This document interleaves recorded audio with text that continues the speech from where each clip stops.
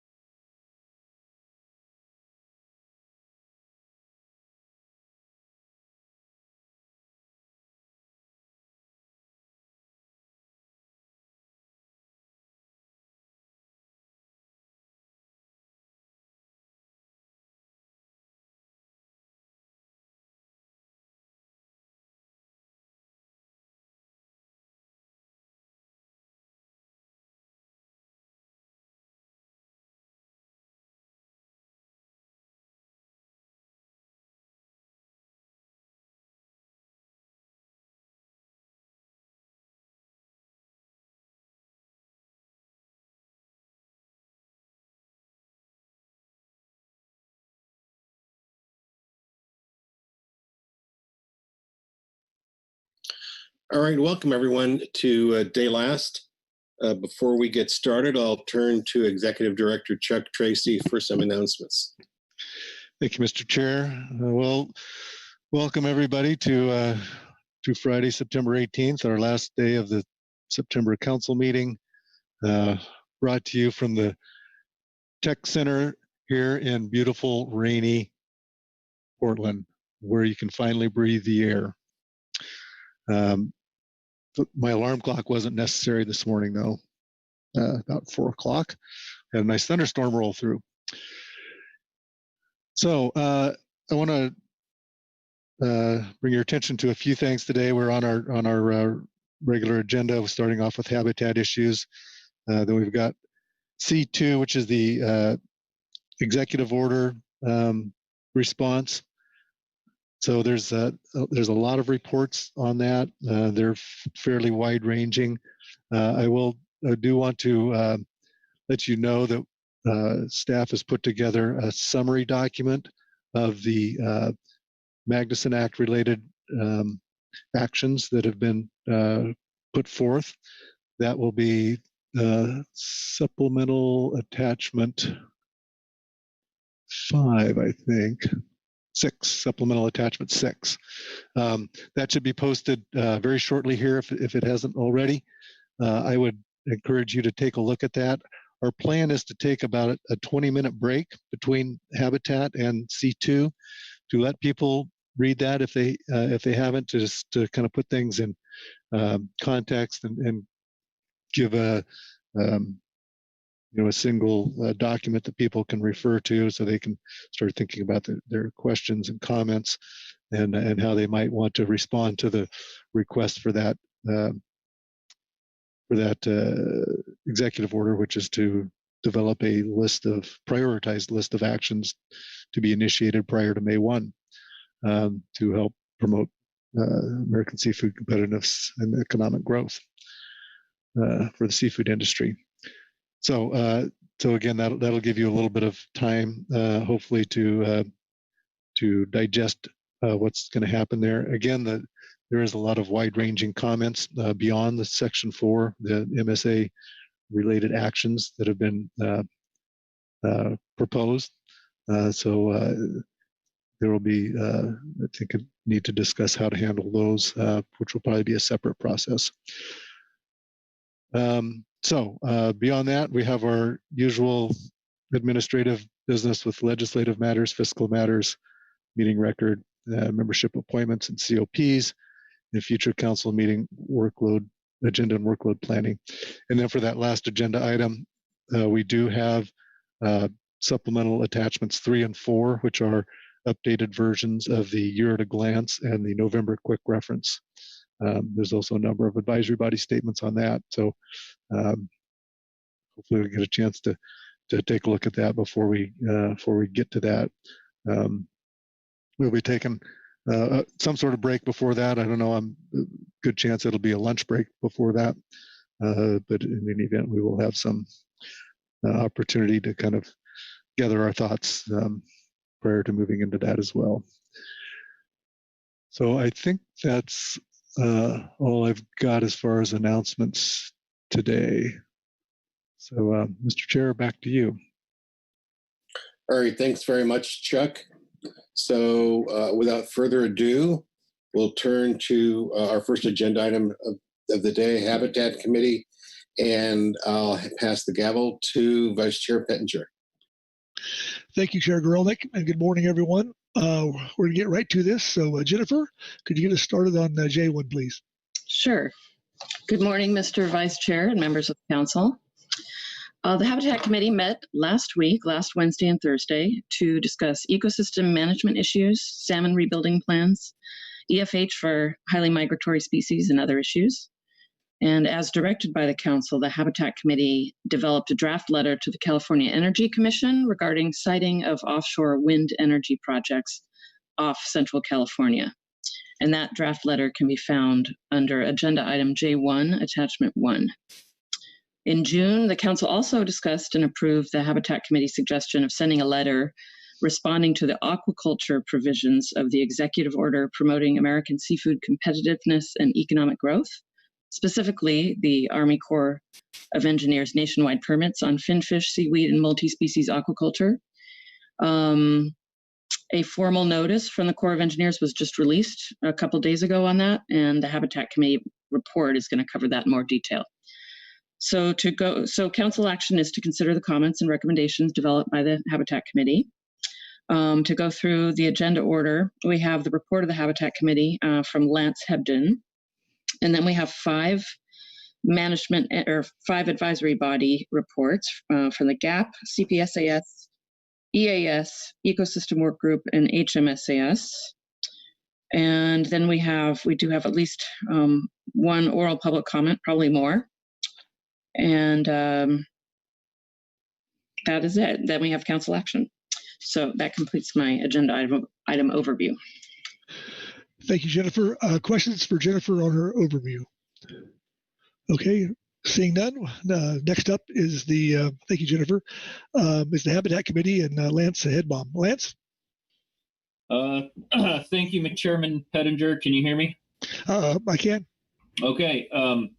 For the record, this is Lance Hebden, Chairman of the Habitat Committee, and I will be reading into the record Agenda Item J1A, Supplemental Habitat Committee Report Number 1. Update on factors in the salmon rebuilding plans.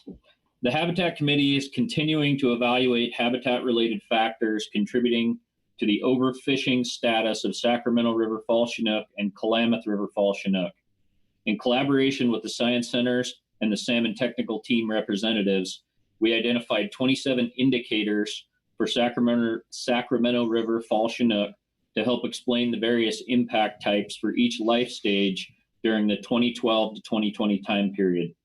Each indicator will then be ranked using a stoplight approach, poor, average, or good for its level of contribution to the life stage impact.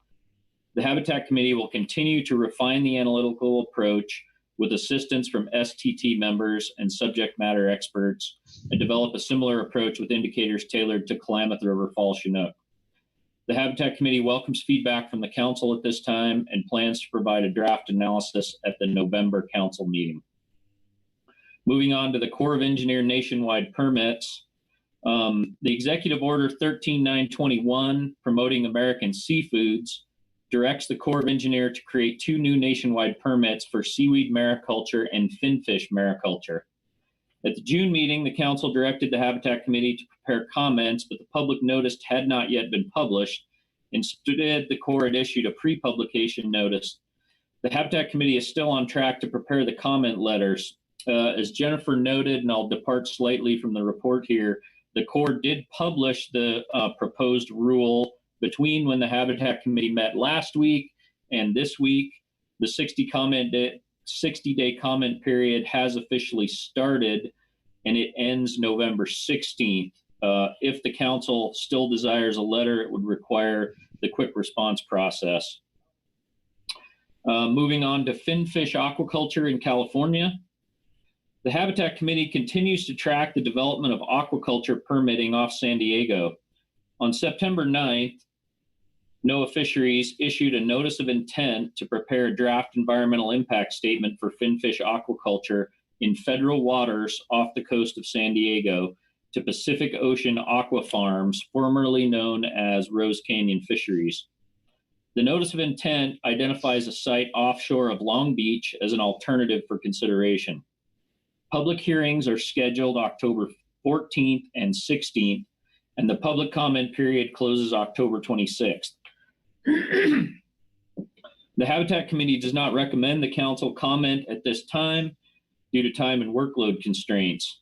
The Council has commented on Rose Canyon Fisheries in the past, and there will be future comment periods on the project and other upcoming aquaculture permitting processes. Although NOAA Fisheries is the lead agency in preparing the NEPA document for the Pacific Ocean's Aqua Farms project, it will not be issuing a permit for the proposed project. Permits would be issued by the Army Corps of Engineers and the Environmental Protection Agency. Under Executive Order 13921, NIMS will be the NEPA lead on future aquaculture projects in federal waters off the West Coast. Moving on to the next item, wind energy call areas in Monterey Bay National Marine Sanctuary. The Monterey Bay National Marine Sanctuary Advisory Council met virtually on July 16th and August 21st to hear presentations on the California Energy Commission's call for comments on possible additions to the Bureau of Ocean Energy Management call areas that have been identified offshore of Morro Bay. The locations presented by the CEC were proposed by the Department of Defense because the call areas on the Central Coast were incompatible with military operations. One of the possible new areas is within the southwest corner of the Monterey Bay National Marine Sanctuary. The Monterey Bay National Marine Sanctuary Advisory Council approved a letter to the California Energy Commission expressing unanimous opposition to such an industrial development inside the sanctuary, citing disturbances to habitat, wildlife, and likely conflict with commercial fishing and shipping, among other concerns. As the process for defining wind call areas for the region continues, the Monterey Bay National Marine Sanctuary Advisory Council expects further consultation and opportunity to comment. It is not yet clear what the process will be, if any, for permitting offshore wind projects in any sanctuary. The Habitat Committee will keep the Council informed if comment is appropriate.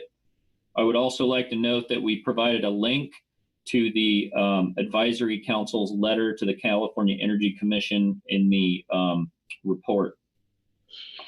Moving on, proposed policy change on critical habitat analysis and exclusion.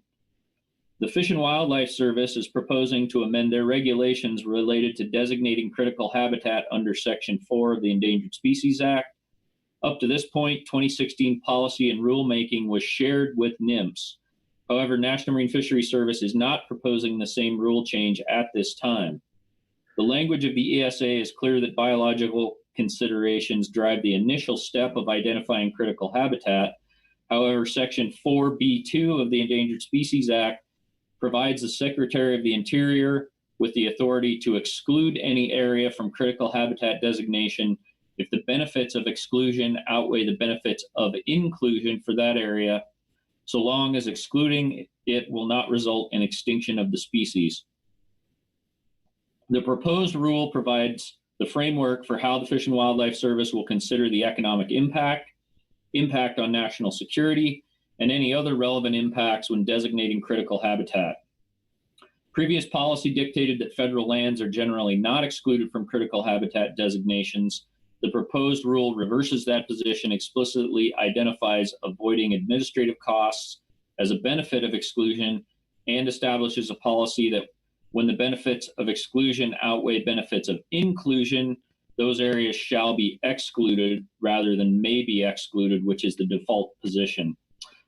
Also, we'll note that we provided a link to the rules in the Habitat Committee report, and comments will be accepted on this item through October 8th. Moving on to the Federal Energy Regulatory Commission FERC ruling on Klamath River dams.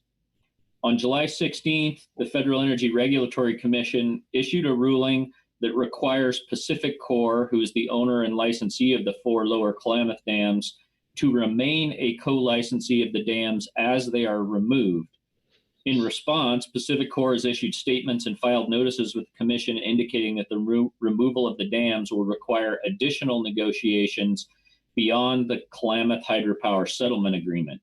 Discussions between the Klamath River Renewal Corporation, Pacific Corps, and others around liability and indemnification are underway.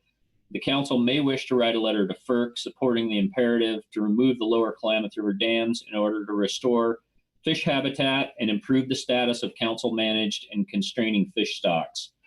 The Habitat Committee can provide a draft letter for the November briefing book if the Council desires. Moving on to the Central Valley Project Improvement Act Restoration Fund. The Bureau of Reclamation is proposing sweeping changes to the Central Valley Project Improvement Act Restoration Fund. Those changes would result in significant changes to the implementation as well as to other programs that are supported by the Restoration Fund. In particular, BOR's proposal includes at least a $10 million per year reduction in the Restoration Fund, would have far-reaching impacts to Central Valley fish habitat and council-managed stocks. Restoration Fund reductions of this magnitude would likely significantly impair the Bureau of Reclamation's ability to achieve Central Valley Project Improvement Act restoration goals. BOR is currently evaluating its options and may conduct a NEPA analysis, at which point the Council could provide comment. The Habitat Committee will continue to track the issue, and there may be opportunities for Council comment in the future. Moving on to the Delta Conveyance Project, also known as the Delta Tunnel. The state of California is proposing a development of a revisited Delta Tunnel project with intakes below Sacramento and various configuration options, including a new pumping facility or conveyance of water to existing pumps. The volume of water to be conveyed is not specified at this time, but is proposed to be between 3,000 and 7,500 cubic feet per second. The project would have significant impacts to essential fish habitat and council-managed fisheries due to the diversion of water above the Sacramento-San Joaquin Delta, which would significantly reduce water quality in this important migratory and rearing area and potentially impair juvenile outmigration due to entrainment. The Army Corps of Engineers is conducting a NEPA analysis for the Department of Water Resources proposed project. Comments are due on October 20th. If the Council wishes, the Habitat Committee can prepare a draft quick response letter to the Corps, noting that it has commented on Delta Tunnel proposals in the past, is aware that any alternatives other than the no action alternatives would have adverse effects on EFH, and is requesting a copy of the EFH assessment. Mr. Chairman, that concludes the report. I will briefly review the recommendation for council actions. The first item was a letter to the Corps on the nationwide permits for aquaculture, which has a comment period that closes, I believe, right in the middle of the council meeting in November, which would require the quick response process. A letter to FERC supporting Klamath Dam removal, which would be prepared and in the November briefing book, and a letter to the Corps on the Delta Conveyance Project with comments due October 20th. This would also require a quick response comment. And with that, Mr. Chairman, that concludes my report. Thank you, Lance. Questions for Lance? Marcy, your go. Marcy. Thank you, Mr. Vice Chair. Good morning, everyone. Good morning, Lance. Thank you for the report. First item on habitat factors and salmon rebuilding plans. This description sounds an awful lot like the work that's gone on under the NIMS IEA initiative. And I'm just wondering if this is kind of one and the same work, or if this is kind of a separate effort, and if so, why? Mr. Chairman, Member Urenco, I am not as familiar with the IEA effort. We do have NOAA staff working on this, and so if there was overlap, I'm fairly certain they would be aware of it. I know that this is also very much focusing on freshwater items, and I'm not sure if the IEA is doing that. So I'm afraid to say I'm not very informed on the IEA process. Thank you, Mr. Vice Chair. Thank you, Lance. That's understandable. If I may. Please. Okay, thank you. Second question regarding the HC recommendation on another Klamath Dam removal letter. I'm trying to understand if there's some new information or something new that is precipitating this recommendation for another letter to FERC for the November briefing book. Mr. Chairman, Member Urenco, so the new information is essentially the decision that, if I understand it correctly, is the decision that requires Pacific Core to remain a co-licensee. Originally, as I understand the issue, the full ownership and responsibility for those projects was going to be transferred to the Klamath River Renewal Corporation.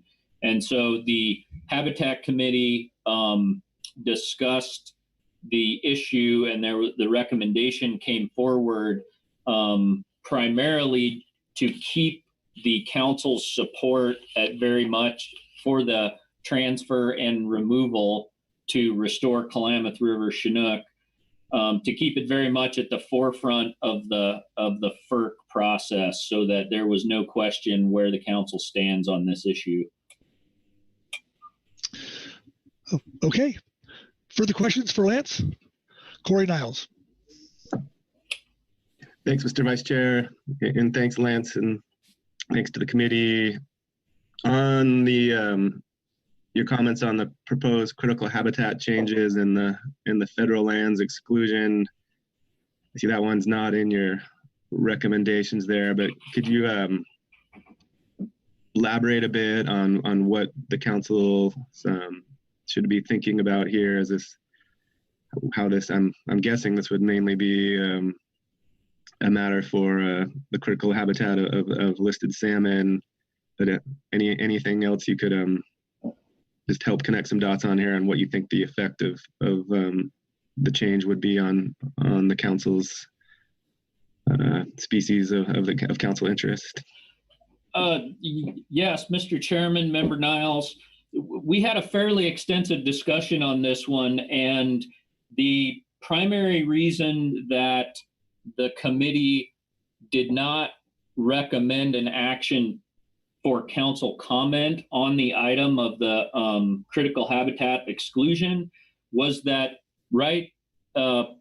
the Fish and Wildlife Service is the only federal agency proposing this change at this time.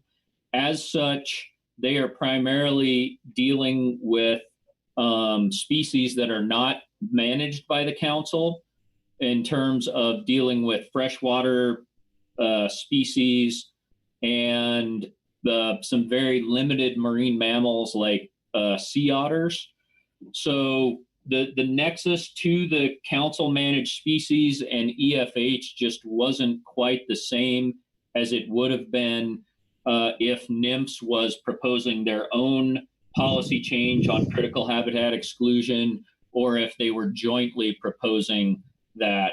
So I believe there is interest, because of some of the species that the service manages do overlap with, or do certainly have interest to the council, but the nexus is not very strong at this point in time. Does that answer your question, Member Niles? Corey? Yeah, very much so. Thank you. That helped connect the dots. Thank you. Thank you, Corey. Further questions for Lance? Louis Zim. Thank you very much, Mr. Vice Chair, and good to hear from you, Lance. Particularly interested in your Habitat Committee's work on aquaculture. Of course, as you probably know, I'm interested in that. So I'm trying to get a handle on what we need to do in regard to the nationwide permit. How comment. I'm glad to hear that your council is still, your committee is still on track to prepare the comment letters. And so I need to know what the council needs to do. Do we need an action on this? Do we need just some discussion, comment, or what do you envision? Thank you.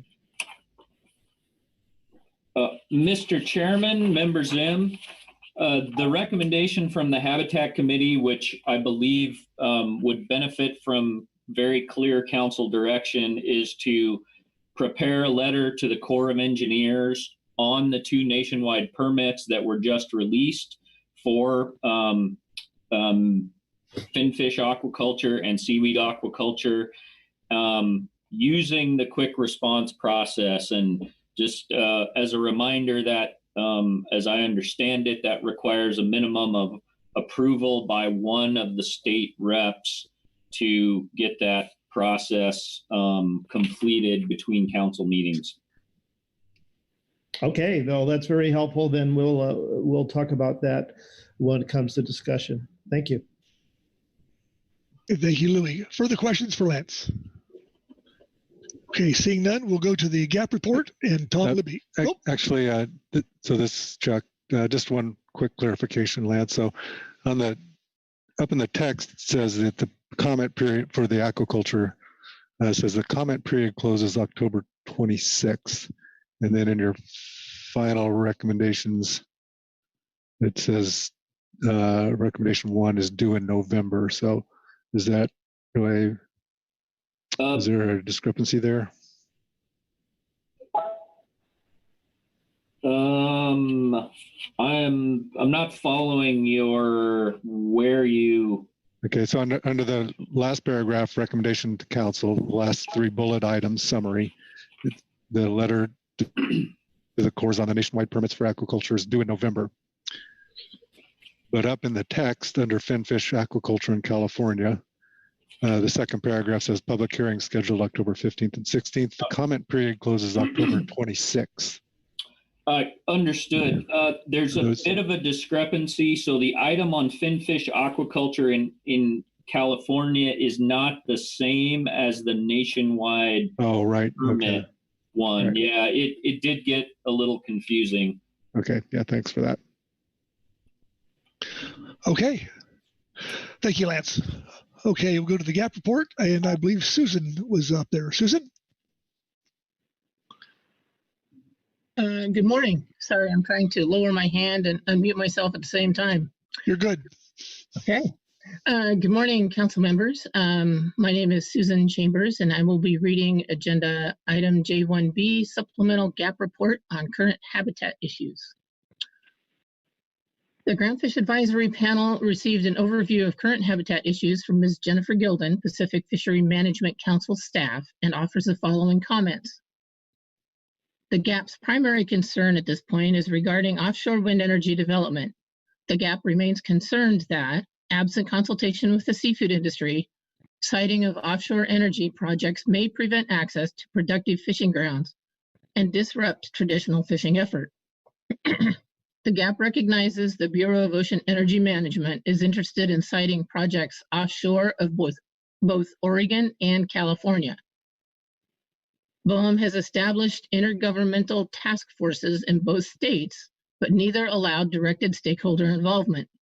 The GAP commented on this issue in April 2014, and nothing has changed since then.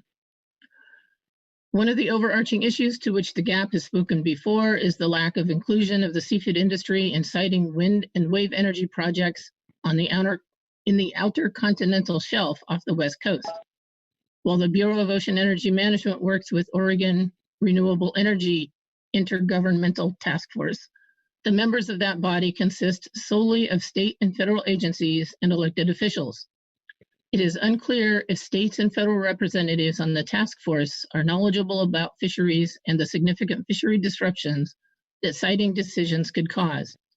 Moreover, and most critical, there is no allowance for seafood industry representatives nor any opportunity for the seafood industry to interact directly with BOEM through a process like the Pacific Fishery Management Council. We appreciate the Council's involvement in the past on this issue, and request it remain engaged on projects such as offshore wind and wave energy that may affect council-related fisheries. Now, the California Energy Commission is seeking comments for proposed wind siting areas, should be wind energy siting areas, off of California, and extended the public comment deadline to September 30th. The GAP supports the draft Habitat Committee letter, agenda item J1, attachment 1, to the Commission and requests the Council submit it to the CEC. Furthermore, recognizing the Coastal Pelagic Species Advisory Subpanel report under this agenda item, the GAP agrees that any spatial planning exercise or siting proposal should consider the effects of project placement on transect lines for established scientific surveys. For example, the groundfish trawl surveys depend on years of data and established metrics to provide accurate stock assessments. Introducing changes may increase the uncertainty of those assessments. GAP members heard that interruptions due to the COVID-19 pandemic and cancellations of some surveys will increase uncertainties. The GAP suggests the Council request the Scientific and Statistical Committee consider the proposed siting areas and provide comments on how those areas may affect scientific surveys.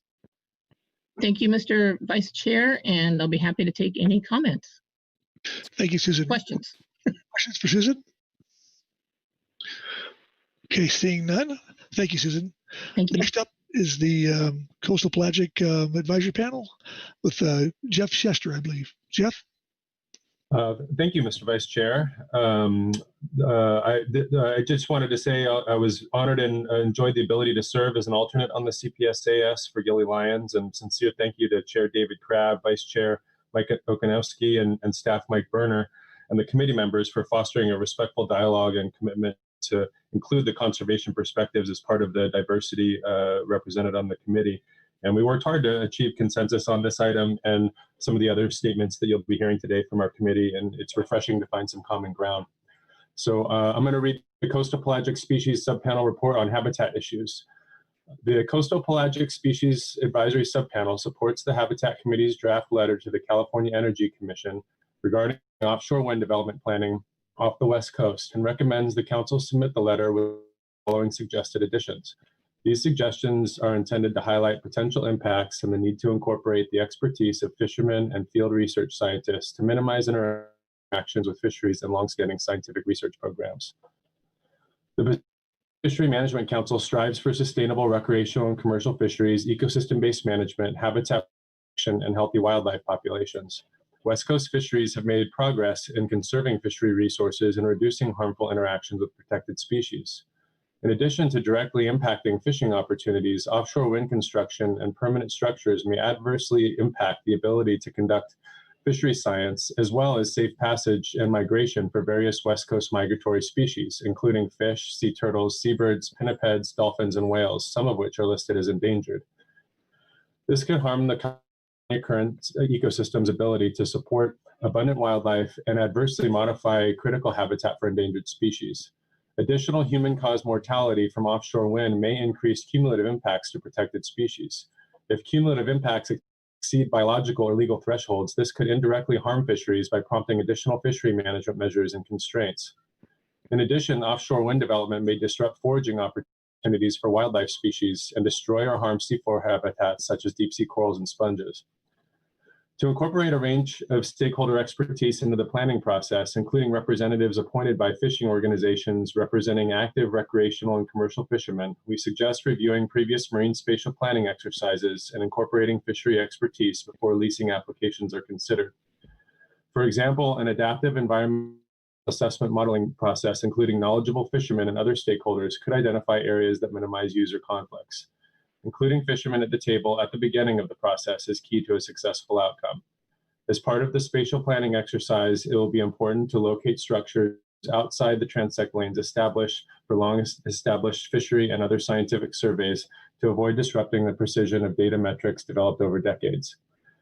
Any additional resources and costs that the National Marine Fisheries Service incurs as part of the siting and impact analysis should be funded by the applicants for individual wind energy projects. And that concludes our statement. Thank you, Jeff. Questions for the AP? Okay, seeing none. Thank you, Jeff. Next up is the EAS and Corey Writings. Corey? Good morning, Mr. Vice Chair. This is Corey Writings, speaking on behalf of the EAS.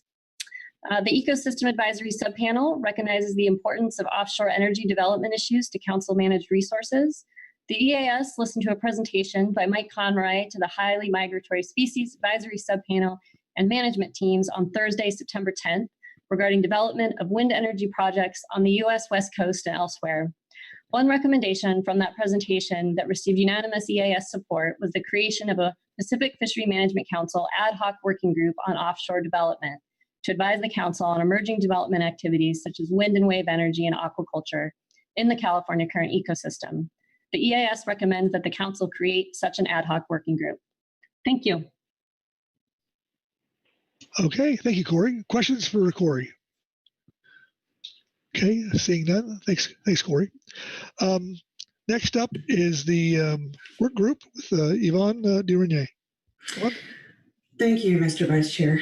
I will be reading from our Supplemental Report 1 at J1B. The Ecosystem Work Group reviewed the draft letter to the California Energy Commission under Agenda Item J1, Attachment 1, and commends the Habitat Committee for a thorough letter of comment. We offer these comments and recommendations for the Council's additional consideration.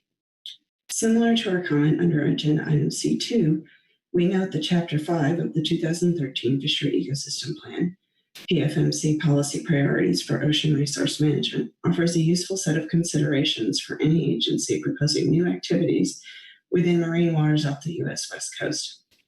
We particularly suggest that the Energy Commission consider the effects of new installations, installation operation, and installation removals on structure-forming invertebrates, endangered or threatened species that may reside in or migrate through the call areas, trophic interactions that may occur within the call areas, and fisheries that may rely on operating in locations within the call areas.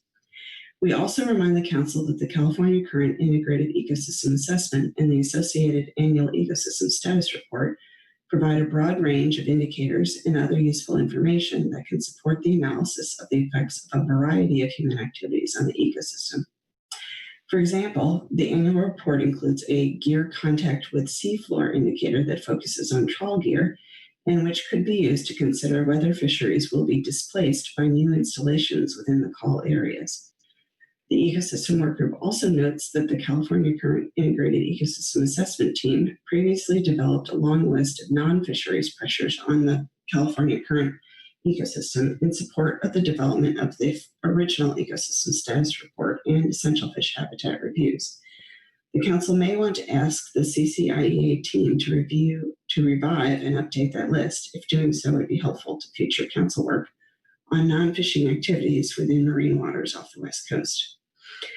In addition to considering whether existing fisheries may be displaced by new installations in the call area, we suggest that the Council consider whether fishery participants may switch to new fisheries or new fishing areas if those participants are displaced from historic fishing sites. If this occurs, it will also be important to determine the impacts on fisheries, communities, and the ecosystem as a whole. Given this equipment has a defined lifespan, we suggest that end-of-project life planning is included in any wind farm leases, and that construction planning include funding for decommissioning and considering ecosystem effects. The construction, operation, and decommissioning periods all would benefit from focused data collection to understand baseline habitat and ecosystem structure, impacts from each phase, and then response of the ecosystem once decommissioning is complete. Finally, we repeat our note from Supplemental C2A on Executive Order 13921 that the Council may wish to consider expanding or revising the process by which it reviews new activities proposed for the exclusive economic zone off the West Coast.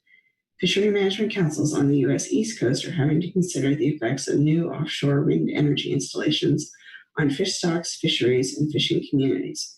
West Coast states, tribes, and the larger council family might benefit from communicating with our East Coast counterparts on their experiences addressing the intermingling of fisheries and other offshore uses of the marine environment. The work group will bear these challenges in mind as we work on updates to the fishery ecosystem plan. And then at the bottom of the second page, you'll see that we included a link to a presentation given to the Mid-Atlantic Fishery Management Council that addresses some of the challenges that council has had to think about. Thank you. I'd be happy to answer any questions. Thank you, Yvonne. Questions for Yvonne? Okay. Thanks again. And next we'll go to the SAS. Mike Conway. Mike? Thank you, Mr. Vice Chair. Just confirming you can hear me. I can. You're good. Perfect. Thanks. I'll be reading into the record the HMSAS statement for agenda item J1. The HMSAS management team held a joint meeting on Thursday, September 10th, and received a presentation on the development of offshore renewable energy projects in federal waters under the council's jurisdiction. The HMSAS has also read the Habitat Committee's proposed draft letter to the California Energy Commission regarding siting of offshore wind energy projects off the coast of Central California. The HMSAS strongly supports the council submitting this letter in response to the CEC's updated notice of availability of outreach on additional considerations for offshore wind energy off the Central California coast. The AS supports the council's consideration of establishing an ad hoc working group on offshore development to inform and advise the council on emerging development activities, for example, wind or wave energy, aquaculture, etc., in the California current ecosystem. That concludes our statement. Thank you. Thank you, Mike. Questions for Mike on his report? Okay. This is Chuck. I've got a question for Mike. Please. Hi, Mike. Thanks for the report. Well, I see you got credit for this idea of a ad hoc committee to track offshore wind energy projects. At least the EAS gave you credit. I've seen it crop up in a couple other reports in the workload planning, but I was wondering if you just might give us a little better idea of what you think this committee would do, and maybe just leave it at that. See what do you envision for this committee? Yeah, through the vice chair. Thanks, Chuck. I appreciate the question. I actually have a pretty lengthy comment that I plan to give during C6 on this, but I guess real quick, just to answer your question, as we're seeing more and more of these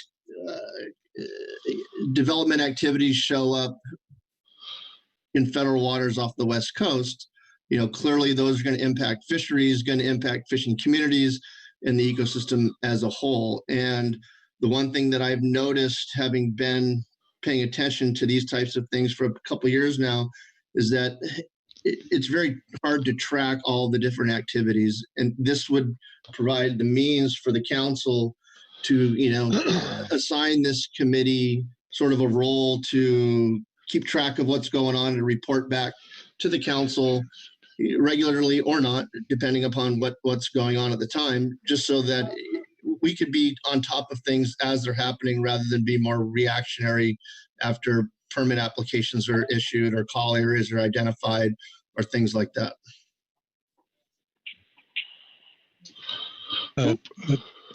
Thanks, Mike. Yeah, I guess and I think that's an important thing to keep track of. I know we've sort of just at a staff level have sort of increased our outreach to BOEM to touch bases before each council meeting to get an idea of what's going on, so that we could be prepared to bring something to the council's attention if we need to.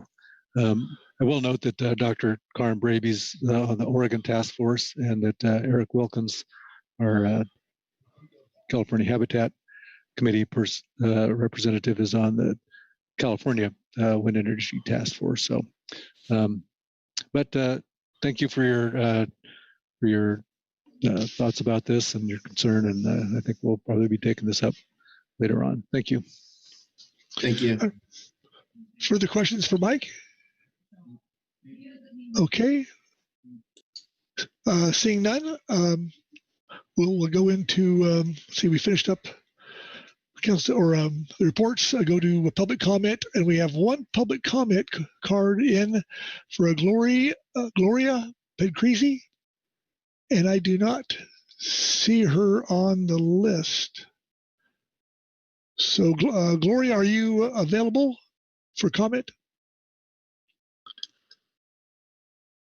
Okay.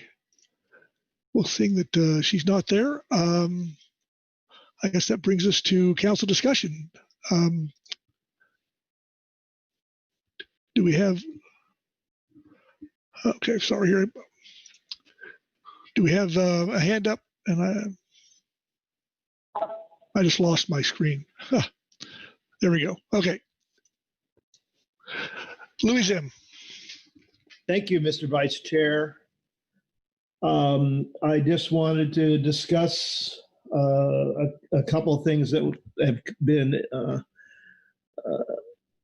suggested by the various MT and ASs here. First, I think we need to have a discussion on the way we go ahead with commenting to the Corps of Engineers, it looks like. I think Chuck's point about the scheduling of the various comment periods and meetings is important, but I think I need advice from Chuck or anybody else on the council that could help me here with whether we should proceed with this and to get a letter out on this subject. Thank you, Louis. Marcy Urimko. Marcy? Yeah, thank you, Mr. Vice Chair. I agree with regard to the Corps nationwide permits, as Lance reported to us, that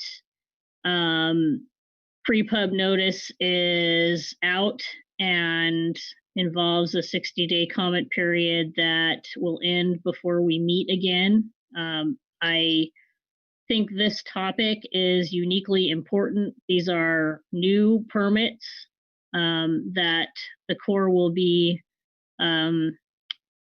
creating, and I think it's important that we put ourselves on their radar by submitting comments to them through our quick response process as the HC recommends. As I understand from Eric Wilkins in my discussion with him after the HC meeting, the letter will address council concerns with streamlining the permitting process and the exemptions that the permits may involve. We'll remind them about our authority and responsibility under the Magnuson Act, and some of our thoughts on the content of the new permits that are being proposed. So I very much support that idea, us getting out in front and getting ourselves on their radar. So I don't know if we're taking all these items one by one, or I do have some remarks on other agenda items, but just wanted to respond to Louis' point on this one. Thank you, Marcy. Anyone else looking for hands? Ryan Wolf. Ryan? Thank you, Mr. Vice Chair. Just to clarify, looking at the notice, the comment deadline for the Corps nationwide permits is November 16th is the end of the comment period. It was put out on September 15th, and this would be 2 new permits, one for finfish, one for seaweed, and also it highlights they already have an existing one on shellfish aquaculture. So thank you. Yeah, thank you, Ryan.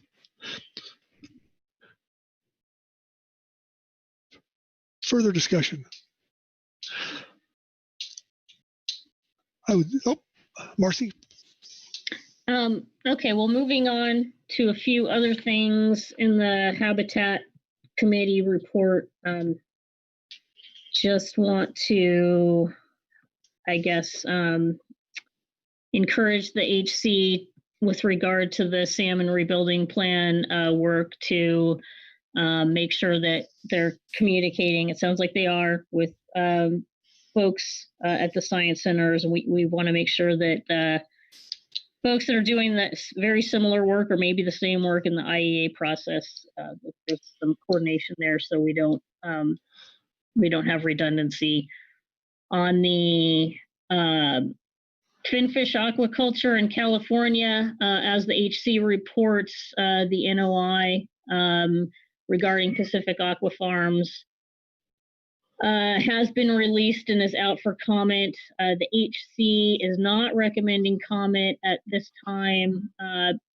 One, because we have already commented on the earlier version of this proposal when it was Rose Canyon, and this notice is just basically stating that they're intending to prepare the DEIS, and there will be plenty of opportunity as the work proceeds for us to issue a comment, and possibly we've heard from them in the past when the proposal was in an earlier stage, and it might benefit the council from hearing from them again. I know there's been some interest in that within our California delegation, that we might receive an update when the time is right. And so perhaps a comment letter later on down the road would be more appropriate. So I support the HC's recommendations on how to proceed there, and that we continue to monitor this on the front burner, but a comment letter just now is maybe not necessary. Want to thank the HC for the discussion on the call areas in Monterey Bay and the role of the sanctuary staff in our council's habitat committee, and for them bringing the discussion to that forum. Appreciate their tracking that and keeping us all up to date on that, and appreciate their work there.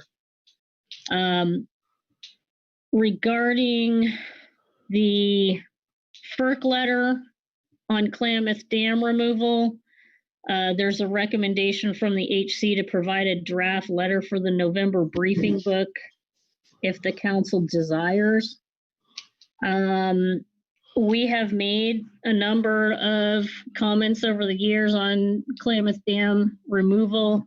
I appreciate that there's a new ruling out about Pacific Core being a co-licensee of the dams, but I'm not feeling like that is something new that should result in a comment from us.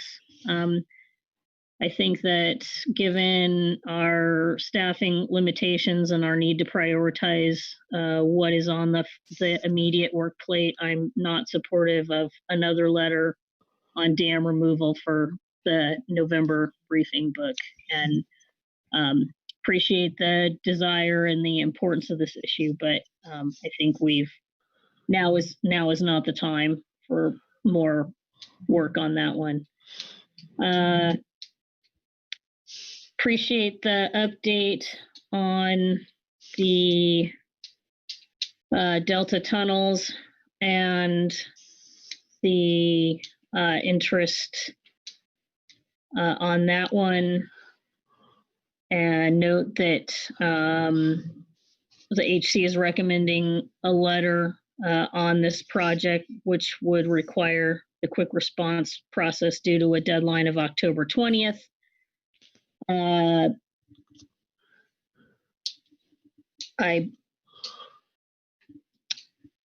Sounds like that one is they've identified it as a near-term priority, and I don't have any reason to question that, other than maybe to find out.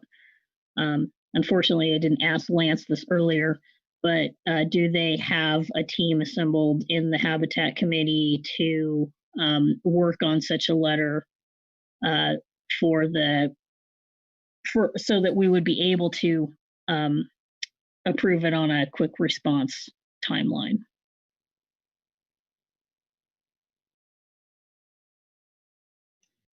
Okay. So apologies for not asking Lance that up front, but I think I support their recommendation, but would just like a little more information that they can support the work and have it to us in a timely manner so we can approve such a letter by the deadline. Lance, are you still available? Yes, Mr. Chairman, Member Urinko. We have identified several Habitat Committee members who would be able to work on the Delta Tunnel letter. We have not established a timeline for that work yet, pending council direction. Okay, thank you. Marcy? Yeah, thank you, Mr. Vice Chair. So if I may, Lance, recognizing that I'm recommending that you not proceed with the Klamath dam removal letter and instead proceed with the Delta letter. Do you believe you can assemble the team to get that work done on the timeline you've indicated? Lance? Yes, Mr. Chairman, Member Urinko. Yeah, with the comments due a month out, we and pulling the Klamath project or Klamath comments off the list, we can complete it, and I don't believe we would have put forth this recommendation if we didn't believe we could complete it. So that's more of a general kind of statement. Okay. Thank you. Thank you, Lance. All righty. So Marcy's put out a few recommendations there. The 2 letters to the on the those nationwide permits. Maybe a letter to the Corps on the Delta Conveyance Project. Any more recommendations from the reports given or comments? Jennifer? Yes, I would, Mr. Vice Chair, I would also remind the council that there is the letter, the CEC letter, which is attachment 1. Ah, okay. And there's that too. Marcy? Yes, thank you, Mr. Vice Chair. I didn't know how we were taking the CEC letter, if that required a motion or if we can just verbally approve it. I guess I'll go ahead and speak to it now since the letter or the topic has come up. Support sending the letter. There were some comments from a few folks about maybe some additional information being needed to be added to it. And I think our assessment is that the letter is fine as it is. The comments that folks are looking to include are probably better incorporated into other comments to other forums. So, they're not necessarily relevant to, some of the remarks wouldn't be relevant to the CEC directly. So that's our take on it, but I welcome other input from others around the table. Thank you. Yeah, thank you, Marcy, and thank you, Jennifer, for pointing that out. So I'm looking for discussion on the further action here, and we can also, I guess the letter's been introduced here. To any comments on that, or should we send it out the way it is?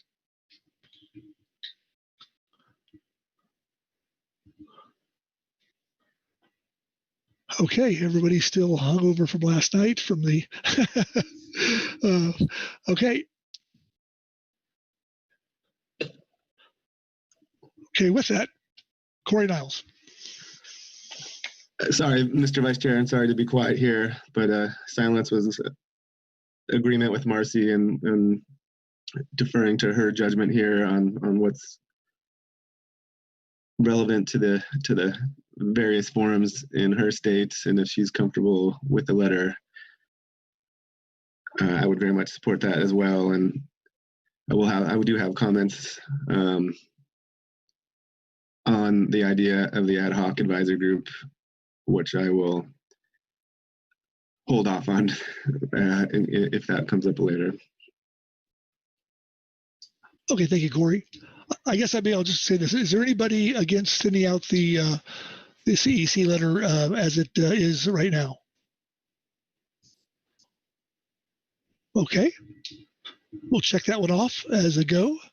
I think there's also good recommendations in the EWG as far as decommissioning, addressing the decommissioning projects in the future. Updating their non-fiction or non-fisheries pressure list, expanding and revising the process on reviewing new activities. I guess that isn't necessarily a letter sent, but certainly I think those are good recommendations. I think the ad hoc working group on ocean wind projects is something that maybe Corey, you want to speak to that?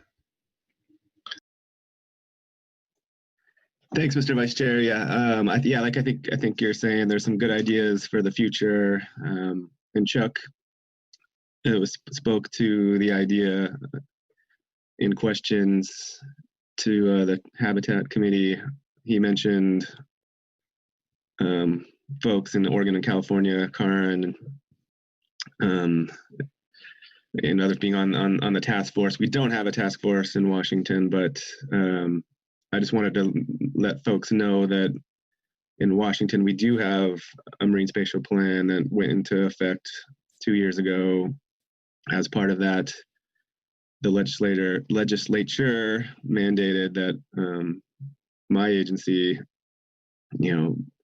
play a role in if projects were proposed off Washington, such as wind energy projects, that we have to look into how they might minimize fisheries impacts. So I guess we have a process in Washington. We don't have a task force we have not had proposals yet, but just wanted people to be aware of that. And I think the ad hoc committee, the ideas put forward by folks here, our advisor bodies, are good ideas to keep in mind. But yeah, we spend at least, probably, depending on when you start the clock, probably 10 years or so thinking through that issue without a real prospect for a project. But the ideas sound good and just probably ones to take up in the future. And it was grateful to hear Chuck say that they've been working at the staff level to be in contact with BOEM and alert us to new developments. And so I think in the future we'll be able to take these questions up, and they're good suggestions and very much in line with how Washington expects to approach it if it ever comes to be. Oh, okay. Very good. Okay, so right now we've got Marcy's recommendations on the letters on the 2 nationwide permits, a letter to the Corps on the Delta Conveyance Project, and maybe some stuff that could be addressed down the road. I guess we have some recommendations. Does anybody want to add to that? And if not, I'll go to Jennifer. Louis in. Well, thank you, Mr. Vice Chair. And I am very interested in Mike Conroy's proposal to create some sort of ad hoc committee to inform the council on these various siting proposals, both aquaculture and wind. I think we've been fairly successful in our discussions on wind, and we had some representatives to the various wind groups.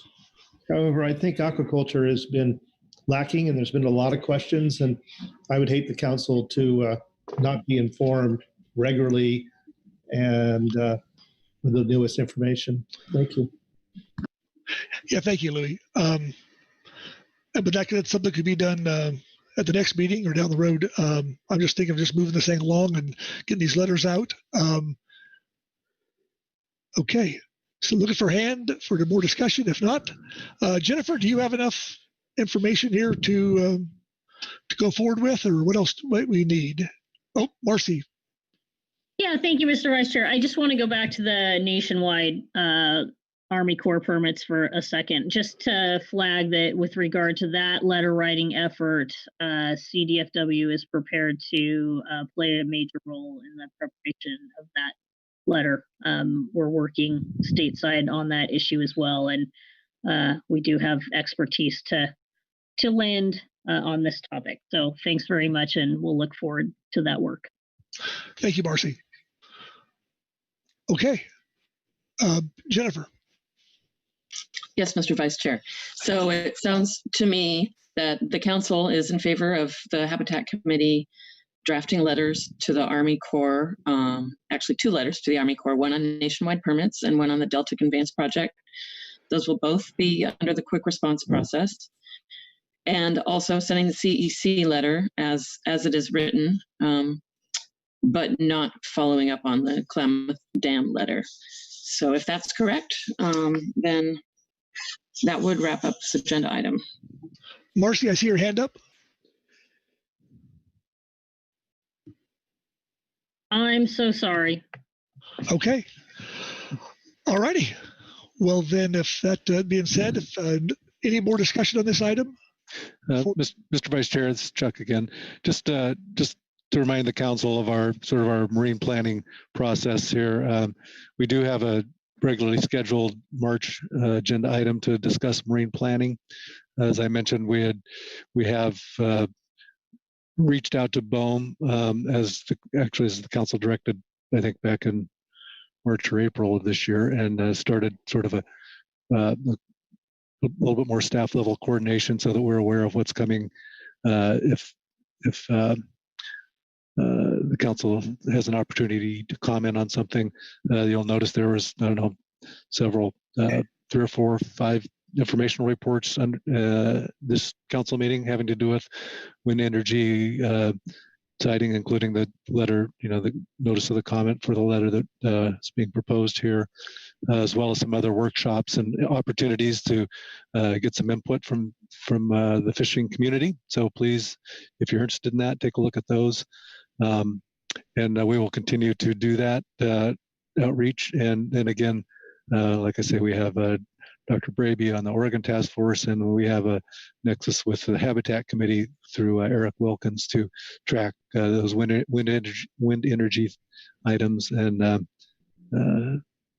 so I think for now we have a reasonably good lines of communication. Mr. Zim brought up the aspect of aquaculture and how we may not have quite a strong line of communication there. So that if that's something worth exploring, would be interested to hear any ideas on that. So I just wanted to kind of give the council a little overview of where we're at with that business.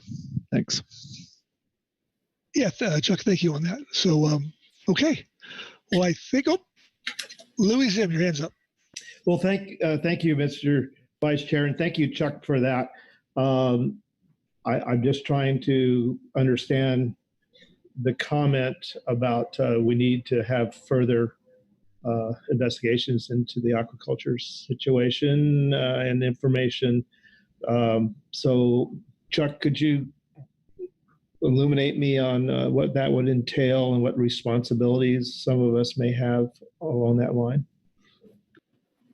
Thank you, Mr. Vice Chair. Mr. Zim, that was actually, I thought that's what I heard from you. So I was just saying that if there's a feeling that we do need more communication, that we'd be happy to have some discussions about how to accomplish that. So that was not my suggestion that we do need it. That was just what I thought I heard you suggest. So. Well, yes, I did, and thank you. And that I would like to see more discussion. I see Bob Dooley may have some input. Thank you. Bob? Yeah, thank you, Mr. Vice Chair, and thanks, Chuck, for that. I would hope that we would get some more input from more complete and more detailed input from the siting work that's being done by NOAA and for aquaculture. And we touched on it a bit. Council heard a little bit about it from Diane Wyndham. I believe that we could benefit from understanding how that process is going forward. It looks to me like through the, in the Habitat Committee report, we have 2 different things going on there. We have one with planning and one that will be a future process, and we have one with that is the permits that are already in the works and have gone forward. And I think it would be really interesting to understand how much that aquaculture planning tool was used in these permits that are already issued, and what the benefit would be if they weren't used, how it would have made a different result or a better process. So I'm real interested in understanding that better, and maybe trying to influence the process as it goes to when, if I understand it correctly, because I think we're looking at a process in aquaculture that maybe having some input in the front end of it before they ever assign these permits and areas, as opposed, in aquaculture, we will have that ability, it appears.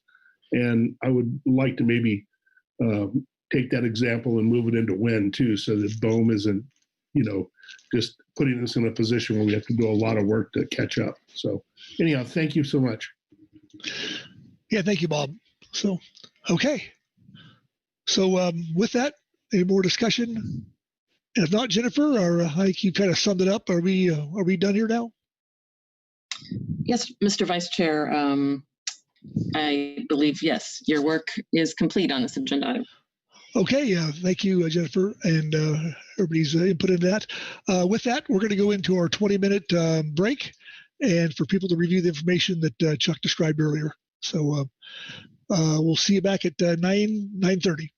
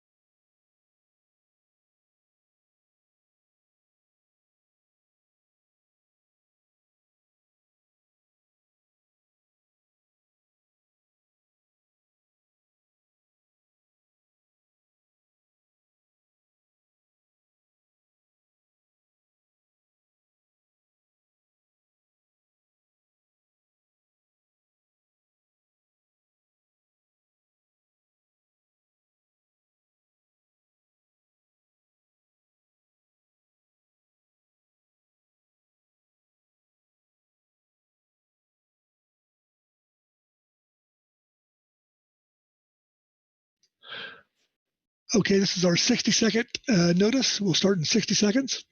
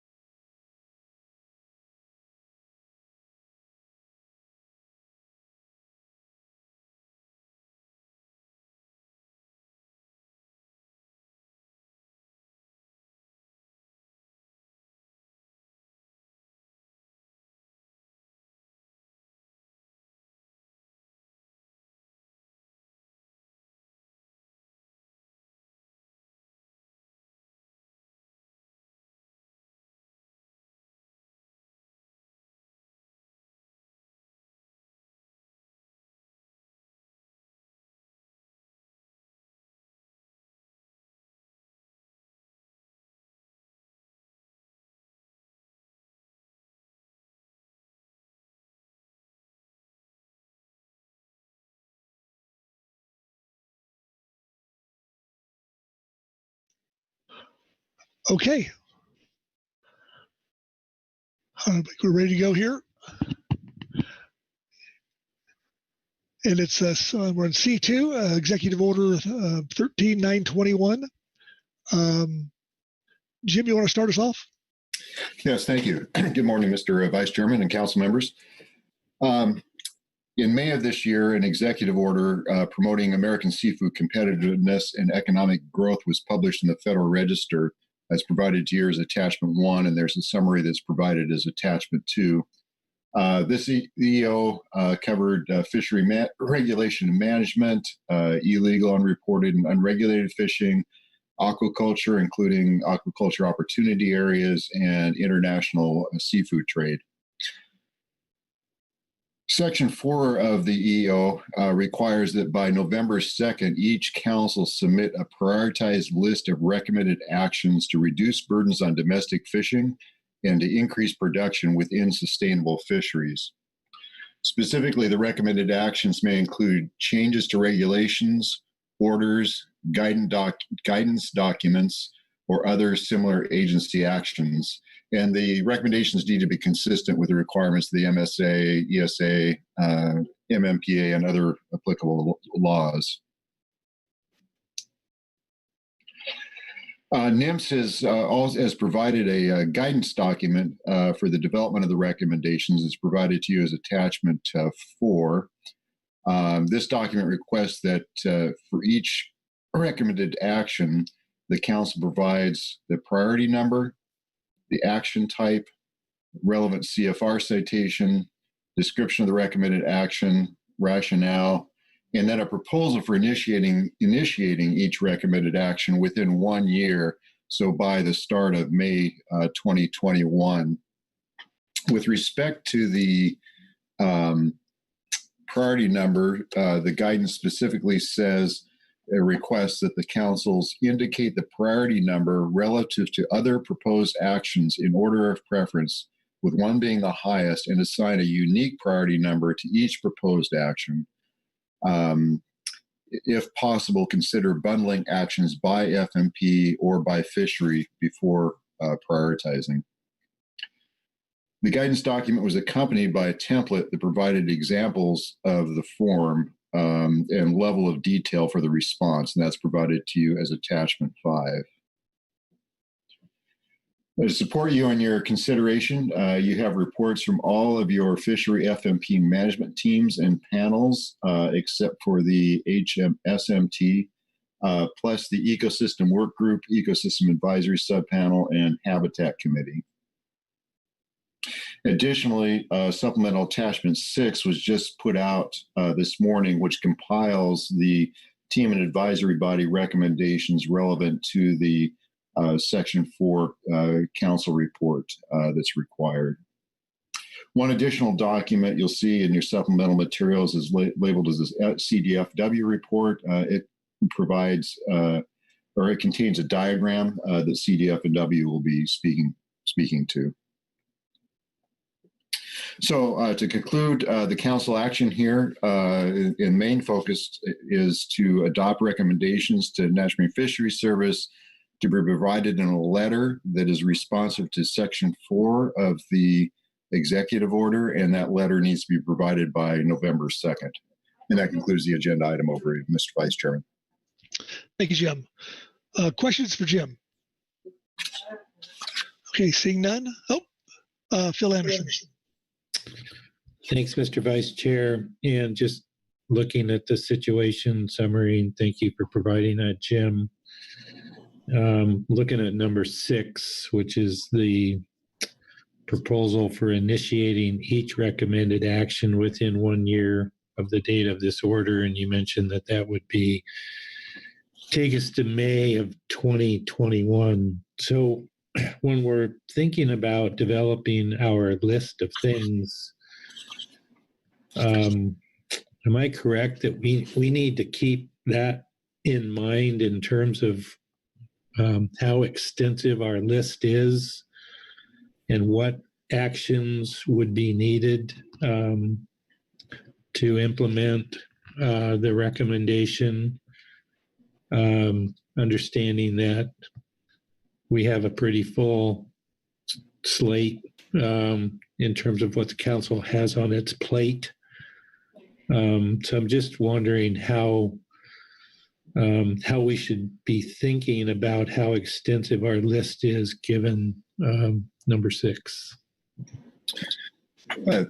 Through the Vice Chair, Mr. Anderson, yes, that makes sense to me, that you've got to get something on the council. Anything that's within the scope of council authority for taking action would have to be agendized by the April council meeting. And as you all know, you have a pretty crowded agenda.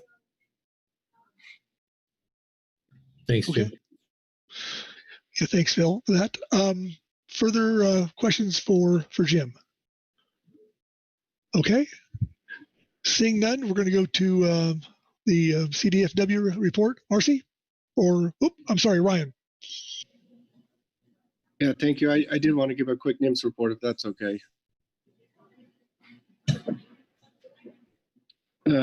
Yeah, I just wanted to underscore a little bit of what Jim said to facilitate the discussion. Again, we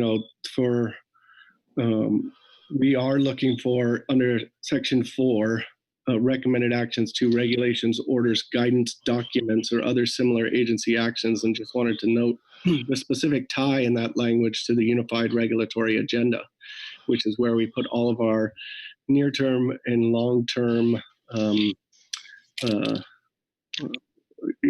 issues, whether they be regulatory documents, proposed final rules, any kind of revision, but actual, formal revisions to regulatory or other documents. So it really is mainly the scope of that.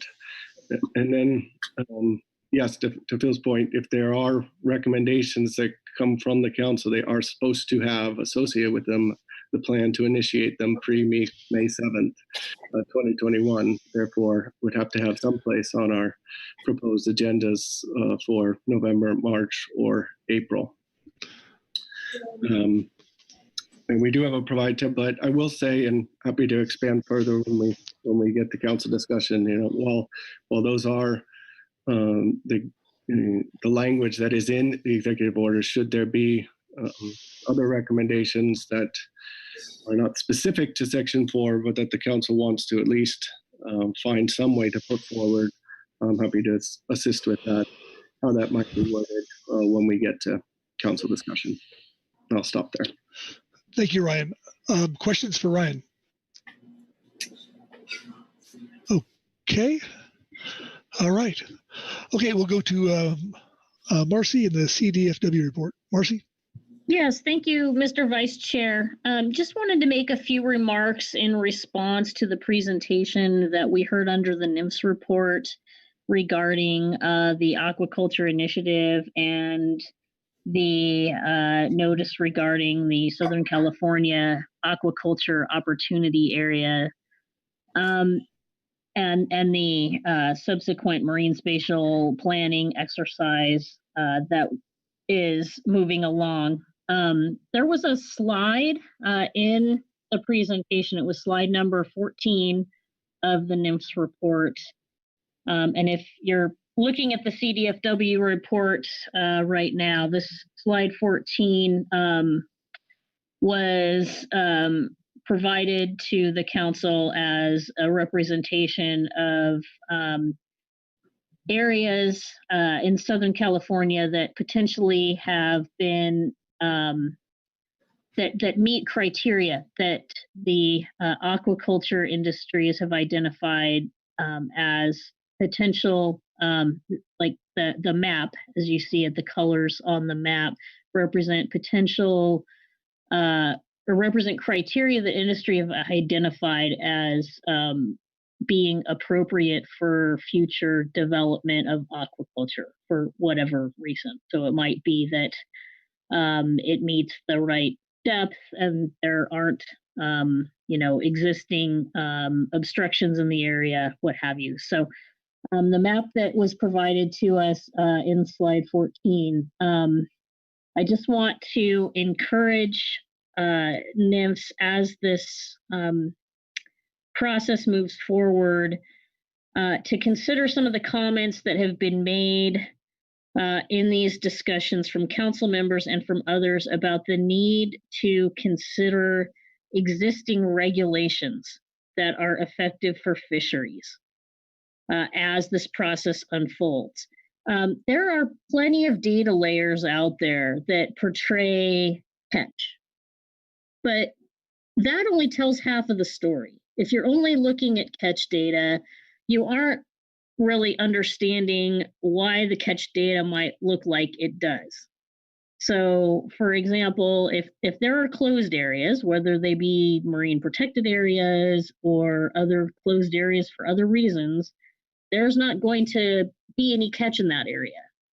And as a result, when kind of pulling all the data together in data layers, there might be areas that show high concentrations of catch, but the reason those concentrations might exist is because regulations require catch in that area. Or similarly, if there is a very low quota on something or no allowable catch on something, the data layer is going to reflect no catch, which might suggest there would not be any impact to fisheries of siting a future facility in that location.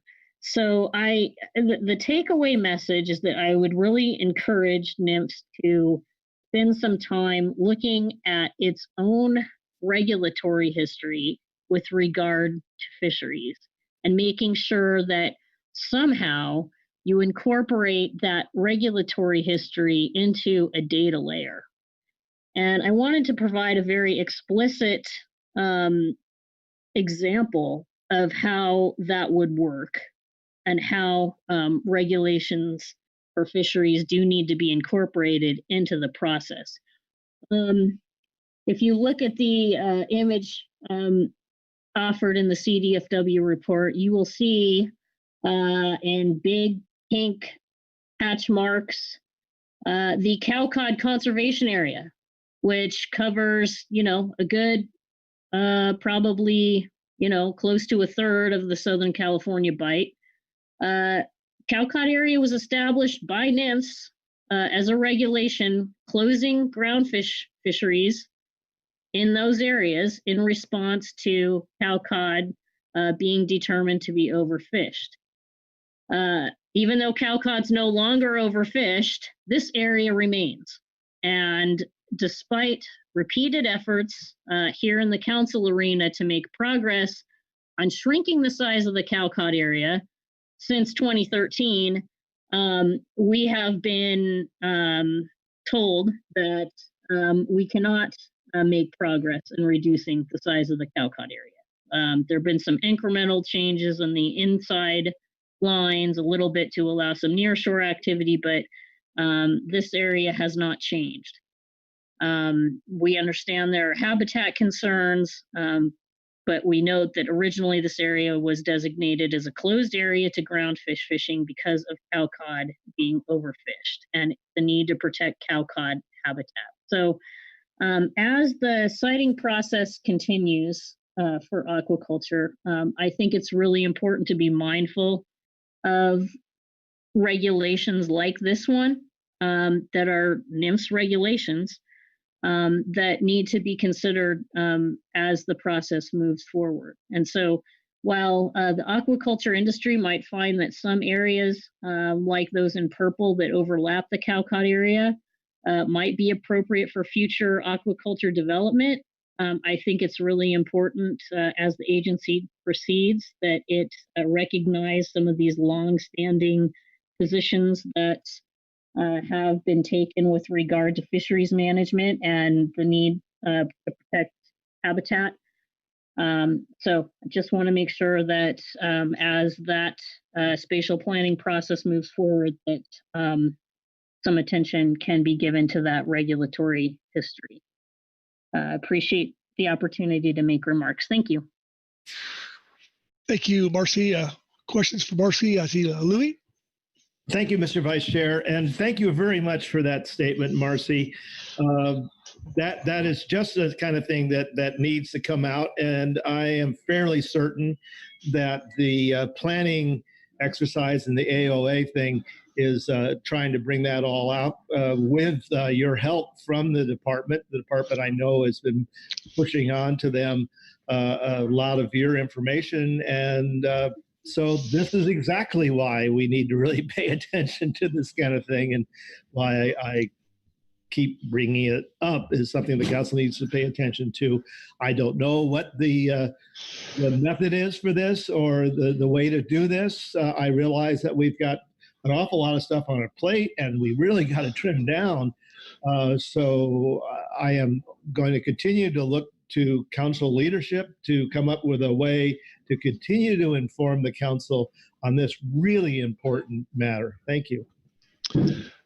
Thank you, Louis. Further questions or comments for Marcy? Okay, seeing none, we'll go to the GMT, Abigail Harley. And I probably should mention that if we have a lot of reports to go through, if those reports can be summarized when possible, that'd be great. But with that, we'll go to Abigail. Welcome. Thank you, Mr. Vice Chair. Can you all hear me?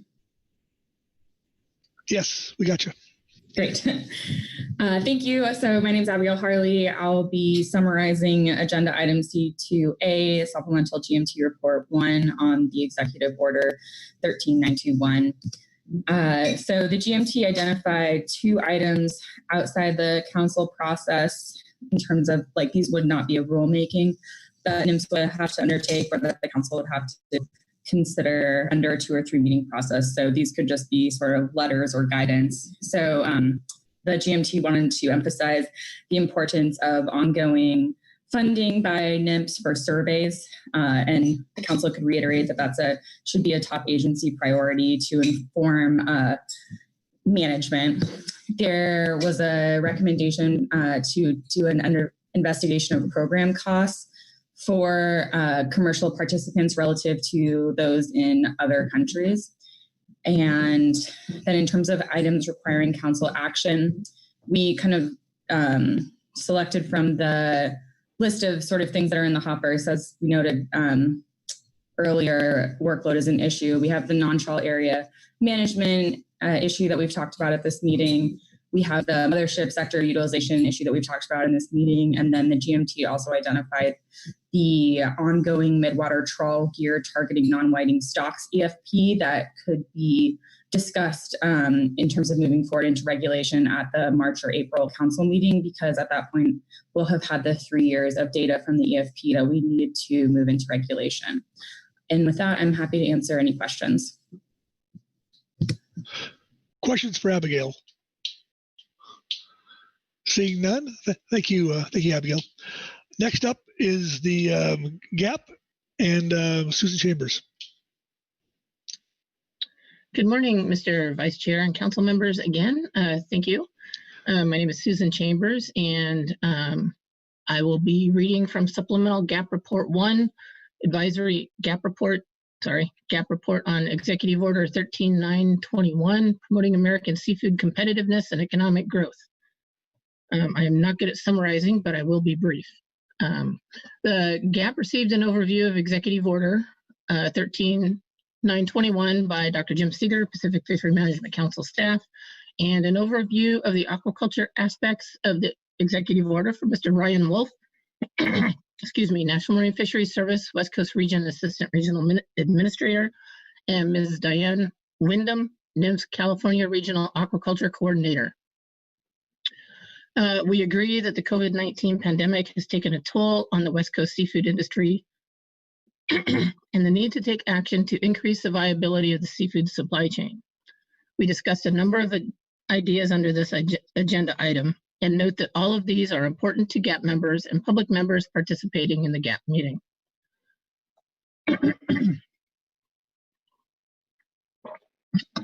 However, we also recognize that several items are already in the Council and NIMS pipeline and can achieve the objective of increasing the viability of the seafood supply chain.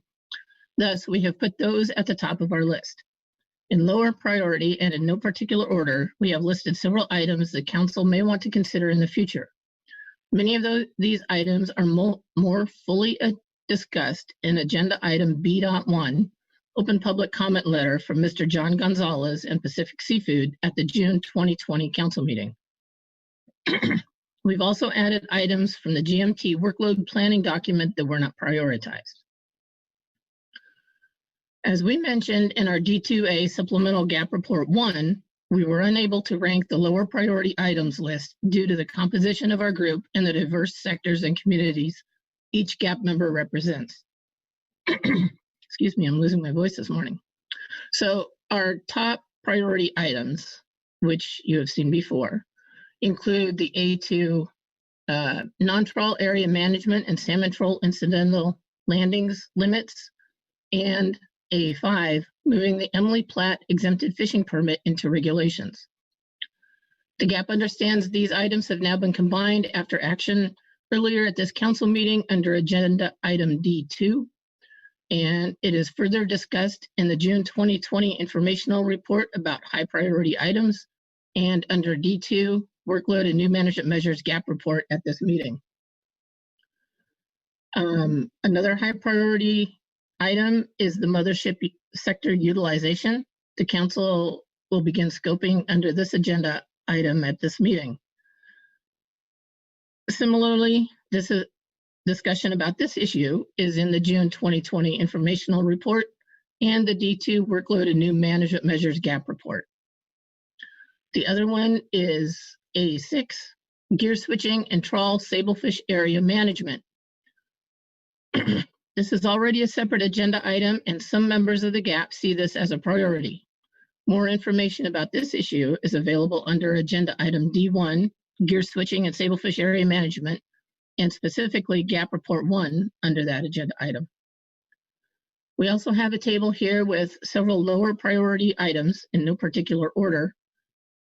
These are also summarized on Attachment 6, and thank you to Jim Seeger for putting that all together. So I won't read through all of these, but they are there for your consideration. The GAP requests that for these items, for the items above, not currently on the groundfish workload and new management measures list, they be added to the list for consideration the next time this issue is on the council's agenda. Other non-prioritized items, these are found in Table B of the supplemental GMT report item under D2A.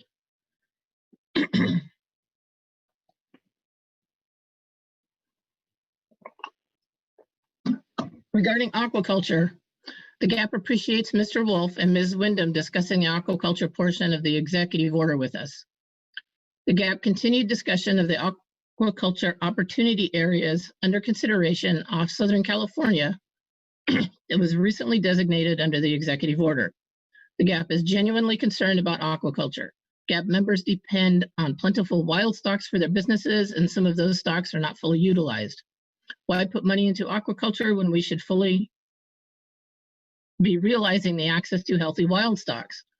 Underutilized species could be contributing to the market while also enabling gainful employment for fishing and processing workers and related community businesses. The GAP also wants to ensure aquaculture facilities and designated areas do not restrict access to wild fisheries. At the same time, the GAP understands one proposed ocean finfish farm from Pacific Ocean Aqua Farm would raise California yellowtail, a species native to Californian waters. It is our understanding the fish would be harvested at a smaller size than those that can be fished commercially. The competition between farmed California yellowtail and wild harvested yellowtail would be minimal. In this case, an aquaculture entity could be complementary to wild harvest.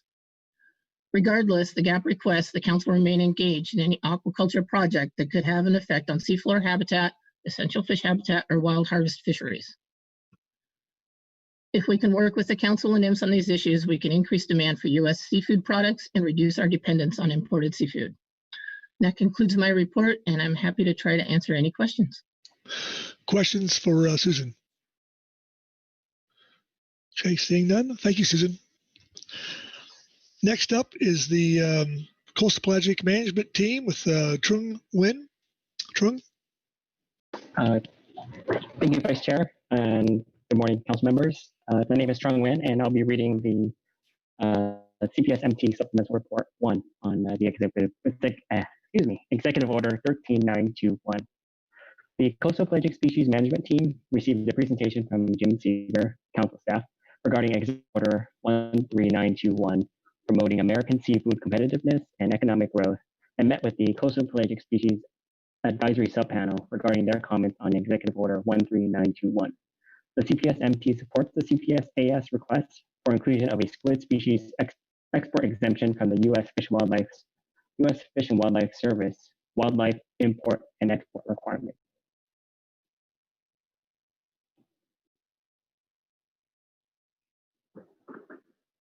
And that's the end of my report.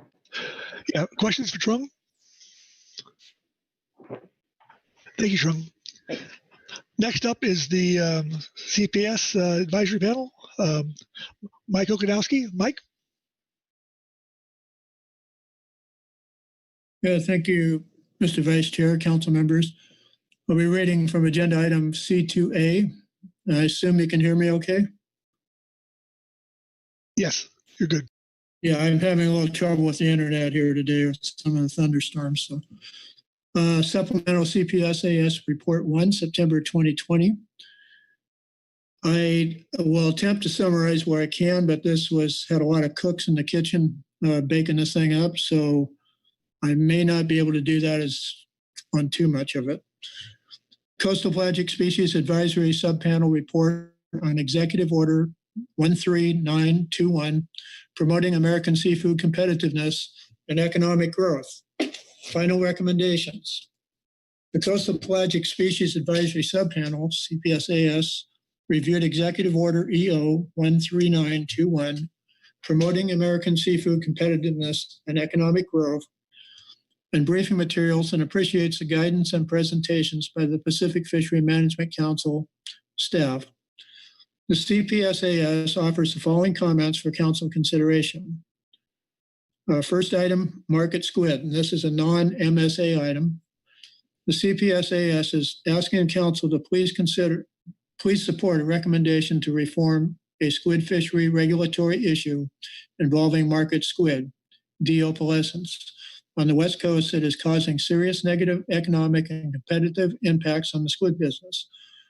The issue is directly related to the inclusion of squid fishery products in the U.S. Fish and Wildlife Services, USFWS, inspection and user fee system for monitoring the import-export of certain types of wildlife products at 50 CFR 14. The CPS-AS has also completed the requested table template on this matter as shown on page 5. Foreign countries and other customers require National Ocean and Atmospheric Administration, NOAA Fisheries Inspection Division, to perform seafood inspections and issue certification of inspection. The USFWS policy and associated regulations created to protect rare and endangered wildlife requires squid producers to ship U.S. squid only from designated ports and to pay an onerous inspection fee, paperwork fees, and license fees, etc., for a redundant and unnecessary inspection is not required by any country. The USFWS regulations in question were intended to apply to small shipments of wildlife species of concern to prevent abuse through unauthorized trade in protected animals. This program should have nothing to do with the legitimate commercial production and distribution of U.S. seafood, including squid. Virtually all other U.S. commercial fishery products are exempt from this program and these rules. NOAA officials have been clear that the EO gives the agency the authority to make recommendations on cross-cutting issues that impact NOAA's commercial fishing industry stakeholders. This issue of duplicative squid inspections within the exclusive jurisdiction of USFWS is an example of where we need counsel and NOAA assistance in making this recommendation for reform to the administration. The USFWS's current policy and associated regulations, which include squid products in an import-export monitoring program, negatively impact small U.S.-owned businesses, render U.S. squid exports less competitive, and exacerbate the annual $16 billion trade deficit while providing zero environmental benefit to the U.S. The USFWS has never given a justifiable reason for its position, other than to say they can interpret the statute and form policy decisions in any manner they so choose and require fees to be paid to support these decisions. The USFWS has likewise ignored comments from the National Marine Fisheries Service in the past when NIMS attempted to correct the USFWS's false assumption that squid does not meet the definition of shellfish or fishery product. We ask the Council to recommend NOAA and to NOAA and the administration that the USFWS revise its wildlife import-export rules, C73 FR 74615 and 50 CFR Parts 10-14 to exempt U.S. harvested squid species pursuant to the EO. Pacific sardine. The CPSAS recommends the following proposal to meet the goals and intent of EO. Optimum yield under National Standard 1 and the economic and conservation goals and objective under the CPS management plan. Purpose and need. At present, the U.S. Pacific sardine fishery is managed incongruously with the U.S. Stock Assessments Division of Subpopulations. Pacific sardine stock assessments in the U.S. now assume that 2 sardine stock subpopulations exist along the U.S. West Coast, divided by a temperature boundary of 16.7 Celsius, as defined in the habitat model. However, only the northern subpopulation is included in the stock assessments. As ocean temperatures change, Pacific sardine from the northern and southern subpopulations move freely north and south of the U.S.-Mexico border. All sardines caught in U.S. waters are assumed to be from the northern subpopulation for management purposes, hence subtracted from the harvest quota regardless of sea temperature.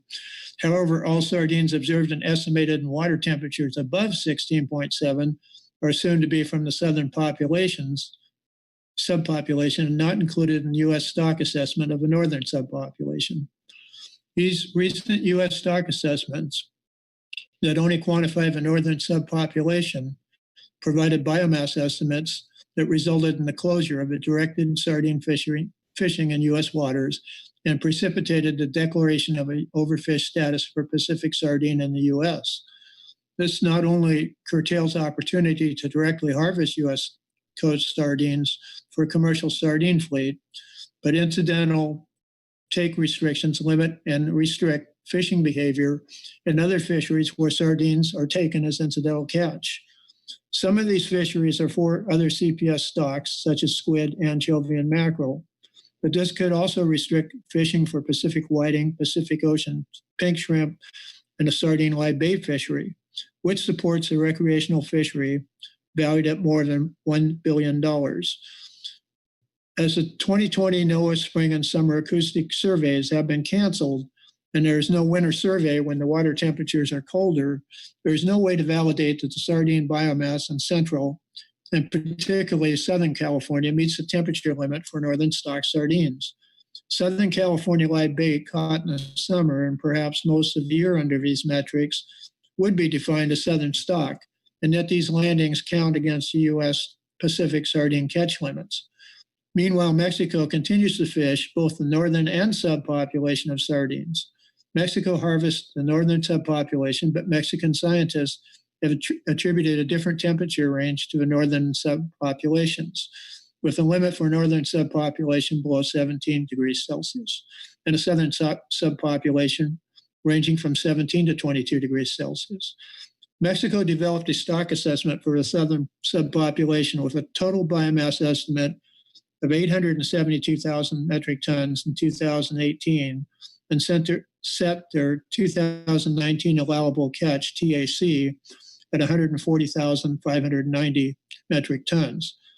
Mexican scientists estimated the 1989 to 2018 average U.S. catch of a southern subpopulation at 12% of the Mexican TAC.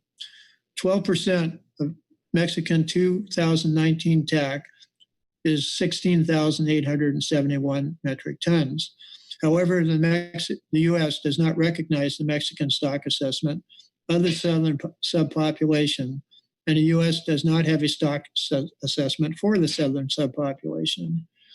This makes for an incongruent U.S. management program for Pacific sardines and places U.S. fishermen and processors at a competitive disadvantage.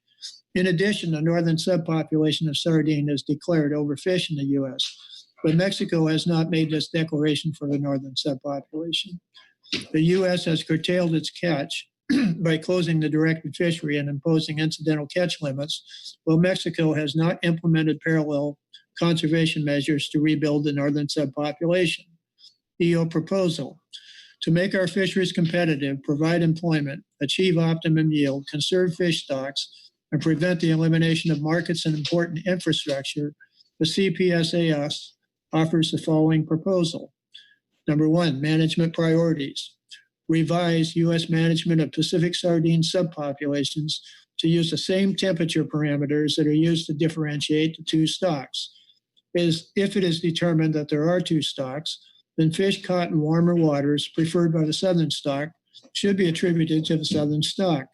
This can be determined on a daily or weekly basis by satellite sea surface temperatures. Directed fishing opportunities could be based on the same parameters. The southern stock should have its own harvest limits and landings of southern stock, and should not be subtracted from harvest limits ascribed to the northern stock. If it is determined there is only one stock of Pacific sardine, manage the fishery as we have in the past as a single transboundary stock. Number two, scientific priorities. Improve the science underlying the differentiation between southern and northern stock and their respective biomass estimates. Near term, conduct a methodology review of the sardine habitat model and temperature thresholds used to apportion northern and southern stock of sardines, as requested by the Scientific and Statistical Committee, CPS Subcommittee, and CPSAS in 2019 with respect to the 2020 assessment. Ongoing, expedite research to genetically determine whether West Coast Pacific sardine is one or two stocks. And here are some, there's some other ongoing. Continue to develop nearshore acoustic surveillance methodology and sampling with the charter of commercial vessels that can be outfitted to survey and sample in shallow waters. Surveys could be conducted in periods when water temperatures are near minimum and maximum annual levels. Ongoing. Continue aerial surveys conducted by the California Department of Fish and Wildlife concurrently in coordination with the acoustic survey. Near term, initiate further discussions with Mexican sardine scientists and fishery managers through the U.S. Department of State to improve and coordinate CPS surveys, align scientific understanding of Pacific sardine stock differentiation and biomass, and coordinate management measures and rebuilding. This proposal can easily be written up as a conceptual project by November 2nd, 2020, and details for implementation worked out following that date. Requisite study and scoping could be initiated prior to the 1 year deadline of the EO anniversary date. Seafood imports, illegal or unreported and unregulated. In implementing the executive order, NIMS should prioritize measures to hold imported seafood to the same health and environmental standards as required for U.S. seafood, including the use of import provisions under MSA and Marine Mammal Protection Act that compel NIMS to restrict imports of seafood that does not achieve U.S. bycatch standards. NIMS should also prioritize addressing IUU seafood to prevent fraudulent and or unsustainable seafood from entering U.S. markets. Offshore aquaculture. The CPS-AS is concerned with offshore aquaculture development and the selection of Southern California by NIMS as an aquaculture opportunity area. The Southern California Bight is an exceptional marine ecosystem supporting sustainable commercial and recreational fishing, seafloor habitats, and migratory wildlife.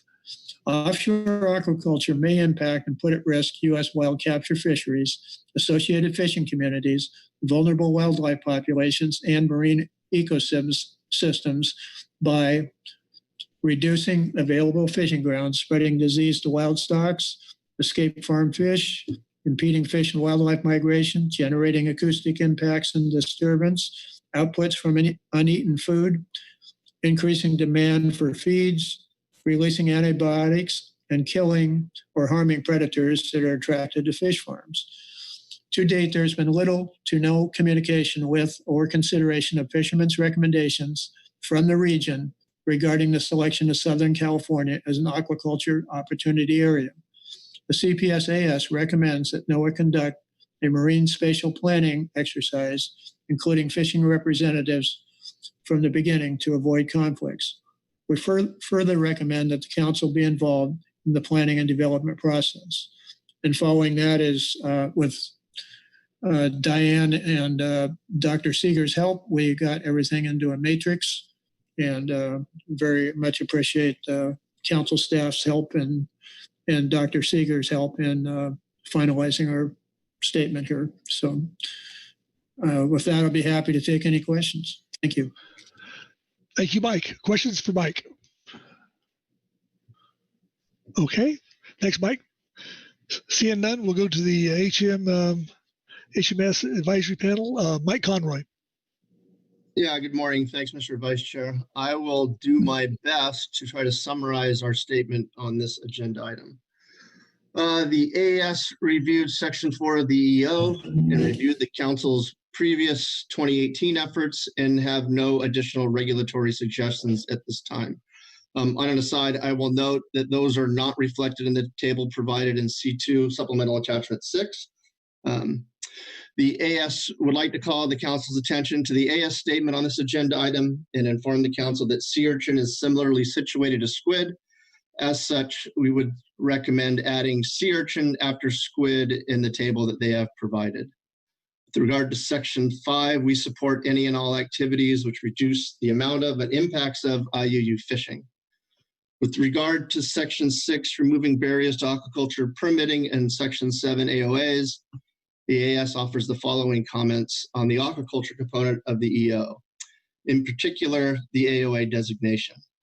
While we acknowledge the President's ability to use EOs, we are concerned that a fast-tracked aquaculture policy initiative may not provide for an open and transparent process necessary to ensure adequate consideration. Offshore aquaculture has potential benefits to the nation, but without thoughtful and inclusive planning with coastal stakeholders and a well-crafted public process carries a significant risk to the environment as well as our coastal economies. There are challenges associated with offshore aquaculture that need to be properly studied, analyzed, and addressed before taking formal action. Fisheries covered by this council are well managed under the Magnuson Act because of the precautionary approach and careful deliberative process surrounding the actions before you. It is unfortunate that aquaculture policy may not benefit from similar approaches and processes. Section 7C of the EO requires the Secretary to solicit and consider public comment and seek to minimize unnecessary resource use and conflicts in identifying AOAs. The Habitat Committee report for item C2 indicated that a no official that attributed a quote to a no official that said selection of these areas occurred without public involvement. While this may prove sufficient to challenge the designation, our statement continues as if that were not the case. We understand the designation is not a permitting decision and that future proposed aquaculture operations will have to go through permitting and hopefully council engagement. It'll be imperative that the council and its ABs are informed early in the process so that siting and other decisions will be based on full public engagement. We offer this statement to ensure the council and by extension NIMS hears our concerns and those specific considerations as specific areas in the AOAs are identified for potential aquaculture operations, and our expectation that we and other ABs will be able to advise you on and during the siting process and on any and all environmental reviews. We list a number of concerns, summarize those, the differences between offshore finfish facilities and those which produce shellfish or kelp, concerns with regard to impacts with fisheries, impacts of disease, introduction of non-native species, data used in determining the spatial analyses, potential for pollution, impact of wild capture fisheries, fishermen and the communities, interaction with protected species. A big thing to us was avoiding industrialization of the ocean via rapid and unsustainable expansion. We do note that the EEO contemplates use of the entire 200-mile EEZ. However, we throw some items in there that show that that's probably much smaller given the operational limitations of these facilities. We do wish to call some benefits to your attention from establishment of aquaculture operations. That includes product health and safety, increasing domestic production of seafood, increased national food security, and for those operations that are 100% owned and operated by domestic businesses, support U.S. industry and our local economy. We recommend the council take whatever steps necessary to ensure that when a project is proposed, the proposing entity is asked to present before the council before any final siting decisions are made, and again, before any final permits are issued. We further recommend that consultations required under applicable law incorporate council guidance and input. With regard to Section 11 on international seafood trade, we note with approval recent actions that include the EU-US trade deal and the recently announced seafood trade relief program. Our final suggestion is carbon monoxide treated, which is the process by which tuna loins are treated with gas to prevent oxidation and is also banned in Canada, Japan, Singapore, and the EU. We recommend that the council, we request the council recommend to the Seafood Task Force that such tuna be banned in the US as well. And with that, I'll take any questions. Thank you. Thank you, Mike. Questions for Mike on this report? Okay, seeing none. Next up, we'll go to the Salmon Technical Team and Michael Farrell. Mike? Thank you, Mr. Vice Chair and council members. I will be summarizing agenda item C2A, Supplemental STT Report 1 on Executive Order 13921. Representatives from the STT attended a briefing on Executive Order 13291 by Dr. Jim Seeger, and the team discussed a prioritized list of recommended actions that are focused on increasing production within sustainable fisheries. The STT has interpreted this to be inclusive of actions that promote sustainability for salmon stocks that make substantial contributions to fisheries. Given this interpretation, we reiterate the recommended actions previously described in the rebuilding plan for Sacramento River Fall Chinook salmon. In priority order, these include reconsidering the current conservation objective for Sacramento River Fall Chinook.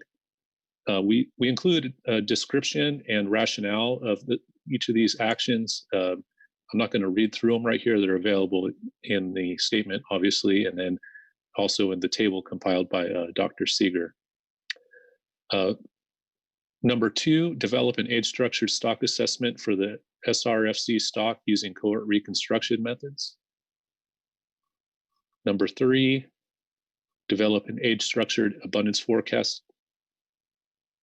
And number 4, develop an age-structured Sacramento River Fall Chinook harvest model. Reconsideration of the current conservation objective for Sacramento River Fall Chinook is of highest priority because of the existing conservation objective has been in place since 1984, and there's substantial contemporary information available. The following three recommended actions would need to take place in order, given that age-specific abundance forecasts and age-structured harvest models require results from cohort reconstructions.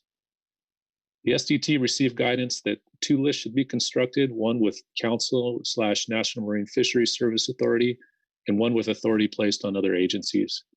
While each of the 4 recommendations above would likely include collaborations between NIMS and the California Department of Fish and Wildlife, we suggest that NIMS have primary authority over recommendations 3 and 4, and CDFW have primary authority over recommendations 1 and 2. That concludes the SDT statement. I'd be happy to take any questions. Questions for Dr. O'Farrell? This is Chuck. I have a question. Please. Thanks, Mike, for the report.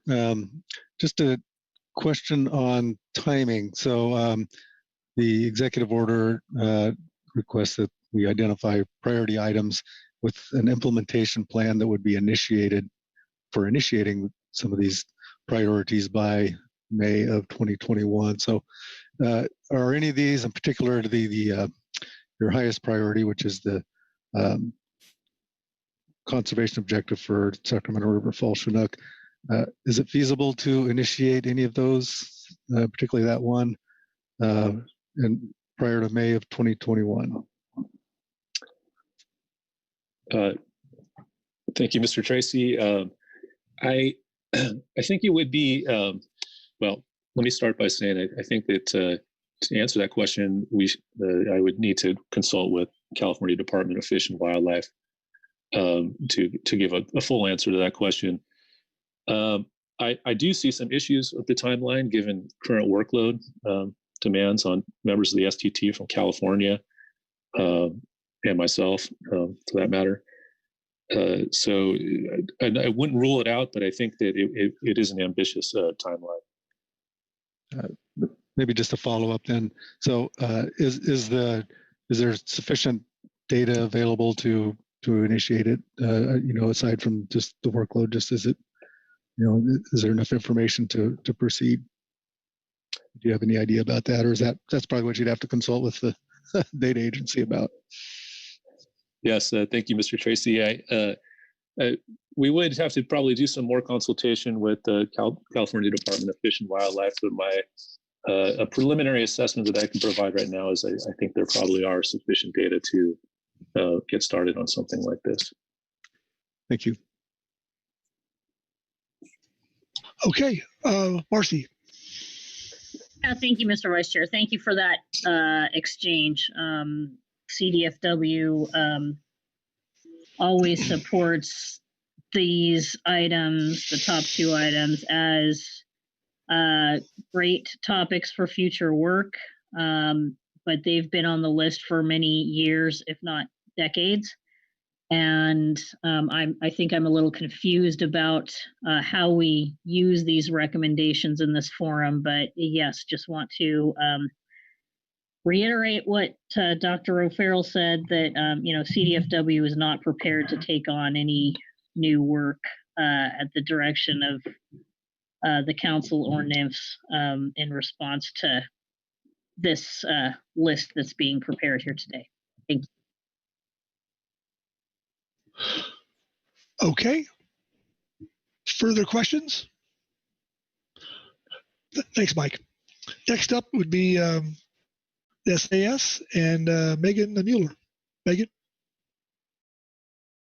Thank you, Mr. Vice Chair. Thank you, council members. Today, I will be reading and doing my best to summarize on the fly from Agenda Item C2A, Supplemental SAS Report 1.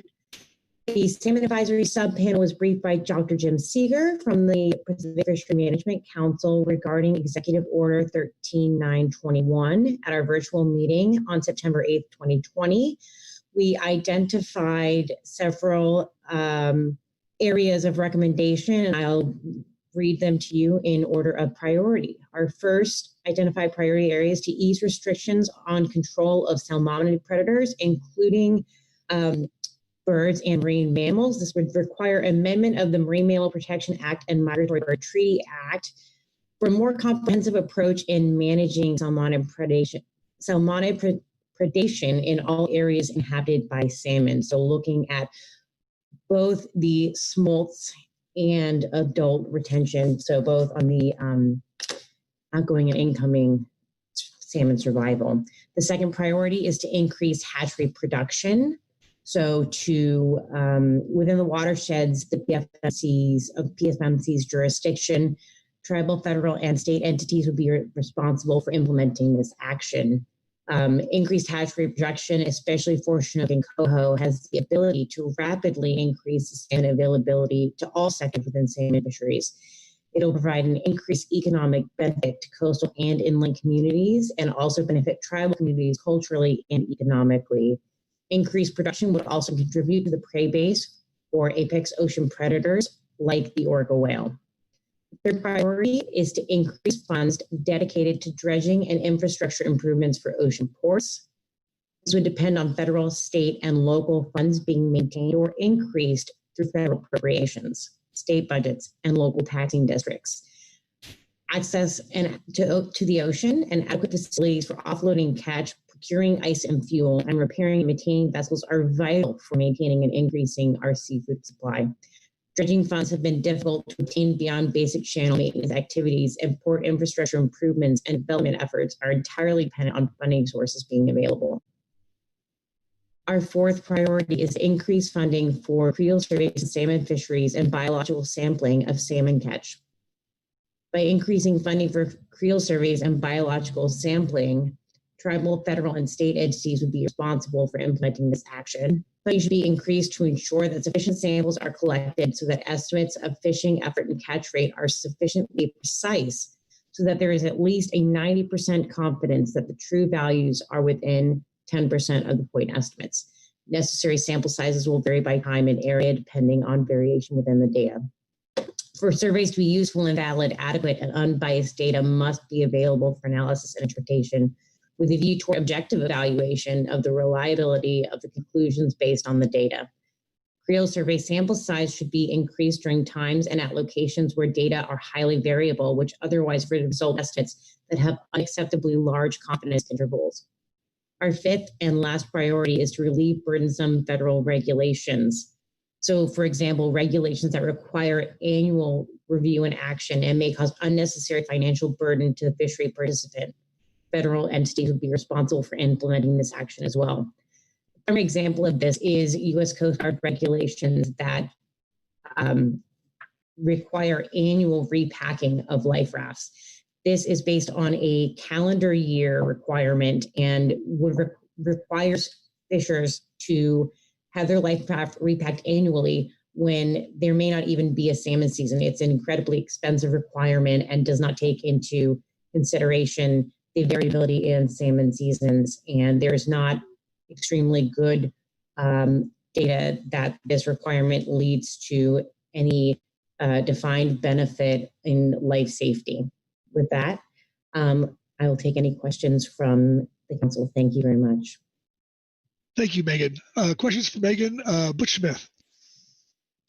Yes, Mr. Vice Chair. Thank you. Great report, Megan. And I just like to announce to the council that Megan, Miss Waters now, was just recently married, and I just wanted to tell her congratulations. Thank you, Megan, for the great report. Thank you, Mr. Chair. Thank you, Butch. I'm in between names at the moment, so yeah, you'll see a name change in the probably next meeting. Okay, thank you, Megan, and congratulations. Next up, the ecosystem work group with Yvonne DeRenier. Yvonne?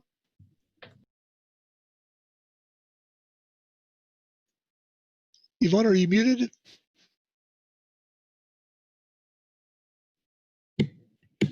Sorry, Mr. Chair, Mr. Vice Chair.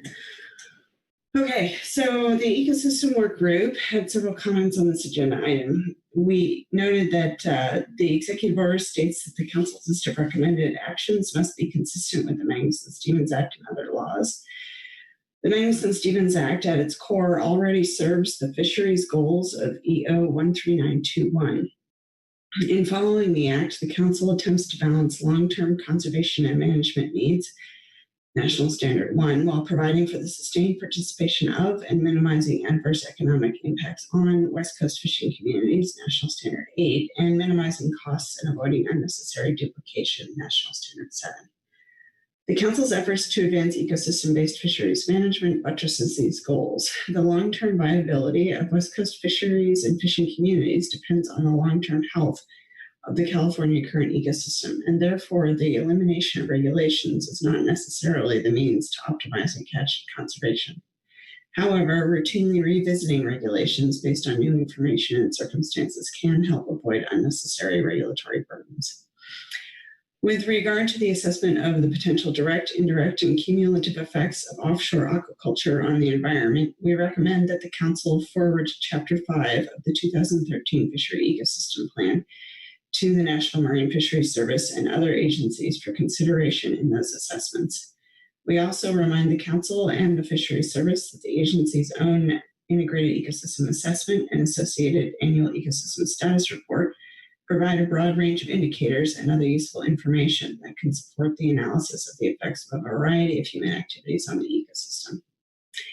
Federal regulations that implement the fish and fish product import provisions of the MMPA are intended to improve the competitiveness of West Coast seafood in domestic markets. We recognize that U.S. fisheries are subject to higher standards than many other areas of the world and support the continued implementation of these and other regulations that keep U.S. fisheries competitive and domestic and imported seafood sustainable in the long term. Managing fisheries for sustainability likely ensures a long-term competitive advantage for West Coast fisheries and fishing communities. Consumers who care about sustainability and buying local product need information to make choices about the seafood they buy. Are West Coast fisheries being adequately supported by agencies in ensuring that the general public knows about the sustainability of West Coast seafood? Finally, we note that between this agenda item and agenda item J1, attachment 1, the Council's draft letter to the California Energy Commission on offshore wind energy installments, the Council may wish to consider expanding or revising the process by which it reviews new activities proposed for the exclusive economic zone off the West Coast. We will continue to bear these challenges in mind as we work on updates to the Fishery Ecosystem Plan. Thank you, Yvonne. Questions for Yvonne on her report? Okay, seeing none, we will go to the EAS and Corey Writings. Corey? Thank you, Mr. Vice Chair, Council members. This is Corey Writings. I'll be doing my best to summarize the EAS report. Rather than recommending specific actions, the EAS is offering comments for the Council to consider as it reviews specific recommendations from other advisory groups and the public. So some overarching thoughts. We recognize the breadth and diversity of elements contained in the EO. The EAS questioned the inclusion of both wild capture fisheries and aquaculture in a single document that is heavily focused on facilitating offshore aquaculture. We questioned whether sufficient emphasis was placed on the importance of revitalizing seafood production, including support for building the next generation of fishers. We noted concern that prioritizing efficiency over sustainability might remove safeguards for fisheries and for the ecosystem. We noted the risk imposed by removing individual regulations without considering them in the broader context of other associated regulations. We suggested that the implementation of the EO could be strengthened by ensuring that management is based on the best available science, as is currently used to guide the Pacific Fishery Management Council. Some specific comments, section 1, we commented that changes to fishery regulations could be appropriate in some cases. We're supportive of strengthening efforts to combat IUU fishing and question the need to improve transparency and efficiency of environmental reviews. Environmental review processes currently require a high degree of transparency, and increased efficiency could reduce the efficacy and long-term sustainability of fisheries ecosystems. Section 4, we especially encourage updating regulations of fisheries that have adapted technologies to limit their environmental impact, including bycatch, and remain burdened by previously important regulations that are no longer needed. One example is that bycatch removal devices have replaced the need for observers on shrimp trawl vessels. Removing the requirement for federal observers on shrimp trawl vessels would reduce the burden on the shrimp fleet and did not impact the sustainability of the fishery or the ecosystem. We noted that in light of rapid climate change, we recommend a more efficient approval and permitting of exempted fishing permits to innovate, test, and adopt new approaches to sustainable fishing. In Section 6, we asked whether the effort to increase the efficiency of aquaculture permitting could threaten existing environmental protections.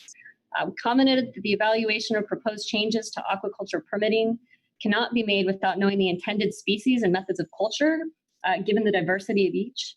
This is especially important as the Council considers the potential impacts of farm species on wild species. Regarding Section 7, we identified a significant need to distinguish between aquaculture of native species to the California current ecosystem versus non-native. The escape of non-native species from aquaculture could have significant and irreversible impacts on West Coast fisheries.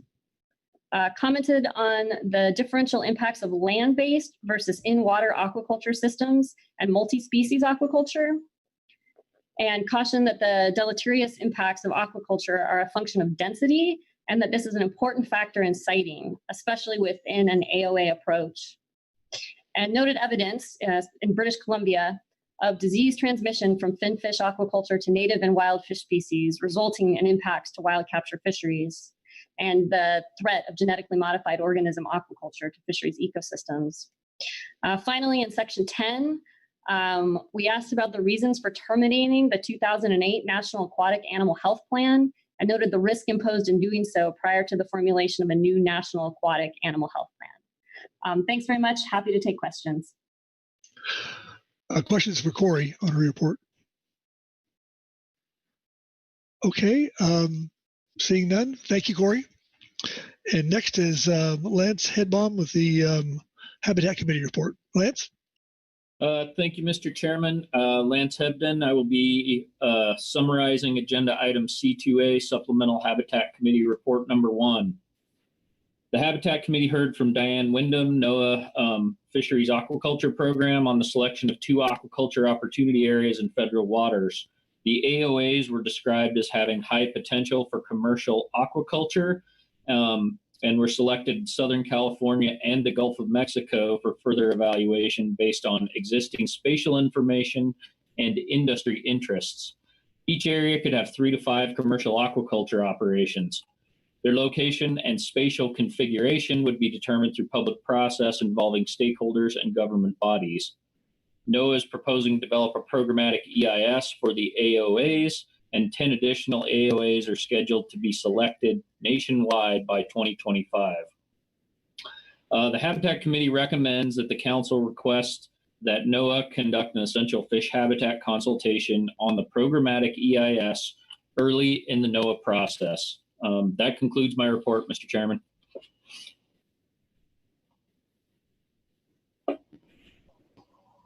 Thank you, Lance. Questions for Lance on his report? Okay. Seeing none, that takes us to public comment, and we have 5 commenters listed. We'll start off with Diane Plester-Steele, followed by Haley Templeton. Diane. Good morning, Mr. Vice Chair, council members. Diane Pleshner-Steele, and speaking on behalf of California's wet fish industry, and actually a broader group of folks who are squid processors and fishermen. And I'm going to speak on both of our requests. And the first is the non-MSA request. And we're just simply asking the council to highly prioritize this issue, that NIMS should reach out, first of all, reach out to the Fish and Wildlife Service again and inform them that the best available science does list squid and sea urchins also as shellfish, notwithstanding the fact that they may have internal shells or external tests. and they're both fishery products. And I mean, we've been battling the Fish and Wildlife Service presumption that neither of these species qualify because they don't meet the definition of shellfish because they don't have a shell, and they don't they don't make the definition of fishery because they're not fish, which is totally ridiculous. And so, but this regulation that requires duplicate inspection processes, and it's costing the industry tens of thousands of dollars every year. And it's unnecessary, it's duplicative, and we really need to get this regulation changed. So we would really appreciate the council's prioritizing that. And then with regard to our request on MSA issues having to do with, we've got to do something about the northern, southern sardine stock assumptions that are made. It's a dichotomy because we now have stock assessments that are subtracting all the fish, virtually all the fish that we're seeing in California. And there's a lot of sardines out there on the assumption that they're southern stock. But the management is incorporating those fish and calling them northern stock. And I would with regard to prioritizing or scheduling this, both the SSC and the CPS advisory subpanel requested a methods review of the habitat model and temperature assumptions 2 years ago in 2019. And that was not discussed at the STAR panel review in 2020. So we would like to request, and we have our agenda item in November does address methods review requests, and so we could bring that up in our November meeting. And in fact, I was going to suggest to our subpanel that we do that again. And we really need to have a vetting of, how are the stocks being parsed, because now we're in a situation where we have a rebuilding plan for northern sardines, and yet we have an abundance of sardines in California that are not getting counted. So we either need to figure that out or provide some way to harvest the southern population. So we would really appreciate your help to bring this forward and come to some resolution of it, because the industry is in dire straits right now with the restrictions that we have. And we really appreciate that the council went forward with the management team request for, the sardine rebuilding plan, which will give us the flexibility at least to keep the boats on the water. But again, we would really appreciate your help to bring a conclusion to this issue, both issues. And I'd be happy to answer questions if anyone has any. Thank you, Diane. Questions for Diane? Let's see. Okay, seeing none, we'll move to Haley Templeton. And I saw Haley had a question about whether she does unmute herself or not. So, Haley, are you there? Yep. Can you okay. Yep. Thank you, Mr. Vice Chair and members. My name is Haley Templeton. I am the Senior Oceans Campaigner for Friends of the Earth. I would like to give the following comments on Agenda Item C2 regarding Executive Order 13921. These comments are meant to supplement and update our September 2nd comment letter to the Council. I lead Friends of the Earth's Sustainable Aquaculture campaign, which fights the destructive methods of seafood production, such as industrial net pen finfish farming, and supports sustainable alternatives like responsible wild capture fishing and regenerative closed-loop systems on land. My campaign works closely with a broad range of stakeholders, including members of the West Coast fishing industry, to prevent harmful forms of aquaculture in the United States. Since filing our initial comments, there are two important updates to note, which have already been mentioned today. Regarding the U.S. Army Corps' nationwide permit for aquaculture, we are still reviewing the full notice, but want to reiterate our opposition to any streamlined permitting of aquaculture facilities, especially for higher risk operations that cultivate finfish in open water. Second, regarding NOAA's Notice of Intent to prepare an environmental impact statement for Pacific Ocean Aqua Farms, formerly Rose Canyon Fisheries, we remain vehemently opposed to this plan. These updates highlight 2 additional opportunities where the Council can ensure that emerging aquaculture proposals do not compromise West Coast fisheries. To that end, I would like to elaborate a bit more on ways the Council can do this. We requested specifically in our initial comment letter that the Council provide to the Secretaries of Commerce, Interior, and Defense an assessment of the various risks of industrial aquaculture in the region, and request that this assessment be incorporated into all agency strategies and decisions. There are a few avenues I specifically would like to highlight for this request, including the following. Ecosystem-based management processes, including fishery ecosystem plans, and fishery management plan updates and amendments for coastal pelagic species, groundfish, highly migratory species, and salmon. Finally, Magnuson authorizes the Council to work with fishery agencies, tribes, and land and water management agencies to assess habitat conditions and develop comprehensive restoration plans. In line with its goals and tools, the Habitat Committee can incorporate this into its assessments and recommendations to change preseason prediction methodology, improve habitat, modify enhancement activities, and reevaluate management and conservation objectives. I want to reiterate that essential fish habitat impacts are likely to be profound and that all permitting agencies should initiate these consultations at every step of the way. If this does not occur, I strongly support and would applaud the Council's request to all permitting agencies calling for the initiation of consultations. I also want to share my deep appreciation and gratitude for the amount of thought the Council has already clearly put into the growth of aquaculture in the region. Finally, I would like to summarize some of the requests contained in a July 31st comment letter we sent to NOAA regarding the Interagency Seafood Trade Task Force that was established by the executive order. We recommend that the administration adopt a number of task force priorities related to seafood trade that would truly support domestic wild capture fishing industries and coastal economies, especially during a time in which these sectors are already struggling significantly from the widespread impacts of COVID-19 and climate change. The task force should focus on correcting our flawed tracking system for seafood trade, which relies on inaccurate tracking and reporting methods that double count seafood of domestic origin that's exported abroad for processing but re-imported for sale and consumption back in the US. These erroneous figures are used as a primary reason to bring industrial aquaculture to the United States as a silver bullet solution to the perceived seafood trade deficit.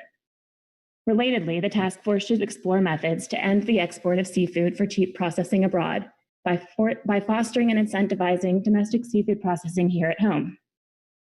And finally, the task force should prioritize ending the import of illegally caught seafood and expanding the seafood import monitoring program to level the playing field for domestic fisheries and protect ocean ecosystems.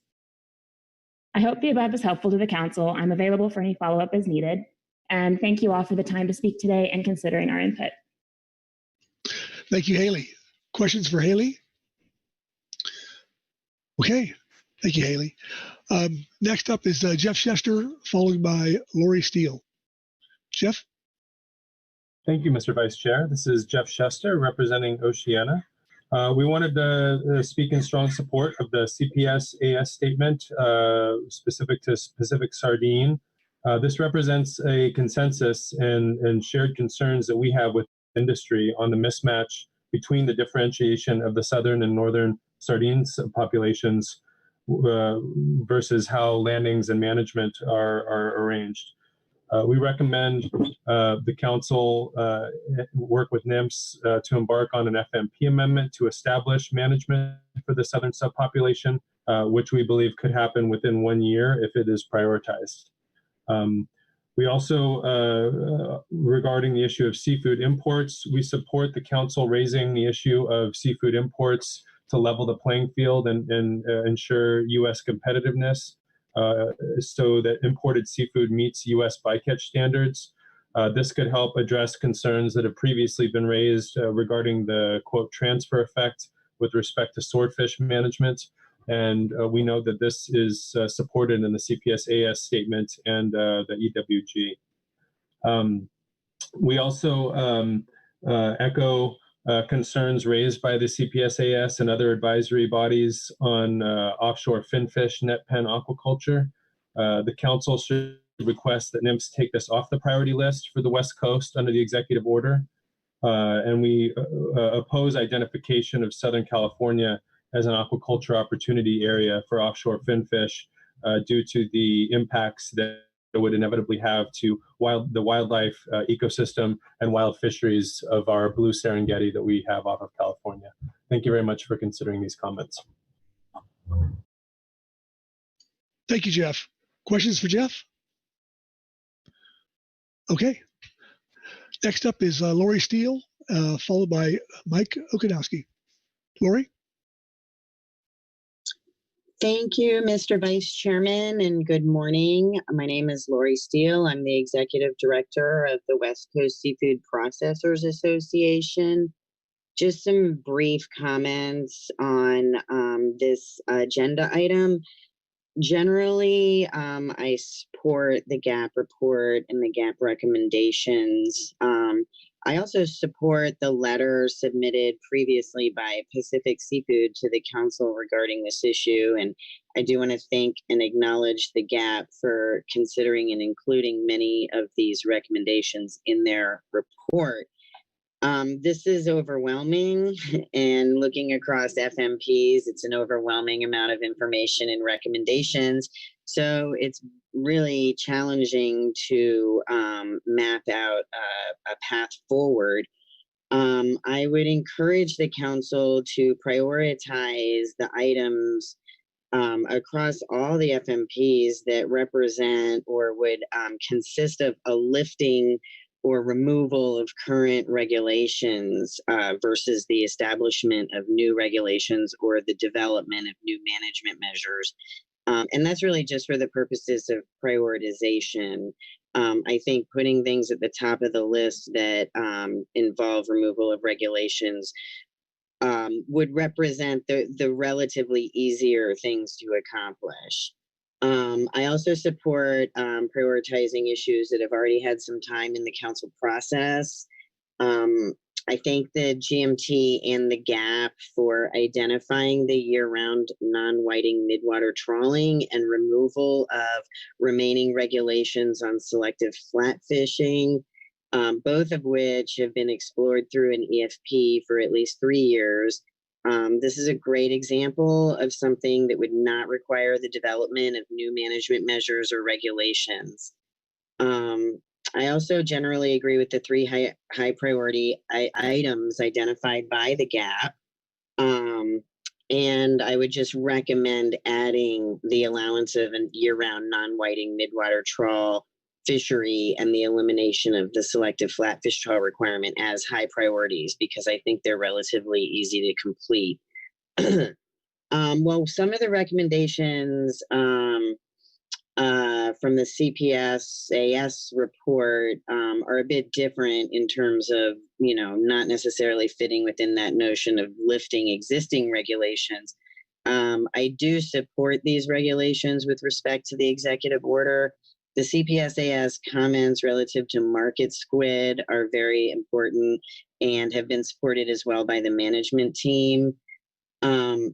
Any recommendations on cross-cutting or interagency issues that impact our industry are fair game. So addressing market squid or prioritizing the market squid issue is something that the council could support and move forward as a high priority without creating any additional workload, and while providing a great benefit to the industry and achieving the goals of the executive order.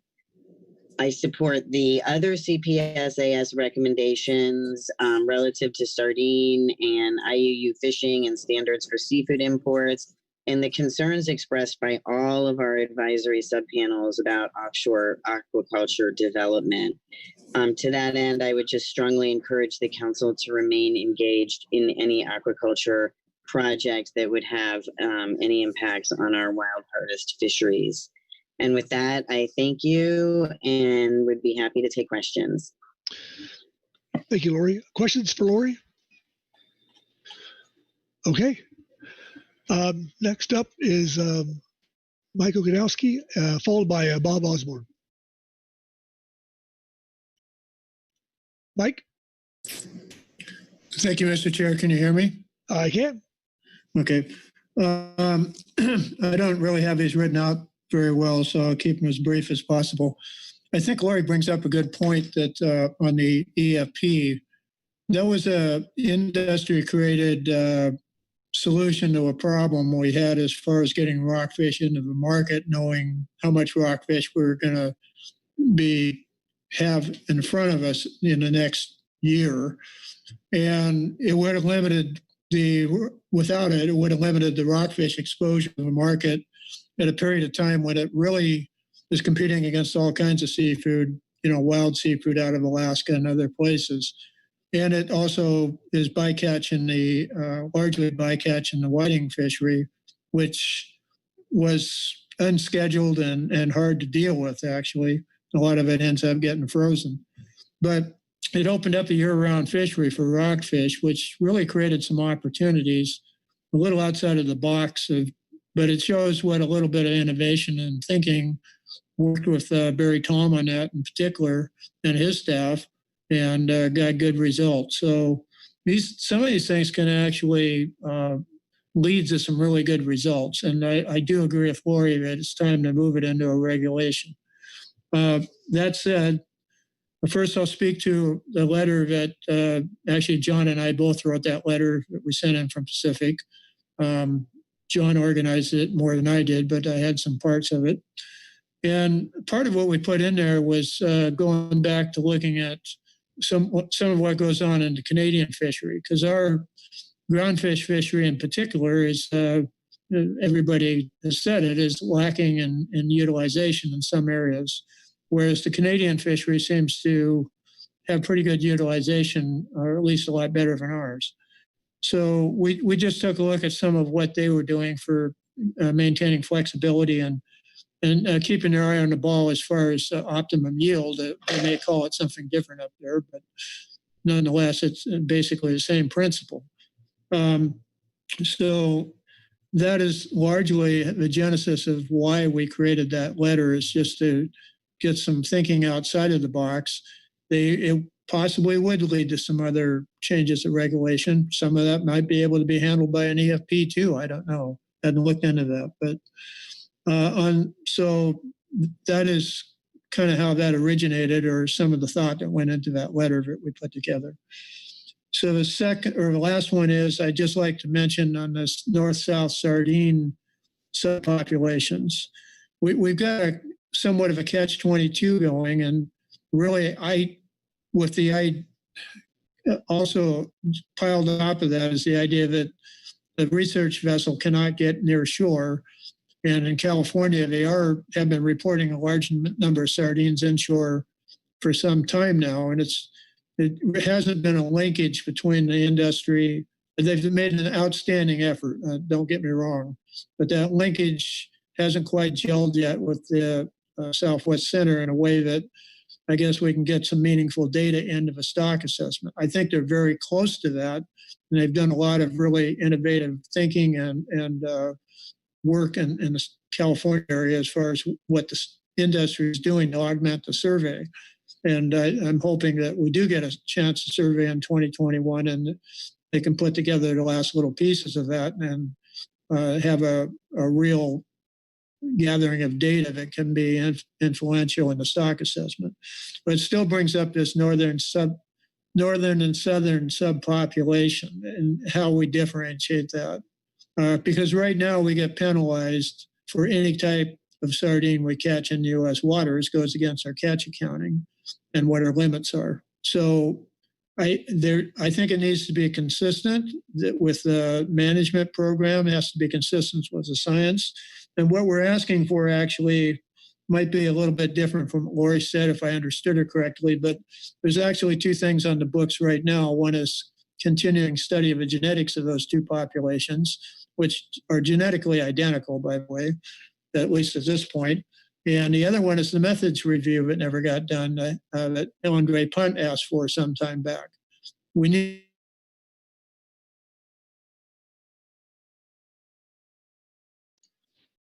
Mike, are you still there?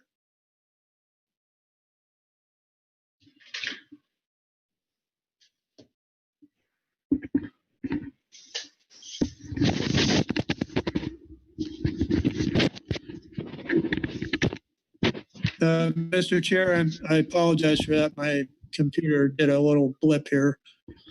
Okay. But I'll conclude with that there is a methods review that we should get going on there that Andre Punt asked for. Thank you. Very good, Mike. Thank you. Okay. Questions for Mike? Okay, seeing none. Next up, Bob Osborne. Bob?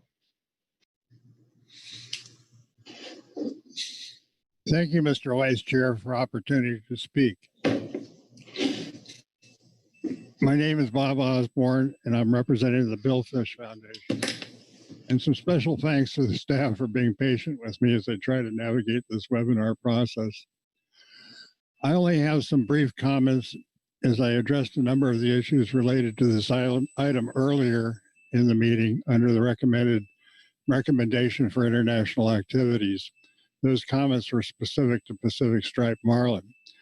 The HMS-AS discussed this item at length. It was my impression from that discussion that the greatest benefits from under the EO for West Coast HMS fishery would be likely realized by via greater parity among nations. Foreign catches represent the most important competition to U.S. fishermen on HMS species. Billfish Foundation believes the same is true regarding fish availability for West Coast recreational fishermen. We perceive that the U.S. leads the world from an environmental perspective, both in regards to domestic regulations and compliance with international conservation measures and resolutions on HMS. The Billfish Foundation is supportive of U.S. domestic regulations in general. Recreational anglers in general appear to have been supportive of severe bag limit restrictions on bluefin tuna in view of the status of the stock as the stock rebuilds. The bluefin story may be a bright spot in regards to international cooperation. However, still looming large is the lack of parity among nations resulting from the lack of stock assessments and IUU fishing, which has become apparent with stocks like striped marlin and North Pacific albacore. I'm extremely confident that this council is very much aware of the needs for good catch information and compliance to ensure that fish stocks are at optimal levels. I also have tremendous appreciation for the skills of our HMS management team.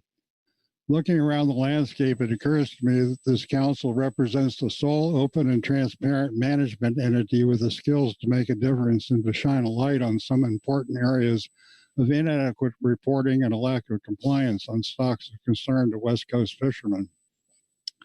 So the Billfish Foundation believes that in the implementation of this EO, the council could have a highly beneficial role in gaining budgets and using its expertise to identify areas where improvements may be needed at the international level.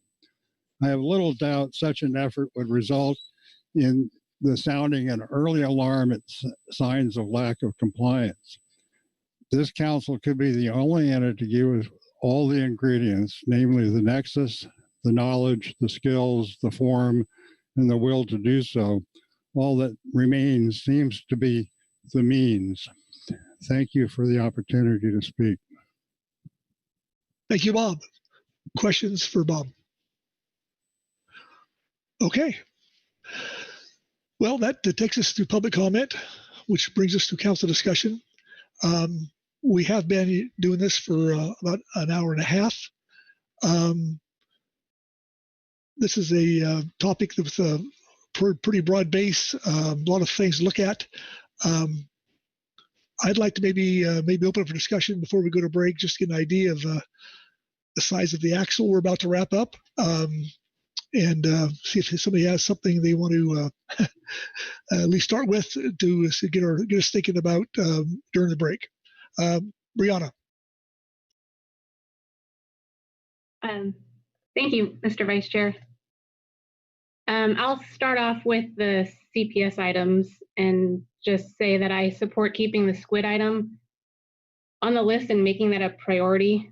And for the HMS AS report, adding urchin to that same line with squid.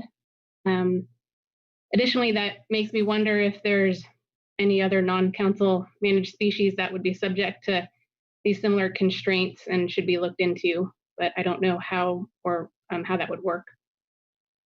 And then for the sardine item, I think that other work needs to occur, and it is important prior to an FMP amendment, and that it is unlikely that this can be completed within the EO 1-year timeline.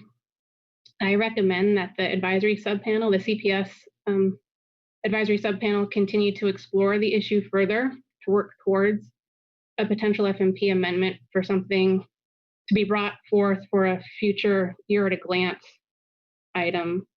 I support this work and want to figure out how to prioritize it as we move forward. So I would suggest we remove starting from the EO list.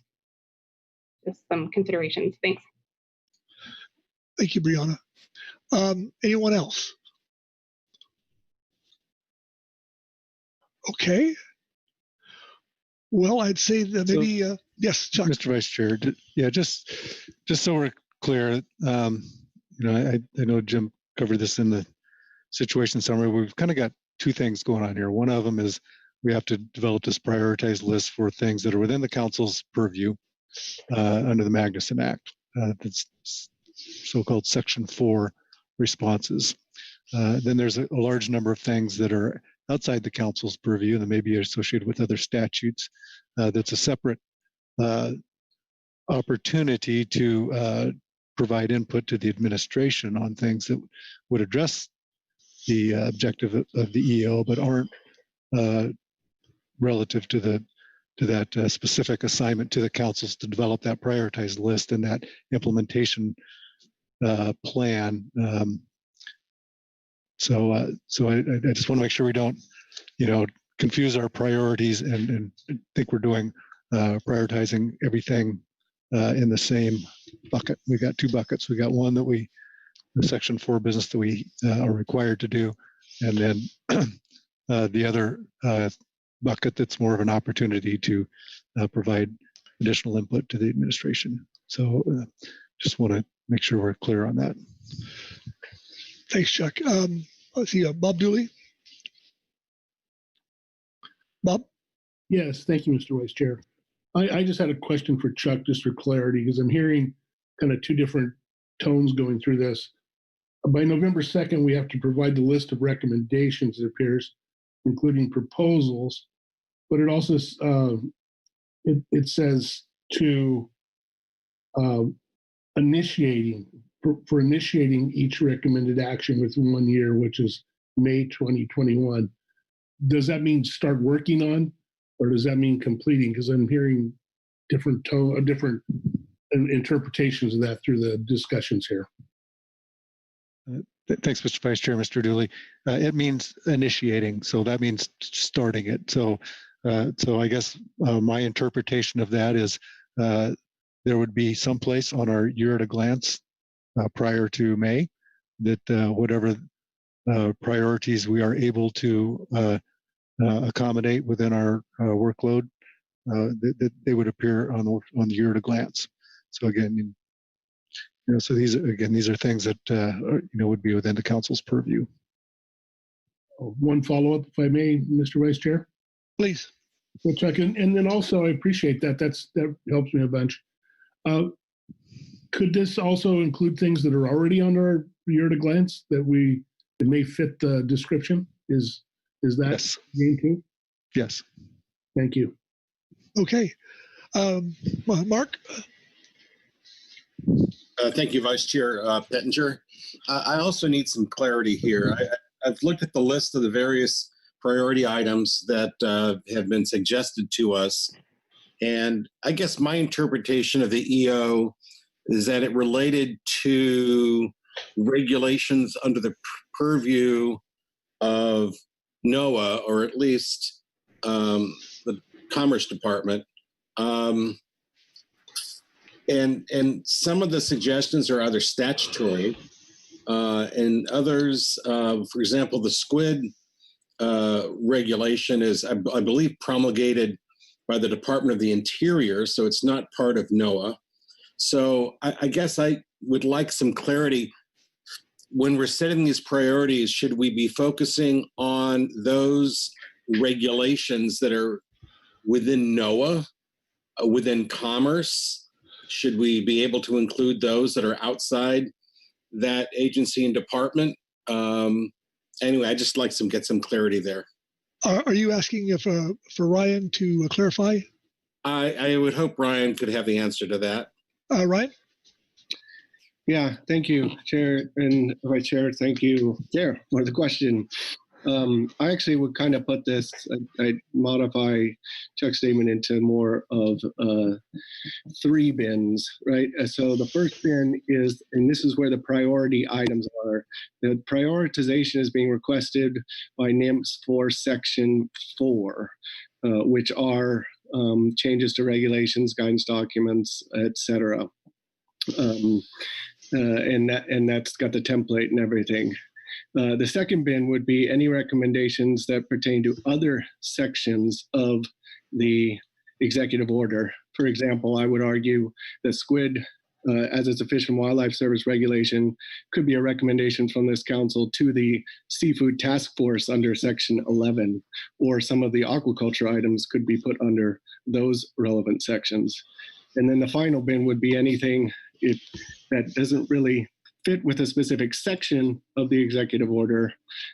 However, maybe the council feels it meets the purpose of the executive order and therefore understands it doesn't fit in one of those bins, but wants to at least flag it just to put it forward to see if any action happens. I hope that helps. Yeah, can I quick follow up? Please. Vice Chair. Yeah, please. So we've got among the list here, we have requests for funding, and we have suggestions to changes to statutes. For example, the Marine Mammal Protection Act.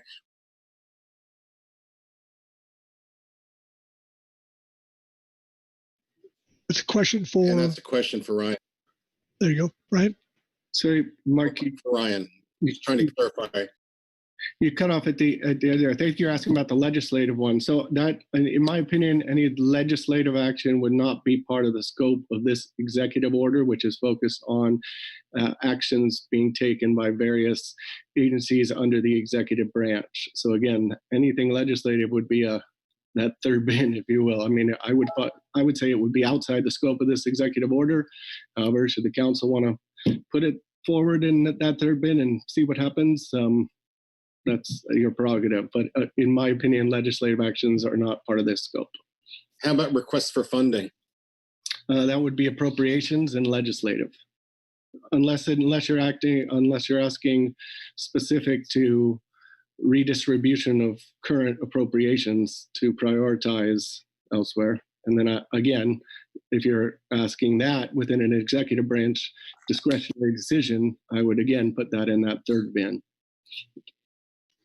Okay, thank you. Okay. See, Heather Hall. Thank you, Vice Chair. My question is about bin number 1, and I'm almost there. I feel like there's one piece I just want to confirm about that. So it's a prioritized list within the council's purview, stuff that we can initiate by April 2021. But then I also understand it has to be complete in 1 year, something that would be completed. Would that be May 2022? So just want to confirm that I've got at least my bin number 1 scope defined appropriately. And that's a question for Ryan, I'm assuming.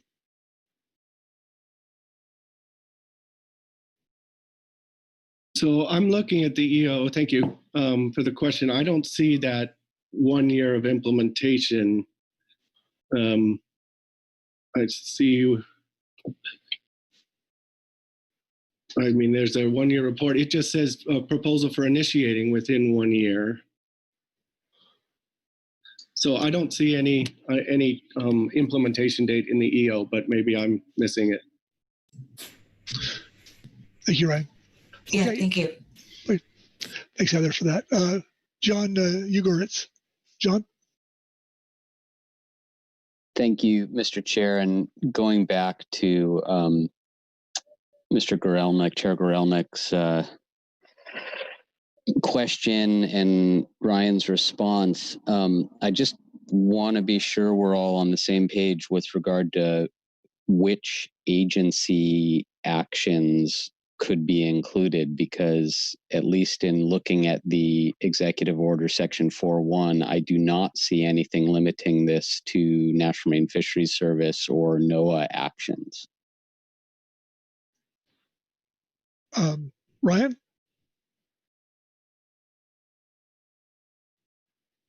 Hold on one second. Let me. Well, you talking? So that I understood that was pursuant to Section 4, if I correctly understand your question, which explicitly requests the Secretary of Commerce shall request the councils to submit recommended changes. I see your question. So you're saying 4I is recommended changes to regulations. So you're submitting it to the Secretary of Commerce. It does not specify that those changes to regulations, orders, or guidance documents must be Commerce or NOAA regulations. I would think that that's implied, but you're right, it technically does not say that. Thank you. And just follow up, I don't think it is implied. I think if the council determines another agency's actions are in some way diminishing our fisheries' domestic production, then we should make that recommendation, and then Commerce would have to then engage the other agency to affect it. Can I follow that up? Please. Thank you, Mr. Vice Chair. Thank you, Mr. Hughes. I was referring to why I believe that's implied is Section 4B, the fact that all these recommendations are being then updated and entered into the Commerce contribution to the Unified Regulatory Agenda, which we would not do for any other agency. John? Yeah, thanks. I think the council should make these recommendations. If NOAA determines that they are incapable of affecting them, then that's NOAA's decision. Okay. Thank you, John. Pete Hasselber. Pete? Thank you, Mr. Vice Chair. And two brief parts to this. One of them, I shouldn't maybe respond to Heather's question for NOAA, but express my interpretation of that. And then just to confirm, Chuck gave a definition for what initiating an action would be. And I agree with that. I just want to confirm maybe with Ryan that NIM sees it the same way, that if we have it on our agenda or take it up, we've initiated something there. And then relative to that, I didn't read in here then that it has to be completed within a year under Section 4C. The reporting back to OMB includes a section describing any actions taken to implement those recommendations. So, and later on, maybe after a break, that on our discussion that becomes important, but we need to find a list of things that we can initiate, and then at some point we'll be reporting on what we did to initiate those. So thanks. And again, just maybe Ryan could clarify that initiating is, in their view, is consistent with Chuck's definition. Yeah, thanks, Pete. Ryan? Yeah, thank you, Mr. Vice Chair. Thank you, Pete, for the question. Yes, my understanding is consistent with what Chuck said. As long as it was identified as either on the November agenda or on the YAG for March and April, that would be sufficient to say there is a proposal to initiate by the deadline. Okay. Further discussion before the break? Looking for a hand. Seeing none. Chuck, you have an idea of what how long you want this break to be? Oh, well, Mr. Vice Chair, it's 11:20. I'm not sure how much time council members want to prepare for council action on this, and how long they think council action will take. We could consider an early lunch break, and come back at 12:30 or something. If council members think they need that much time, if they need 5 minutes and they're ready to go, which somehow I think the axle's a little bigger than that.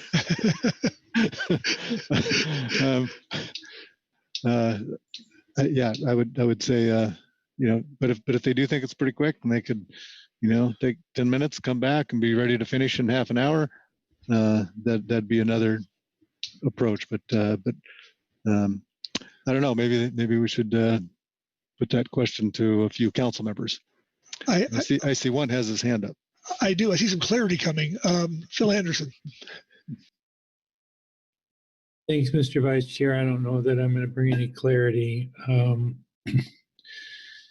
I guess I'm trying to figure out what we can do to be the most constructive in responding to the executive order. There are certainly, in my mind, some sideboards here that we need to keep in mind that will limit us in what we can suggest because of the need to start or initiate action on our suggestion by the April council meeting, and keeping in mind what we already have on our plate. And in my mind, we should take maximum advantage of those things that we already have on our plate that meet the intent of the executive order. So being careful to limit how many additional things we add when the fact of the matter is we can't do them. I mean, just look at what this meeting has been and what we're likely to face in the near future as long as we're forced to conduct our business via these virtual platforms. On the other end of the spectrum, and we have identified these three buckets, I mean, we can create one heck of a list of things, right? And I don't know how, given that this item was scheduled for an hour, it's more likely to take 4 or 5. I don't know how much use it is for us to build an extensive list that are outside the things that are within the purview of the council. And I think we ought to prioritize our discussion on the things that are within the purview of the council. Now, I know not everyone agrees with that, but I'm putting that perspective out there. Thanks. Thank you, Phil, for those wise words. John Ugertz? John? Thank you, Mr. Vice Chair, and thanks, Phil. I actually agree in principle exactly with what you said, that we need to be very cognizant of council workload. And in saying that, I disagree almost diametrically with what you said, in that I think we should be prioritizing and recommending things that do not require additional council action or agenda. I think we should be prioritizing existing regulations or guidance as indicated in the EO that NOAA or other agencies could remove in order to affect the changes that we're trying to get without having the council need to come back and discuss it again. Thank you, John. Okay. Any more thoughts? Mr. Vice Chair? Yes. Just maybe responding to Mr. Anderson's concerns, and so I'm just going to talk about the Section 4 stuff, the stuff that's going to end up on our year at a glance at some point. I would suggest that we're planning on doing that exercise here this afternoon under our usual workload planning business. So to the extent that a prioritized or a list could be, even a not prioritized list could be developed under this agenda item. for the things that are under the council's purview, and that we could take that list with us when we go to workload planning and fill out the year at a glance at that time. And then just based on what's on the year at a glance, we could submit that list of items that the council has an implementation schedule for. So, that, I mean, alternatively, we could do that exercise, here under this agenda item, and then we wouldn't have to do it under C7. But they're obviously closely related. So I was just thinking that in order to get past in my mind, the most important part of this agenda item, which is to respond to the direct requirements for the council under the executive order, to take care of that and provide a way to conclude that at the end of the day. Might get us, might get us down, might be the most efficient way to get that most essential part taken. And then if the council wants to spend some time on some of those other items under this agenda item, they could. Okay, thanks, Chuck. Heather.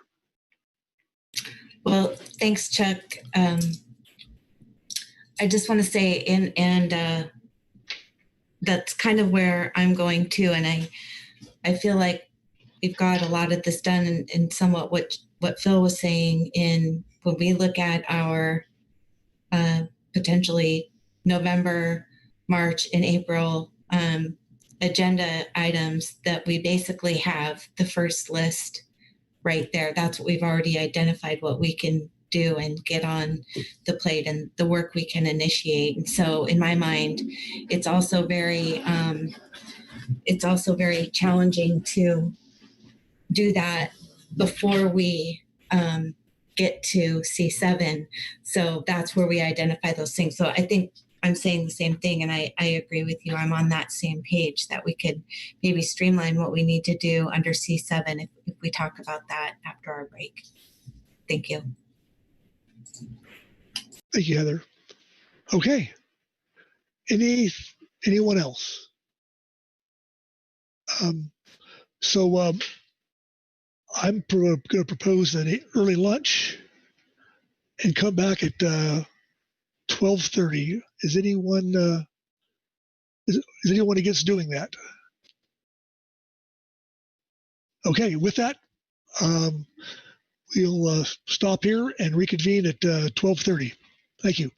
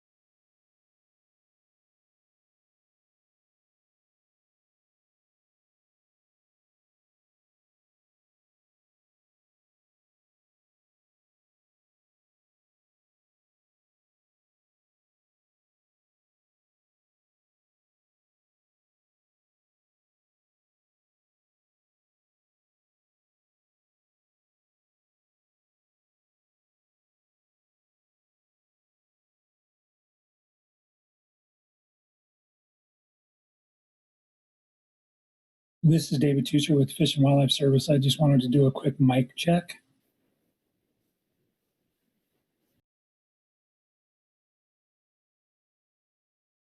Yeah, you can be heard. Was there a lot of background noise or fairly clear? Pretty clear. Thank you.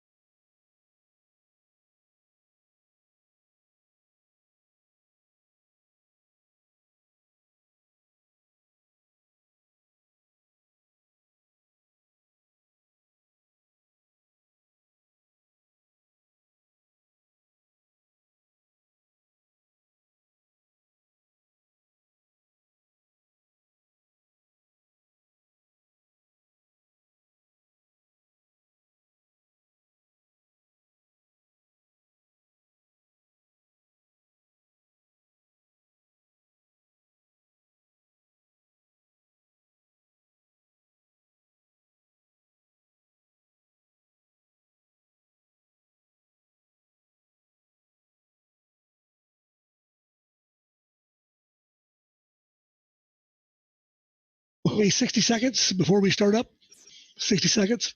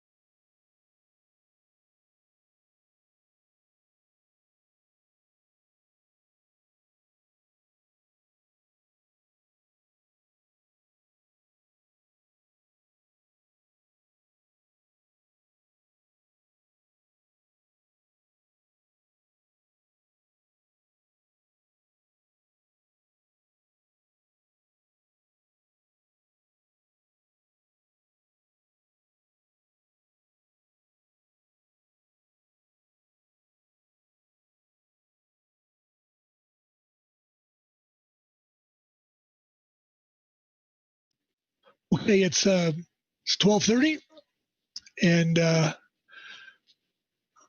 think we're back and looking for some more discussion possibly and council action.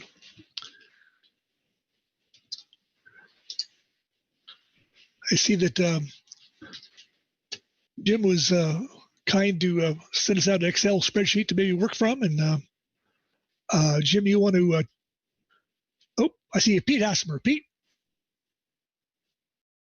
Thank you, Mr. Vice Chair. I'll start this off, and maybe it'll help me to be quiet in the future. But I think it's maybe some questions for NIMS, just further clarification to help in building this. There's two things I'm going to address. One of them is in the executive order under, scrolling down, section 4A3, and it has in there the qualifier that within existing appropriations, but it talks about the Secretary of Commerce providing administrative and technical support to the regional fishery management councils. And so with that in mind, I scrolled up to the top of the executive order, and NIMS's proposed form, the action template that we put together, the second last column is a rationale on how it reduces burdens on domestic fishing and increases production. But in the executive order, the purpose, and I'm just going to read the last phrase out of the section 1 purpose, is to revitalize our nation's seafood industry, get more Americans back to work, and put healthy, safe seafood on our families' tables. So the template really doesn't get at some of the economic side of this, revitalizing the industry, getting people back to work. We have a lot of action items on our list that we have economic factors with, and I'm not skewing this to the groundfish side, but as we heard about the non-trawl RCA, and it might be a year or 2 years ago, but I remember California in their reports mentioning the multi-million-dollar impacts that would have. We've heard in the mothership utilization, the multi-million-dollar impacts in the millions of pounds of seafood that are affected. So that's not in the template there.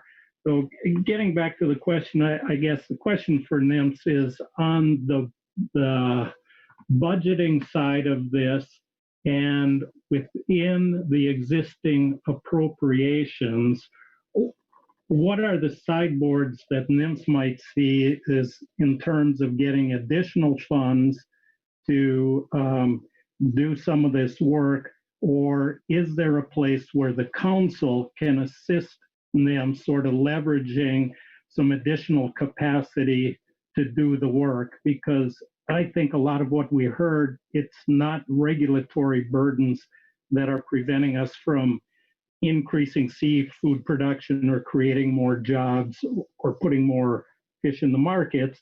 It's a workload capacity. And is there a way we can use this in some way to leverage that there is some room in here to work and build NIMS's capacity? So maybe just a budgeting question on flexibility within that section 4A3, I think it was, yes, 4A3 of the executive order. Thank you. Thank you, Pete. Ryan, for clarification? Yeah, thank you, Mr. Vice Chair. Thank you, Pete, for a question. To your earlier point, yeah, the language in the template under that column is just taken directly from the last sentence of section 4. So that's why it's there, since it's specific asking for a prioritized list of recommendations to address those things as opposed to the purpose. So that's just a clarification. Regarding your reading and interpretation and your more substantive question regarding appropriations and, of course, any recommendations that might be aimed at NIMS workload or capacity or any council-related assistance. Again, I don't think that would be specific to what they're looking for and planning to do with the specific recommendations that we're going to report and add to the unified agenda. However, I think Chris Oliver and multiple NOAA officials have stated that we're not going to turn away council recommendations. So if there is a recommendation along those lines, we would look at it and evaluate it. I do not know of any existing appropriations that are given to Commerce to augment or to enact this executive order. I have not heard of any in the FY21 appropriation cycle, but that does not mean there may not be. But if that is something that the council wanted to put forward and recommend, NIMS would evaluate it, probably just in the broader context of the EO as opposed to the very specific unified agenda related section, or at least our next steps outlined there for section 4. And I hope that's helpful. Sure. Thank you. Okay. So with that, does anybody have anything? Looking for a hand, I guess. Looking for a motion, dare I say. John Ugeritz. Thank you, Mr. Vice Chair. No motion yet.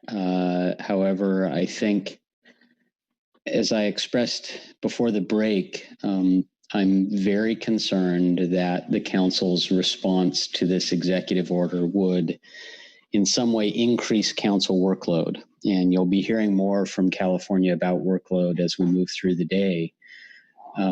However, in particular, with regard to this response, I do think that we should focus on actions that do not change, increase, or otherwise alter the work that the council is already doing, that we do on a regular basis, and that we will continue to do to support our domestic fisheries. And in that vein, I've gone through the list and I only see a small handful of items that I would recommend forwarding to NIMS in response to the executive order. Okay. Do you want to share those to get things going? Sure. And I believe an Excel list has been created to try and help track things. I don't know if we can display that, but just in trying to keep things straight, I only see 3 items that I would recommend forwarding to NIMS. That would be the item regarding changes to the rockfish conservation area boundaries, the item referring to relief from burdensome Coast Guard regulations, and the item regarding U.S. Fish and Wildlife Service restrictions on market squid and potentially other species. on the recent Excel file I was looking at, those were labeled items 8, 29, and 30. Okay, thank you. Any more, John, before I move down to Pete? Or do you want to speak to that? Or Sorry, lowered my hand. Okay. Okay, Jim Seeger, you have your hand up. Thank you, Mr. Chairman. I just wondered if you wanted the list displayed or not. I'm ready to go if you do. I think it would probably add value to the discussion. Sure. Okay.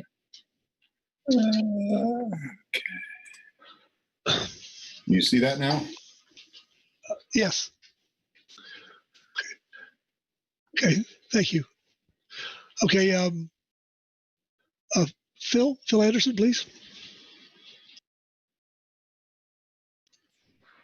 Yeah, thanks. Thanks, Mr. Vice Chair. And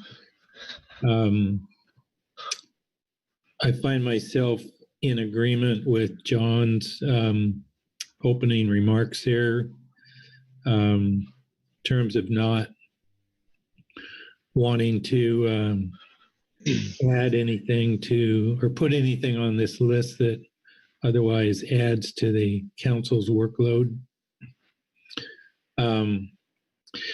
I did have a question, John.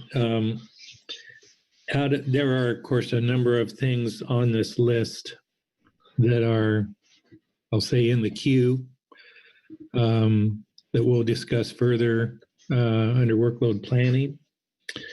And I'll just use the mothership utilization topics that we identified a day or two ago as an example. And so in your giving us your thoughts there on the ones that you thought we should keep on our list, you included begin the opening the non-trawl rockfish conservation areas. And I'm just wondering why you picked that particular one out, and excluded, one or more others that may meet the objectives of the executive order that are currently on the in the queue, if you will, for the council to consider. John?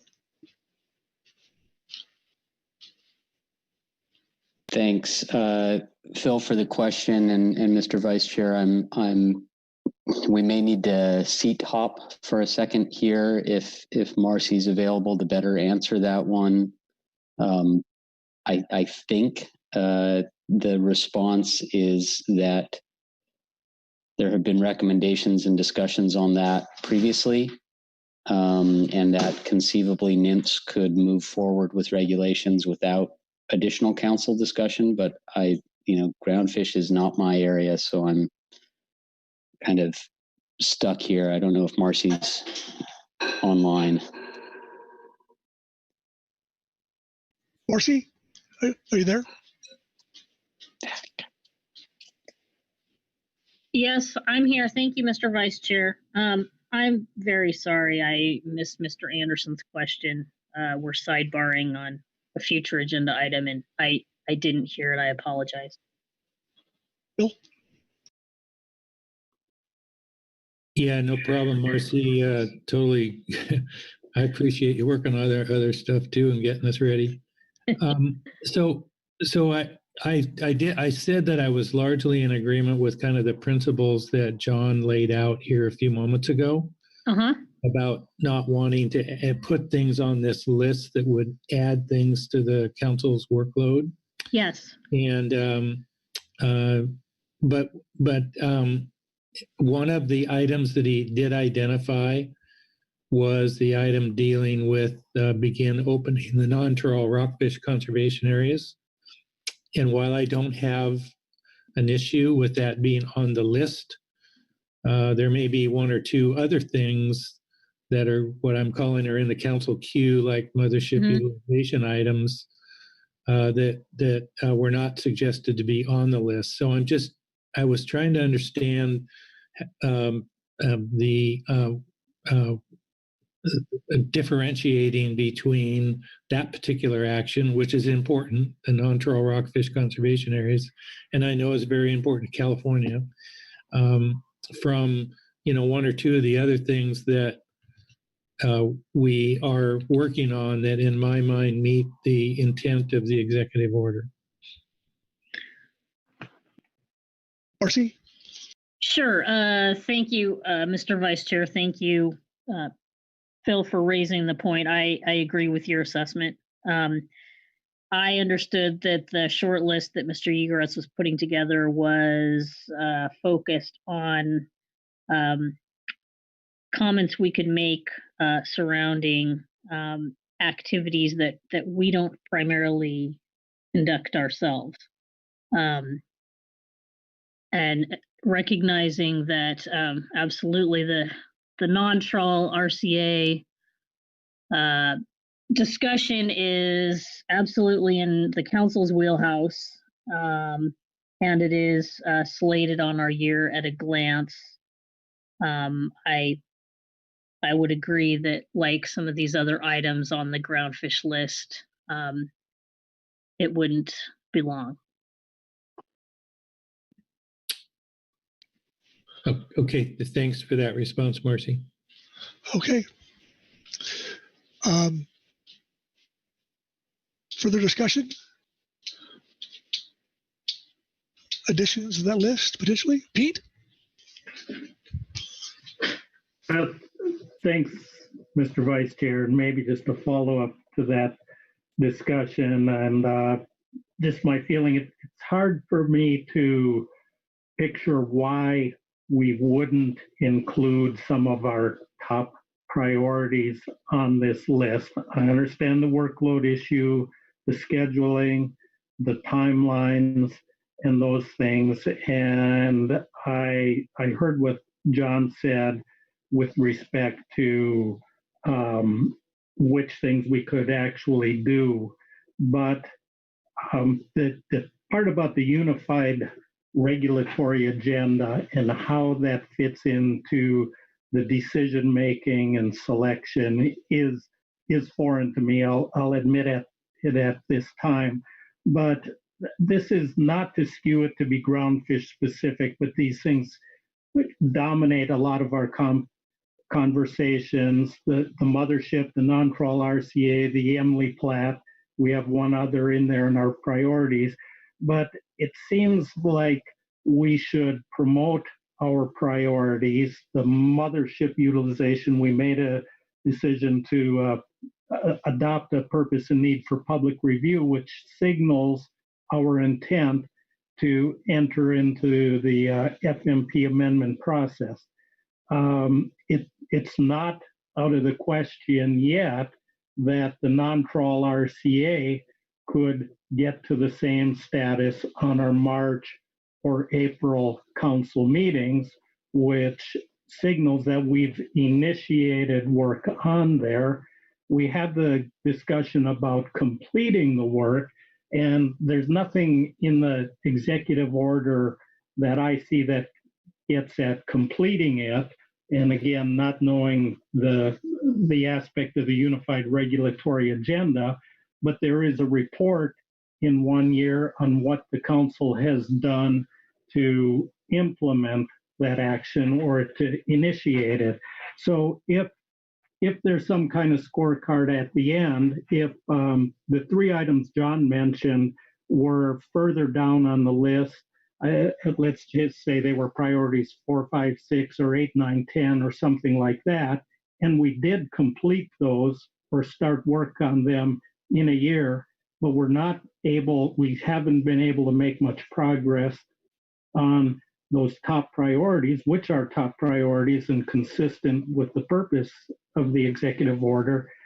Do we end up with a black eye there? What's the penalty for the order in which the priorities are addressed? Maybe that's more of a rhetorical question. So I would argue that there's reason to include some of our highest priorities on here simply because of their consistency with the executive order, how they are poised and the importance of this and the probability of moving forward with them.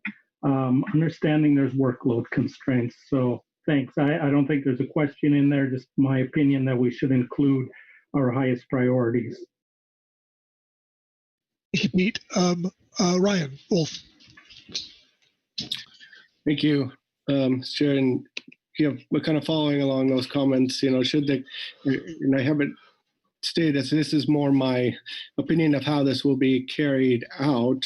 I do think if there are high priority actions put forward that are already part of just the existing council plate, if you're on this list, regardless of adding or updating the unified agenda, NIMS will have to continue to revisit this within the Department of Commerce. So for all of our work that we have to do for clearance review and the processing, et cetera, to the fact that you've already stated certain high priority items, I do think that may facilitate, I can't speak for certain, but may facilitate, various internal NIMS processes when it comes to implementing them post-council action.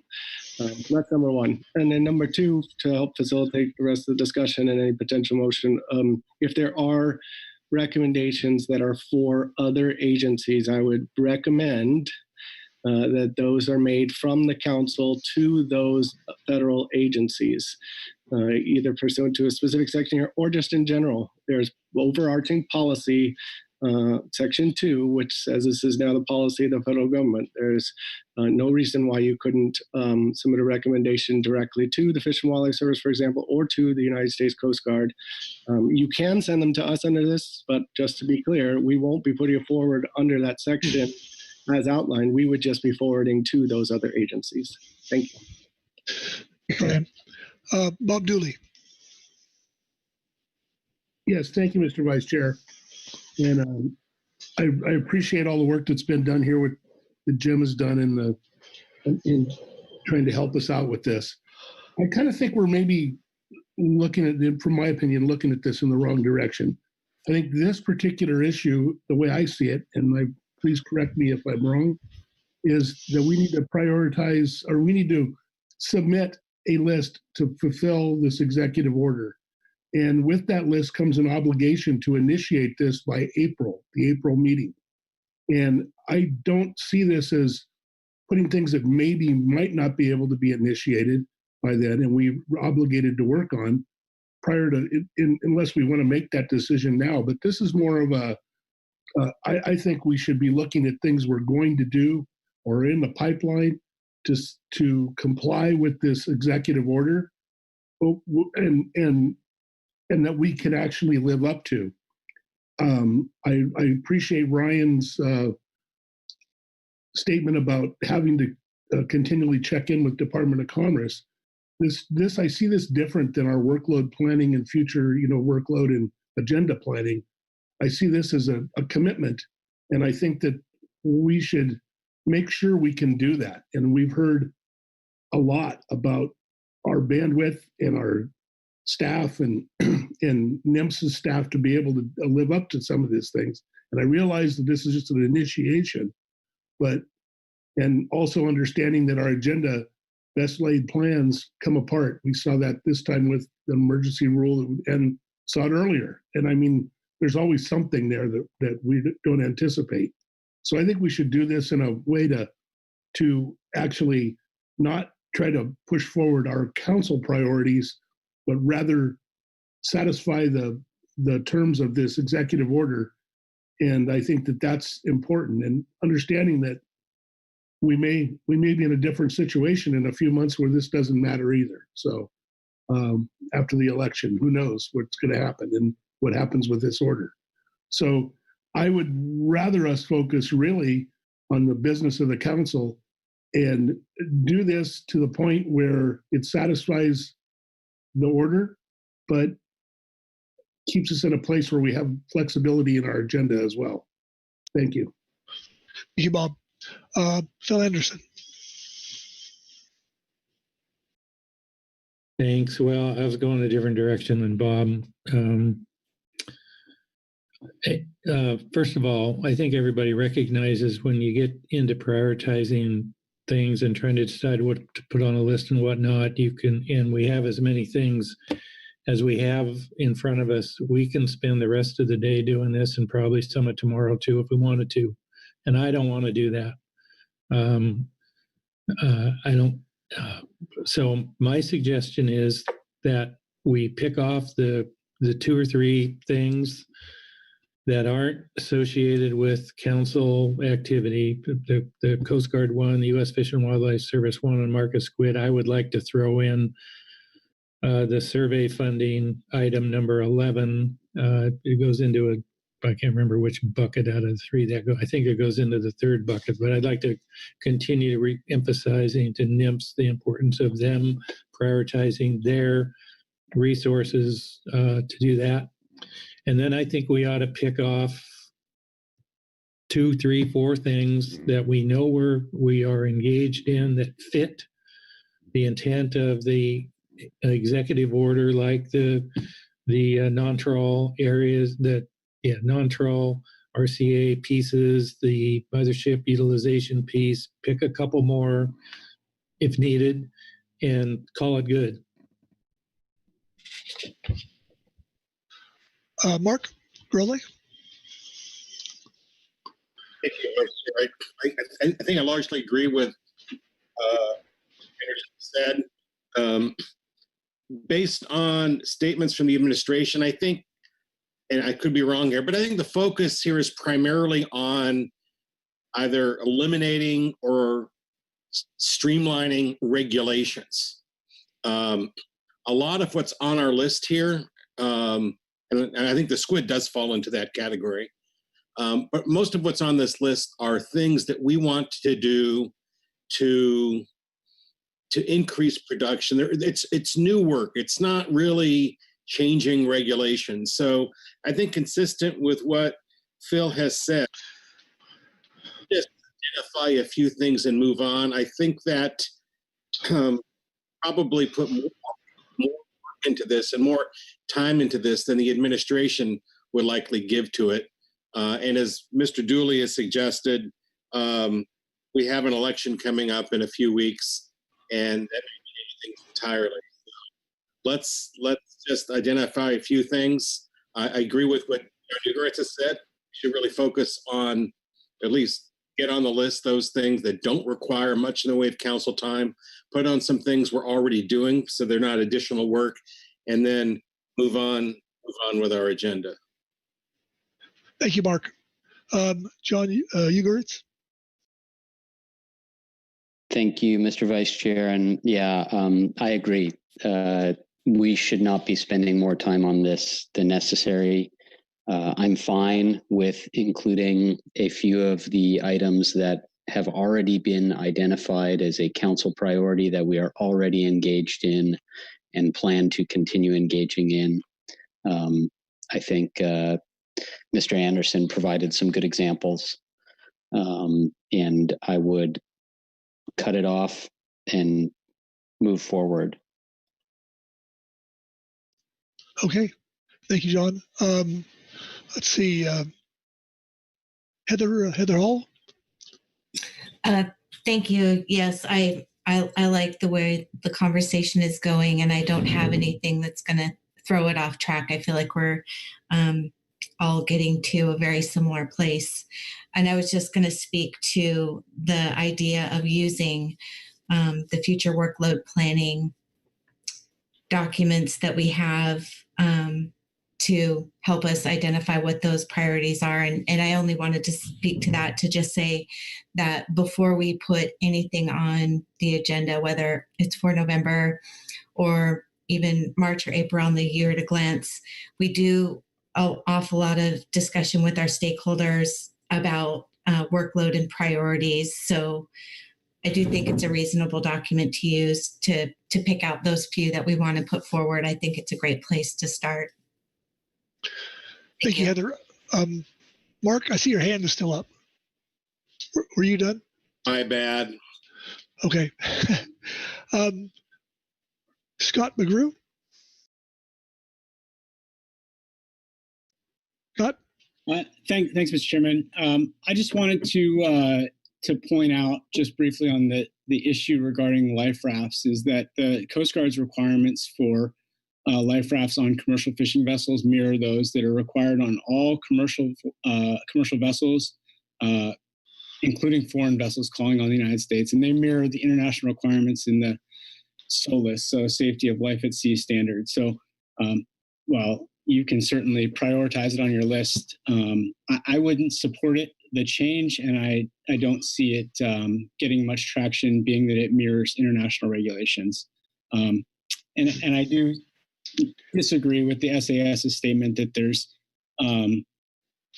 not any benefit to the annual repacking. So I'll just leave it at that. Obviously, we can put it in there if that's what we choose to do, but I don't think that that's the direction that will likely go. Thank you, Scott. Okay, David Tusher. Thank you, Mr. Vice Chair. I just wanted to make a quick statement about the market squid issue and believe that it does meet the intent of the executive order and support having it on the list, and believe that it won't add a lot to the council agenda. Okay, thank you, David. Marcy? Yes, thank you, Mr. Vice Chair.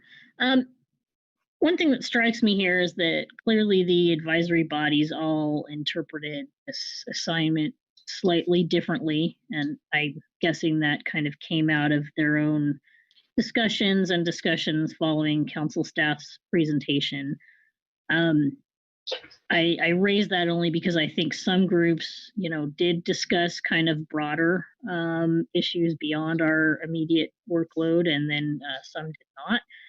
And I guess maybe I would ask if Chuck Tracy can maybe remind us. I think I recall us being in a pretty similar place with a discussion we had a few years back on research and data needs, where we found ourselves with a huge set of recommendations of priority needs and our own challenge trying to figure out how to move forward with the copious amount of advice. And I don't know, maybe Chuck, if you can help remind me how we maneuvered our way through that. I'm just wondering if that might be useful for us to think about. Thank you. Chuck? Thank you, Mr. Vice Chair. I'm not real hopeful about my answer addressing the need that you identified, Marcy. But yeah, so at the last research and data needs process, we did our usual run through with all the advisory bodies headed up by the SSC subcommittees to identify issues and topics that needed to be addressed, review the old ones, set them in a certain priority order, and put them in a 280-page document. At the CCC meeting, we had quite a bit of discussion about research and data needs, and among the observations were that we were the only ones with a 280-page document. And most people had a much more streamlined process. And in particular, the North Pacific had engaged Pacific states to develop a database to keep track of those things, to enter them in, make sorting easier, make prioritization easier, and access much more streamlined and available to people that needed it, like the science centers and researchers and those sorts of folks. So we embarked on a contract with Pacific states to that will essentially add us to that database. So they have started that process. They've actually moved quite a bit ways down the road on that process. We'll be getting an update if the council keeps it on the agenda in November. Again, to basically put everything we've got in our document into the database. And then we will be refining that and having the council SSC and the other advisory bodies weighing in on prioritization process for that once we get it established. So that's how we got out of that. That's how we're not out of it yet. That's how we attempted to address that issue with research and data needs. Thank you, Chuck. You're right. I appreciate the recap, but I guess that's not going to help us move forward here today. I was hopeful, but not to be. Thank you so much. Okay. I saw Maggie had her hand up earlier, but she took it down. Maggie. Thanks, Vice Chair. I think that we may have interest also in discussing the aquaculture aspect of this, but perhaps we want to do that separately. And potential comments on the aquaculture elements of the executive order. Okay. Anybody else?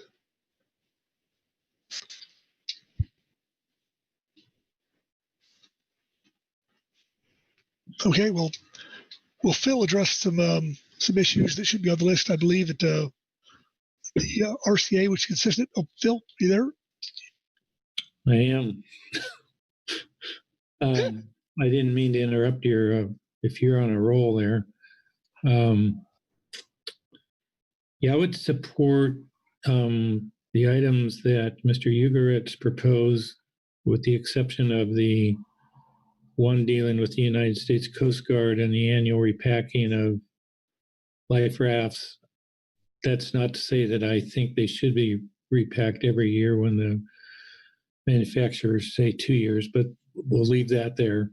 But the U.S. Fish and Wildlife classification for squid, the non-trawl RCA piece, and the mothership utilization piece, and wherever the right spot is for the survey funding, and it's all its linkages to our ability to offer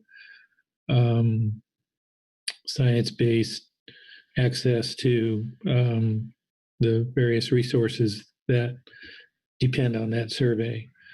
And I would put that out there as, rather than make a motion, I would put that out there as our council guidance to staff to put together as a response to the executive order, notwithstanding the additional discussion on aquaculture. Okay. Wonderful. Maggie.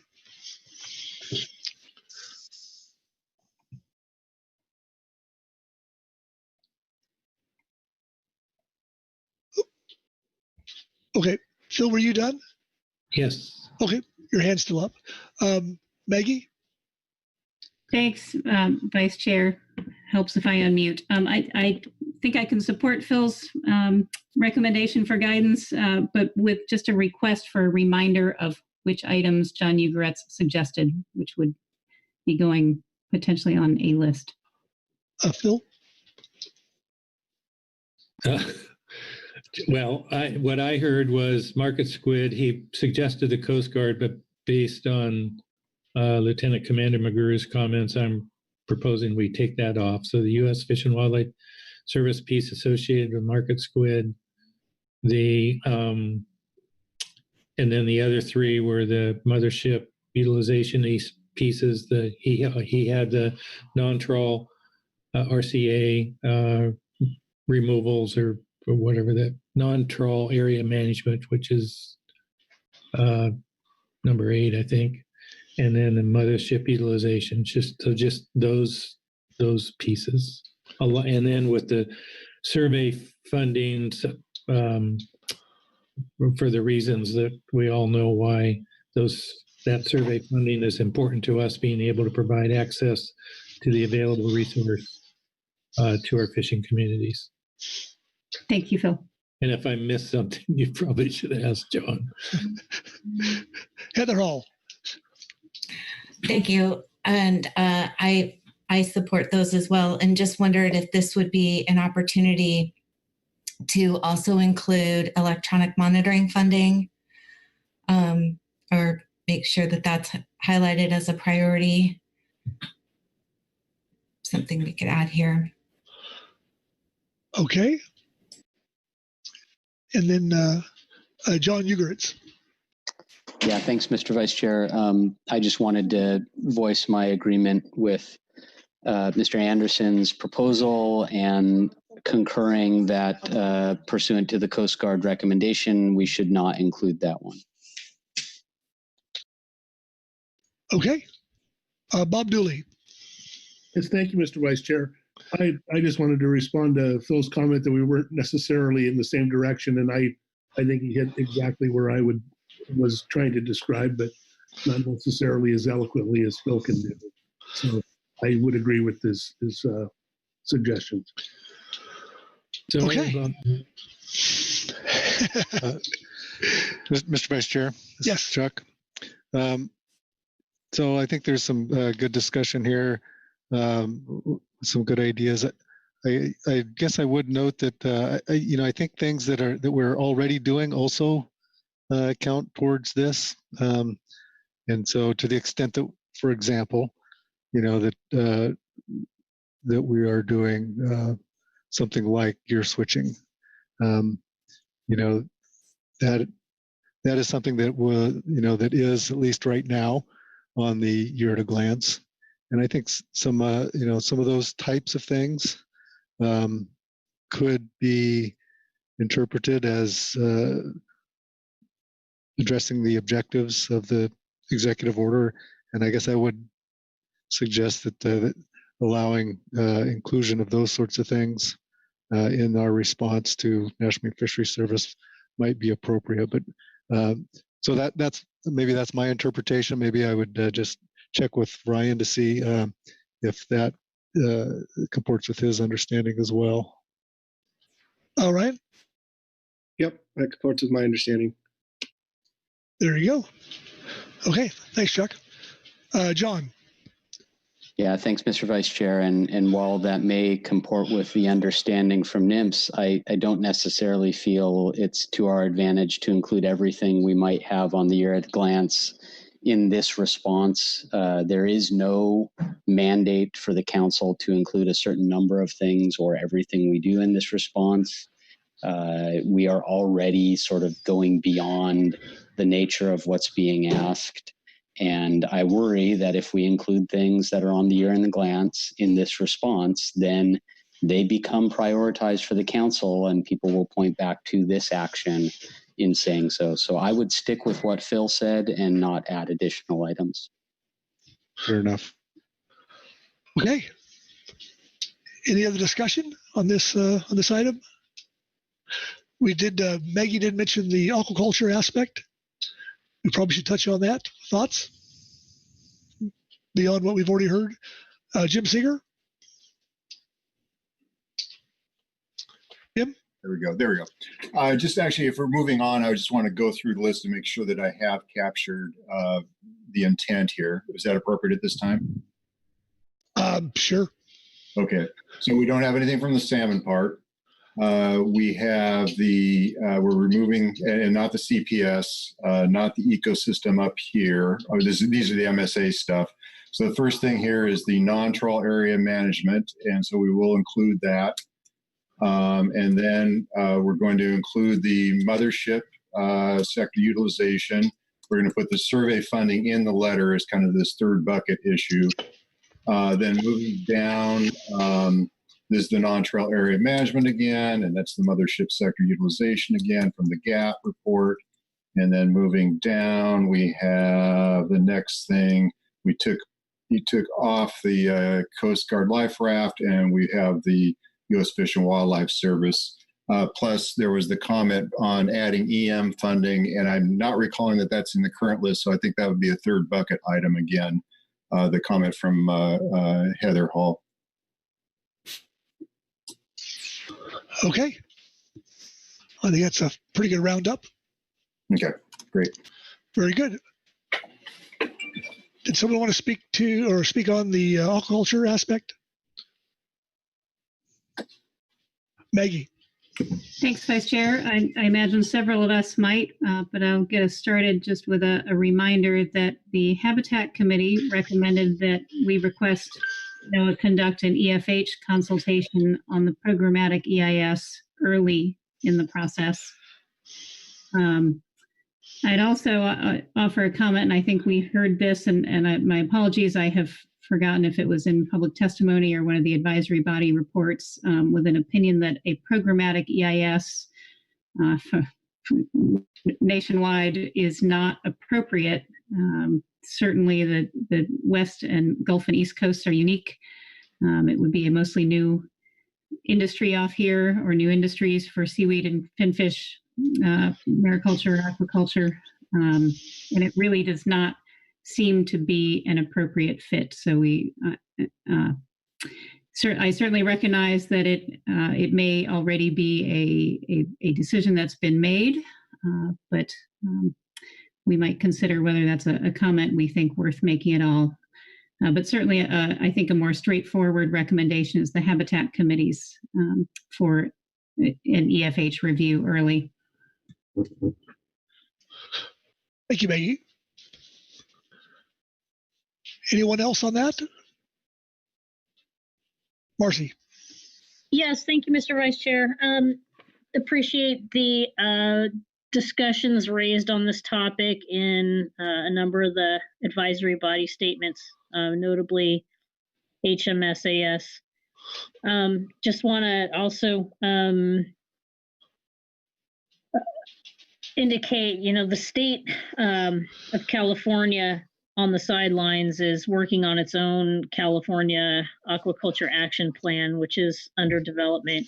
And it's important that the AOA siting process and the developments in federal waters for finfish aquaculture, the two processes be aware of each other and communicate and coordinate. And I know there's lots of reference to that in the NIMS reports about the intent to work with state partners. And, I guess the only overarching remark I have is not, we're interested in going slow and doing it right, and making sure that we have the time to properly invest and engage in the siting process and the marine spatial planning exercises that are underway. Looking at the EO and the timelines involved with regard to aquaculture and the progression of steps relating to the AOA proposed for Southern California, it's a very ambitious timeline, and I guess, with something so important to our EEZ resources, I would just, recommend that we make sure that things are done thoughtfully, and that the consultations and reviews are not shortchanged. So, again, on the state side, finfish is not the priority. That's something that's going to need to be, I think, looked at carefully as the federal waters projects proceed. I appreciate the work that we have done to date in our council arena to discuss proposals that are on the, nearer term horizon that are not part of the AOA process.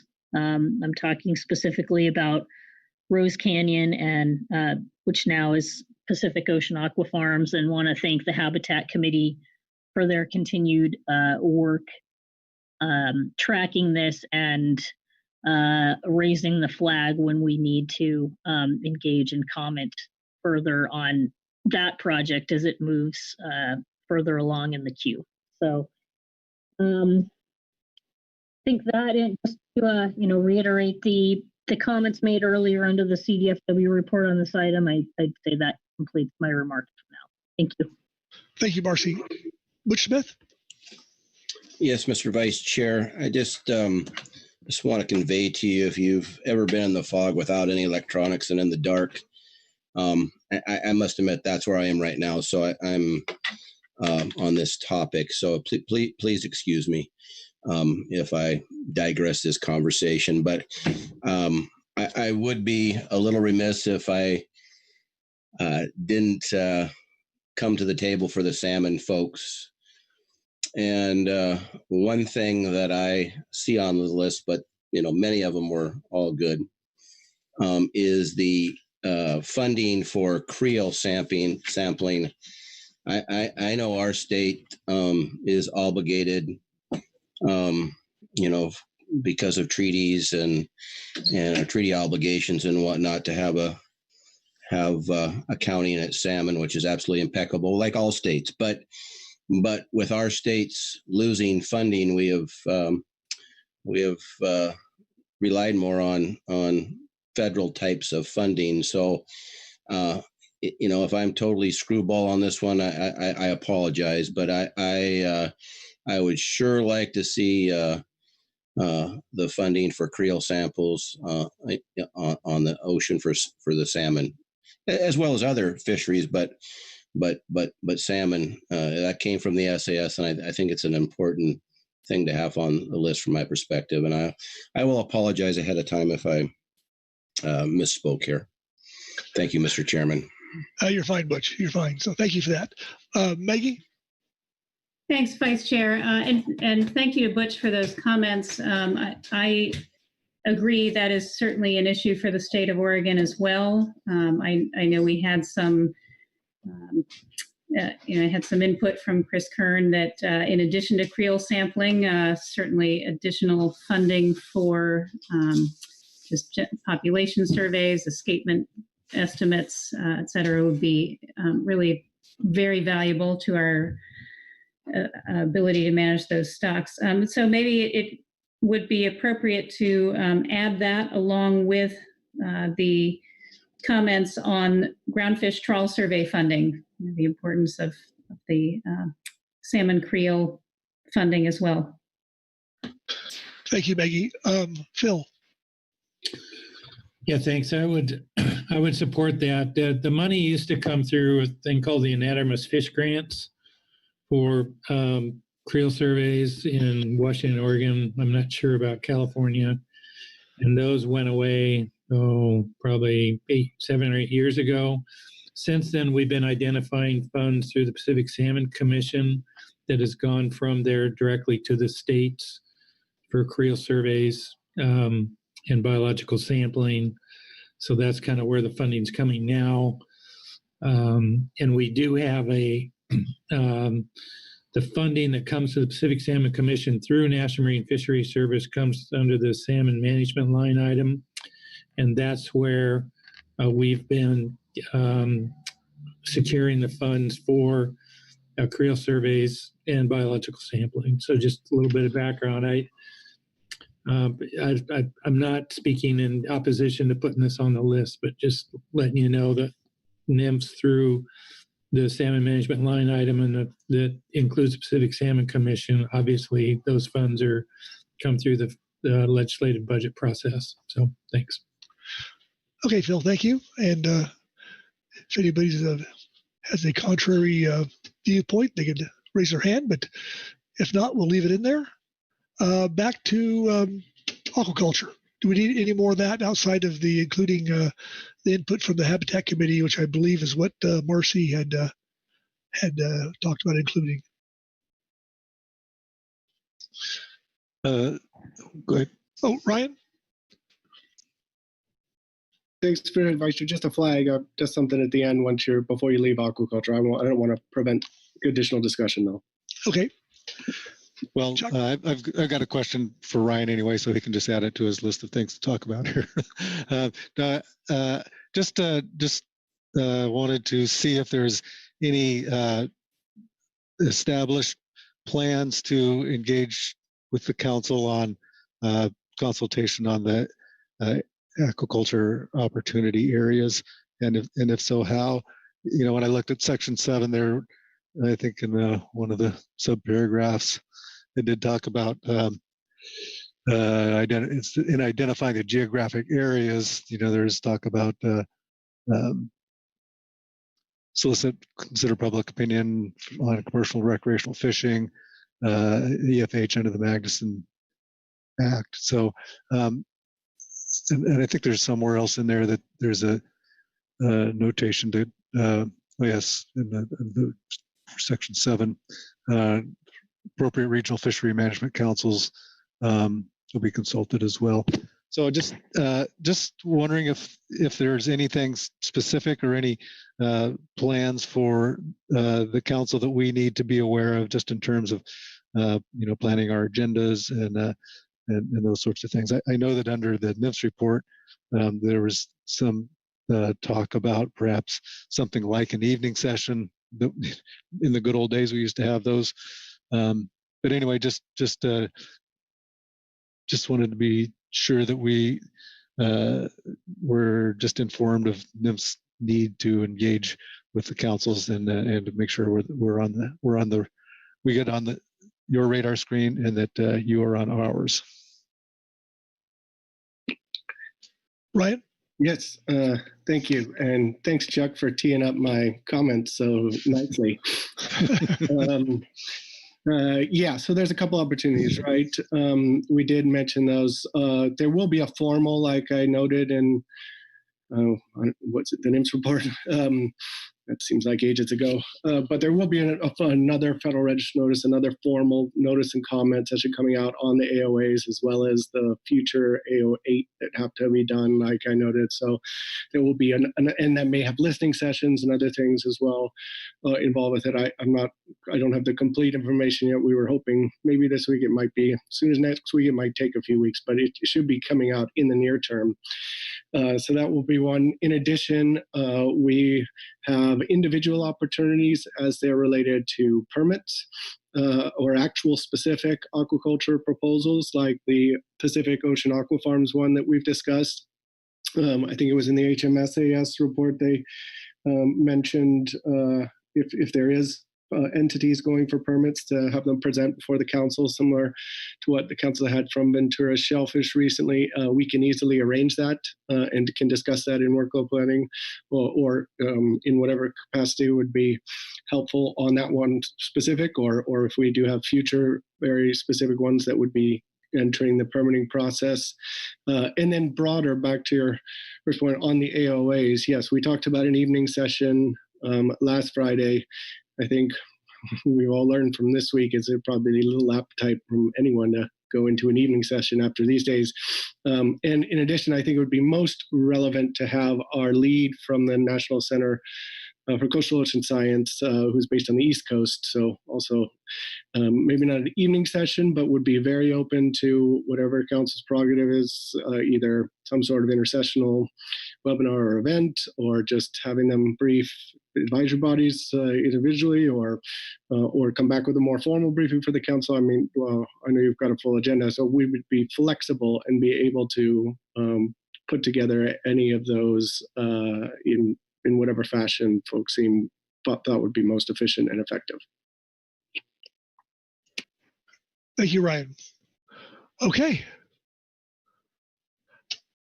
Looking at no hands. Jim, do we have enough on the aquaculture from what we heard to finish this up? Thank you, Mr. Vice Chairman. Let me kind of made a few notes here, see if we can pop them down. Oh, well, got a little formatting thing going there, but I've got this, don't wordsmith this, there's basic ideas that we want to include a recommendation for an EFH consultation on programmatic EIS as early as possible in the process. I think that's supposed to say. Also note early in the process. Okay. Okay. All right. Also note that nationwide EIS might not be appropriate because of regional differences. Aquaculture opportunity areas proposed for Southern California is a very ambitious timeline. The process needs to be done thoughtfully, and consultations and reviews should not be shortchanged. Then I've got to note that the State of California is working on its own aquaculture plan. There should be communication and coordination between the processes. And then on the last discussion point about the comment periods, I wondered if you wanted to include something to the effect that a request that any comment period on aquaculture opportunity areas or programmatic EISs, et cetera, that are intended to solicit comments from the council include dates during which there is a scheduled meeting of the Pacific Council. Well, it seems practical. I see Louis has his hand up, and then followed by Marcy. Louis? Thank you, Mr. Vice Chair.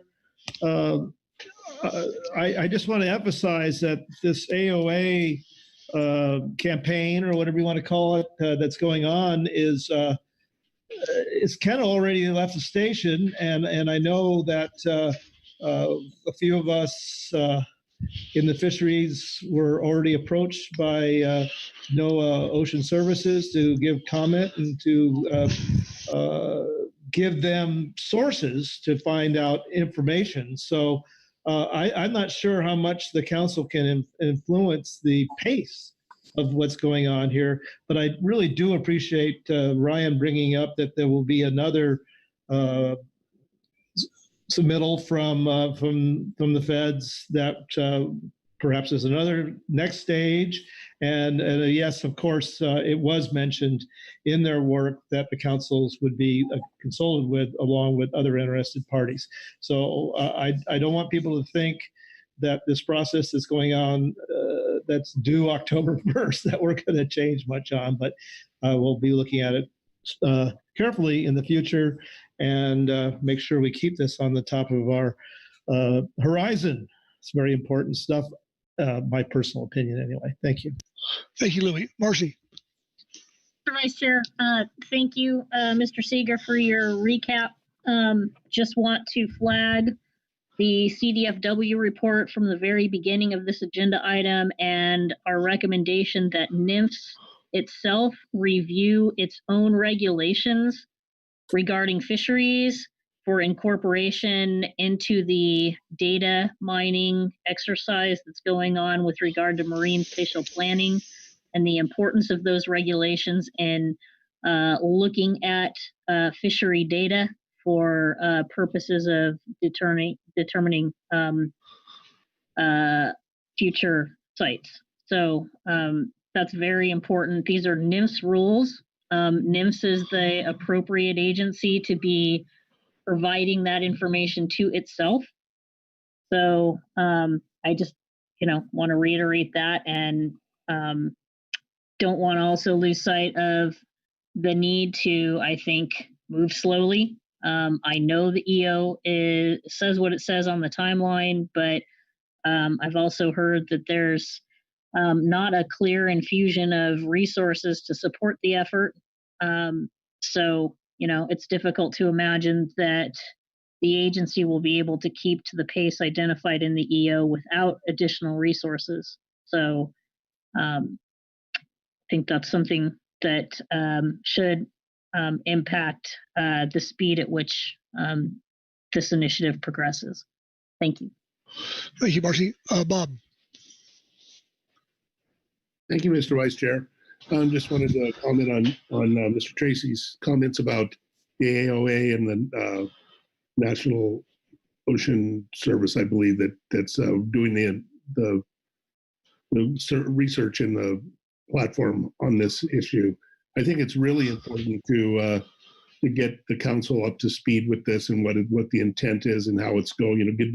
Dig a little deeper. And I think we mentioned it earlier in the week about a possible presentation by the lead of that, and I would support that. I think it's we heard that this is there's a deadline, but it's not closing the door. It's closing the door for this particular AOA in Southern California and how they proceed, but the database and the work on that is a living, breathing document, and I think we need to make sure, as Marcy mentioned earlier, about all of the regulatory constraints that have been placed on our fishing efforts and how they're not representative in that think we may be able to actually add a complete different layer on that database. So I think it's important for us to understand what they're doing, the context they're doing it, and I would support some type of a presentation whenever we can fit that in.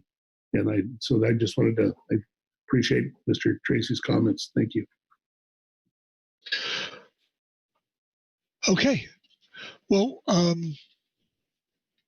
with that, we've got some material here on the screen to move forward with. Unless someone has something to add to it, Jim, you want to finish this up for us and affirm that we're done?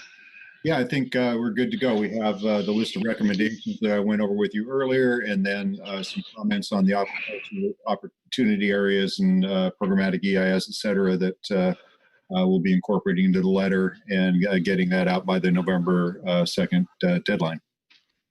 Very good. Well, that concludes this agenda item then, and we thank you, and thanks everybody for all their good work on this. And with that, I'm going to hand this the gavel back to our chairman, Chair Gorelnik. Mr. Vice Chair, just a quick note that with the council's indulgence, council staff will be drafting this letter and sending it to National Fisheries Service prior to the November council meeting. And so I guess I just want to be sure that we have that blessing from the council to do that, or if you would prefer to see the product through a quick response process, I guess. Something we should have thought about earlier, but. Phil? I support blessing Chuck and the council staff to do that without further review by us. Okay. Anybody else on that? Very good. Thank you, Chuck. Okay. So with that, I'm going to hand the gavel off to our chairman. Mark, take it away. Thanks, Brad, for working us through that agenda item. It was not easy.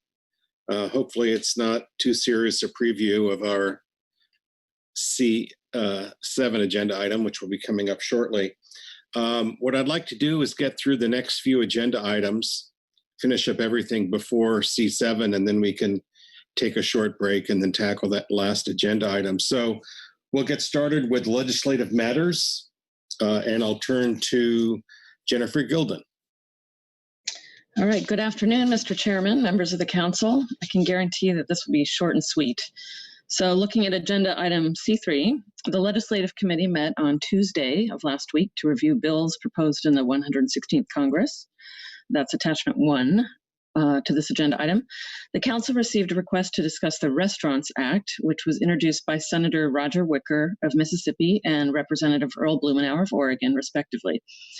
The bill would establish a $120 billion revitalization fund to help independent restaurants deal with the long-term structural challenges facing the industry because of COVID-19, and to support the reemployment of 11 million workers. So council action is to consider the legislative committee report and recommendations. We have attachment 1, the staff summary of federal legislation, and then we have the supplemental legislative committee report. We do not have any reports from advisory bodies, and I don't know of any public comment. So if you would like, I can go ahead and read the supplemental legislative committee report. Please. Okay. The LC met on Tuesday of last week. I'm going to skip the attendance. The LC first heard a staff review of recent federal legislation. The LC received an informal request to discuss the Restaurants Act, which would establish a $120 billion revitalization fund to help independent restaurants deal with the long-term challenges of COVID-19. There are no clauses specifically relating to seafood or fishermen. The program would only run through December 31st, 2020, and then any leftover money would be deposited back into the Treasury. On August 3rd, 2020, the council received a written request from a Senate staffer asking for a letter of support for the bill. Because the bill did not refer to fisheries or council management, and to avoid the appearance of lobbying, the LC chose not to draft a letter responding to it.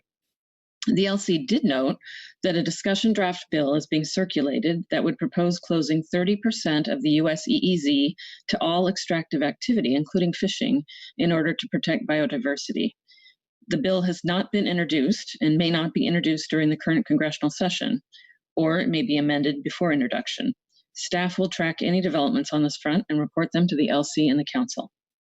Future meetings. Although it is unlikely that there will be substantial congressional activity before or between September and the November Council meeting due to the election, the LC recommends putting a placeholder in the October meeting agenda in case the biodiversity bill referred to above moves forward. And that's the end of the report.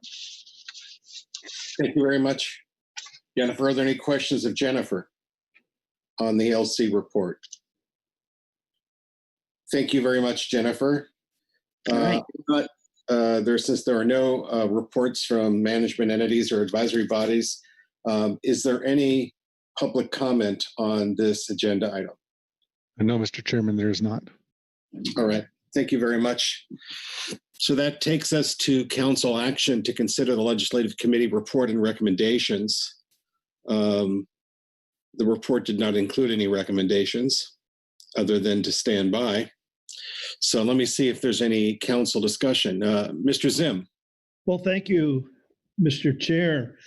I just wanted to comment that a similar bill came up in the state legislature involving the 30% set aside of lands or waters, and was met with very strong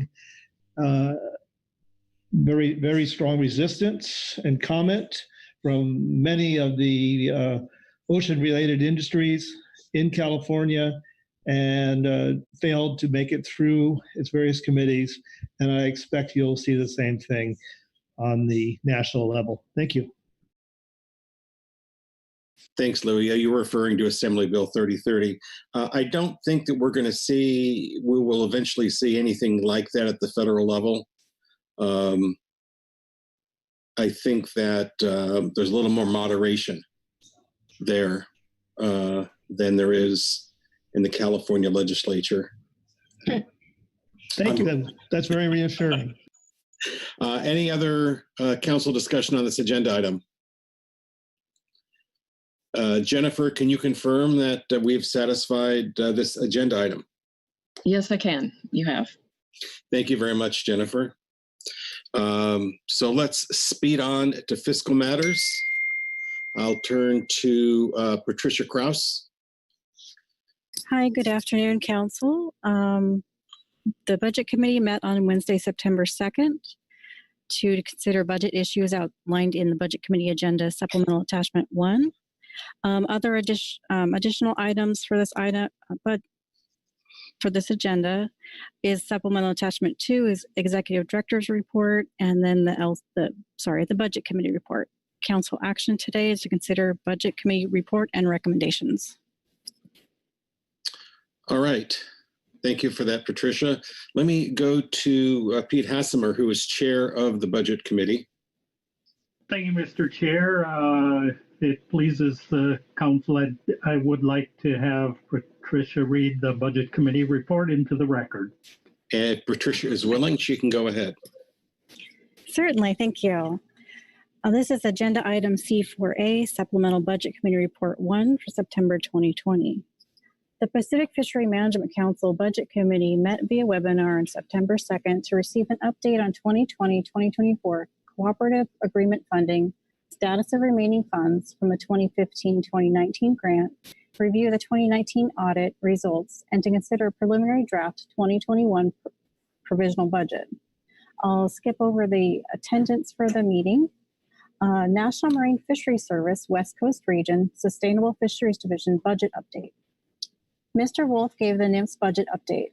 The fiscal year 21 budget has been approved by the House and is waiting on Senate approval, but priority has been given to COVID stimulus package prior to fiscal year end. There is work being done on a continuing resolution as either inside the stimulus package or as a standalone item. If a CR is not approved, NIMS will begin discussions of an October shutdown in mid-September. The appropriations delay has also impacted the timing of the HQ funding funding of projects and may delay any applications for regional requests for proposals and receiving approvals for hiring. COVID has had an impact on workload for staff working at a limited capacity, but the region may have the ability to backfill positions when authorized. There was discussion of Executive Order 13921 with regards to the staffing capability of the region for aquaculture initiatives. Executive Director's Report. Mr. Chuck Tracy presented the status of the 2015-2019 grant funds that are remaining as a 2021 no-cost extension of $2.8 million. Council staff does not expect the entire budget to be fully spent out by the end of 2020 and will be applying for another extension due to COVID. Council staff will track and prepare application for extension when funds remaining are able to be estimated more closely with a tentative deadline of mid-October for submission.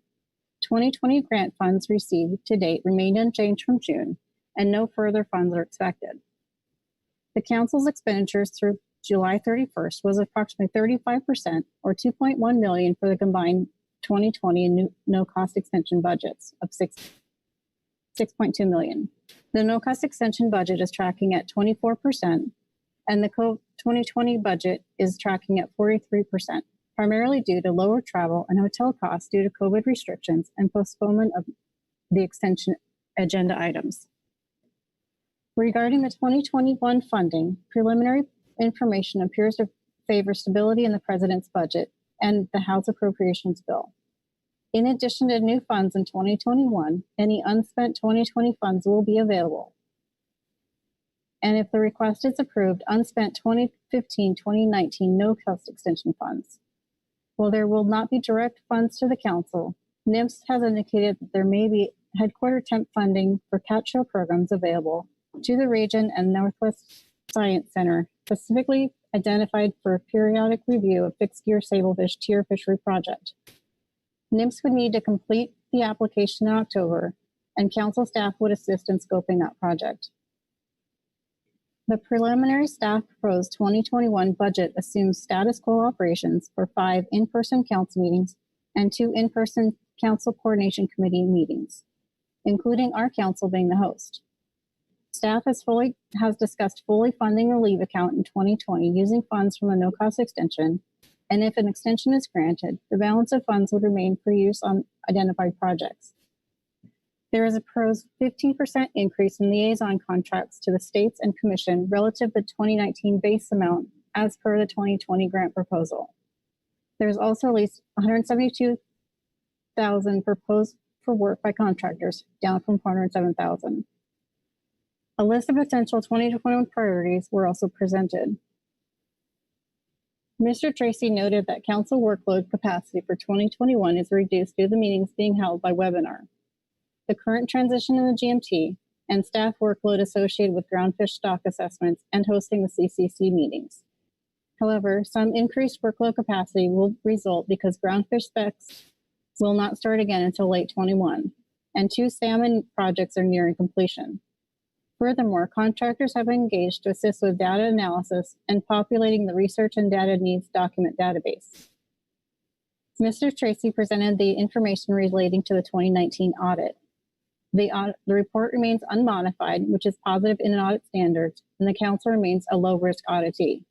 He also noted that the council has retained the same audit firm, McDonald Jacobs, for audits through 2023. Budget committee discussion on activities. The VC discussed the state liaison contracts in light of continuing impact of COVID workload constraints. While the 15% increase is appreciated, the council's priority items are requiring more support of state agency staff for the development of analysis and recommendations that are needed for council action. Contractors working with regional fishery management organizations are tentatively planned for 2021, and staff expects there will be changes to the scope of work based on decisions made at this meeting. There was BC support for council staff to assist NIMS with its fixed gear sablefish tier fishery funding proposal and supports the items shown in the 2021 potential priorities list, which is in agenda item C4A supplemental attachment 2 for future budget development. The ongoing consideration of executive order 13921 will likely provide more information regarding near-term priorities and workload. The BC recommended approval of the 2019 audit results and appreciated the effort from staff on the work to maintain consistent audit results. The BC discussed the newly changed membership as Mr. Gorelnik was added as a member and Mr. Anderson was reappointed to the committee as the Washington voting member. The BC recommended the at-large position remain vacant at this time. Mr. Hassmer was reelected to the position of chair of the BC, and Mr. Pettinger was elected to the position of vice chair. Expectations for the November BC meeting were discussed, and tentative plans to hold the next meeting the week of November 2nd in advance of the council meeting. Items to be discussed at that meeting would include recommendation of a 2021 provisional budget for approval by the council and review of the no-cost extension application. Budget committee recommendations: approve the 2019 audit results. Number 2, recommend a November 2020 BC meeting to discuss the 2021 provisional budget and no-cost extension application. And that completes my report. Thank you, Patricia. Pete, do you have anything further on the Budget Committee? No, nothing further. Just like to take a minute again to thank the council staff for managing all our fiscal needs and passing that audit with flying colors. Thanks. All right, thanks very much for that, Pete. Well, the council action before us is to consider the report. Let's first see, do we have any? We don't have any advisory committee or management entity reports. Do we have any public comment? No, we don't. We do not have any public comment. That takes us to our council action, which is to consider the report and recommendations. And as a reminder, the recommendations were to approve the audit report and to schedule a November Budget Committee meeting. So let me go to Marcy Remco and then Ryan Wolf.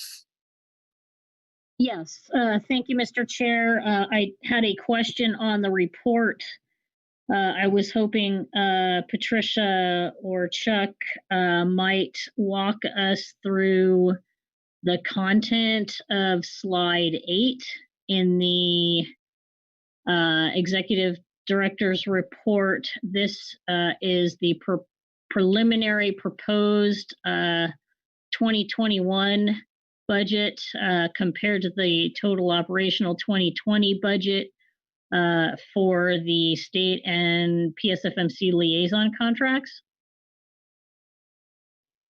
Chuck? Yes, I can do that. So, did you have a specific question, or just you just want me to walk through this in general? Thank you, Mr. Chair. Thank you, Mr. Tracy. I appreciate you pulling the slide up. That's what I was most interested in. And I guess my question is, we have a preliminary proposed amount of 2021 for liaison contracts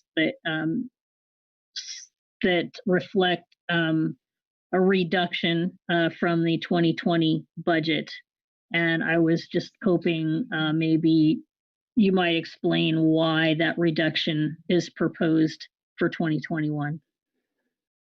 Yes, thanks for the question, Marcy. So in 2020, what you see there is the combined 2020 budget and the no-cost extension budget. We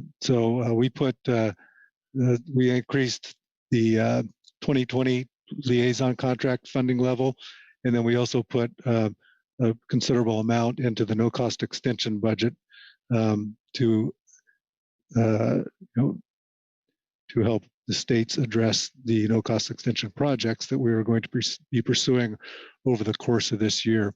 This was it was kind of it's a one-time opportunity when we come to the end of our 5-year grants and start with the next year grant. We took advantage of that. It was increasing state funding. The liaison contracts was identified in our grant proposal. And so we wanted to follow through that the best way we could. So that's what we did. So then when we go back to 2021, so this is still assuming that all of the no-cost extension funds will be spent out by the end of 2020. So that increase in state liaison contract funding would not be available in 2021. But there again, there is a bump up relative to our, our historical base level, if you will, based on 2019. I think it was a 15% increase for 2021 and throughout the rest of the 5-year grant.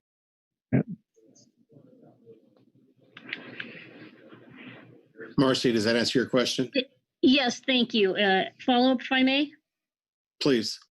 Thank you. I procedurally, I guess I'm unclear how I might do this, but I'm wondering how I would recommend consideration of modification to the preliminary proposed 2021 budget to restore the state liaison contract amounts to what they were in 2020. How would I propose that as an alternative?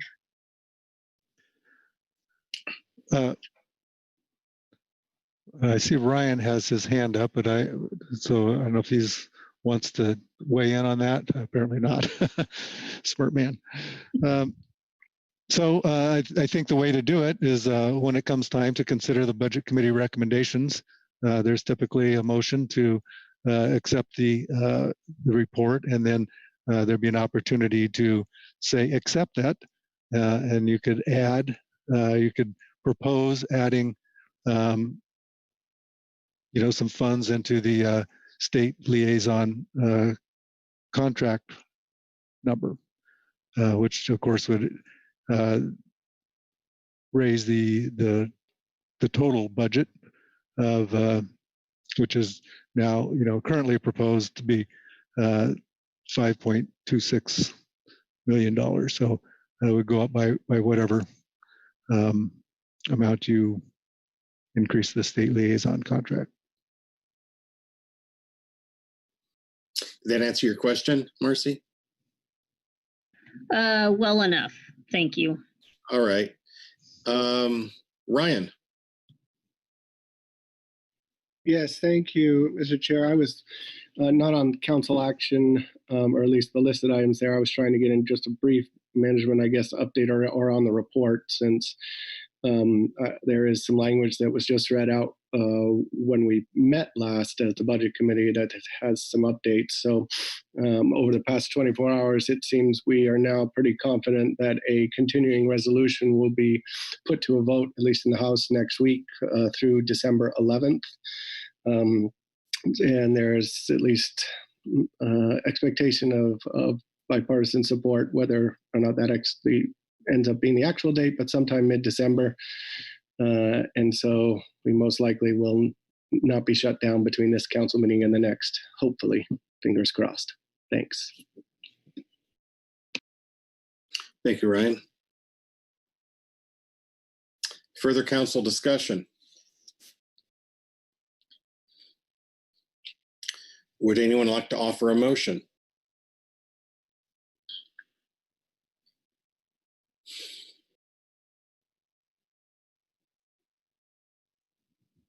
It's late, but I have patience. Pete Hassemer. Thanks, Mr. Chair. I don't know if it's appropriate for the chair of the committee, but I'm proud of the report. So I move that the council, excuse me for 1 minute here, that the council approve the recommendations of the budget committee, which includes the audit and 1 second, and so Sandra can get this. Let me start over. I move the council approve the 2019, approve the Budget Committee recommendations as presented in Agenda Item C4A, Supplemental Budget Committee Report 1, September 2020, which includes the audit.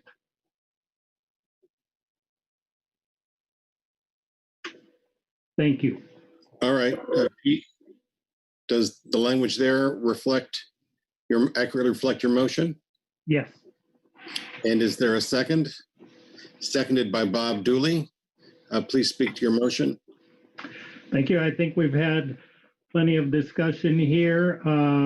There was discussion about the amounts in the liaison contract for 2021. I think that's still open for discussion. This is the staff proposed budget that the committee would look at developing a provisional budget in 2020 for 2021 at its November meeting. The November meeting was part of this recommendation. So I'll leave it there. All right, thank you. Questions for maker of the motion? Bill Anderson. Thanks, Mr. Chairman and Mr. Hassemer. I just wanted to ensure that in the parens, which includes the audit, you're referencing the 2019 audit results.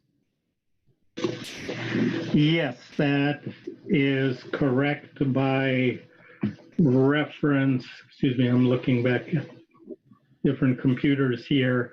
The Budget Committee recommendation is specific to the 2019 audit results. Thank you. Is there further any further questions or discussion? Marcy Yaremko? Not yet.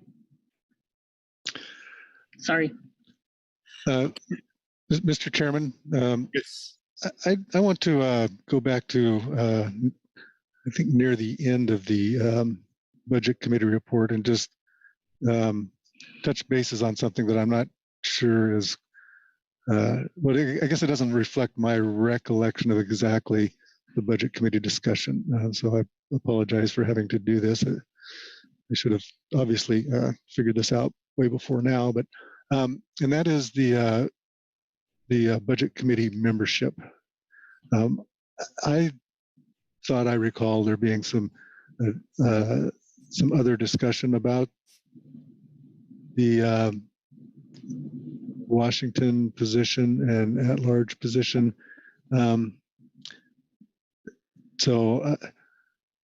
Does anybody else recall anything other than what's reflected in the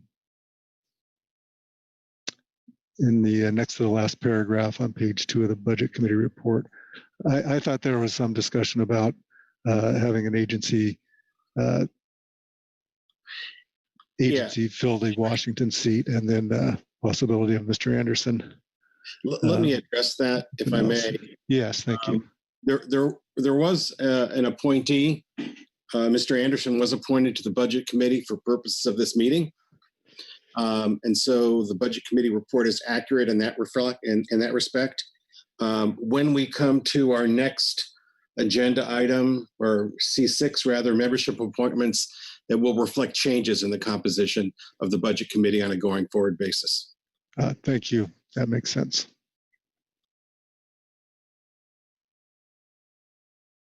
All right, let's go back to the motion at hand. Marcy, your hand is up.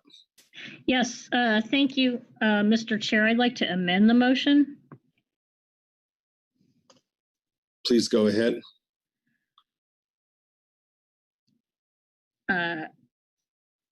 Add from the language on the screen after the period.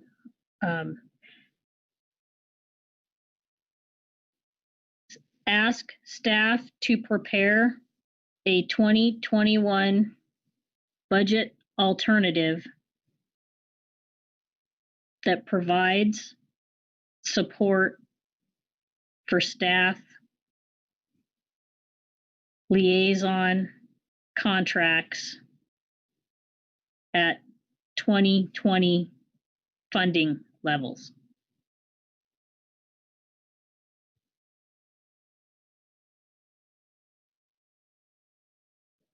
I'm gonna let Sandra dot the I's and cross the T's there. So, Marcy, is that language accurate and complete? If I may, Mr. Chair, may I change the word ask to direct? You may. Thank you. All right, take another look. Are we in good shape there? Yes, we are. Thanks. All right, I will look for a second. Seconded by Corey Niles. Please speak to your motion to amend. Yeah, thank you, Mr. Chair.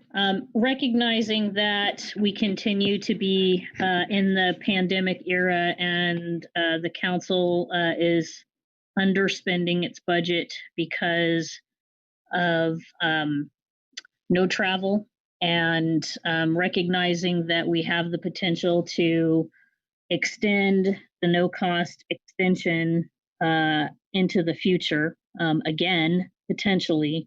It appears that there are additional council budget resources that might once again provide additional liaison support in 2021, similar to the one-time increase that was offered. Marcy, we lost you there. Oh, how about now? I had her the entire time. Okay. Mark, I think we lost you. Okay, it could be on my end here. Very good. I'm only paying for 100 megabyte per second connection, but I'm worth it, I promise. Yeah, so there are available resources in the council budget based on the underspending.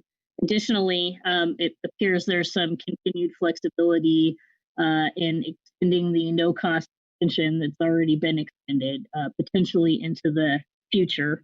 Notably, that no-cost extension budget, as reported in the Budget Committee report, is only spent at levels of 24%.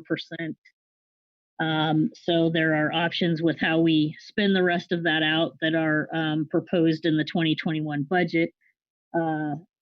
Likewise, the 2020 budget, we are coming in at 43%, and it is already mid-September.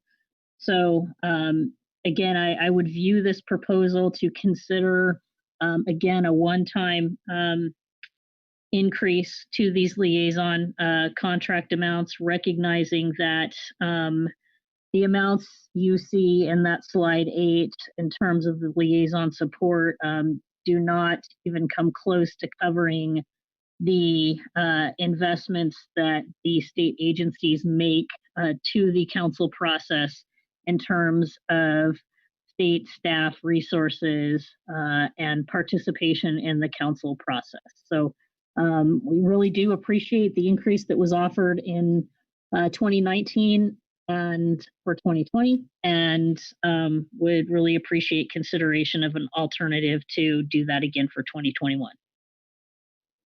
Thank you, Marcy. Are there questions for Marcy? Corey Niles? Not a question, Mr. Chair, a comment, but I can hold off there. Well, I just want to see if there are any questions from the floor for the maker, and if there are not, then discussion on the motion. Corey. Yeah, just briefly speak in support, and thanks, Marcy. And first of all, thanks to Pete and staff on the budget committee and to NIMS.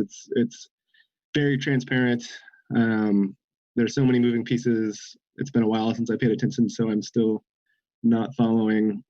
So I really appreciate just having this alternative for us to think about for the next step. So again, thanks for the excellent work, and thank you, Marcy, for your expertise and prompting us to have another look next time. Thank you. All right, Maggie. Thank you, Mr. Chair, and thank you for the motion, Marcy. ODFW agrees with your comments.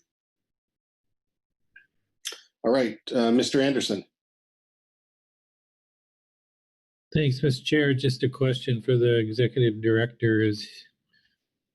provided this amendment passes along with the main motion, will you be developing a budget proposal that stays within the total of the preliminary proposed 2021 budget? Or I thought I heard in some previous comments that you just made that you would be adding to the total budget in order to accommodate this this request. Can you enlighten me on that? Thank you, Mr. Anderson. So absent any direction to change any other aspects of the proposed provisional budget, I guess the answer is no. While I will say that we will be updating that number based on the outcome of this meeting and our expenses to date and those sorts of things. That number is expected to move a little bit either regardless, but again, unless we hear something like, well, we don't plan on attending some RFMO or some other assumption that goes into the budget, then I guess the answer is we would just be adding to that total proposed 2021 line. Further discussion on the amendment? Not seeing, and I will call the question. All those in favor of the Yaremko amendment say aye. Aye. Aye. Opposed, no. Abstentions? Zim abstains. Who was that? Louis Zim. Louis Zim abstained. All right. The motion passes. So we're now back to the main motion as amended. Is there discussion? Not seeing any, I will call the question. All those in favor of the main motion as amended say aye. Aye. Opposed, no. Abstentions? Okay, the amended motion passes unanimously. Let me turn to Patricia and or Pete and see if there's any further business.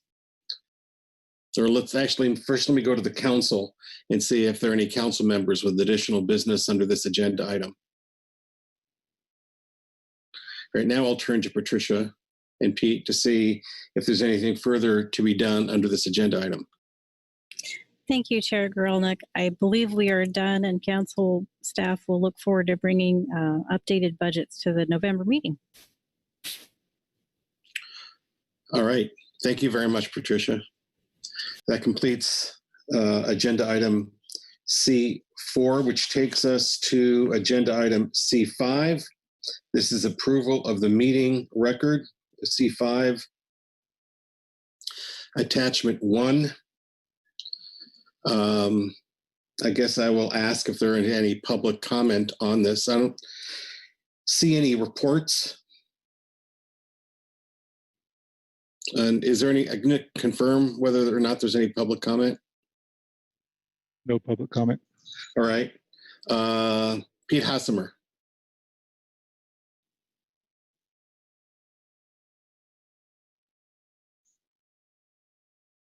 Pete, you're muted. Okay. I would be ready to make a motion, but I don't want to cut off any discussion that might occur on this. Well, I'm skeptical that there'll be any discussion, but let's just give folks one last chance to raise their hand. And not seeing any hands, Pete, I'd ask you to go ahead. All right, thank you. Well, I was telepathically sending something to Sandra, but in case it doesn't get there, there it is already, faster than email. I move the council approve the June 2020 meeting record as shown in C5 Attachment 1, Draft Council Meeting Record, 255th Session of the Pacific Fishery Management Council, June 10 through 12 and 15 through 19 of 2020. Thank you for the motion, Pete. Is the language on the screen accurate and complete? Yes. And I see Virgil Moore has his hand up. I assume to second. Please speak to your motion as necessary. I don't think it's necessary to speak to it. It is complete. All right. Any discussion on the motion? Butch Smith. I just want to inform I will be abstaining because I was not a council member at this meeting, so I will be recording an abstention to the vote. All right. Very good, Butch. All right. Not seeing any other hands, I'll call the question. All those in favor say aye. Aye. Aye. Aye. Opposed, no. Abstentions, we have Butch. Any other abstentions? All right, the motion carries. And I think that completes our business here on C5. Let me see what the pleasure of the council is, whether we complete membership appointments and the COP before we go to break or take a break now. And my inclination would be to go forward. Mr. Anderson? I concur. Louis, do you disagree? No, I do not. I think that's an excellent suggestion. Thank you. All right. Well, let's go on then to agenda item C6, membership appointments and council operating procedures. And I will turn to Mike Berner.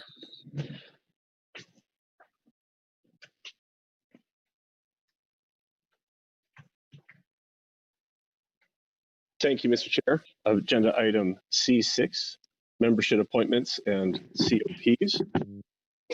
We have a fair amount of business to take care of here, so I will go through it as expeditiously as I can.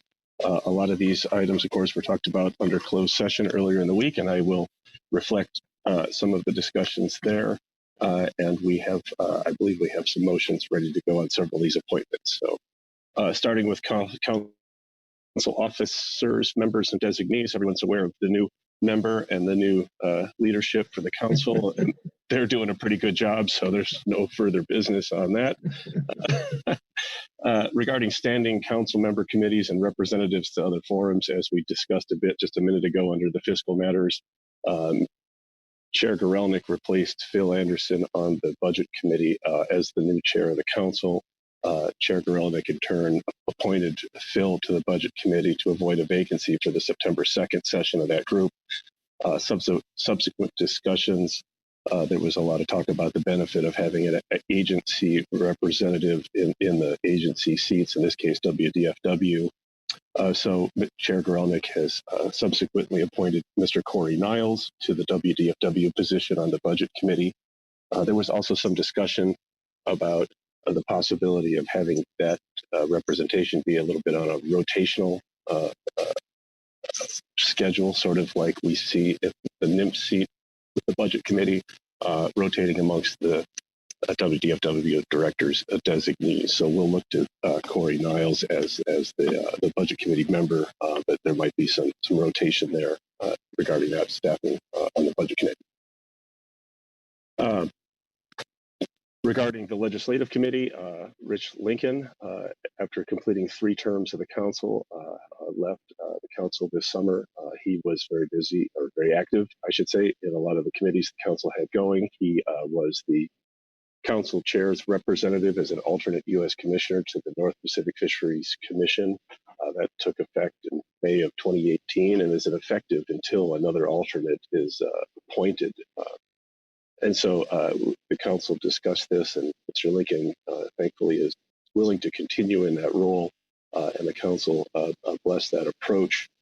So the council will look to Mr. Lincoln continuing in that role. The appointment process is a bit lengthy, so while Mr. Lincoln continues in that role on the interim basis, at future meetings, the council may discuss a successor. But at this time, the plans are for Mr. Lincoln to continue his good work there. Mr. Lincoln was also on a couple of our ecosystem advisory groups, the Ad Hoc Climate Scenarios Investigation Work Group, Climate Communities Core Team. He has expressed interest in continuing on those committees as well, and so the council welcomes that and anticipates his participation there.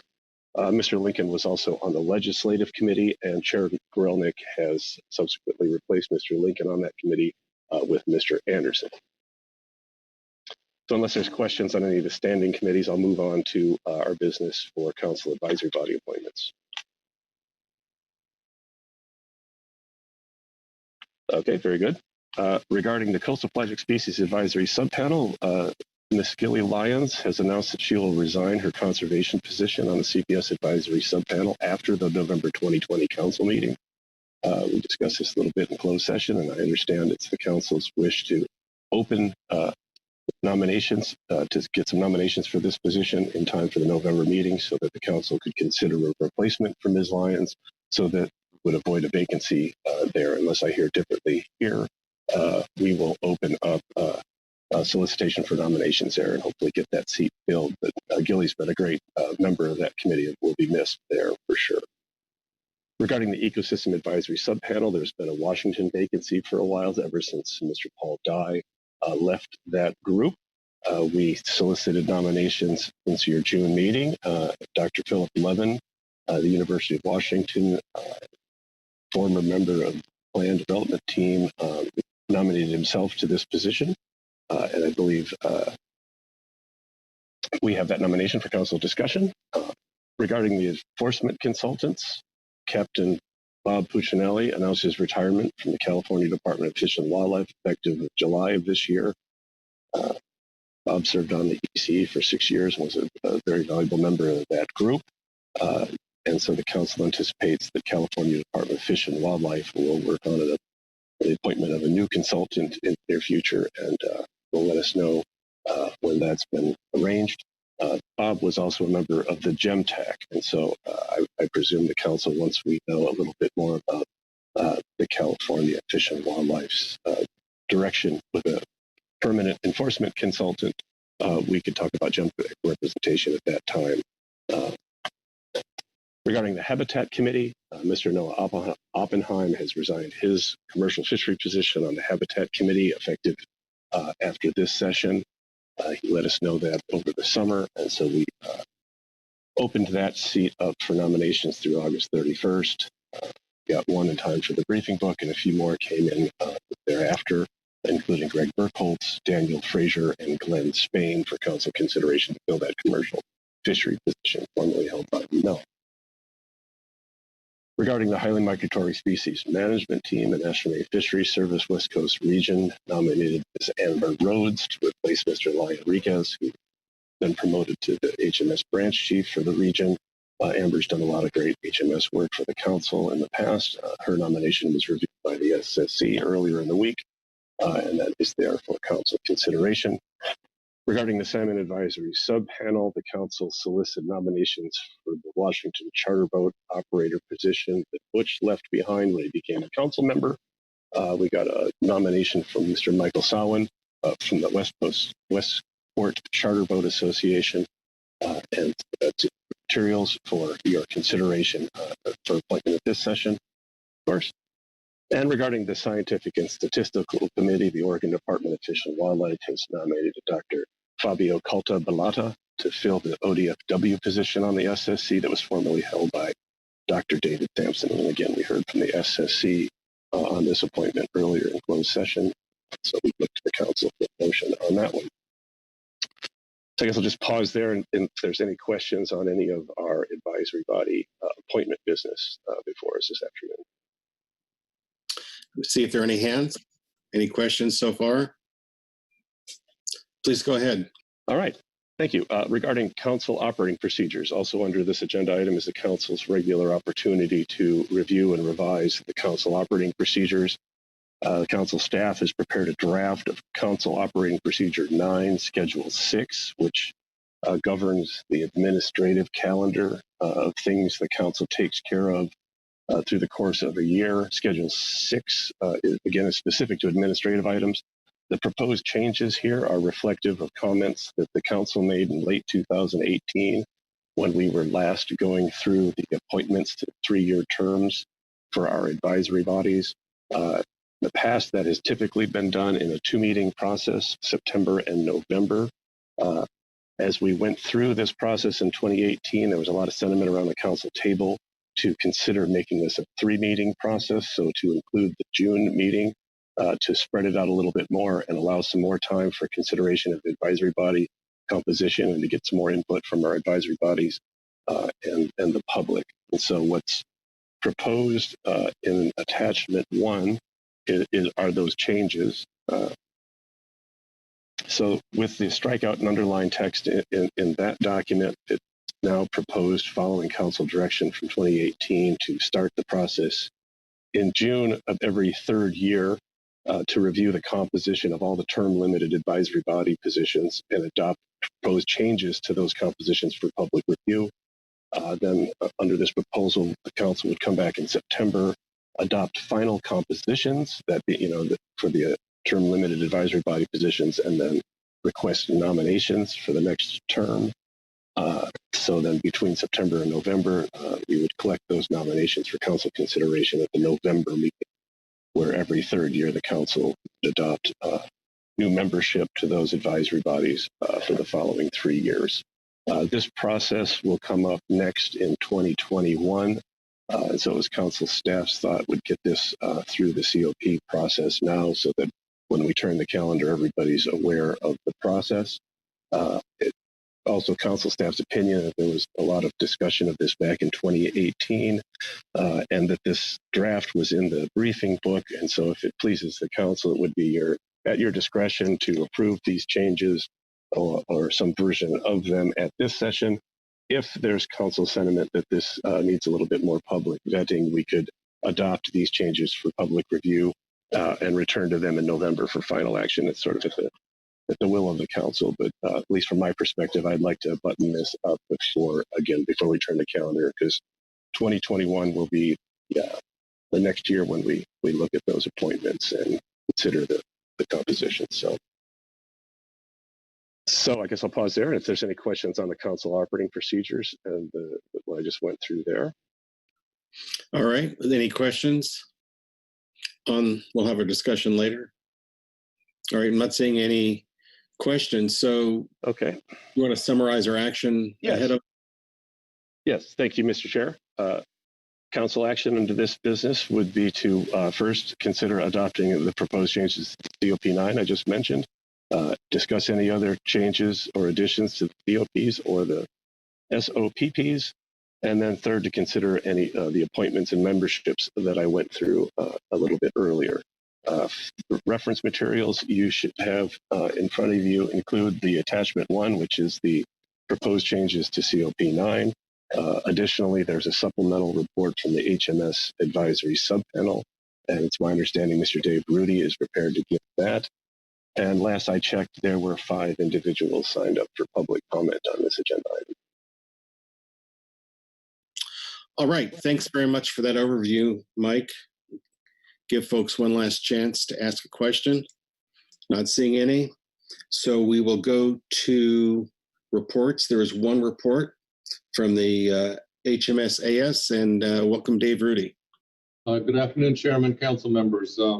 Pretty brief comment, but during the September 2019 meeting, the council adopted its preferred alternative for authorization of a deep-set buoy gear fishery. While we understand this fishery might not be authorized until 2022, the Highly Migratory Species Advisory Subpanel recommends the council consider adding a deep-set buoy gear representative to the advisory subpanel before its authorization, because there is already substantial fishing activity occurring under the exempted fishing permits. Thank you, Dave. Any questions of Dave? I have one, Dave. Are you suggesting we do this now, or are you suggesting we do that as part of our actions next year? It could be part of your actions next year, just to get it on your radar, and so you're aware of it and planning for, at least start some discussion of it. All right. Thanks very much, Dave. Any questions of Dave? Thanks, Dave. So that completes our report, singular, and takes us to public comment. And Corey Ridings, followed by Mike Conroy. Good afternoon, Mr. Chair and council members. This is Corey speaking today on behalf of Ocean Conservancy, Audubon, and the Pew Charitable Trusts. We want to offer our support for the formation of some sort of ad hoc group to address offshore development. Wind and wave energy, aquaculture, and other possible extractive activities will impact fisheries habitat and coastal communities. We need to make sure that fisheries interests have a seat at the table and that transparency in these processes is just the most important issue. This problem is not new. The East Coast has gone through this process and we can learn from them. Council Ad Hoc Committee will help fishermen and fishing industry representatives understand early and often the complexities of offshore development and make sure that all parties know when and how to engage.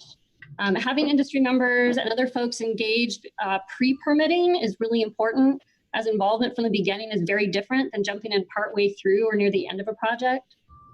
It's also important that any planning efforts include industry members and interests from across the entire region. Just because a project is in one geographic area, it doesn't mean that other fishermen and other communities aren't going to be affected. As mentioned earlier today, there have been other efforts, including state efforts underway that support ocean planning and some of this thinking. We support all these, but we think that more coordination and transparency is still needed. As evidenced by discussions I've had with multiple people around this meeting and before this meeting, there's a lot going on in aquaculture and wind energy on the West Coast that folks just don't know about. We have a lot of concerns about habitat damage, including damage from potential transmission cables that connect energy projects to shoreside infrastructure. Similarly, we have concerns about aquaculture facilities and their impact on habitat, both on the seafloor and in the water column. Concerned about science and surveys.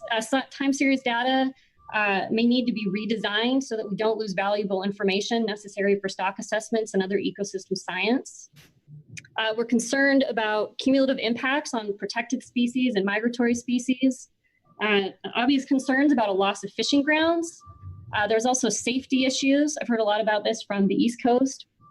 And finally, transit issues around areas that have been set aside and can pose risk, danger, and change the economics for different fishermen.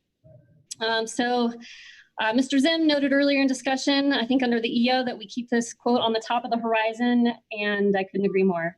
So thanks for your time. Happy to answer any questions.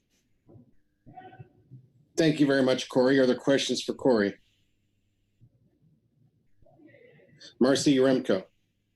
Thank you, Corey, for your testimony. It sounds like your advice is consideration of an ad hoc group that would advise the council on offshore development projects for the purposes that you outlined in your testimony. Do you have thoughts about who would serve on the ad hoc group?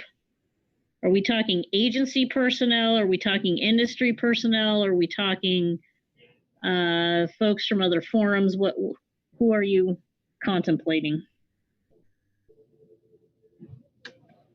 Corey? Thank you, Ms. Urenko. Thank you, Mr. Chair. In my mind, I think that's a good question. I think the most important thing would be to have a diversity of folks. So we'd want to make sure in terms of fishing interests and other interests that we had coast-wide representation. I think that would be interesting, and if we could do that from a budget perspective, add some folks from the agencies and the states. I think these issues of marine planning go better when there's more people at the table. That being said, I recognize that there's limitations about how big any given table can be. But to the extent that this council is able to pay attention to these issues and help its stakeholders stay engaged, that is the most important goal in my mind. Thanks for that answer, Corey. Further questions of Corey? Thanks, Corey. Mike Conroy. Good afternoon, Mr. Chair. Mike Conroy on behalf of PCFFA. In June, I offered some comment suggesting that there may be the need to create an ad hoc offshore wind working group. Up until about a month ago, I had planned to make that same ask here today. However, about a month ago, when NIMS announced the designation of the Southern California Bight as an aquaculture opportunity area, the vision I had for that working group morphed into something a little bit different, something that looked at all possible development activities along the outer continental shelf off the U.S. West Coast. So today, on behalf of PCFFA, Albacore Fleets, CWPA, and other fishing stakeholders on the West Coast, I'm asking the council to formally create or put into place a plan to create an ad hoc offshore development committee. I don't do this lightly, especially given the conversations from earlier today, but I do believe this is something that neither can nor should be pushed off. As you heard earlier today, other council advisory bodies and the public across a wide spectrum of interests have offered comments highlighting concerns about the impacts of offshore development and supporting such an effort. Offshore wind, much like offshore wave energy and aquaculture, will likely have impacts on council-managed fisheries, dependent fishing communities, in the ecosystem which we operate and are responsible for. Whether those impacts are direct or indirect, they need to be identified, described, and analyzed. A direct impact would be loss of fishing grounds, destruction of habitat, etc. An indirect impact could be such things as potential impacts of electromagnetic fields, like those generated by undersea transmission lines, on both listed and non-listed fish stocks and marine mammals, or escapes of non-native species from a finfish farm. The draft letter to the California Energy Commission you were asked to approve during an earlier agenda item is in response to a proposed expansion of one of the call areas off the Central California coast. I will note this effort is being proposed by the state and not by BOEM, and that there is at least one project proposed in California state waters, which will likely impact council-managed fisheries. I was very happy to see language in that letter which mentioned potential impacts to long-running scientific surveys, which you rightly acknowledged the importance of earlier today. As the GAP noted in their report under J1, these are the foundations of many stock assessments, and their disruptions could have profound impacts on council-managed fisheries. I do realize that there may be some overlap between this new ad hoc committee, what it would be charged with, and the role of the Habitat Committee. I don't necessarily view that as a negative thing. I think the Habitat Committee is uniquely situated to speak to habitat-specific issues related to offshore development, whether it be drilling into the seafloor to tether a floating wind turbine or potential pollution from an offshore aquaculture facility. But I view this committee as working with the Habitat Committee on habitat concerns, as well as separately to inform with regard to impacts to council-managed fisheries, dependent fish communities, and the ecosystems at large. For example, what is the infrastructure necessary to build, install, and service a 730 square mile wind farm off the Central California coast? Where would that take place? Where would infrastructure or space designated for fishing be sacrificed in the ports where that stuff would be located? And where would those displaced fishermen and processors go? BOEM has not yet publicly identified any call areas off the Oregon coast, but I believe that is imminent, and I believe it'll be in the vicinity of Cape Blanco running south. To what degree is BOEM considering the potential cumulative impacts of a large-scale wind farm off southern Oregon and a similar facility off of northern California? How will these impact the fishermen and women and depending communities of Port Orford, Brookings, Crescent City, and Eureka? As I mentioned before, I could go on for hours on this topic, but I think I've provided sufficient justification for the ask. Maybe today you'd agree to it in concept and we come back in November with a more definitive idea of what it looks like in terms of membership and what its charge is. To that end, I commit to working with you and council staff, however you think necessary and or appropriate to help getting this off the ground. I have some ideas for composition, how the committee would operate, and I'll be more than happy to share those with you if when appropriate. And with that, I will be happy to take any questions. Thank you, Mike. Questions for Mike? Thank you very much, Mike. Jeff Chester. Mr. Chair, I had a question for Mike. Oh, you did? Okay. Sorry, this is Chuck. Thanks for your report, Mike.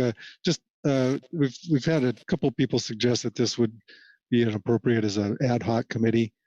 Just wondering if, typically our ad hoc committees are sort of limited duration targeted projects. I believe it's something similar to that in the COPs, regulating them. So just wondering if you're thinking of that committee in those sorts of terms, or if you're thinking something more of a long-term permanent situation.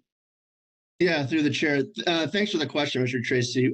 Initially, my initial thought was going the ad hoc route. However, I think as you rightly pointed out, given the potential limited duration of that, maybe this is something that is more a standing committee rather than ad hoc, because I think that we're going to be dealing with these types of issues well into the future. I don't think that there is a specific time horizon on which we say, okay, we're done with these activities. Wind is fine, aquaculture is fine. They're sited in places that don't interfere with us, and everybody can go happy.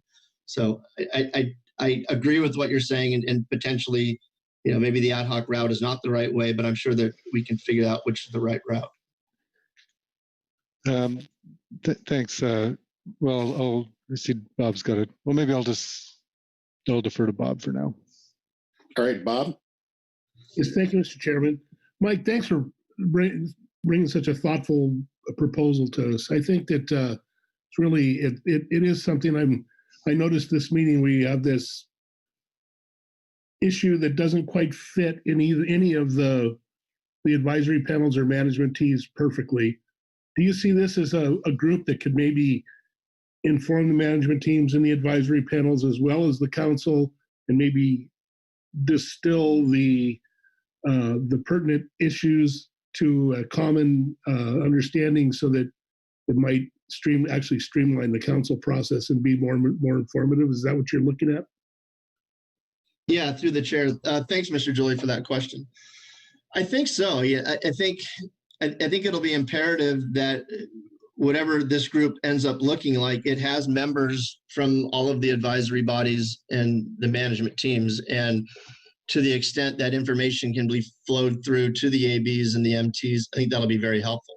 The issues are going to be cross fisheries. I don't think that we can look at any specific activity and say that it only impacts one of the council managed fisheries. I think it goes across. Even the one that you would think wouldn't have an impact would be the coastal pelagic fisheries, but the cables traverse through the nearshore area where the sardine, mackerel, anchovy, and squid fisheries take place. So those fisheries are going to be impacted as well. So I think to the extent that it's an all on board thing and we can clearly help truth things and keep everybody informed, I think that would be the primary role of it.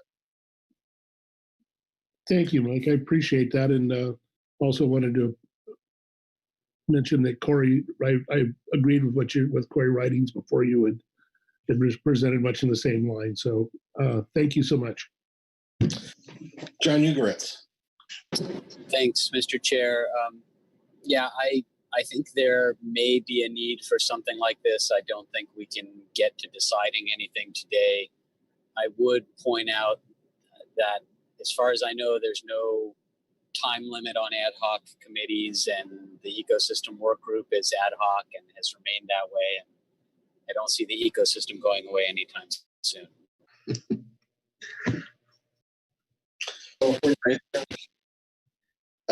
Any further questions for Mike? Thank you, Mike. Now we'll hear from Jeff Shester. Dr. Shester. Yes, thank you, Mr. Chair. This is Jeff Shester representing Oceana. We wanted to offer our support for a new committee on offshore development. We agree with Mike Conroy and Corey Writing's statements. We signed on to the letter also that Corey had mentioned. And so we just want to offer our support for that, and note that that's also something that's supported by the CPSAS. And we would certainly believe that conservation groups should be part of the membership composition. And then just also just on other appointments issues, we support Phil Levin for the EAS, And we wanted to thank Gilly Lyons for so valiantly representing conservation on the CPS-AS for so many meetings. So thank you, Gilly, and that concludes my comments. Thanks, Jeff. Any questions for Jeff? Thanks, Jeff. Mike Okuneski, followed by Steve Scheibauer. Thank you, Mr. Chair, council members. For the record, my name is Mike Okuneski, outside consultant for Pacific Seafood. I served quite a year and a half, I guess it was, on a ad hoc MAFAC Wind Energy Committee, and picked up quite a bit talking to other regions of the country where there's a lot more, they're farther ahead, on particular the East Coast.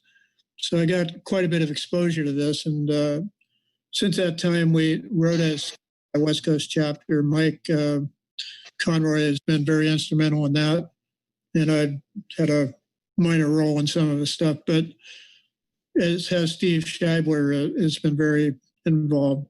I think that one of the reasons we're focusing this direction, which I'm in support of, whether it's ad hoc or standing, I can't, whichever would do the job the best, I guess. But it's just that the amount of projects they have scheduled or thought about or conceptualized anyway is pretty staggering. And I think it's a long way from full development of how many projects there could be. So with the experience I've had so far, it seems like there's been a kind of a missing communication link in many of the areas with the fishing industry writ large and some of the environmental community too. So if we have a chance to go this route and inform the council and keep the advisory bodies apprised of what's going on and get a little more involvement ourselves with standing that the council would give to us, I think that would be good all the way around. Also, Karen is involved with the Oregon part, and I think we could interface with her very well. So that's the end of my testimony, except to say one thing. We put the CPS-AS advice on this in our C7 comment, so that'll be coming up next. And that's why you haven't seen it so far, I guess. Thank you. Thanks a lot, Mike. Any questions for Mike? Thanks, Mike. Steve Scheibauer.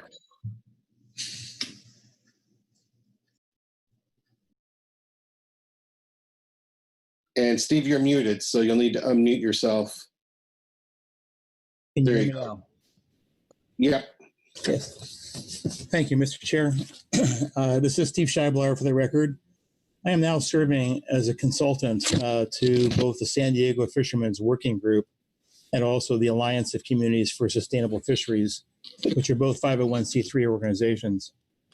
The Alliance representation region is from Port San Luis north to Pillar Point, so it's right around the California, two of the California call areas.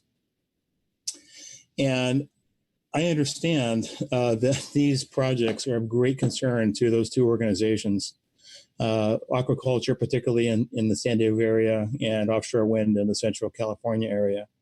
And because of that, I do encourage the council to consider forming some sort of an ad hoc committee on these two topics and any other offshore development projects that should come to light. And I have about 8 minutes of further testimony I could give you, but I won't. I will simply say that between the speakers who've preceded me, they have really covered all the points that I would have made. Thank you very much. Thank you, Steve. That's very kind of you. Are there any questions for Steve? I'm not seeing any. So thank you, Steve, and thanks everyone for the public comment.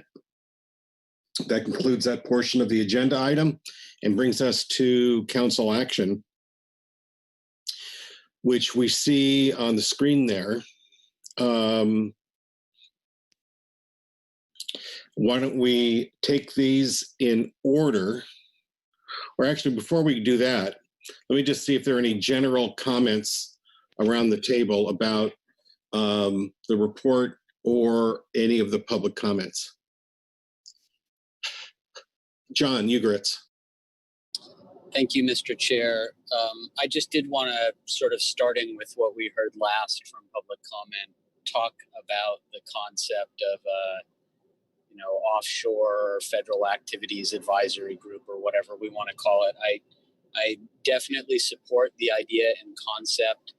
I think I would need to see a more fleshed out proposal that, as Mr. Conroy described, explains the operating procedures and the membership and other things that we had questions about before I acted on it.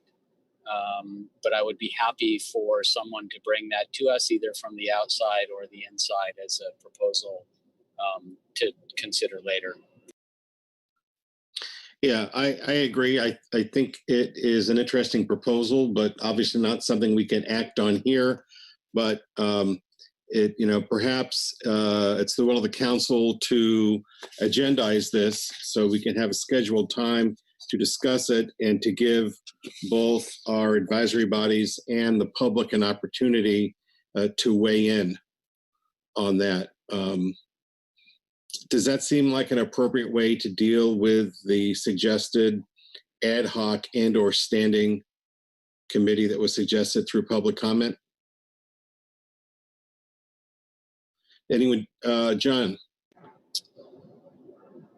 Well, as you're soon to hear, I'm loath to add to agendas at this point. I think if there is an item in a meeting upcoming where we are already talking about offshore energy or aquaculture, that we could include it within that.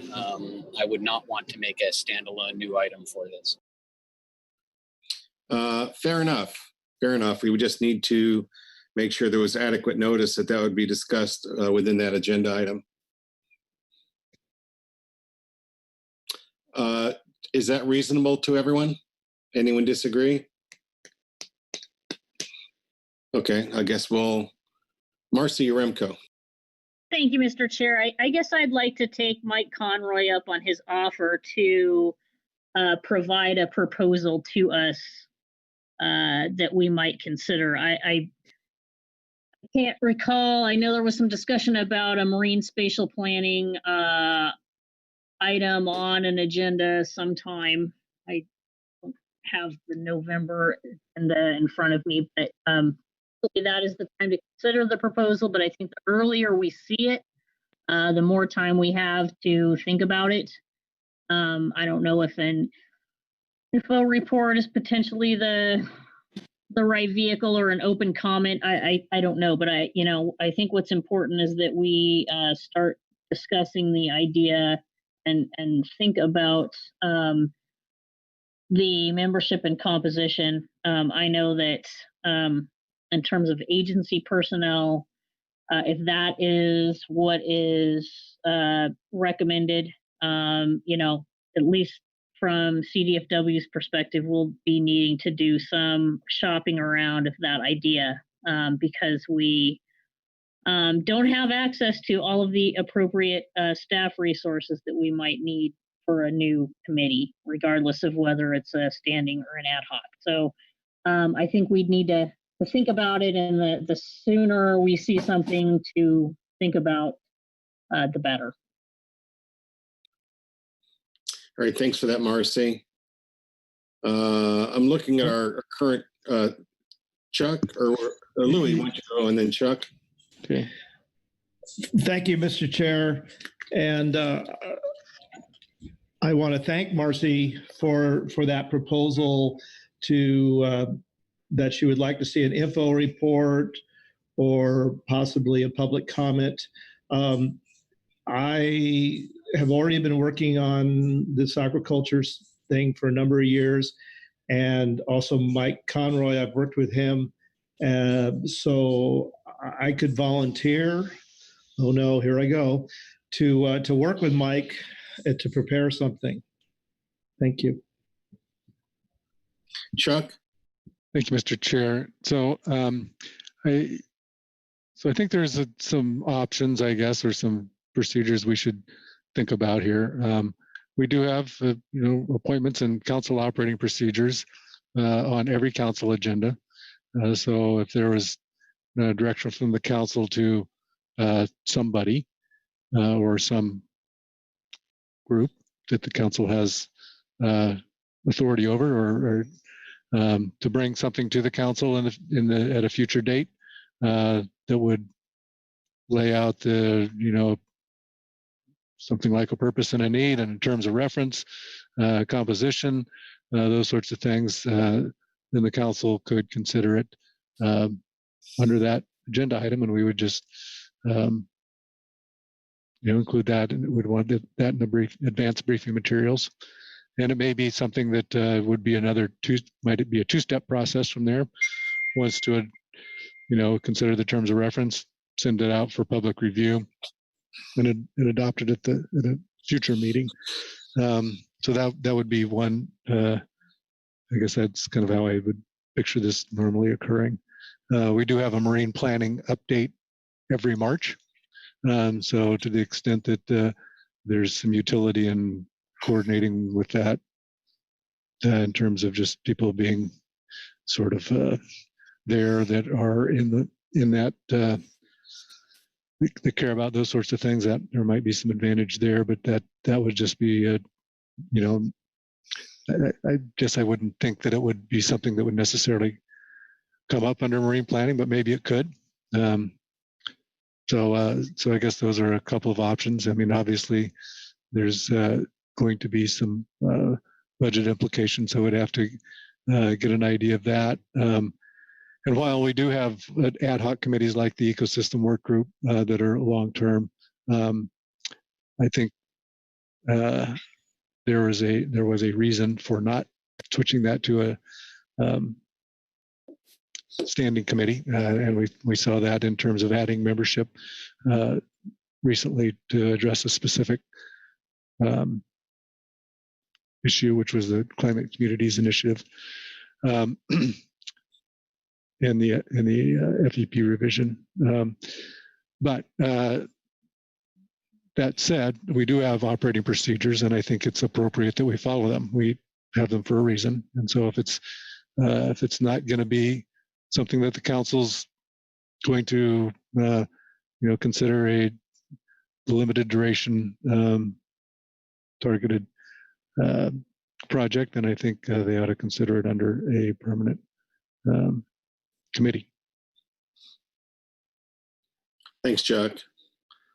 Well, I think the suggestion to have, I wouldn't single out any particular public commenter, but I think that seemed like they were mostly singing from the same hymnal. So I think it would be appropriate to have some work done by that group or anyone else and present something to us in November. Obviously, we're going to come to the COP9 here in a second, and that talks about a 3-meeting process to set something up. If we bring this within that process, then we're not going to have if we go standing committee, it may be some delay there. So we'll have a more detailed discussion about this in November. I don't want to belabor the subject here, but I think that's a reasonable way, at least at this point, so we can move on to other matters on our agenda. So, anything else on that topic? Okay, well, let's go. Well, I guess I haven't heard, an assignment to somebody to bring some set of products back. Well, what I would like to see, and I don't think I can assign the public to do anything, or the council can assign the public to do anything. But I think we've received these suggestions from members of the public, at least through the public comment, although I think many of them have their roles in the council family, to bring something to, I think it was suggested to bring it up under membership and appointments at the November meeting. So I guess we were sort of deferring to those who bring the suggestion to bring us some work product for us to consider. I'm not sure that do you feel we need to assign a council staff to this?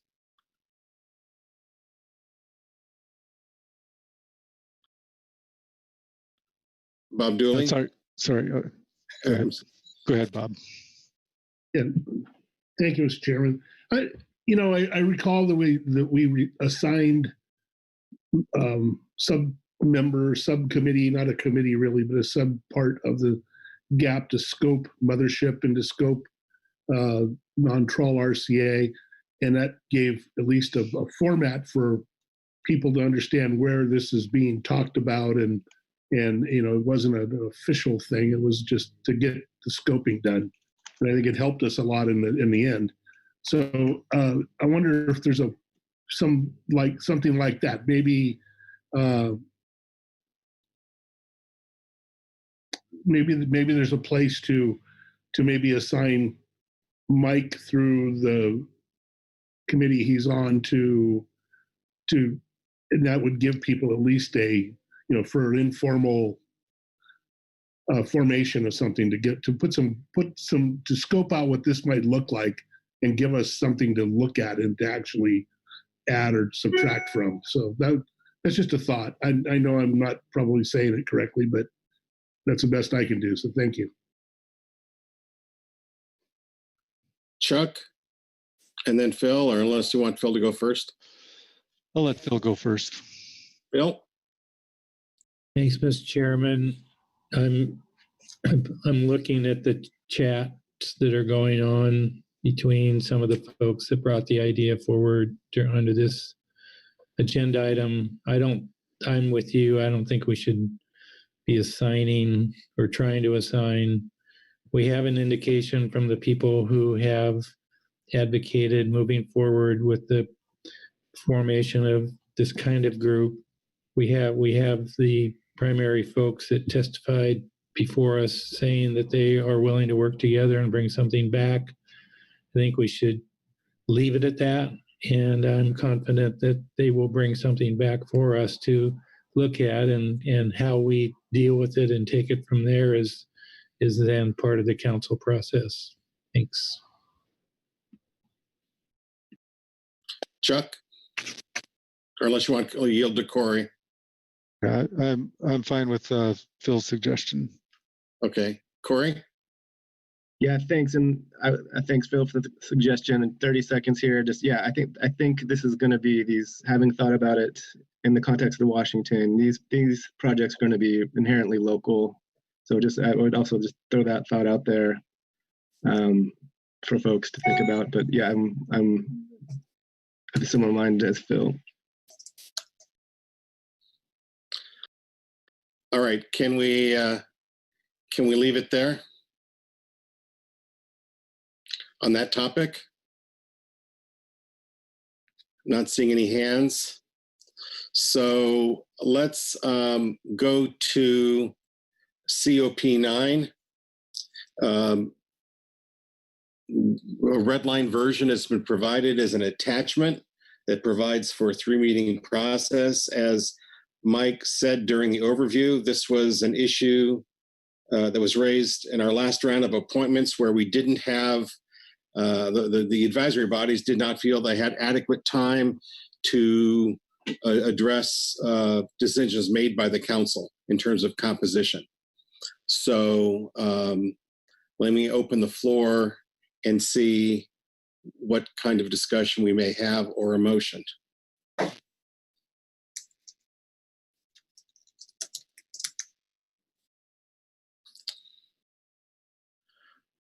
Maggie Summer. Thank you, Vice Chair. I am in favor of the proposed change and am prepared to offer a motion. All right, Maggie, I'm not seeing any other hands, so please offer your motion. Thanks. At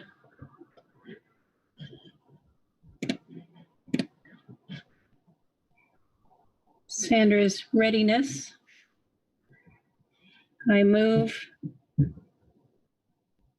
the council the council adopt the proposed changes to COP9 as shown in agenda item C6, attachment 1, September 2020.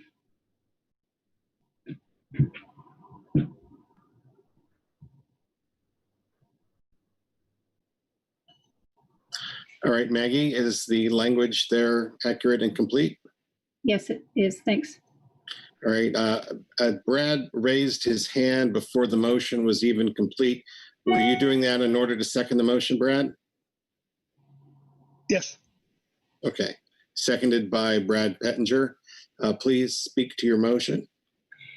Thank you, Chair Grelnick. As Mike Berner reminded us in introducing this agenda item, every 3 years, the council reviews the composition of our advisory bodies and solicits nominations to fill the positions for the next term. We did have some discussion and a recommendation to use a 3-meeting process in June, September, and November, rather than the current 2-meeting process, to allow for more input into the composition of advisory bodies, and I think that's valuable. I think our discussions today have illustrated that to some degree, and I appreciate the staff's efforts to put together the markup version of the COP in attachment 1, and I'm proposing we adopt it. All right, thank you, Maggie. Are there any questions for the maker of the motion or discussion on the motion? Not seeing any, I'll call the question. All those in favor say aye. Aye. Aye. Aye. Opposed, no. Abstentions? The motion passes unanimously. Thank you very much, Maggie, for the motion.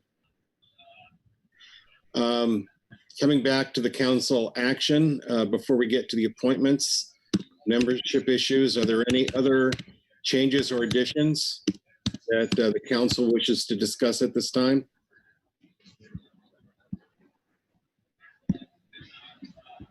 And I'm not seeing any hands, so we'll move on to the consider any appointment and membership issues. As Mike Berner said, there are a number of vacancies that we need to fill, some of which were discussed in closed session. So before we go forward with the motions, let me see if there's any discussion on this council action.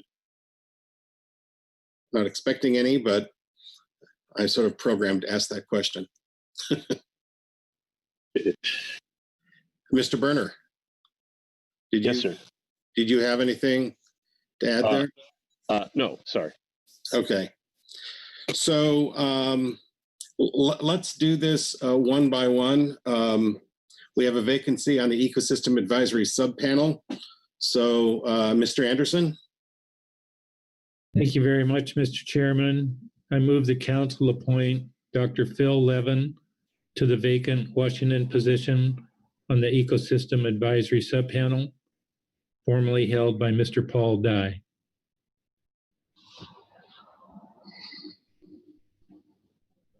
Thank you, Phil. Is the language there on screen accurate? Yes, it is. And looking for a second. Seconded, Corey Niles. Please speak to your motion as necessary. Thanks very much, Mr. Chairman. The council is indeed privileged to have such a valuable person interested in participating on the Ecosystem Advisory Subpanel, and I'm excited to put his name forward for council consideration. Thanks. All right. Any discussion? Not seeing any hands, I'll call the question. All those in favor say aye. Aye. Aye. Aye. Opposed, no. Abstentions? The motion passes unanimously. Welcome, Dr. Phil Levin. Next, we have a position to fill on the Habitat Committee. Marcy, do you have a motion? Yes, I do, Mr. Chair. I move the council appoint Mr. Glenn Spain to the vacant commercial fishery position on the Habitat Committee, formerly held by Mr. Noah Oppenheim. All right, and the language on the screen is accurate and complete? Yes, it is. And seconded by Bob Dooley. Please speak to your motion. Thank you, Mr. Chair. Mr. Spain has spent quite a long time on the board of PCFFA and is very familiar with commercial fishery issues and very knowledgeable about in-river habitat, and has lots of expertise in the legal arena on that topic. I believe he will be a great asset to the Habitat Committee. Thank you. Thank you, Marcy. Any discussion on the motion? Okay, all those in favor say aye. Aye. Aye. Opposed, no. Abstentions? Motion passes unanimously. Welcome, Glenn. We'll next move to a NIMS position on the HMS management team. Ryan Wolf. Thank you, Mr. Chair. I have a motion. Please. I move the council appoint Ms. Amber Rhodes to the National Marine Fisheries Service West Coast Region position on the Highly Migratory Species Management Team, formerly held by Mr. Lyle Enriquez. Okay, is the language on the screen accurate and complete? Yes, it is. Looks like we have a second from Louis Zim. Please speak to your motion. Thank you, Mr. Chair. Ms. Rhodes has been working on fisheries management issues in the region for over a decade, and on highly migratory species issues in particular since 2013. She's been involved in both international and domestic aspects of HMS management, and throughout her time, she has participated in numerous council meetings, worked on several regulatory packages, including FMP amendments, as well as coordinating with the Science Center on HMS stock status determinations. And I think she has broad and valuable expertise, and I'm confident she will effectively contribute to the management team. All right, thanks for that. Louis, do you have questions on the motion or discussion? Okay. Any discussion on this motion? Okay, I'll call the question. All those in favor say aye. Aye. Aye. Aye. Opposed, no. Abstentions? Motion passes unanimously. Welcome, Amber Rhodes. Now, with the ascension of Mr. Butch Smith to the council table, to the adults table, we have a vacancy on the SAS. Do we have a motion there? Phil Anderson. Thank you, Mr. Chairman. I move the council appoint Mr. Michael Sawin to the Washington Charter Boat Operator position on the Salmon Advisory Subpanel, formerly held by Mr. Butch Smith. Mr. Anderson, is that language accurate and complete? Yes, it is. And I see Butch has his hand up to second. Please speak to your motion as necessary. Thanks very much, Mr. Chairman. It's my pleasure to bring Michael's name forward. Michael started as a deckhand, working on a number of charter boats in Westport. He's now a captain and co-owns the vessel that he runs with his father. And I think he'll bring a lot of value to the SAS, and I'm happy to bring his name forward. Thanks. Thank you, Phil. Any discussion on the motion? Okay. All those in, Pete, did you have something? Just getting ready to vote. Oh, getting ready. All right. On the count of three. All those in favor say aye. Aye. Aye. Opposed, no. Abstentions? Motion passes unanimously. Welcome, Michael. And I think we have one other vacant position we're hoping to deal with here, and that is a vacant ODFW position on the SSC. Maggie Summer. Thank you, Chair. I move the council appoint Dr. Fabio Caltabellota to the vacant Oregon Department of Fish and Wildlife position on the Scientific and Statistical Committee, formerly held by Dr. David Sampson. Thank you, Maggie. Is the language on the screen accurate and complete? Yes. I'm looking for a second. Seconded by Virgil Moore. Please speak to your motion. Thank you. Dr. Caltabellota is currently a postdoctoral research associate with Oregon State University. He has a background in fisheries science, quantitative ecology, and marine biology, and particular expertise in management strategy evaluation and in fish age and growth. I'm confident in his ability to contribute to the SSC, the council, and PFW, and am pleased to be able to offer this motion for his appointment. Thank you very much. Any questions or discussion on this motion? Not seeing any. I'll call the question. All those in favor say aye. Aye. Aye. Aye. Opposed, no. Abstentions? Motion passes unanimously. Welcome, Dr. Caltabellota. I hope I got that pronunciation correct. All right. Are there any other motions, any other discussion on appointments and membership issues? Corey Niles. Thanks, Mr. Chair. I don't want this to take any more than a couple minutes, given the hour, but I just wanted to connect back to discussions had under the groundfish humpback whale consultation item and thoughts on membership of the groundfish endangered species work group. And question for Mr. Berner maybe is, I think that group might be scheduled to meet next spring possibly, and could staff look into maybe having that posed in November, and just flagging those conversations we had, and don't want to take up time today. All right, well, thanks for bringing that up, Corey. Mike, is that something we can incorporate for our next meeting? I don't see why not. The council operating procedure for that group includes a placeholder for some industry representation at the council's discretion. So I don't think it would take a COP change at all. We could definitely take that up in November. If some council members start thinking about that representation, that would be appropriate to do then. Mr. Niles is correct. That group will meet next year, early part of next year. And I believe they're scheduled to report to the council in April in advance of the kickoff of the next spec cycle. So that sounds appropriate to me. Thank you. Marcy Yaremko. Thank you, Mr. Chair.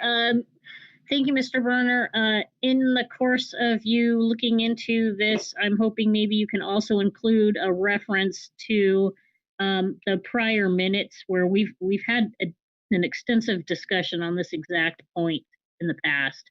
And I would just like to be pointed to where that is in our meeting record. Thank you. Okay. All right, thanks for taking care of that, Mike. Any further discussion or motions on agenda item C6? Mike Berner, how are we doing here? Excuse me, you're doing very well. You've made nominations for 5 of the positions we needed to take care of here for our advisory groups. I would just also note that we have a upcoming vacancy on the CPSAS advisory subpanel, and I didn't hear anyone speak against opening that up for nominations. So we'll do that shortly after this meeting and see if we can get some nominations in time for the November meeting so that you could fill that vacancy. And we will make those changes to COP9. I appreciate that business. That will set us up well for 2021 when we look to review our advisory bodies and fill that next term. So thank you very much. That's all I had for this agenda item. All right, thanks, Mike. And I appreciate the sit-sum was written before we made some changes in membership on the Budget Committee and the Legislative Committee. But just to be clear, while Phil was appointed to the Budget Committee for purpose of the September meeting, he's now been appointed to the Legislative Committee, and Corey Niles has been appointed to the Budget Committee. All right, that completes this agenda item. We've been at this for a fair clip without a break, but we also have a fair amount of business to do before the sun sets. So what do you folks say about coming back at 3:30? Not hearing. Phil Anderson. Sounds good. And it won't interfere with my flight. All right. All right. See you all 3:30.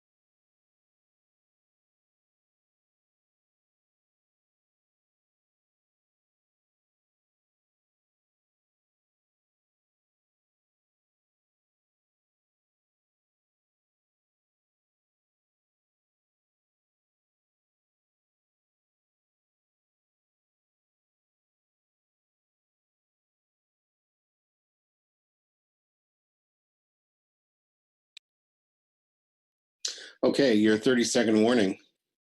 Got a lot of business to do here.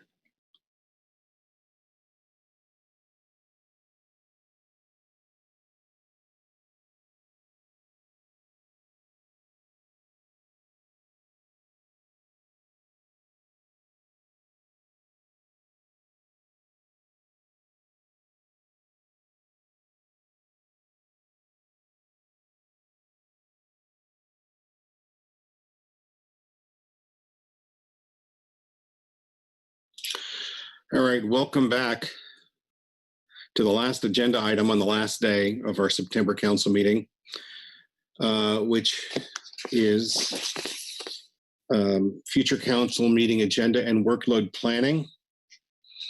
And I think I am going to turn to Executive Director Chuck Tracy. Thank you, Mr. Chair.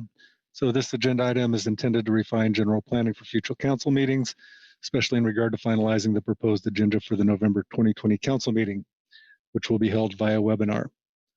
You've got two advanced briefing materials attachments. Attachment 1 is a year at a glance. Attachment 2 is a draft quick reference agenda for November. Those have been updated with attachments 3 and 4. So over the course of the week, the changes that the council has weighed in on have should be reflected in those updated ones. So those are the two attachments I will be working from today. Attachments 3 and 4. The council's November meeting agenda is presented as a full 5.5-day meeting. It includes all of the previously anticipated November agenda topics and candidate items. We did schedule this as a webinar. We may want to discuss narrowing the scope of the meeting. Actually, it's not quite, well, it's pretty close to 5.5 days. There's a couple of days that come up a little short, but anyway, the shaded items and attachments 1 and 2 are items the council has identified as candidates that could be rescheduled, either pushed out or advanced in the case of the year at a glance. So I will assist you in reviewing those attachments and any other matters relevant to agendas and workload. So we've got some reports and comments from advisory bodies to public, and we'll expect you to provide guidance for the future agenda development for the November council meeting and further out. All right, so let's turn to some of these reports. We'll first hear from the groundfish management team, Abigail Harley.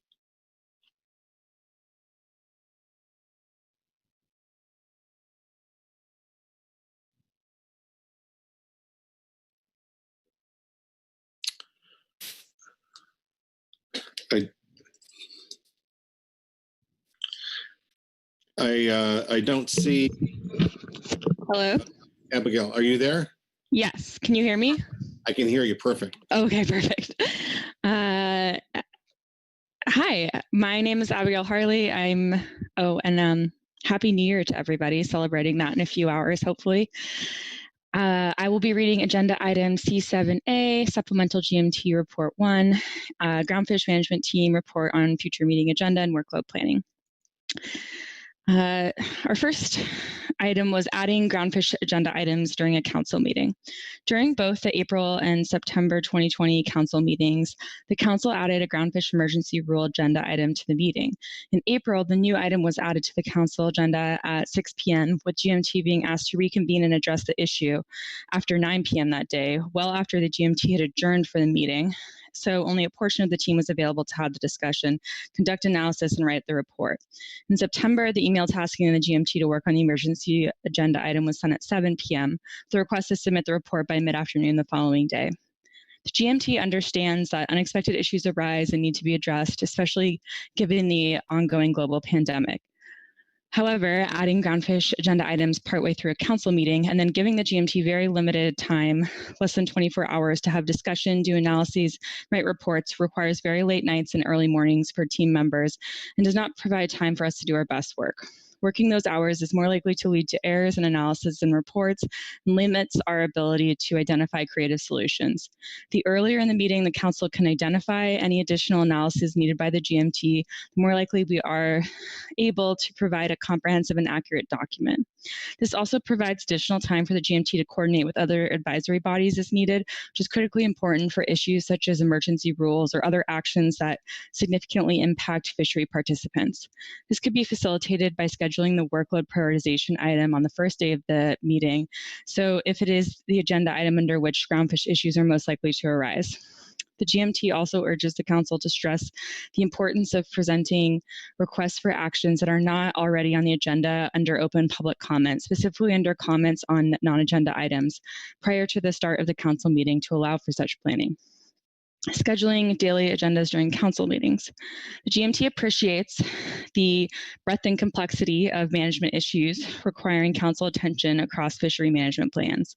The GMT notes that in discussions on several of these issues at this and the previous two webinar meetings, public comment, advisory body reports, and council discussion exceeded the length of time estimated for the agenda items by several hours. The council's current plan to take up a similar number of items over 6 days in November seems likely to continue the pattern of unrealistic expectations. The council should either delete several agenda items or add additional days, but not agenda items, to their schedule. Similar to the GMT suggestion above, this will ensure that advisory bodies in the council can do their best work. For the November agenda, the GMT would like to bring the council's attention to that the International Pacific Halibut Commission has scheduled their interim meeting for November 18th and 19th, which conflicts with the November council meeting. The same council members from Washington, Oregon, California, and NIMS, as well as technical staff on the GMT, routinely attend IPHC interim meeting as part of their regular responsibilities. The interim Pacific Halibut meeting is the first opportunity for policy and technical staff to review stock assessment results, previous year science, and harvest policy recommendations. Many staff essential to the council process will not be available to engage in or attend the council meeting on November 18th and 19th. The GMT recommends that the council adjust the schedule of the November meeting so that no agenda items pertaining to groundfish or coastal pelagics are scheduled for November 18th and 19th. No new methodologies were proposed to the September 2020 agenda item D3 impact analysis. Methodology review is canceled. Finalization of that item can be removed from the draft November agenda. Under agenda item D2 at this meeting, the council identified that the periodic review of the limited entry fixed gear fishery needs to be initiated in November 2020. Based on further guidance from NIMS, the GMT recommends this review be added to the November agenda.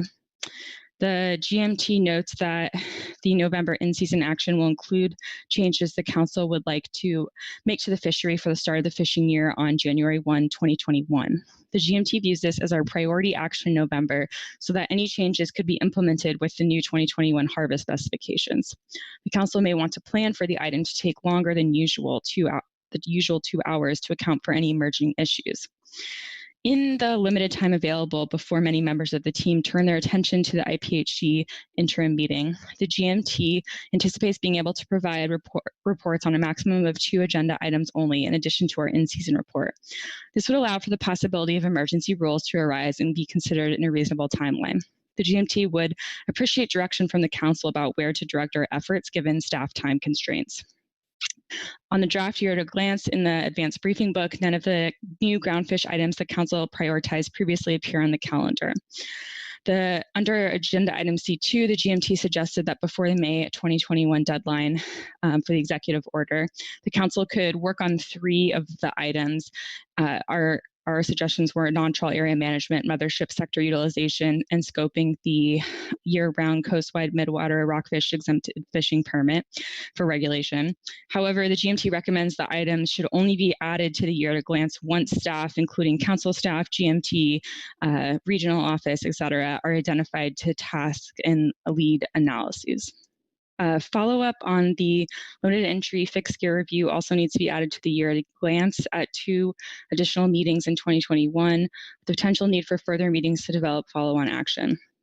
The GMT encourages the chairs and council staff of other advisory bodies and management teams to reach out early and often regarding potential overlap with groundfish management issues.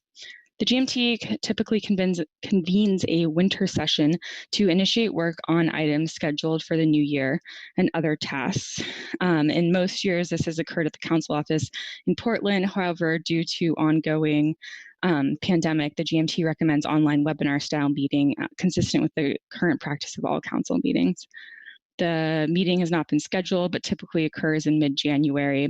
Ongoing workload constraints associated with furloughs, staffing challenges, and the pandemic make completing our typical winter workload unfeasible. So the GMT requests the council prioritize our time among the following: stock assessments and reviews, the 2021 harvest specification debrief, planning 2023-24 biennial process, and developing among the items that the council has prioritized to date.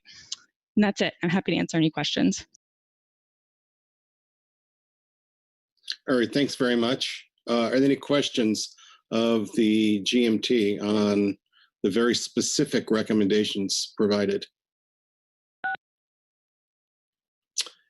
I'm not seeing any hands.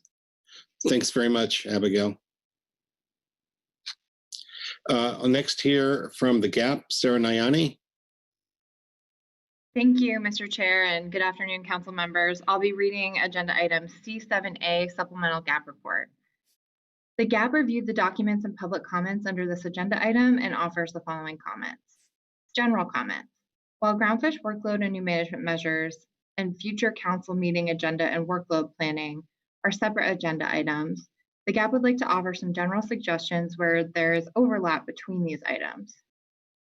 Members of the GAP think that it would be helpful if there was consistency between future workload documents and the NIMS groundfish ongoing workload document in order to better understand overlap of council workload issues, NIMS perspective on implementation timing, and both council and NIMS capacity to make progress on these important issues.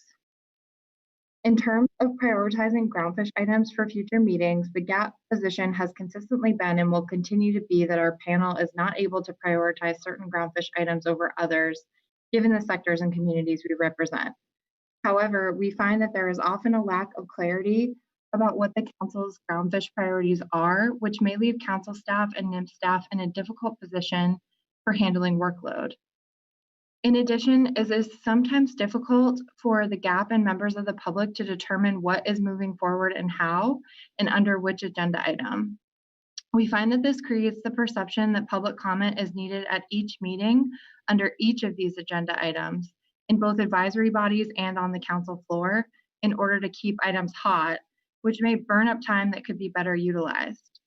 The GAP suggests it would be helpful for the council to clarify their priorities in order under groundfish workload and new management measures to provide clarity there. We believe this could have the effect of simplifying discussion on agendizing groundfish items under future council meeting agenda and workload planning. November meeting. The GAP recommends the following for the November council meeting. First, keep proposed agenda item F2, Area 2A Fishery Transition FPA on the November agenda, unshade this item, in order to comply with the timeline set forward in the transition plan. Second, clarify the required timing for the fixed gear catch share program review tier fishery scoping. We heard from NIMS General Counsel on the council floor that this review should begin in November 2020, but the program review planning document states that because the MSA guidance is silence on second reviews of programs in place prior to 2007, the deadline for initiating the review might be considered as June of 2021.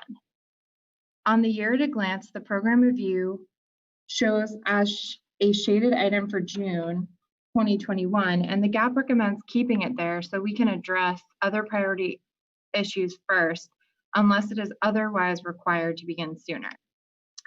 Third, for proposed agenda item I6, gear switching and sablefish area management ROA, some members of the GAP would like to keep this item on the November agenda, unshade this item, now that the council has moved forward with further consideration of this topic in their motions under agenda item D1 at this council meeting. The GAP heard through public comment and GAP discussion that so much analysis and consideration has already been conducted that some GAP members think it is time for the council to move ahead with the range of alternatives. These members of the GAP believe that a selection of a range of alternatives in November would not preclude discussions between vessel and processor stakeholders about potential solutions taking place both before and after the November council meeting, and in fact having a range of alternatives may better facilitate these discussions over the winter. This GAP subset also recommends that if the council would like to see alternatives in addition to those put forth by the SAMCHAC, that the council indicate this now so that analysts could be prepared with some preliminary information for November. These members suggest that one way to expedite the gear switching agenda item if the council does take it up in November would be for the council to provide guidance ahead of time that individual comments must be kept to 2 minutes and association comments kept to 4 minutes during the public comment portion. Providing this guidance now would give everyone proper notice and still provide people time to speak, but could shorten the length of the agenda item or at least keep it within the 4 scheduled hours. Other members of the GAP would find it helpful to know whether the council will consider additional alternatives at the November meeting or in the spring of 2021.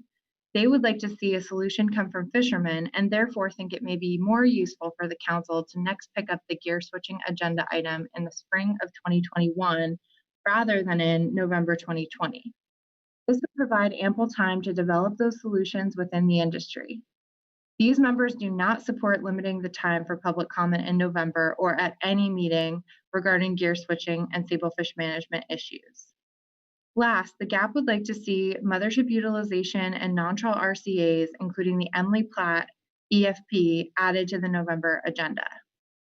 Year at a glance. For groundfish items, the GAP would also like to see mothership utilization and non-trawl RCAs, including the Emily Platt EFP, added to the year at a glance. These items are high priority for affected groundfish sectors, and it helps participants to know where these might show up in the coming year so that they can coordinate and prepare prior to council meetings. The GAP notes that stock assessments appear to be missing from the year at a glance. And that concludes the GAP report. Thank you. Thank you very much, Sarah. Any questions for Sarah on the GAP report? Thank you very much, Sarah. We'll now hear from Galen Johnson for the Science and Statistical Committee. Great, thank you, Chairman Gorelnik, and good afternoon to everyone on the council. I'm going to read agenda item C7A, the supplemental SSC report. And I'm Galen Johnson of the Northwest Indian Fisheries Commission, for the record. The Scientific and Statistical Committee continues to note the negative impact on the group's engagement and efficiency due to the inability of National Marine Fisheries Service employees to participate in the video and screen sharing portion of the Ring Central meetings with government-owned computers. The SSC is developing a list of best practices for presenters to make it easier for NIMS employees who must present while council staff excuse me, still smoky here, displays their slides, and for participants who must view the slides without seeing pointers or cursors from the speakers. This may help matters, but will not have the same effect as everyone simply being able to use the same platform. SSC offers the following guidance on the future council meeting agenda and workload planning. The SSC did not receive any proposals for methodology review under agenda item D3 at this meeting. Therefore, the SSC recommends removal of agenda item I2, impact analyses methodology review, final topics, proposed for the November council meeting in agenda item C7 attachment 2. The SSC Groundfish Subcommittee met with analysts on September 2nd, 2020 to discuss the information available for a possible methodology review of the elasmobranch harvest control rule in the late fall or early winter. The subcommittee plans to have another check-in with the analysts prior to the November council meeting. If a methodology review is scheduled, the SSC recommends inviting Dr. Martin Dorn of the Alaska Fisheries Science Center because of his experience in harvest control rule development, including for elasmobranchs. SSC Groundfish Subcommittee also needs to review the short-term tasks requested of the stock synthesis with catches and length proponents prior to formal adoption of the methodology. This review could be conducted at the same meeting as the elasmobranch analyst check-in in October or early November prior to the November 2020 council meeting. The SSC also recommends additional remotely operated vehicle methodology workshops to promote further development and to harmonize both field and analytical methods. These could be scheduled to occur after September 2021, when biennial stock assessment duties are complete. The SSC continues to give high priority to the review of the ongoing sablefish management strategy evaluation and hopes to hear an update from the analysts in November 2020. The SSC discussed the STT report from the April 2020 Council meeting, Agenda Item E4A, Supplemental STT Report 2, which raised concerns about possible lack of sampling or undersampling of total catch effort and/or sampling of catch for coded wire tags due to concerns over COVID-19.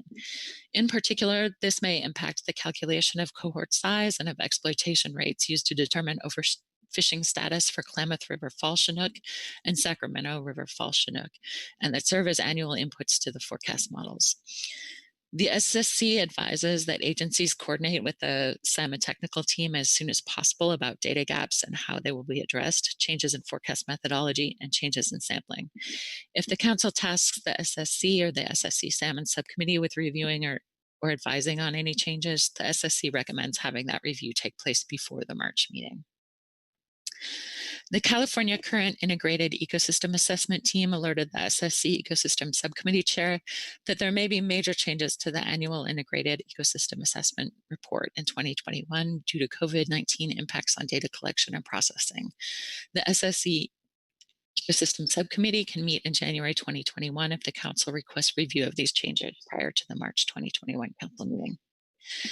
The SSC reviewed the SSC Coastal Pelagic Species Subcommittee report from July 2020, appended to Agenda Item G1A, the Supplemental SSC Report 1, and updated information regarding surveys. The Cal Coffee Egg and Larval Survey and the Spring and Summer Acoustic Trawl Surveys were canceled this year. Southwest Fisheries Science Center staff are aging backlogged anchovy and sardine otoliths, so new historical age data should be available for assessments in 2021. The SSC agrees with the CPS subcommittee report conclusions that a full assessment of the central subpopulation of northern anchovy should be conducted in 2021, even without recent acoustic trawl survey data. An assessment would increase the biological understanding of the CSNA and could be informative with respect to reference points. Substantial new age data for the CSNA will be available, as will multiple historical survey estimates, for example, from Cal Coffee. Egg and larval data have been reviewed for use with the CSNA. The Pacific mackerel catch-only projection scheduled for delivery to the Council in June 2021 should proceed as planned, regardless of the 2020 and 2021 surveys. The SSC also agrees with the CPS subcommittee recommendation of a catch-only projection for Pacific sardine during 2021. Revisions to historical catch estimates can be accommodated within catch-only projections, although a slightly elevated level of review involving refitting of the model would be needed if any of the revised catches are for years entering the likelihood calculations. Substantial additions of age data would require an update assessment, but the information content of a modest amount of new age data may not justify the workload impact of an update assessment. Review of a catch-only update can occur at an SSC meeting and does not require a separate SSC CPS subcommittee meeting. The SSC recommends that the next full assessment for Pacific sardine consider a longer time series than the previous full assessment. Such a research assessment could be very informative in evaluating progress towards rebuilding. And then we have attached a calendar that shows the approximate dates of meetings we see in our future. And that concludes my report. Thank you very much, Galen. Are there questions for Galen on the SSC report? Mike Berner. Thank you, Mr. Chair. Thank you for the report, Galen. My question has to do with some of your methodology review proposals. I think specifically in the fourth paragraph, if I have that correctly. I guess I've been kind of struggling to match up some of the methodology review plans from the SSC with some of the calendars and processes we have in our council operating procedures. And I'm all for getting the science right and bringing the best models forward. But I also think we need to be cognizant of how that information then flows into the process. And I guess specifically what I'm asking about is your proposal for an ROV workshop for the fall of 2021. And I note in the year at a glance per our council operating procedure that a year from now, the council is going to be starting the process of looking at topics and prioritizing topics for that next cycle of assessment methodology review. So I guess my question is this something the SSC is planning for in the fall of 2021, regardless of what other priority topics come up next fall, or is just a heads up that this should be on the list of topics for consideration a year from now? Or yeah, thanks, Mike. It is more of a heads up. This is, things that right now people see as important, but obviously, as we've seen this year, priorities can change fairly rapidly. I think the reason we wanted to put this in our statement is that it was that we don't want the people working together on the ROV methodologies to just disappear now that it's been approved. We want that to be something that everyone stays actively involved in. Okay, thank you. Corey Niles.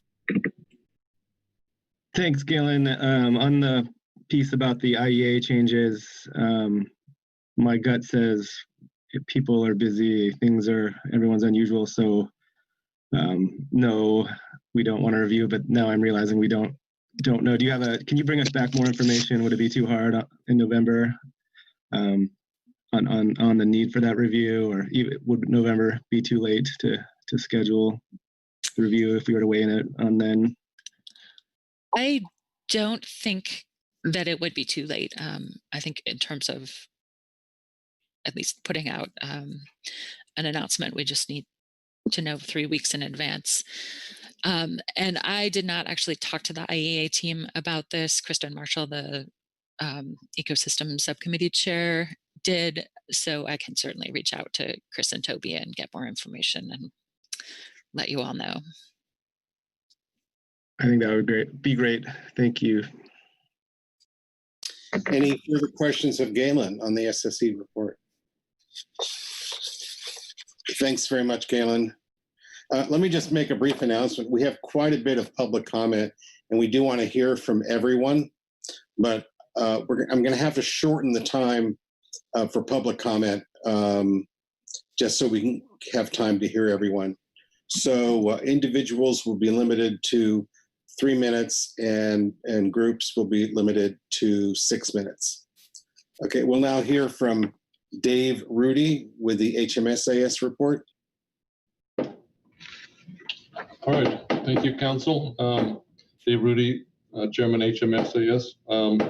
So during our discussion about agenda item E3, biennial harvest specifications and management measures, preliminary, the HMS advisory subpanel reviewed the albacore vessel data length summaries prepared by the Eastern Pacific Professional Specialty Group and presented by the HMS Species Management Team member Jessica Watson in a joint meeting with the management team. This work identified the number and amounts of albacore landed by vessels less than 30 foot in length and those greater than or equal to 30 foot in length. The analysis showed that vessels under 30 foot, that there was very little increase in the number of participating vessels for landing across the 3 states. So based on that, we decided not to make a comment under E3, but we do have a comment under future planning. So over the last few years, some advisory subpanel members have reported a significant increase in the number of small vessels on the fishing grounds. Some of these vessels have been observed making 2 or 3 trips a week. Although there is no specific evidence of illegal activity, the advisory subpanel remains concerned that a small problem exists and could grow. Having no daily bag limits, as in Washington, may promote selling of the catch without the necessary commercial licenses and other state and federal requirements. An illicit commercial fishery can have large negative impacts on local market prices for fresh albacore, and therefore both current and future opportunities for legally licensed commercial fishermen. The advisory subpanel would like to keep this on the council process and find ways to gather better data and understanding of the recreation albacore fishing in Washington, Oregon, California. This could also include better tracking of albacore from the point of unloading onward to legal consumption or potential illegal sales. Another potential option would be to consider ways to clearly mark recreational versus commercial boats. This might also help with the perceived issue of illegal bluefin harvest in Mexico. We ask the council to direct the enforcement consultants to address this issue in the future. Next, we note that the council's November meeting looks to be another full meeting. If the council is looking for additional items to move to a later date, the advisory subpanel suggests that moving the drift gillnet hard cap discussion to March. We make that suggestion given the current land seascape of the DGN fishery, namely the impending buyout, pending legislation, and ongoing litigation. We do not wish to see the swordfish management monitoring. We do wish to see the swordfish management and monitoring remain on the November agenda. You may have already heard from other advisory bodies that you should consider setting up an ad hoc work group for offshore development that was talked about earlier. The advisory subpanel fully supports this recommendation and take whatever necessary steps to create such a workshop or work group. Thank you very much.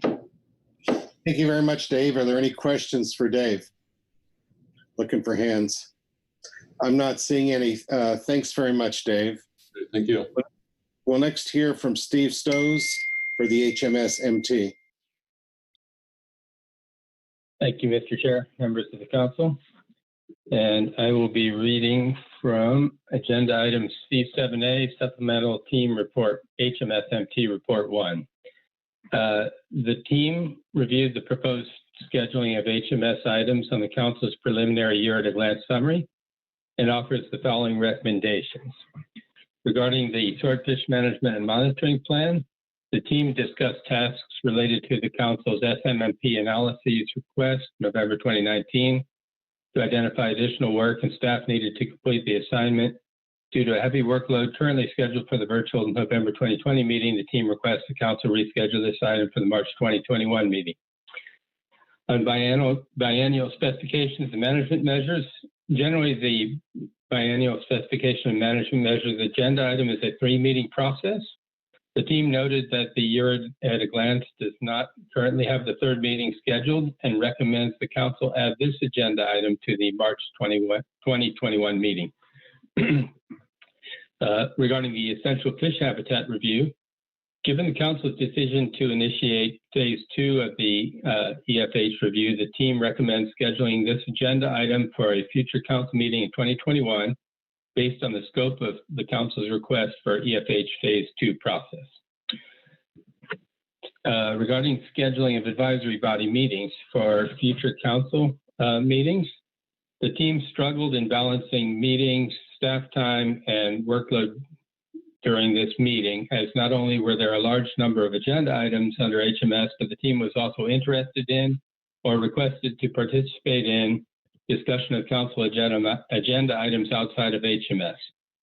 2 of its members representing their agencies on multiple advisory bodies, as well as an incomplete roster, compounded the team's difficulty in completing its workload and adequately participating in other areas of council discussion. The team understands the constraints of scheduling during in-person meetings, but requests that for future virtual meetings, the council spread advisory body meetings out over a longer time period prior to the council's discussion. Staggering of these meetings could reduce overlap of advisory body meeting obligations and provide opportunity for inter-advisory body participation, statement reviews, and responses. And regarding offshore wind energy, the team supports the HMS advisory panel's recommendation that the council establish an ad hoc working group to focus on offshore wind energy and aquaculture development, as these emergent issues will affect fisheries the council manages. The team recommends that the working group be diverse and consist of advisory body members to represent cross-fishery management plan perspectives, as well as representation from the Habitat Committee and Ecosystem Work Group. And that's our statement. I'll take any questions. Thank you. Thank you, Steve. Questions for the MT? I'm not seeing anything around the table. I've got one for you, Steve. You recommended moving off the swordfish agenda item, whereas the AS wants to keep that in November, but push off the drift gillnet fishery hard cap discussion. If we were to move off the drift gillnet agenda item, would that leave you with enough bandwidth for swordfish monitoring? I think so.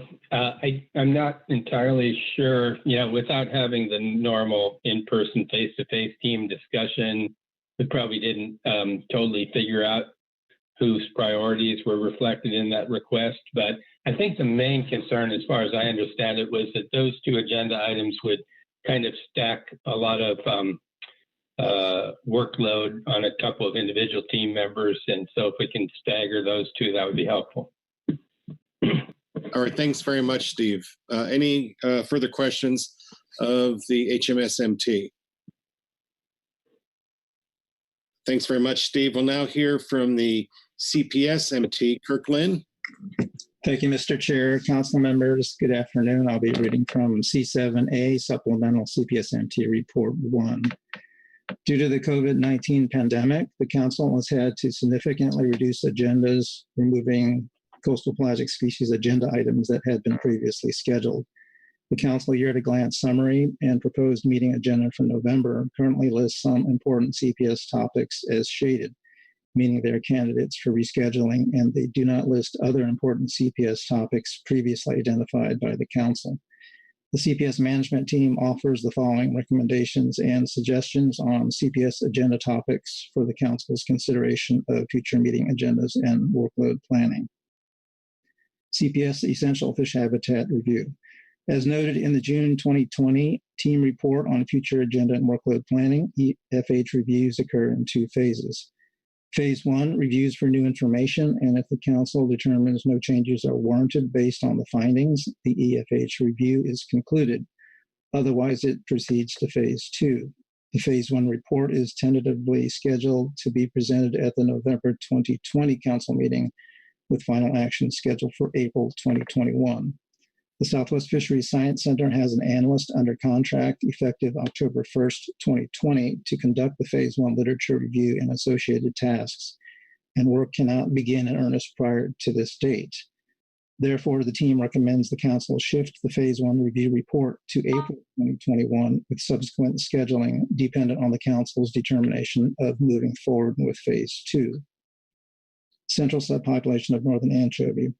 In November 2019, the Council reviewed a report on the simulation flowchart and framework for the monitoring and management of CSNA. As the team noted in its April 2020 workload statement, and again in June, we anticipate being able to complete work on the framework and flowchart and provide a report for Council consideration in April 2021.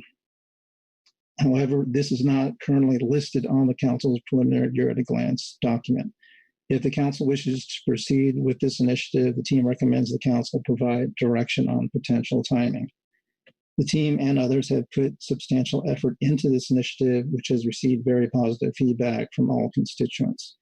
The team thinks this initiative has great merit and recommends that it be put back on to the year-at-a-glance document for workload planning for April 2021 or possibly later. It would be helpful for the team to have guidance on its workload over the winter and spring. Revisions to management categories in the fishery management plan. In June 2019, the Council asked for a CPS FMP amendment that removes the active and monitored management categories.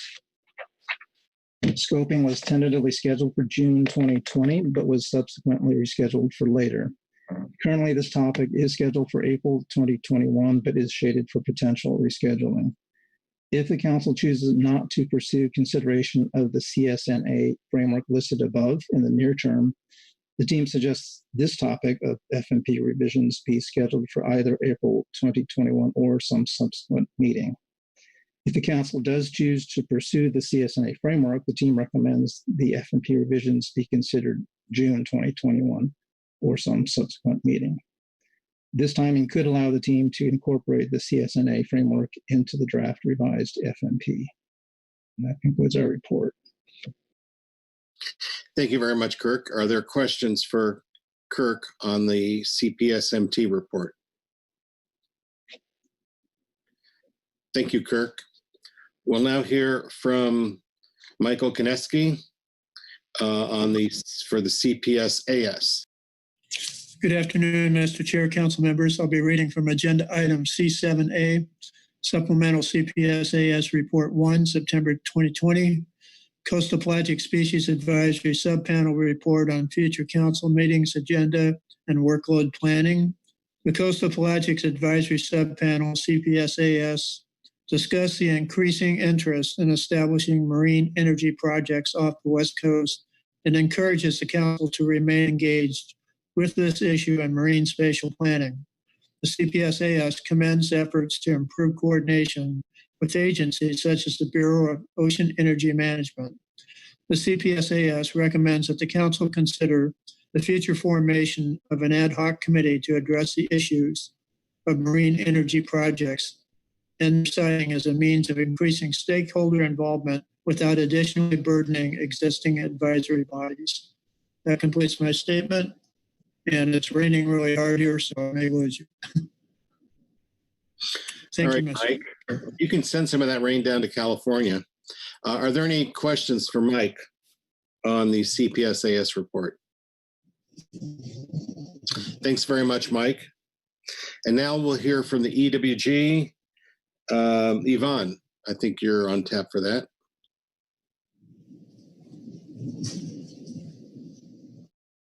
Report 1 under agenda item C7A. We looked at the earlier version of the year at a glance summary, but it looks like at least some of our recommendations did or did not make it in. So we ask that you unshade the Climate and Communities Initiative agenda item for March and designate that item as an update rather than a final action. In our report at agenda item F1, we anticipate that the Council would receive the final report on the scenario planning portion of that initiative and would consider some preliminary recommendations on strategies to address some of the anticipated fisheries management challenges identified through the scenario planning process. We had asked, and it looks like staff had taken care of this, that an update for the fishery ecosystem plan be provided in March. And so I guess we'd ask that you unshade that. And then for September 2021, we recommend including final action on the Climate and Communities Initiative and final action on the revised fishery ecosystem plan. Thank you. Thank you, Yvonne. Are there any questions for Yvonne?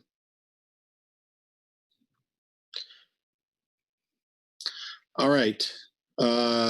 That completes the reports. Thanks, everyone, for that. And now takes us to Mr. Chairman. Yes, Mr. Tracy. Yeah, I wonder if I could call Galen back up. I did have a follow-up question. Sorry, I didn't get it earlier, but Galen, are you still available? I'm here. Hi, Galen. Sorry I didn't get to this in a more timely manner, but I did notice that under D4 you recommended, or you stated that you would be recommending under C7 a time to take up the methodology approval of the SSCL link-based assessment. And I did not see a time recommended for that in your statement under this agenda item. So I was just wondering if you could help us out there with the need to get that approved by the council. Sure. It's actually clogging my email inbox right now. I believe that, and John DeVore can clarify, but I believe that'll be October 23rd now. They just... No, I was speaking to the council. So the council needs to approve the use of that methodology. Oh, yes. And so is there some time that you're requesting council floor time? Sure. Sorry about that. The idea is that we would be ready to make the recommendation at the November meeting. That's why they scrambled to get the subcommittee meeting to be so soon. So we'd be ready in November. Are there any time constraints associated with approval of that? Or, I mean, can we, is this something we can do anytime, or does it have to be in November, or what's the story there? I actually would need to ask John Budrick or the actual stock assessment scientists about that, because it would just depend on whether they were planning to use that methodology in any of the assessments next year. And if yes, whether it would be something they need to get started on in January or February, or whether it could wait till March. Okay. Thank you. I see John's got his hand up. John DeVore. Yeah, thank you. Mr. Tracy, I know Jim Hasty's on the line. I've had some discussions with him this week on that very question. And he stated that since the same scientists are going to be doing the data moderate assessments as some of the benchmark assessments next year, that if we do not approve it in November, then they're not going to have the capacity to do those data moderate assessments. If you want more detail, I suggest you call on Jim Hasty, but that's the word we got back. Thanks, John. I don't think it's necessary to call on Jim. We just needed to find out what the schedule needed to be. Thanks. Mike Berner. Thank you, Mr. Chair. Just a follow-up question on that. So I heard Galen say the 23rd of October. I'm not going to hold you to that. I know that's kind of squishy, but I just also point out that the briefing book is going to come together in mid-October. We don't have those specific dates nailed down, but we'll be publishing the briefing book right around then. So to me, that raises some red flags about having a workshop and getting the materials turned around in time for the SSC's 2-week review period and getting things out there for folks to look at. So did you consider that timing and how that might work with November in mind?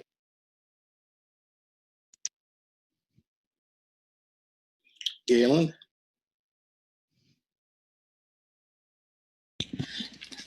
Yes, the chair of the meeting is hoping to turn the report around very quickly. There's been a lot of materials provided already by the analysts. I think we're just waiting on one more of the tasks to be done. So people should be well prepared to write up the review once the discussion happens. And if it comes within the 2-week deadline, then we'll pull people and see if they're willing to make an exception. Getting these docs is very important. We don't like being flexible, but we may be willing to be flexible for this. Thank you. John DeVore? Just to add to Galen's answer there, we did the math on that. How the SSC proposes doing this is that there'd be a groundfish subcommittee report that would go to the full SSC and be appended to the SSC's November report to the council. The 2-week deadline for getting materials to the SSC would be October 29th. I know that's a short turnaround, but we are hoping to get that report to the SSC by October 29th. All right. Anything else before we move to public comment? So we will move to public comment. As I mentioned earlier, we need to limit the time. And while the limit is 3 minutes for individuals and 6 for groups, to the extent you could be even more concise, we would all appreciate it. And so I will first call on Jeff Lackey.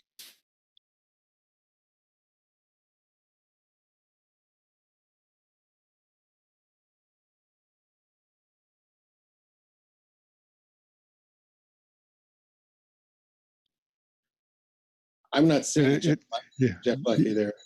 Yeah, I think you're right. All right, so we'll move on to Brent Payne.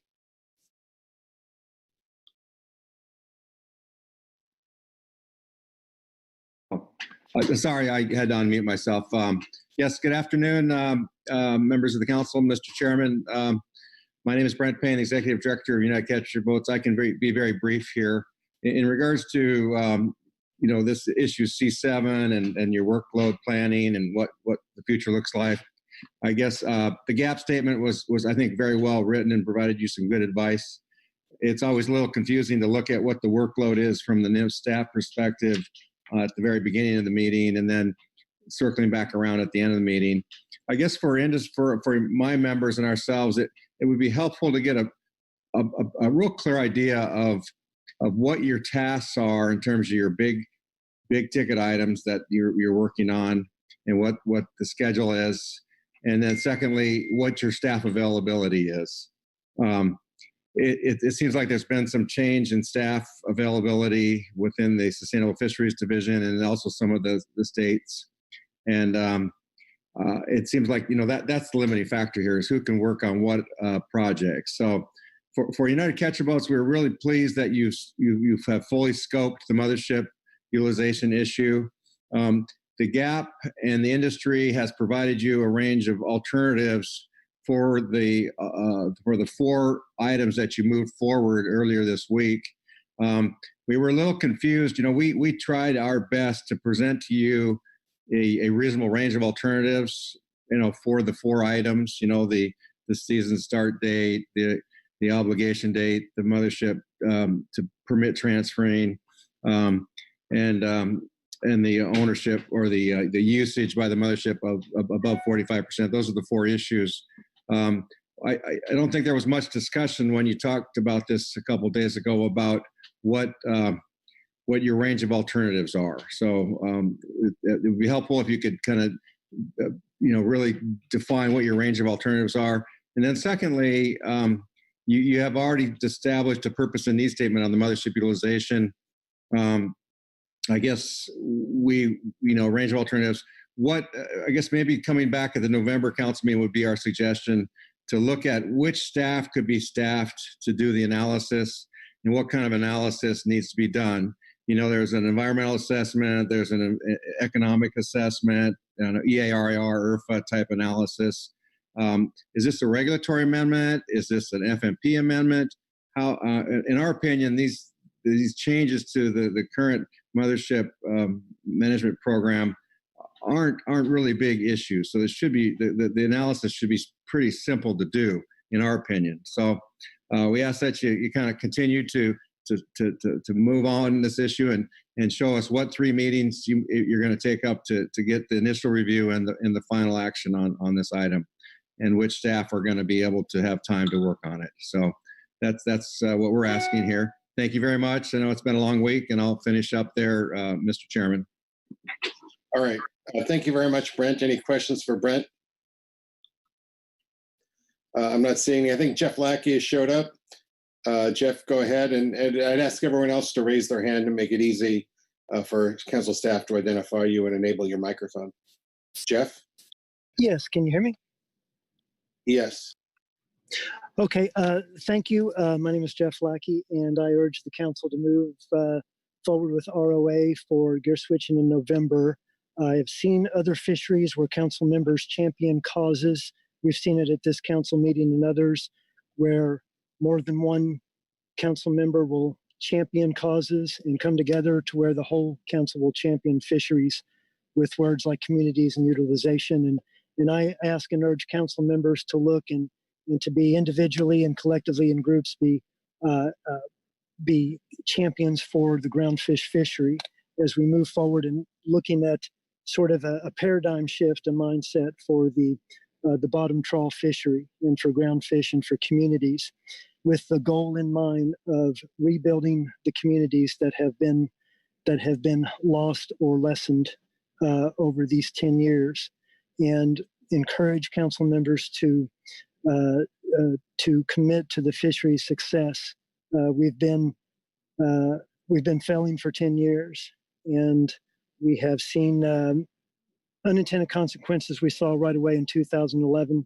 We waited 5 years for the 5-year review, and have been waiting 5 years since, and delaying each meeting. It seems like we delay another meeting, and I'm asking that we stop the delays. We go ahead. We look for champions on the council to step up and really look at how we can make the fishery a success. Gear switching is the #1 issue. If we can look at that through the lens of fisheries, of the fishery and communities, Fort Bragg, Eureka, Charleston, Newport, Warrenton, Astoria, Westport, communities south of Fort Bragg, and others I may have missed that could come online. that we look at strengthening and rebuilding them. If we can champion, starting at this meeting, moving forward, prioritizing the ROA in November so we can get forward. And if any council members, I encourage them to go to the processors between now and November, watch a bottom trawl boat unload, talk to the processors, because if we rebuild the fishery, it's going to have to go through the brick and mortar processors to do so. And so I just wanted to really encourage that the champions step up for our fishery when we move ROA for gear switching forward in November. Thank you. Thank you, Jeff. Any questions for Jeff? Not seeing any. Thank you very much, Jeff. John Gonzalez, followed by Robert Waller.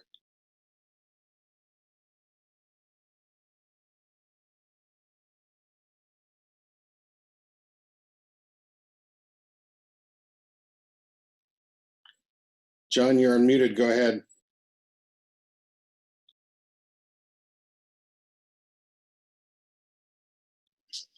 Can you hear me okay? Yeah. Apologize for that.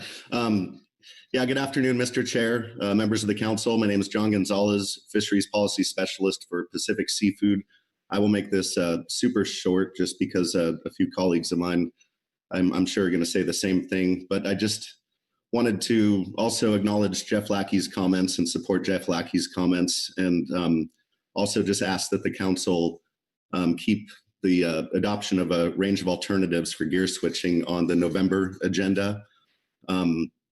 I also want to support the GAP's comments about some possible ways to shorten that up if we were to have 2-minute comments. I really don't see the agenda item taking the full 6 hours if we were to do that, since I think the majority of the time put into that agenda item is the testimony. Also wanted to support the GAP's comments as far as, there's talk about industry kind of coming together on this and trying to collaborate. I am not opposed to that at all, but I think it would make more sense for that kind of collaboration to take place after a meaningful range of alternatives is adopted. And when I say meaningful, I'm talking about hoping that there can be an inclusion of an additional alternative sometime in November, to have a more restrictive alternative to broaden the range. And also want to just point to the HMSAS report as well. They had a suggestion to free up another couple hours there that I think makes a lot of sense, just given the current landscape. So I'll leave it at that, and thank you very much. Thank you very much, John. Are there any questions for John? I'm not seeing any. Thank you very much, John. Robert Waller, followed by Megan Flaherty.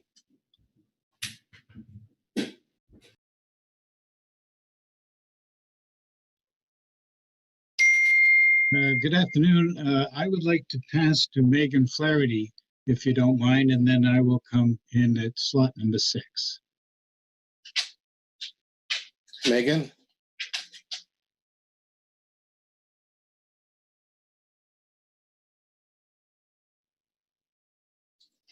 Hi, everybody. My name is Megan Flaherty. I'm a staff member with the San Diego Audubon Society. I've met many of you guys at some of the meetings back when we had them in person. Can you guys hear me okay? Yes, please go ahead. Okay, thank you. Bob is going to talk a little bit about his experiences working with the California Lease Tern and what he's seen in the field about their reliance on northern anchovy as a primary foraging resource. But I wanted to just talk a little bit about San Diego Audubon's history working with Audubon California and the National Audubon Society on some of the efforts to update the overfishing level for the central subpopulation of northern anchovy, work on that flow chart, and then kind of reevaluate the different management categories. So San Diego Audubon has been involved in that effort for, I want to say, around 3 years now. And during that time, we have had upwards of 10 volunteers that have actually come and participated and made public comment at the PFMC meetings back when they were in person. So we have over 3,000 members. We're a local chapter of the Audubon Society based here in San Diego, obviously very coastally based. And the California least tern is kind of our flagship species. We've spent over 30 years stewarding that species in Mission Bay, and we really do focus on their entire life cycle. We focus on restoring their nesting habitat. We focus on protecting them from predators while they're nesting. And we've now been trying to focus on protecting their foraging resources.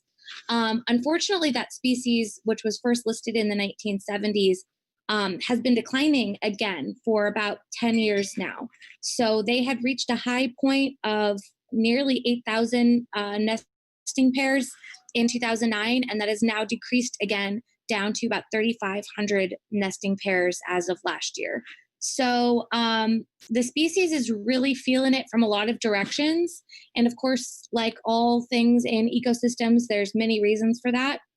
But impacts to their foraging resources definitely seems to be driving a lot of their productivity issues. So a scientist by the name of Dan Robinette with Point Blue has been doing a lot of research on the relationship between California least tern nesting productivity and their diet. Northern anchovy is far and away the most productive, best food that they can feed their chicks. And unfortunately, it seems like climate change is impacting their ability to get that northern anchovy. Obviously, that is a very complicated relationship between ocean temperatures and spawning, et cetera, et cetera. But that is one of the main reasons why San Diego Audubon is focusing on this, because we feel as though having a good updated management method for northern anchovy is not only going to benefit dependent predators like the California least tern, but also species like the recently delisted brown pelican. And so I just want to thank you guys for sticking with it. I know you've had a really long day today and taking all these public comments. And I want to just voice my support for the statements by the Coastal Pelagic Species Management Team asking to add the CSNA flowchart to the April 2021 meeting agenda and asking to add the revisions to the management categories to the June 2021 agenda. I really appreciate you guys and all of your hard work, especially during these strange times. And thank you so much. All right. Thank you, Megan. Are there any questions for Megan? I'd like to remind commenters, we're really looking for comments specifically directed to workload planning. In other words, a reference to either our November agenda or a year at a glance, rather than general topics. So, time is short, and so I'd appreciate keeping comments as much on point as possible. Robert Waller.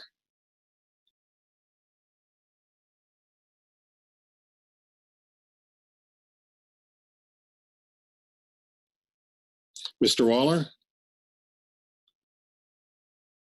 You're muted. There you go. Thank you. Good afternoon. My name is Robert Waller, and I'm a member of San Diego Audubon and also a California least tern watcher during the nesting season. And we have volunteers who go down and monitor the nesting area, in particular for predators.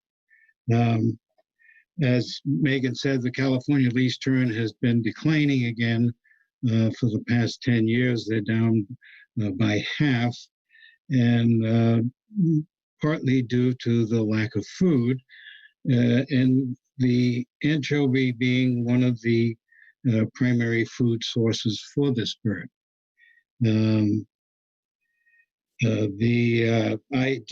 I'll keep it really short. I also support the recommendations of the Coastal Species Management Team, and thank you for your consideration. All right, thank you very much, Mr. Waller. Any questions for Mr. Waller? Thank you for your comment. Heather Mann, followed by Anna Weinstein. Mr. Chairman, council members, my name is Heather Mann, and these comments are presented on behalf of MTC. I've been operating in the Pacific Council process, I think about 25 years, and I've been participating in the North Pacific for about 8 years.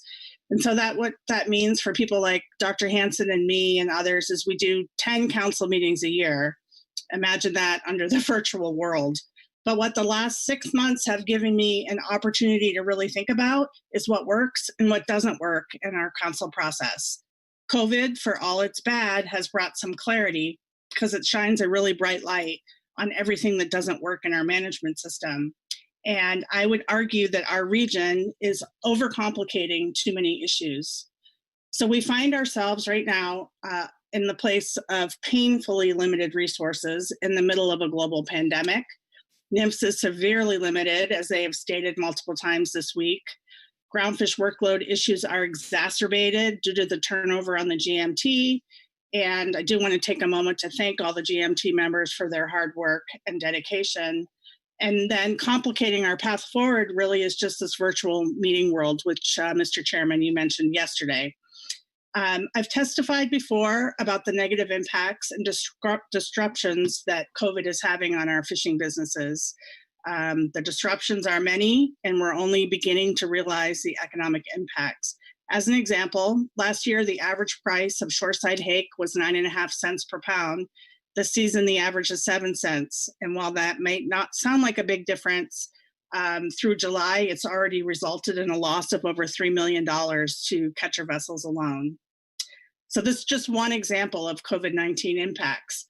But is that more important than everybody that's trying to get in the non-trawl RCA, or people dealing with gear switching, or the in-season adjustments for fixed gear fishermen? We all have challenges that we're facing, and we really need the council and NIMS to focus their actions on things that will reduce the cost of producing seafood or provide greater commercial and recreational fishing opportunities to help us weather this storm. I'm frustrated with the NIMS comments about capacity, but I know that they're true. I can't argue that they're not true. I think I did hear Mr. Tracy say that he had staff to work on some issues during the time that NIMS did not. But again, it just feels like we're really overcomplicating things here when I compare it to how quickly things can move through the North Pacific Council. So to that end, MTC recommends that gear switching and MS utilization are both prioritized and scheduled in November, and that the goal is to adopt a range of alternatives. I don't believe any additional scoping or analysis is needed prior to November. And like I said, I think Mr. Tracy said he had staff that could tee up those issues. I'm not sure having an EM update in November is necessary, and I would suggest dropping that. MTC does not support adding an item to scope management measures for short belly in November, or frankly at all in the near future. With our limited resources and nothing sounding the alarm that something needs to be done above and beyond what we're already doing and have proven we're doing, it doesn't seem like a good use of resources. I'd rather see the time spent scoping how we get into the non-trawl RCA versus spending more time rehashing the argument over short belly. We're all in difficult positions here. I use this analogy a lot, but it's like the Hunger Games or some other dystopian nightmare. There's a small amount of resources available to work on items. Every fishery and every gear type has their top priorities. Most of these have merit, but all it does is it ends up pitting ourselves against each other as we try to elevate our priority, to demonstrate we need it more, to parade our economic losses and try to convince you that our item is the most deserving. And that's not helpful.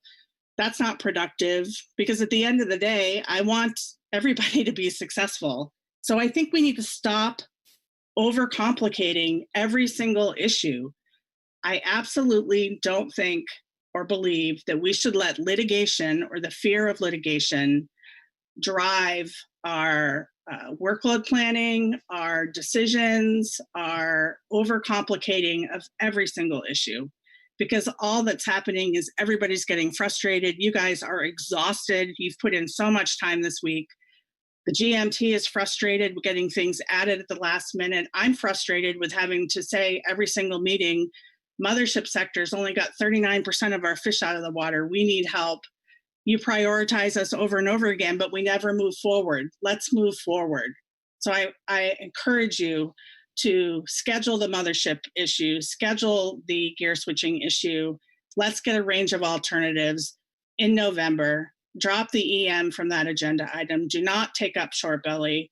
Let's start scoping non-trawl RCA access. Let's get moving on things that are going to have a measurable, positive impact to the fishing industry, recreational, commercial. We need your help. We need you to do this to weather this pandemic and get through this storm. And I'm happy to answer any questions and provide any assistance to help move these things forward. Thank you, Mr. Chairman and council members. Thank you, Heather. Any questions for Heather? Thank you, Heather. Anna Weinstein, followed by Mark Ridman. Thank you, Mr. Chair. Can you hear me? I can. Thank you. Well, good afternoon, Mr. Chair and council members. I'm Anna Weinstein with Audubon. Actually going to be speaking on 2 agenda item issues today. But first, I need to highlight a troubling pattern I've been noticing in this meeting. I believe this was the 3rd time that conservation public members were picked on for their comment either being too long. I really appreciated the comments from San Diego Audubon. I think they were relevant, and I didn't hear any, similar kind of feedback on Ms. Mann's tangents that she just did. So I'd appreciate, maybe a little reflection on that very much. I am speaking today in regard to 2 letters that Audubon and partner organizations submitted under workload planning. One is related to central subpopulation of northern anchovy, and I'm speaking on behalf of Audubon and Pew Trusts. We submitted a letter also with San Diego Audubon, Wild Oceans, Ocean Conservancy, and Sea and Sage Audubon. And I'll be very brief. So we very much appreciate the CPSMT's report under this agenda item, which requests CSNA framework flowchart be put on the April 2021 agenda, and the CSNA FMP amendment be put on the June 2021 agenda. For all the reasons the CPSMT well laid out in its report, we enthusiastically support the scheduling of these workload planning actions per the CPSMT's report. Second item on short belly rockfish. We very much, our letter with Oceana and Audubon Washington, Portland Audubon, and San Diego Audubon. We also reported this under open public comment. And so we respectfully request that this short belly rockfish be consideration of provisions for sort of trailing actions following its reclassification to EC be put on the November agenda, focusing on provisions to prevent a directed fishery, and maybe put the 2,000-ton annual catch limit decision trigger somewhere in the FMP with some sort of greater explanation about the council, how it would react. I would highlight, despite what Ms. Mann said, that actually the ecological assessment, the EA for SIBA 1 species, actually went to discuss the vulnerability of all sorts of forage species globally to reduction fisheries for aquaculture, which is the topic of this meeting. There's a lot of language in there around that speaks to that. So I won't go into right now because of time. So we really urge the council to agendize these sort of trailing actions to focus on those trip and annual limits, the kinds of provisions that could be put in place in a discussion to address the trailing actions on the that very important action that the council took. So thank you very much for your consideration. I'm happy to take any questions. Thank you, Anna. Any questions for Anna? All right. Thanks, Anna. Mark Reidman, followed by John Keppen.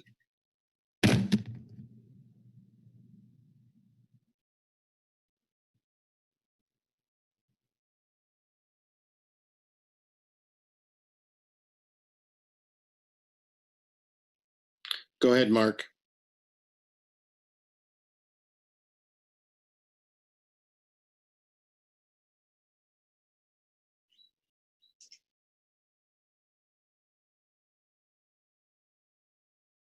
We're not hearing you, Mark.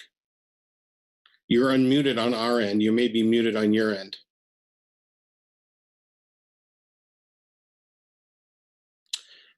Okay, that's not working out. We'll go to John Keppen.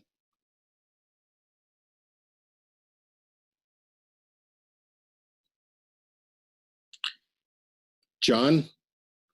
He doesn't appear to be on the list. Yeah. All right. Well, then go on to Mike Okaneski. And Mike, you're muted. There you go. Thank you, Mr. Chair, council members. For the record, my name is Mike Okaneski. I'm a consultant for Pacific Seafood. I support the following recommendations. Keep the selection of a range of alternatives, ROA, to address gear switching on the council's agenda for the November 2020 council meeting. Include time for the council to approve a ROA to address gear switching, which includes the addition of alternatives so that additional analysis can be conducted before the March meeting. Included in the ROA a more restrictive alternative consistent with Ocean Gold's and Pacific's written comments and oral testimony. If I correctly recall, Dr. Seeger suggested if we had some ideas for gear switching analysis, we bring them up in the September meeting as a type of heads up. I have several brief, broad-based ideas.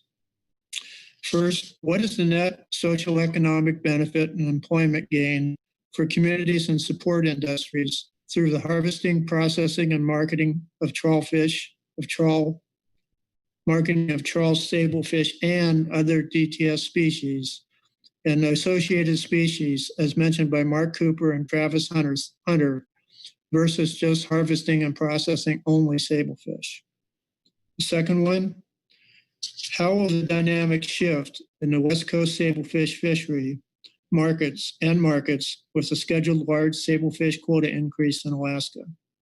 Lastly, I support Heather Mann's comments on the mothership utilization. And that is it. Thank you very much. And if you have any questions, I'd be happy to answer. Thank you, Mike. Any questions for Mike? Thanks, Mike. Lori Steele, followed by Jeff Schuster.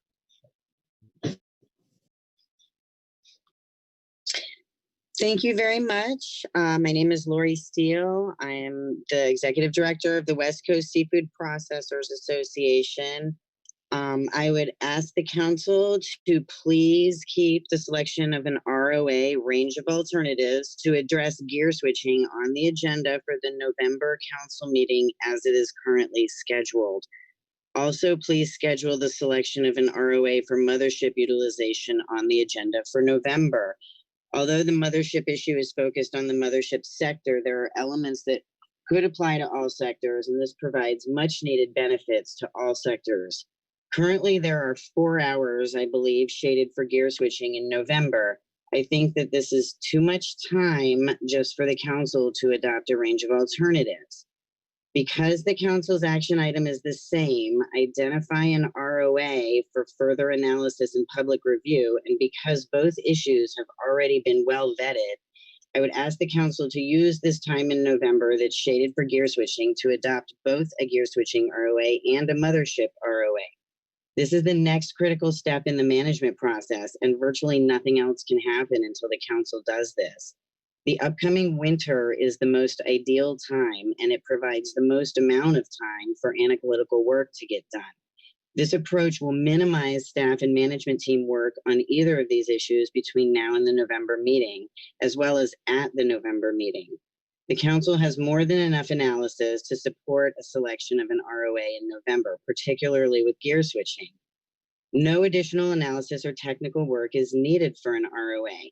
This is the most analysis I've ever seen developed ahead of an EIA or an EIS, just to simply select the alternatives for analysis. In a public process and in the NEPA process, the ROA is what identifies what needs to be analyzed and what goes out for public review. There is no workload concern between now and November. You've heard a lot of testimony at this meeting about a strong desire to include a more restrictive alternative in the ROA. Including another alternative does not necessitate additional analysis, given the scope of analysis that has already been provided thus far to support the development of an adequate ROA. The groundwork has been laid to include another alternative, something simple, straightforward, and within the bounds of the purpose and need and the scope of impacts that should be analyzed as part of this management action. I very much appreciate the council voting unanimously to move forward through the process with action to address gear switching. A unanimous vote indicates that you understand the importance of this issue and a strong desire among stakeholders to see the issue deliberated through the council process. Delaying the selection of a ROA until sometime next spring is not consistent with a unanimous vote to move this issue forward. Selecting the ROA next spring would put the development of the analysis into a relatively much busier time for staff and for the GMT. We urge the council to adopt the ROA in November so that the analysis can be conducted over the winter and we can move the process forward. I've heard some council members express hope that some of us in the industry who are engaged on all sides of this issue could come together and talk amongst ourselves about this issue. I support the idea, and I'm certainly willing to be a part of that or help in whatever way I can, but I feel strongly that any productive discussion between industry sectors hinges on the council first approving an ROA, one that is adequate and broad enough to provide the incentive for the industry to have these talks. If there is hope that there will be something coming forward from talks amongst industry sectors, it would be helpful to send a clear message that the council is moving forward with action sometime in the not too distant future, which can provide some incentive for folks to come to the table. Without approving an ROA, the timing for the council's next steps and for any action to be taken is even less clear.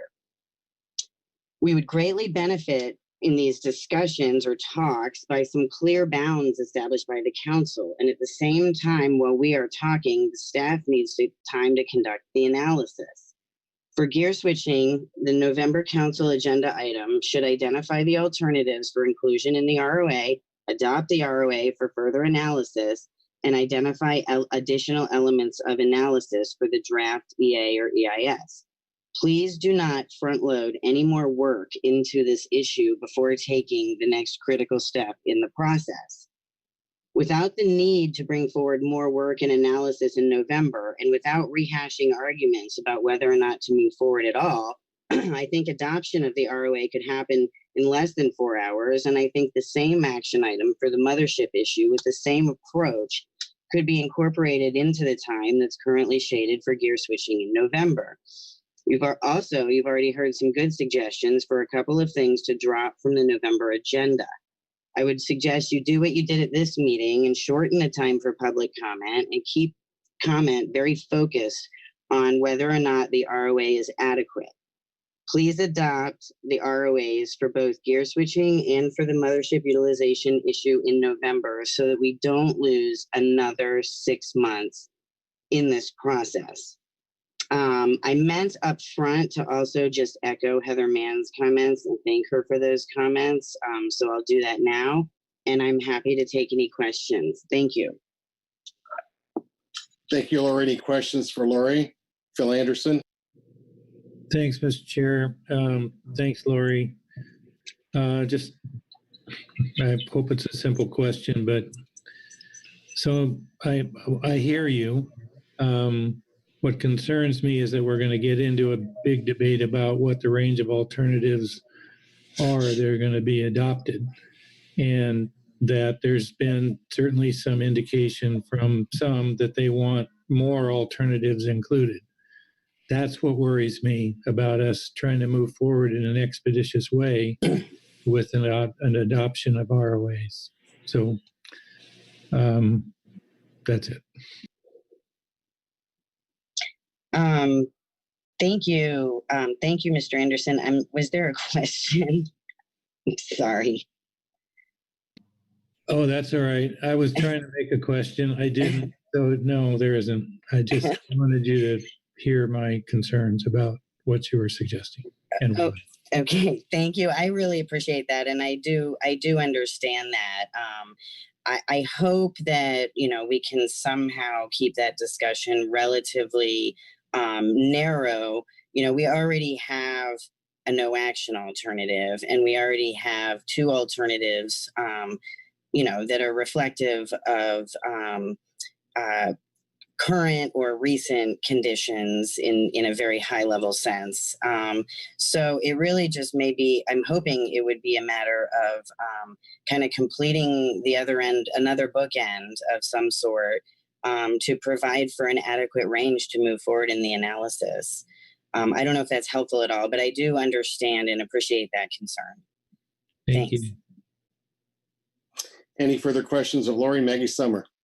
Thanks very much, Chair. Thanks for your testimony, Lori.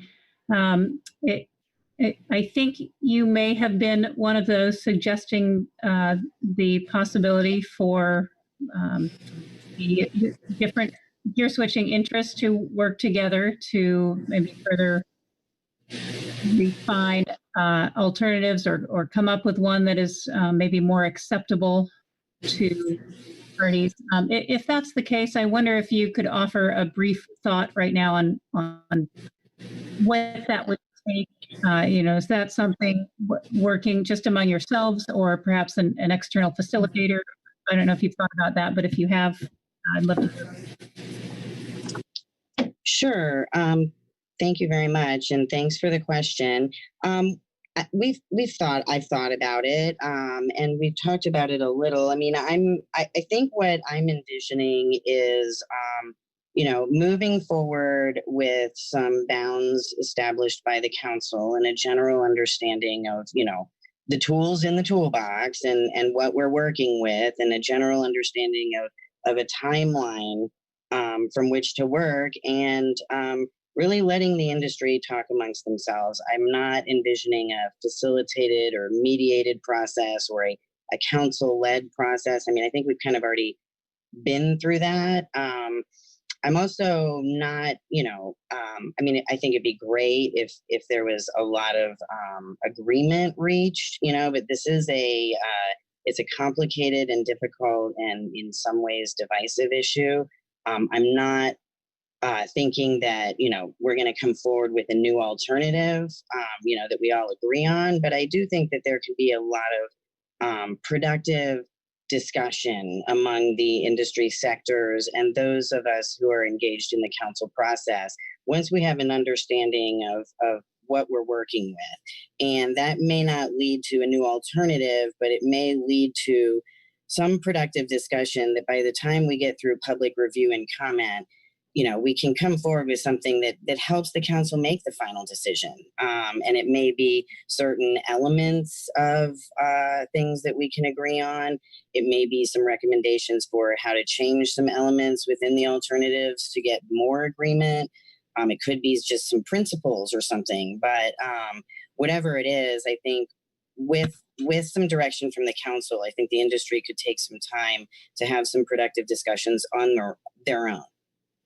Thank you. Thanks. Any other questions of Lori? Thanks, Lori. Jeff Shester, followed by Paul Clampett. Great, thank you, Mr. Chair. This is Jeff Shester representing Oceana. I wanted to start by discussing short belly, and wanted to clarify after re-listening to the discussion back in June that we are very appreciative of the council's statements, particularly those made by Phil Anderson and Rich Lincoln in June regarding continuing to keep short belly rockfish monitored and in the council's purview. And we wanted to clarify that we're not asking the council to reconsider or revisit its June decision, but really to follow up on the council's June discussion in seeking a way to enshrine that 2,000 metric ton trigger given that it is not in the NIMS proposed regulations, and consider directed fishing prohibitions similar to what is in place for the shared ecosystem component species.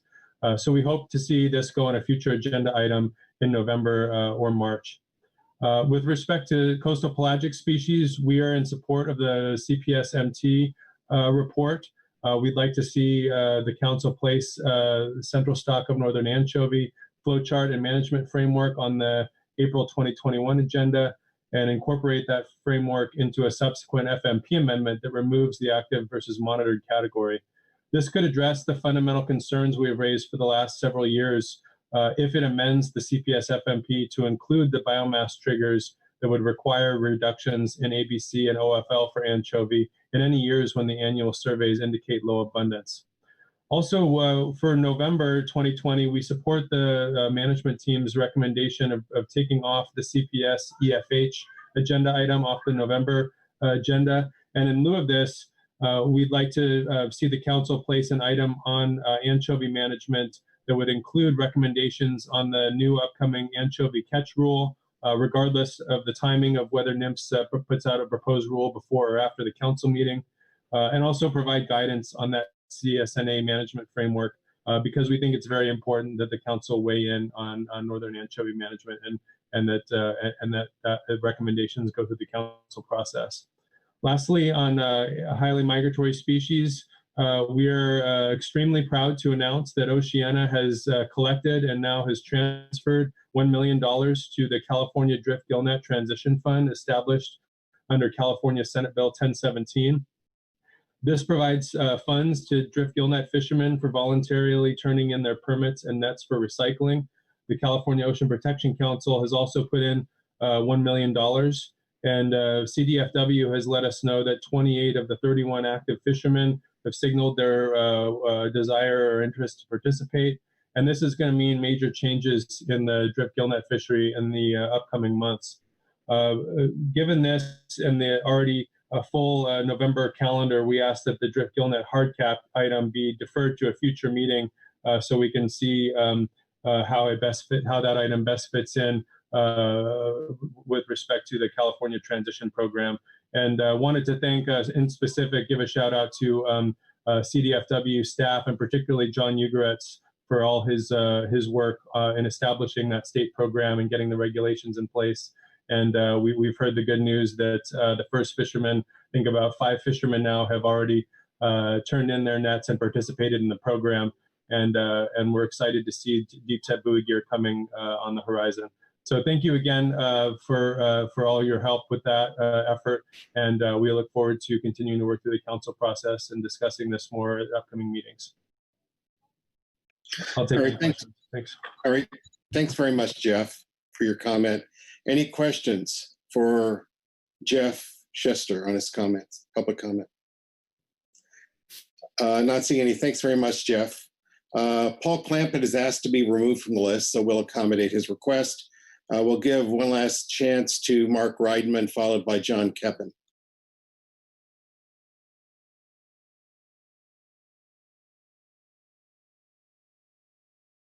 Can you hear me now? Yeah, go ahead, please. Okay, hi. Yep. Hi. My name is Mark Reidman. I'm the president and CEO of Ocean Gold Seafoods. It's very important to us that the council does not delay decision-making on the gear switching issue. And we ask that the council keep the selection of the alternatives to address gear switching on the agenda for the November 2020 meeting. We believe that the council has plenty of information and analysis to support the selection of a range of alternatives during November meeting. We believe that the range of alternatives should also include the 10% alternative as suggested by Ocean Gold and Pacific Seafoods. That's all I have for chairman and the council, and I just wish you would put it forward in November. All right, thanks very much, Mark. Any questions for Mark? Thank you for your comment. And John Keppen, is there a John Keppen in the house? I don't see John on the list. Do you concur, Mr. Tracy? Yes, Mr. Chair, that appears to be the case. All right, so that that does complete public comment, which brings us to our council action here, which is to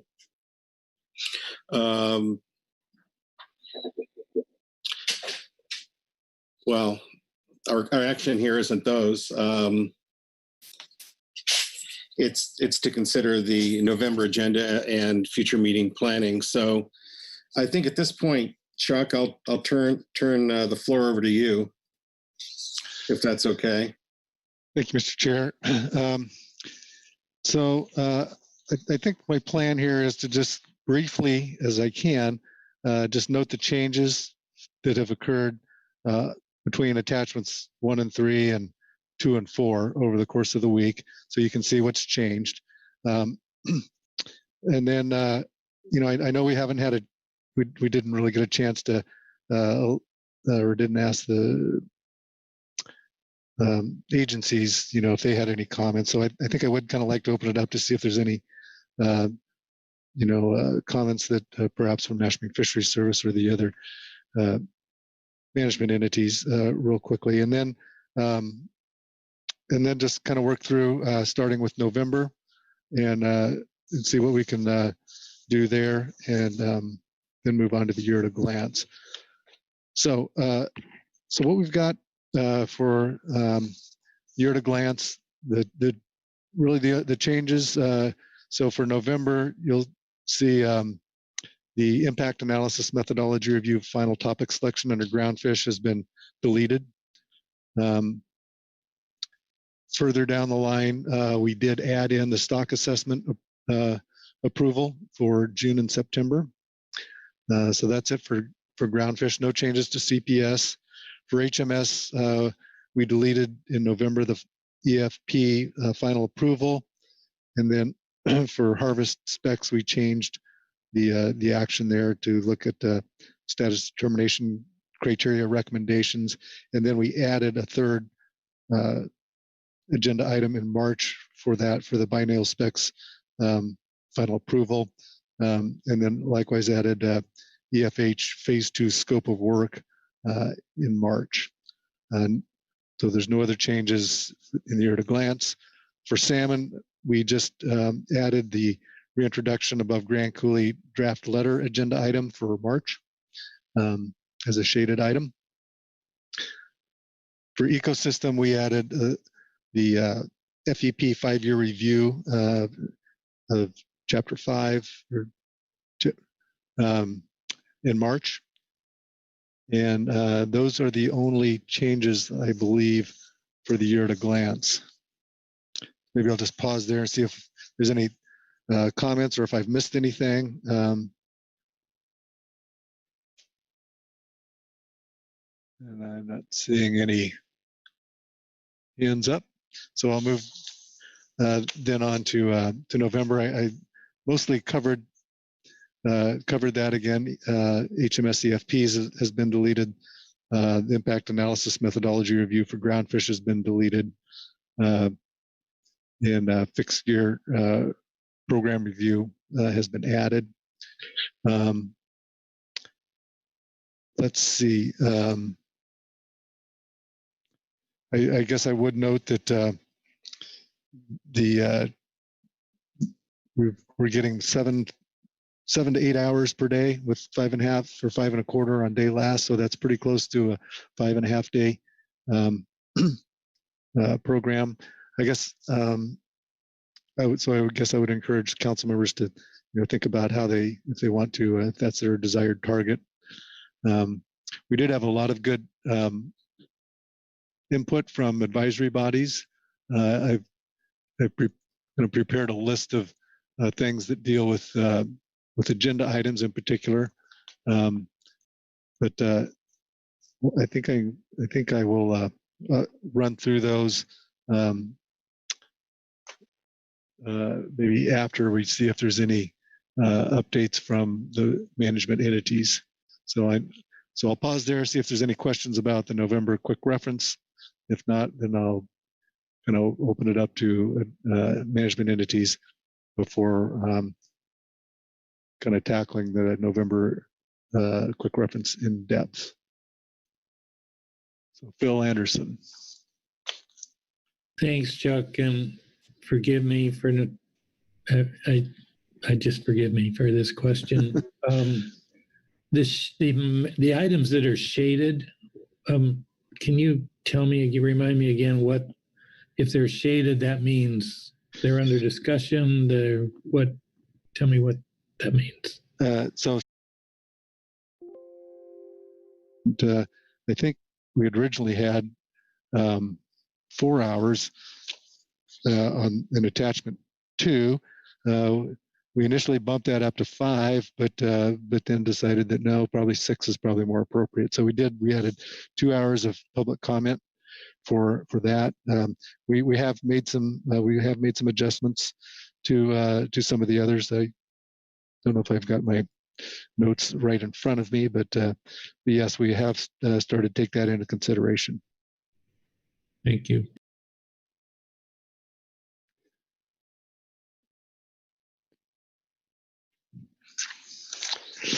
Anybody else? National Fisheries Service, state agencies, anything to think about? Mr. Wolf. Yeah, thank you, Chuck. I do have some initial remarks I'd like to make, both overarching as well as on the November agenda, if that's okay now. Yeah. So a couple points. I fully agree with the comments that were just made by Phil. I think we need to be very cognizant of that. I do appreciate that both in this November agenda as well as this meeting, our previous requests to kind of consolidate meeting times for the FMPs when possible. I mean, I know we split up gear switching initially, for a reason, but in general, keeping all the HMS items together on a single day or salmon or things like that where possible, I think is very helpful, as opposed to spreading it out in multiple days, kind of keeping us tethered to the council meeting and how the agendas go. And I think that goes also similarly for management teams. In general, I'll just reiterate what I said in June, what the unpredictability that we're seeing with these virtual meetings is a further stress and burden and challenge for staff, both those that are engaged at the council as well as on the advisory bodies.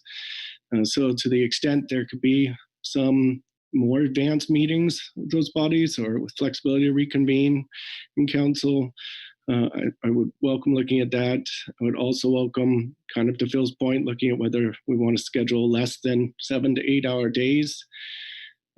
I appreciate also some of the comments we got in public testimony, as well as the chair's use of a reduced public comment time. I think we do see more public comment in virtual meetings. I think that's something we should look at going forward. I like the 3 and 6 minute limit. That's consistent actually with some other councils.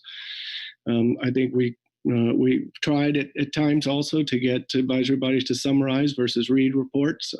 I think that could continue to be encouraged. So those are some of my overarching comments.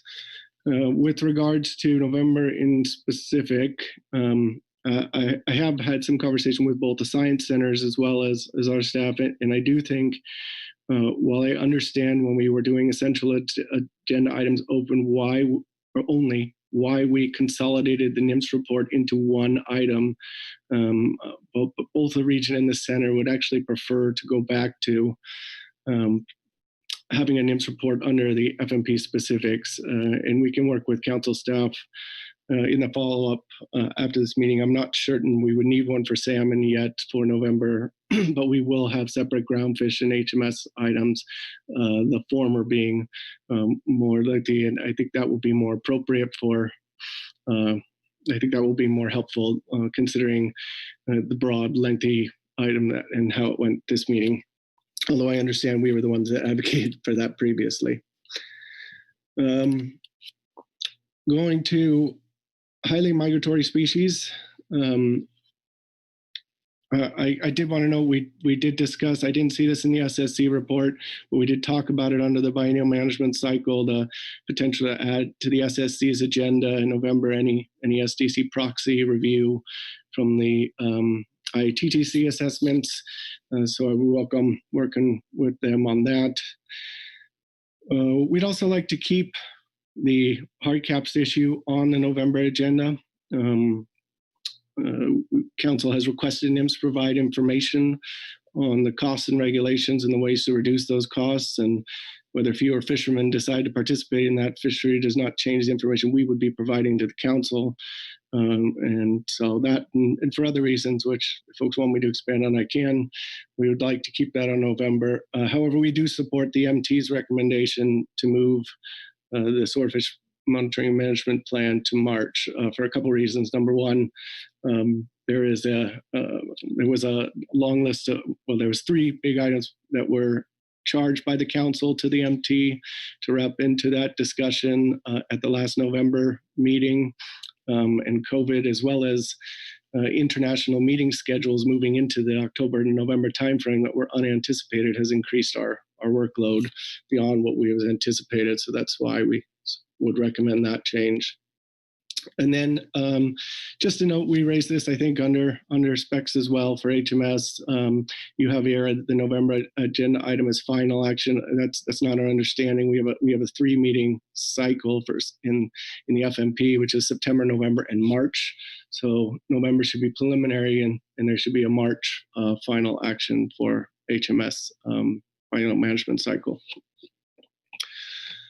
For groundfish,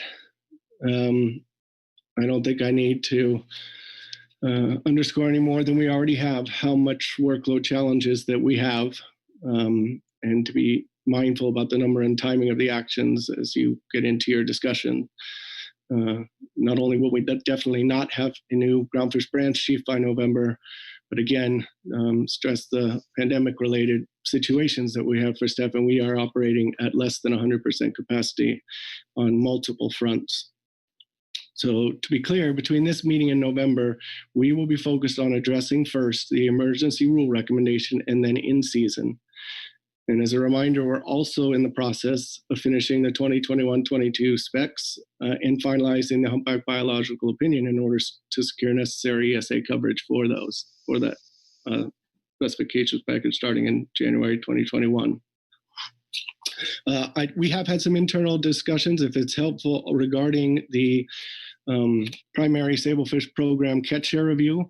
NIMS, in consultation with NOAA General Counsel, have determined that the current briefing book report put together by Dr. Jim Seeger under agenda item D2 is enough for at least us to consider this review initiated relative to the MSA time clock. So we wouldn't necessarily need a formal November agenda item, but of course would suggest that council revisit this when it comes to the YAG discussion, year at a glance discussions.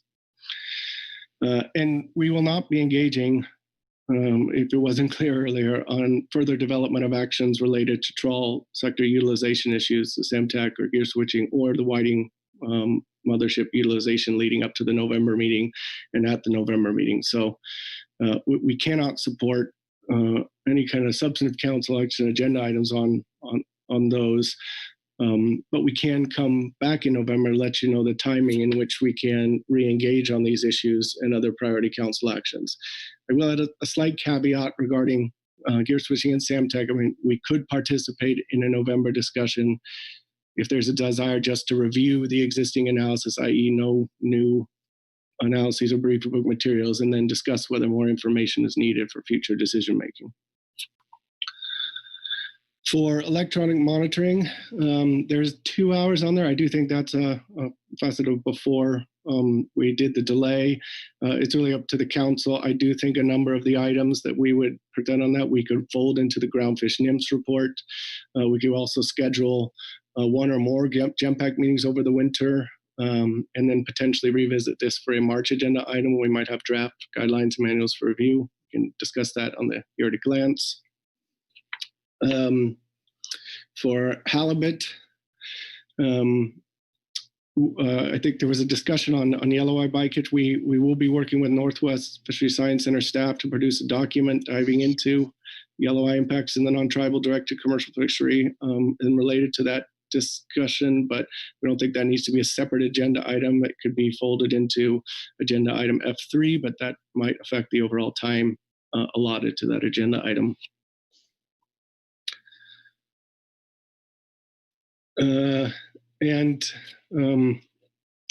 I guess that's it really on CPS. There was mention of the litigation. That's correct. There is a court order that requires a proposed and final rule by December 31st. We are still trying to determine a timeline for that. Obviously, in order to make that, you'd have a proposed rule sometime in probably early November at best. Court may grant additional time. We are not certain when that decision might occur. We also don't know, have not determined whether we'd appeal or move for a stay. So I don't have any additional information other than that, just to remind the council that that's just the current status of that situation. And I think that's quite a lengthy report, so I'll stop there, but I'm happy to expand on any of those or take questions or dig deeper as folks want to. Thank you, Ryan. It looks like you've got quite a following. So I'm going to get in line first since I've got the mic. And I just want the couple questions I had was if you wanted to touch bases on the regional tech plan review, agenda item C3, what the status of that was. Otherwise, I think you pretty well touched on my questions for you. Yes. So yes, I didn't say anything on that. I mean, that's again up to the kids of the council.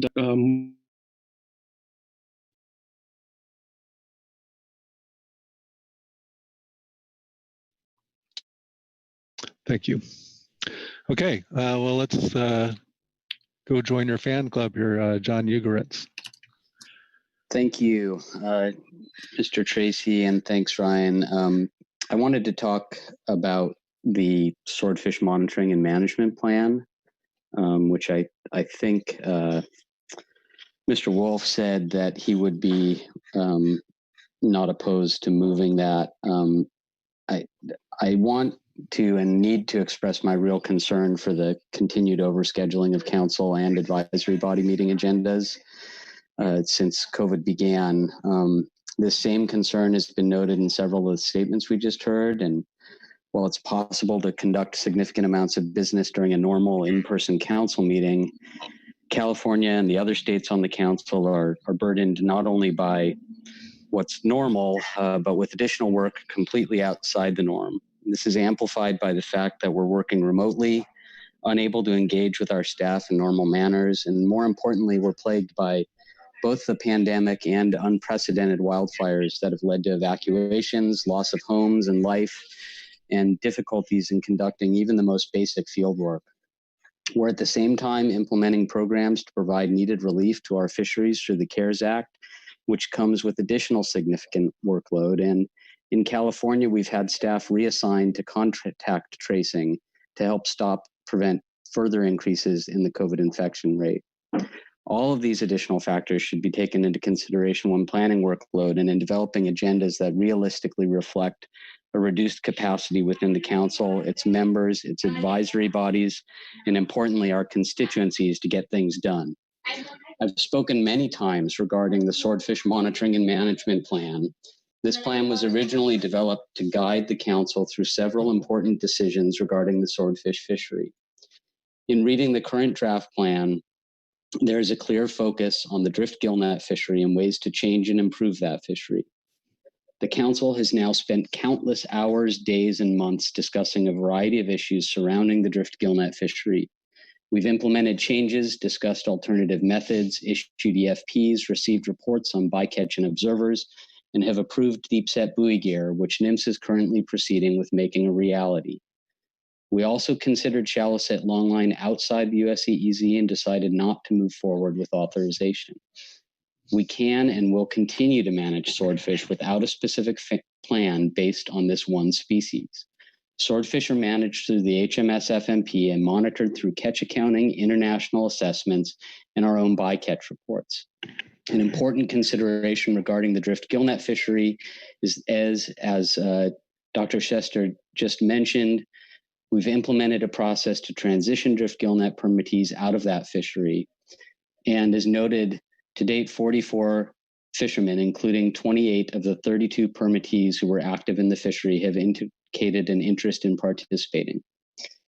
Through funding provided by the California Ocean Protection Council and non-state contributions coordinated by Oceana, we've been able to notify 24 of these 44 participants that they can proceed, and those individuals are actively moving towards completing the process by relinquishing both their permits and nets.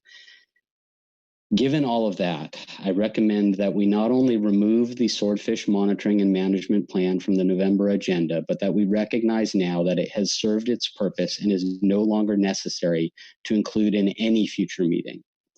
We have far more important work to conduct, as you heard during public comment, and continuing with a plan that is redundant and unnecessary is not a prudent use of the council's time nor that of our advisory bodies. In closing, I would point out that we have tasked the HMS management team to conduct some analyses. I believe those analyses fit perfectly fine within the hard caps issue or the bi-specs issues that are already on the agenda.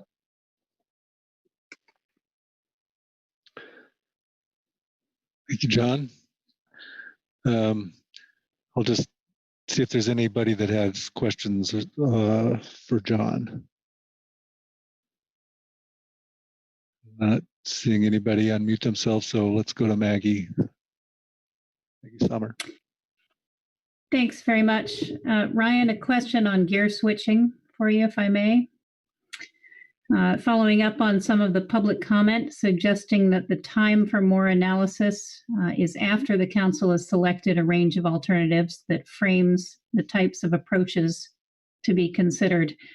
Does NIMS have a position at this time on whether more analysis is needed prior to adopting a range of alternatives?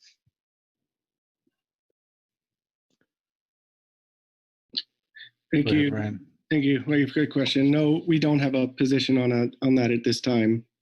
And like I said, if the desire is to just review the existing analyses and then discuss whether more information is needed, that's something we can engage on. We do think good work has been done to date.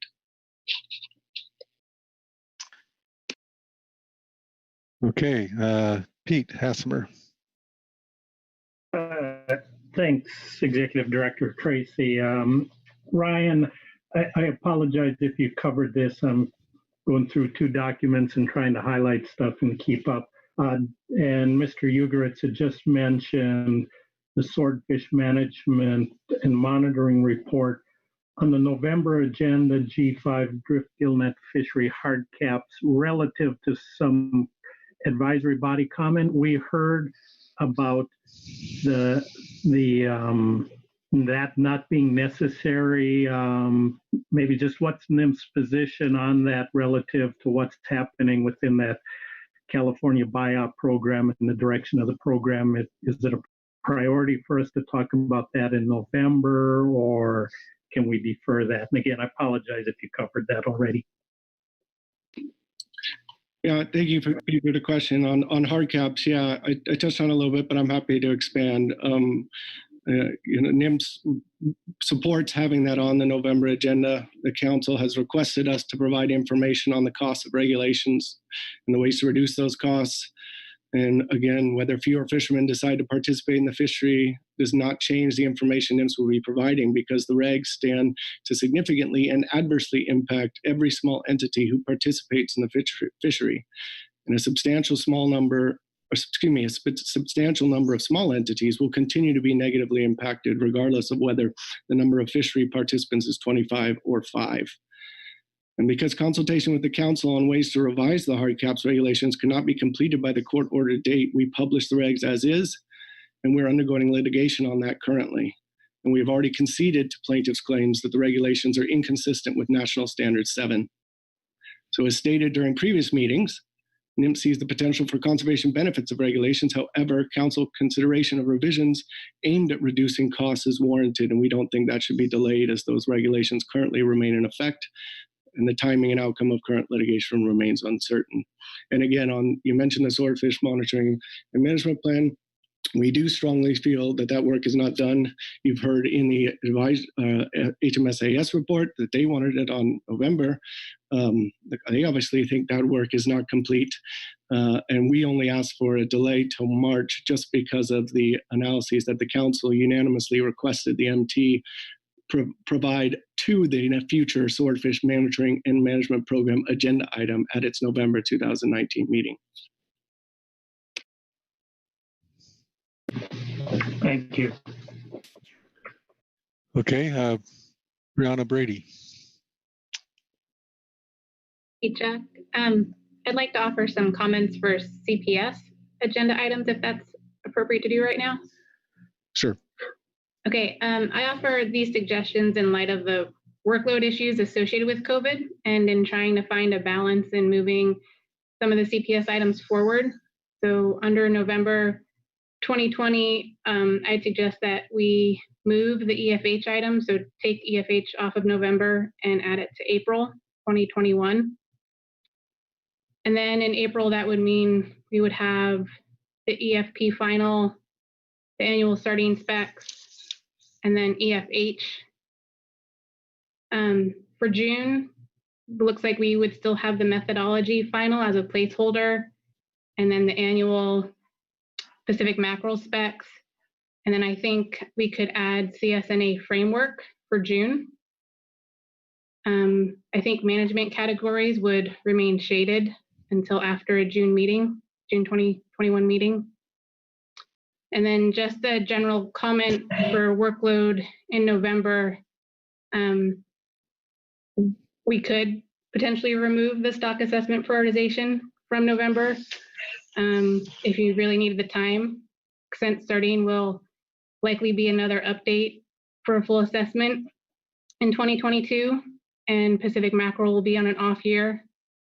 And then we would still have the anchovy research assessment that had just been completed in 2021. So if you really need the time, that's something to consider in the future. Thanks. Thanks, Brianna. So just real quickly on the stock assessment prioritization, you said we could remove it from November. Did you have a landing spot for it? Did I miss that?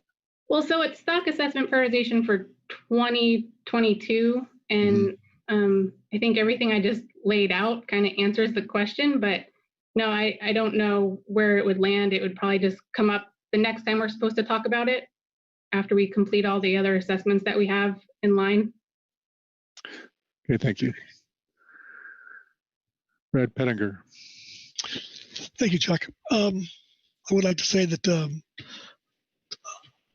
Jeff Shester's testimony actually got me kind of excited there, by golly, for the first time ever, when I thought we picked up 2 hours from the DGN hard caps maybe going away, and then Ryan put cold water on that. I thought Lori Steele gave some really compelling testimony today, and why we should have no ROA in November for the gear switching issue. I do think with the ROA on the table and discussions with the two groups, there'd be an incentive to get together and actually have some meaningful conversations. I think lacking that, I don't think that's not going to happen. The sablefish issue is not going to go away. It's going to get worse, just because we've got these big gear classes of sablefish that we're seeing in Alaska, British Columbia, and yes, off the West Coast.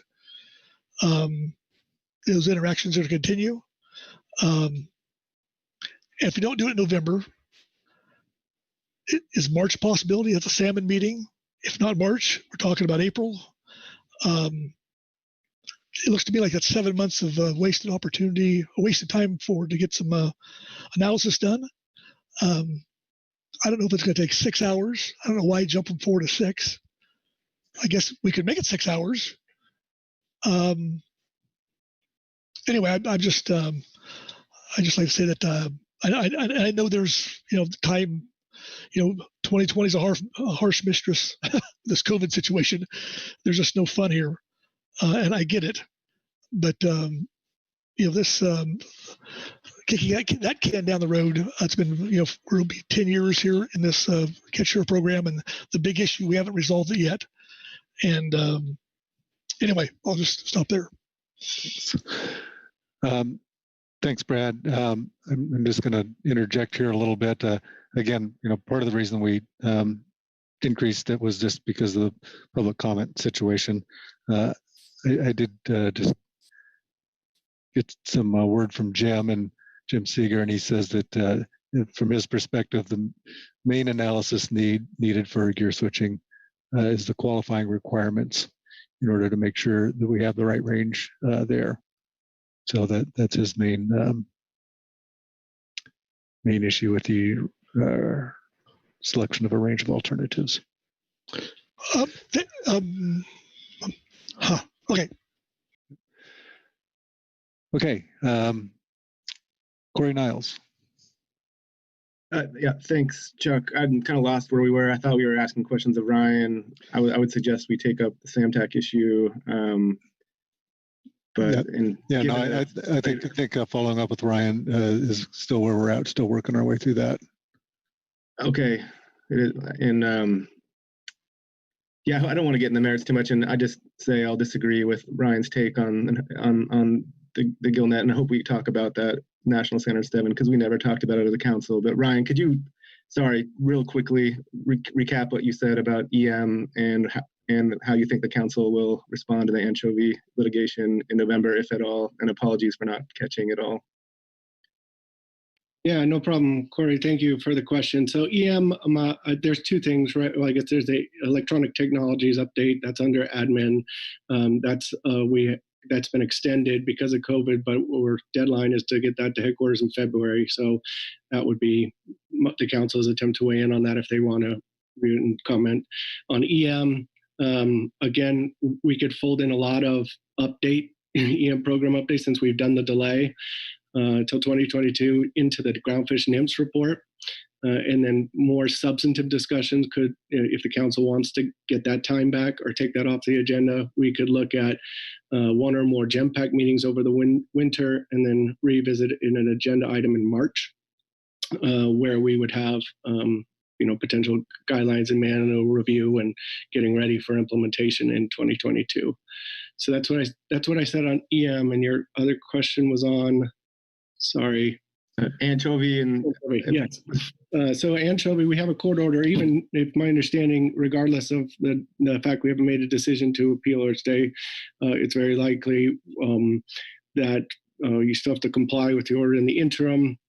So most likely we're still working on timing, so I can't be specific here, but it's very possible that we will have a proposed rule either out or getting close to be coming out as a result of that litigation around the time of the November meeting.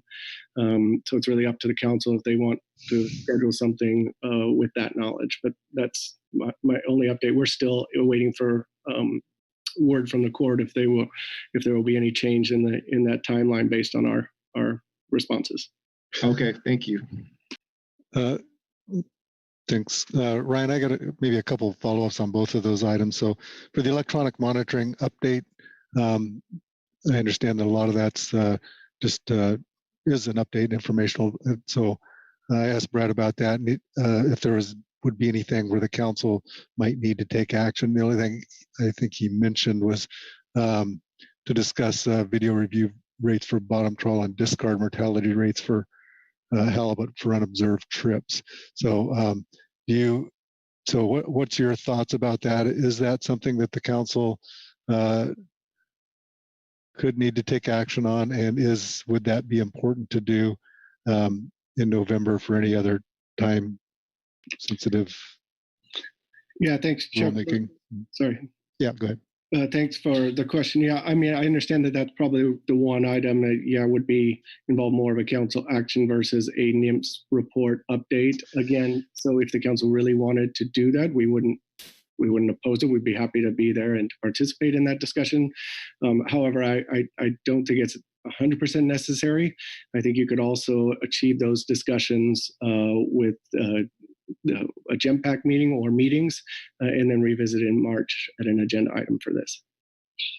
Okay, thanks. And then on the anchovy litigation, so would the only role for the council at this point be commenting on a proposed rule? So if the proposed rule wasn't out, then we wouldn't need the agenda item. I guess it's kind of where I'm going with this.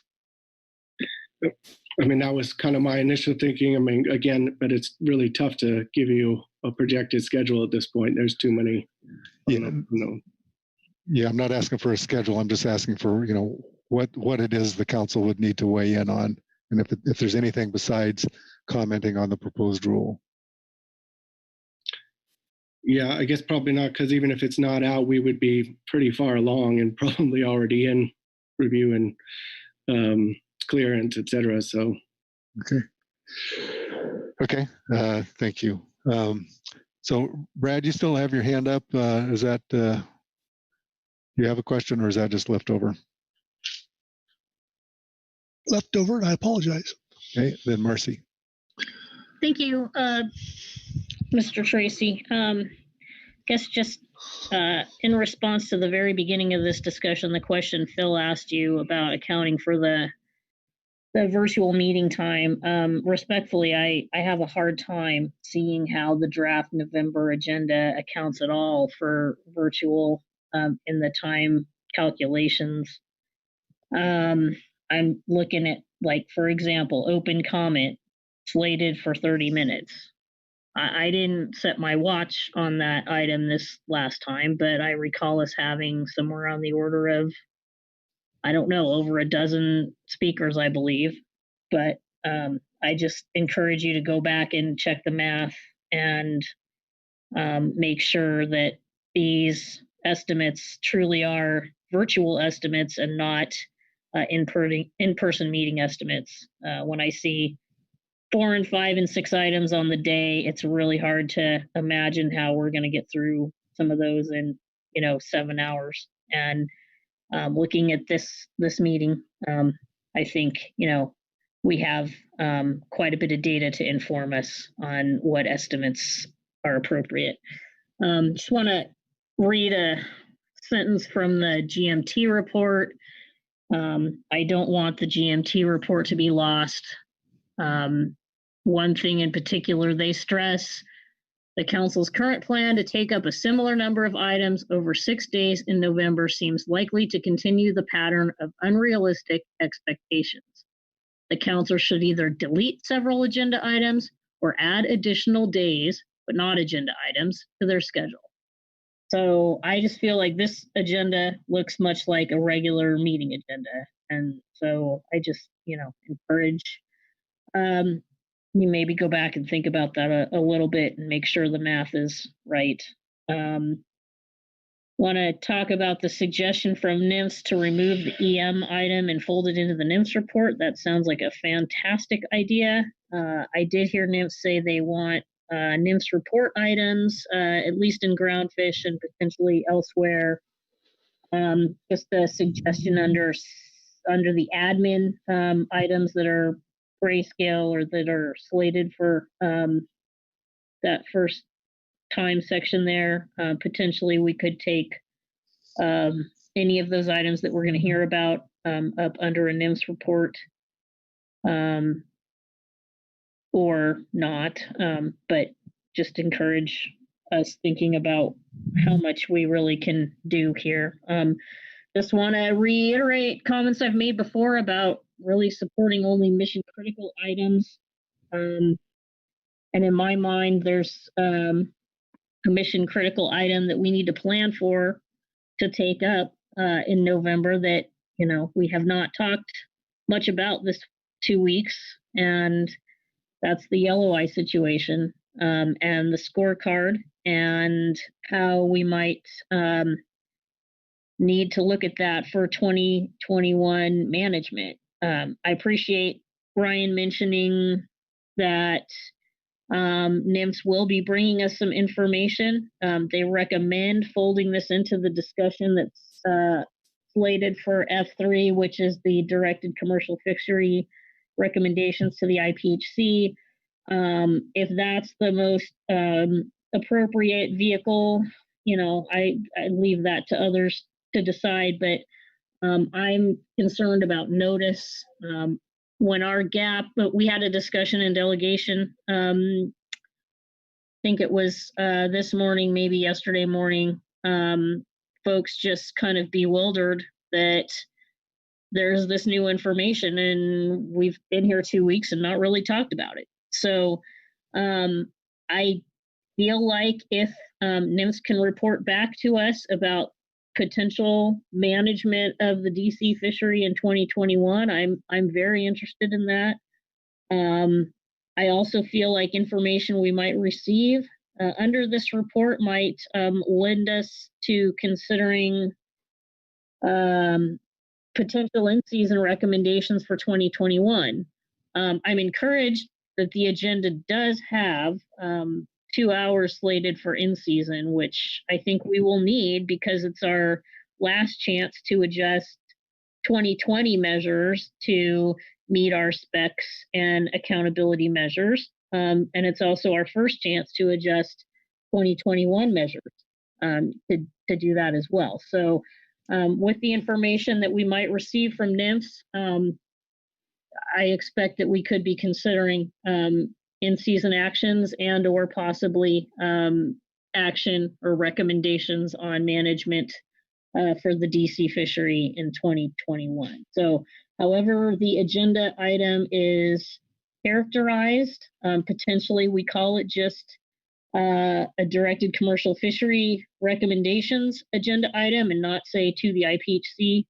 That would probably be fine. But however the information is presented to us or provided to us, I think just keep in mind that it's going to be important in a number of agenda items. So, I wouldn't want it to be available late in a meeting in a halibut item after we've already taken up several groundfish items that it might be relevant to. So just want to reiterate some remarks on that I'd made earlier this week. But I want to thank NIMS for agreeing to come back with a report for us. Regarding the workload and new management measures item, I just leave open the question right now slated for an hour under I1 was over 7 hours this time. So I just want to make sure that the scope of that item and its focal point is on getting an outcome that we need. I think we've done an awful lot of discussing about prioritization of the top 30 items and when to take them up. And so I just question how much more discussion we need on that, especially since we'll have an agenda planning session come November. I think the GMT made some good recommendations to us about that item, though, that maybe that's the place where we receive potential emergency information. Though I would note we heard it under open comment this meeting and expect we might hear it there regardless of what the agenda looks like. So anyway, just I guess encourage council staff to avoid redundancy and improve clarity where possible about where that kind of discussion is or should be expected to fall. On the sablefish MSE update, I didn't hear anything about this. I know it's slated for only an hour, so hard to evaluate the need and whether the time estimate is appropriate. And looking toward March regarding the Emily Platt and the non-trawl RCA item, I do hope that we can agendize those as a group, pending more information from NIMS and hopefully some sidebar discussions about the path forward we would use to scope those items. So I'd say March, potentially April, but we need a little more information yet about how to complete the scoping and the analysis. So anyway, those are my thoughts on priorities. Thank you. Thanks, Marcy. I think I'll just hang on to my comments for a bit and go to Bob Dooley.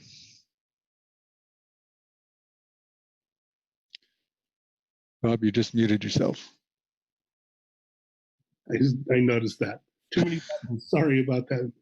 But I just got a couple quick comments, and I don't want to take a lot of time here. I really liked your comment on trying to set maybe parameters or something on the public comment and limit it.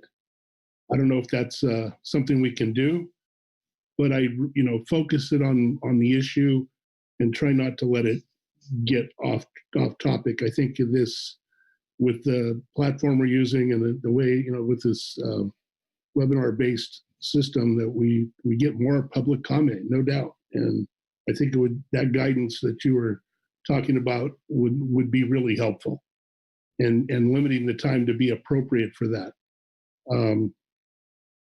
The EM issue, I think it would be okay not to have just to have a check-in, maybe part of the NIMS report.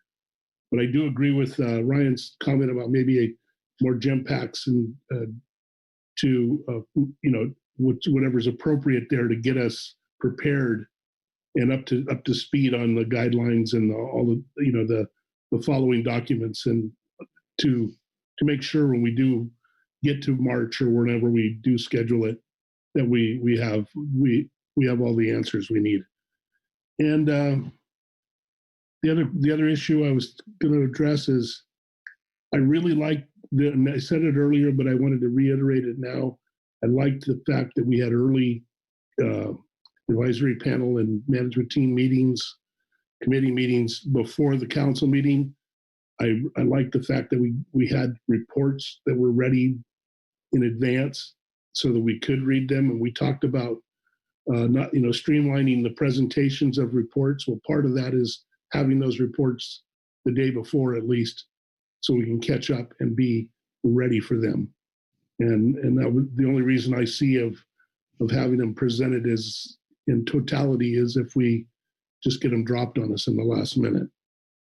And so I think that's an important thing, and to know sooner than later so that people can plan that week before and understand. And then finally, I'll just mention we've got several issues that that are fighting for agenda space, and one of them is SAMTAC. And I think that SAMTAC would benefit from a very focused identification of the range of alternatives, and give us, we don't need to hear the justification of what people expected the result to be, but more, do we have enough analysis? Are we in the right track? And just move it forward. And I think that's important. I think we need to do that.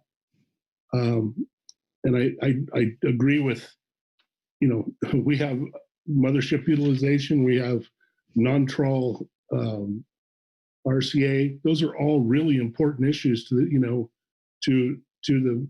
the industry. And I think we need to make sure we can get those done, but I understand our limitations, but where we can move them forward in an expedient manner without taking a lot of agenda time, maybe this focused approach might get us there. So anyhow, I'll stop there, and thank you.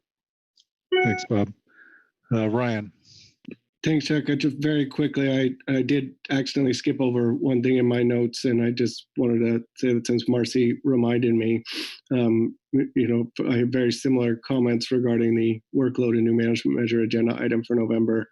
If the council really wants it on, that's fine. However, we did have 8 hours of that discussion, and then more under the executive order that touched on similar items. I'm not sure we'll be anywhere new in 6 to 8 weeks, per all of my earlier comments, so would be okay with that not being on this agenda, but would of course want it to remain on the ag. Thanks. Phil. I'll try to make this quick. I agree with Marcy on the estimate of 30 minutes for the open comment. The last few meetings, we've had far more people comment under that agenda item, and I think we need to account for that. I don't have a sense of where we are on C4, 5, or 6. So to the extent we need any more discussion on those things, or whether, for example, C4 could be provided under an informational report. I'm not sure about the other two, whether they're candidates for that. I do think we need to move forward with the Area 2A fishery transition, final preferred alternative, to make sure we are in a place to put everything in place in the beginning of 2022. I'm going to put in a plug for moving forward with gear switching with an identification of the ROAs. I am going to put a plug in that you not reduce it from 6 hours. That if it takes less than that, we can have a celebration. But I don't think we should assume that it's going to be less than that. We ought to set that aside, because I know that there will be varying opinions about whether to move forward with the alternatives that have been presented in SAMTAC. And I suspect if one side comes in wanting something more favorable to them, the other side's going to come in and want something more favorable to them on the other end of the spectrum. So I think it's going to take a little bit to sort that out. But I think moving forward, again, just reiterating and repeating some of the other things that people have said about the length of time and the investment and that we've been trying to get to this issue resolved, I think warrants us moving that forward. So those are my thoughts. Thanks. Okay, thanks, Phil. Maggie. Well, thanks, Chuck. I have some to offer, but I didn't want to cut you off if you were about to. Nope. I'll just back clean up here. Okay. I will say in general, I very much agree with the comments that Marcy and others made about the timing. I am very concerned to see 7 to 8 hour days on the November agenda, and really would prefer to see some shorter days there. So as we make some adjustments and juggle some items, I'm hoping we can do that, because our experience has been that we go long. Yeah. Having said that, I have a new agenda item to propose for November, and I'm happy that we're remote right now, so nobody can throw rotten tomatoes at me, but it is a short one. I understand that we need to adopt the stock synthesis with catches and length methods, or SSCL methods, that we heard about under the ground fish stock assessment methodology review in November, so they can be used in the 2021 data moderate assessments. I understand that some Northwest Science Center folks are planning on working on these assessments over the winter, before January. So I would suggest we consider hopefully brief agenda item for that in November. I'm looking at the groundfish in season agenda item and the 2 hour timing, hoping that's adequate. I note the GMT suggested we might plan for more. I'm not making a concrete suggestion now that it be more, just putting a flag there, along with the context that I think we are expecting the GMT capacity to be probably lower in November than it is at this meeting, certainly given ODFW's own staffing. Not sure what that's going to be looking like in November. Depends on the outcome of our current recruitment. There's a couple other issues. On the mothership utilization item, at this meeting, we adopted a preliminary purpose and need for public review, and we indicated which alternatives we are willing to consider within the scope, but we didn't adopt a range of alternatives. I would propose asking some staff, and I can offer a little bit of ODFW staff resources in the near term, to expand on the analysis the GMT did for this meeting. And then I think the council's next step would be to consider the preliminary analysis and whether we are ready to adopt or for a final purpose and need, or want to make any revisions to that. and provide directions at that point for further analysis. So I think that it makes sense to me to look at that in March. On the non-trawl RCA and Emily Platt, I think it makes sense to agendize them together, as Marcy said. And certainly I think, like Marcy, I want some room to be able to think about the further information related to those, and if there is some opportunity perhaps to move ahead more quickly with the Emily Platt EFP into regulation than the non-trawl RCA, particularly with yellow eye rockfish bycatch concerns. I will be thinking about that. And then the big one, gear switching. Boy, I have heard the multiple requests to schedule the adoption of a range of alternatives in November loud and clear. And I agree that this process has been very drawn out. I think it is really negatively affecting those stakeholders who are related to the gear switching process, but also who have an interest in us turning our attention and our focus on other topics. It really seems to be a really big obstacle for us to get around. I agree that significantly more analysis does not seem necessary in order to determine an appropriate range of alternatives.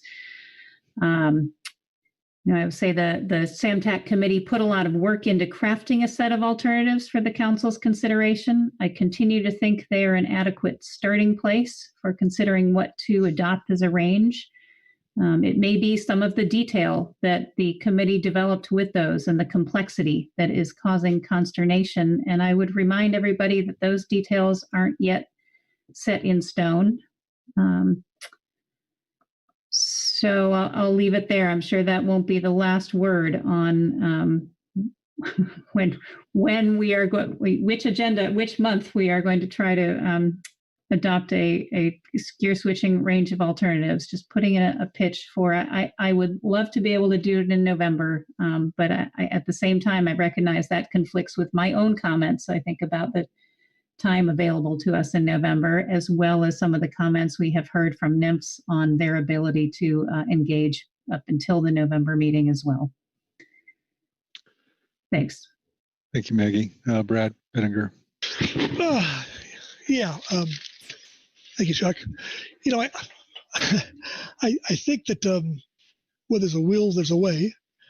I think maybe think outside the box, but I've texted a few folks here, and I'm thinking that obviously the public testimony is a wild card here. And I would say that what if we, we've already heard from where people are coming from as far as public comment. I think that I'd like to keep on the agenda.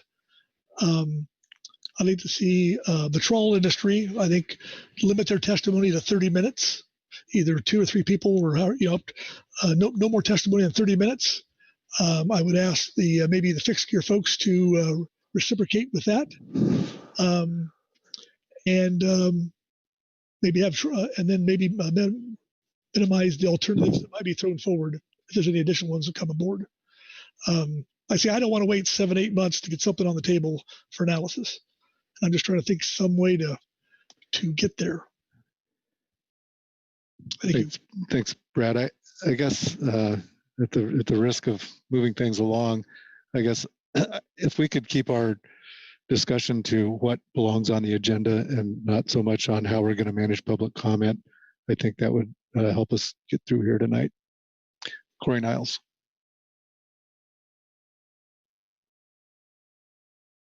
Thanks, Chuck. And yeah, it's been a long week and 2 weeks for a lot of people, and I do enjoy when we step through this a lot more methodically than we have today. I could whip out 15 thoughts right now, but I don't want to. I think, and I'm not sure what people are saying about SAMTAC at all, and I don't think we've seen anything of what we're going to see on public testimony. Brad's idea was pretty creative there.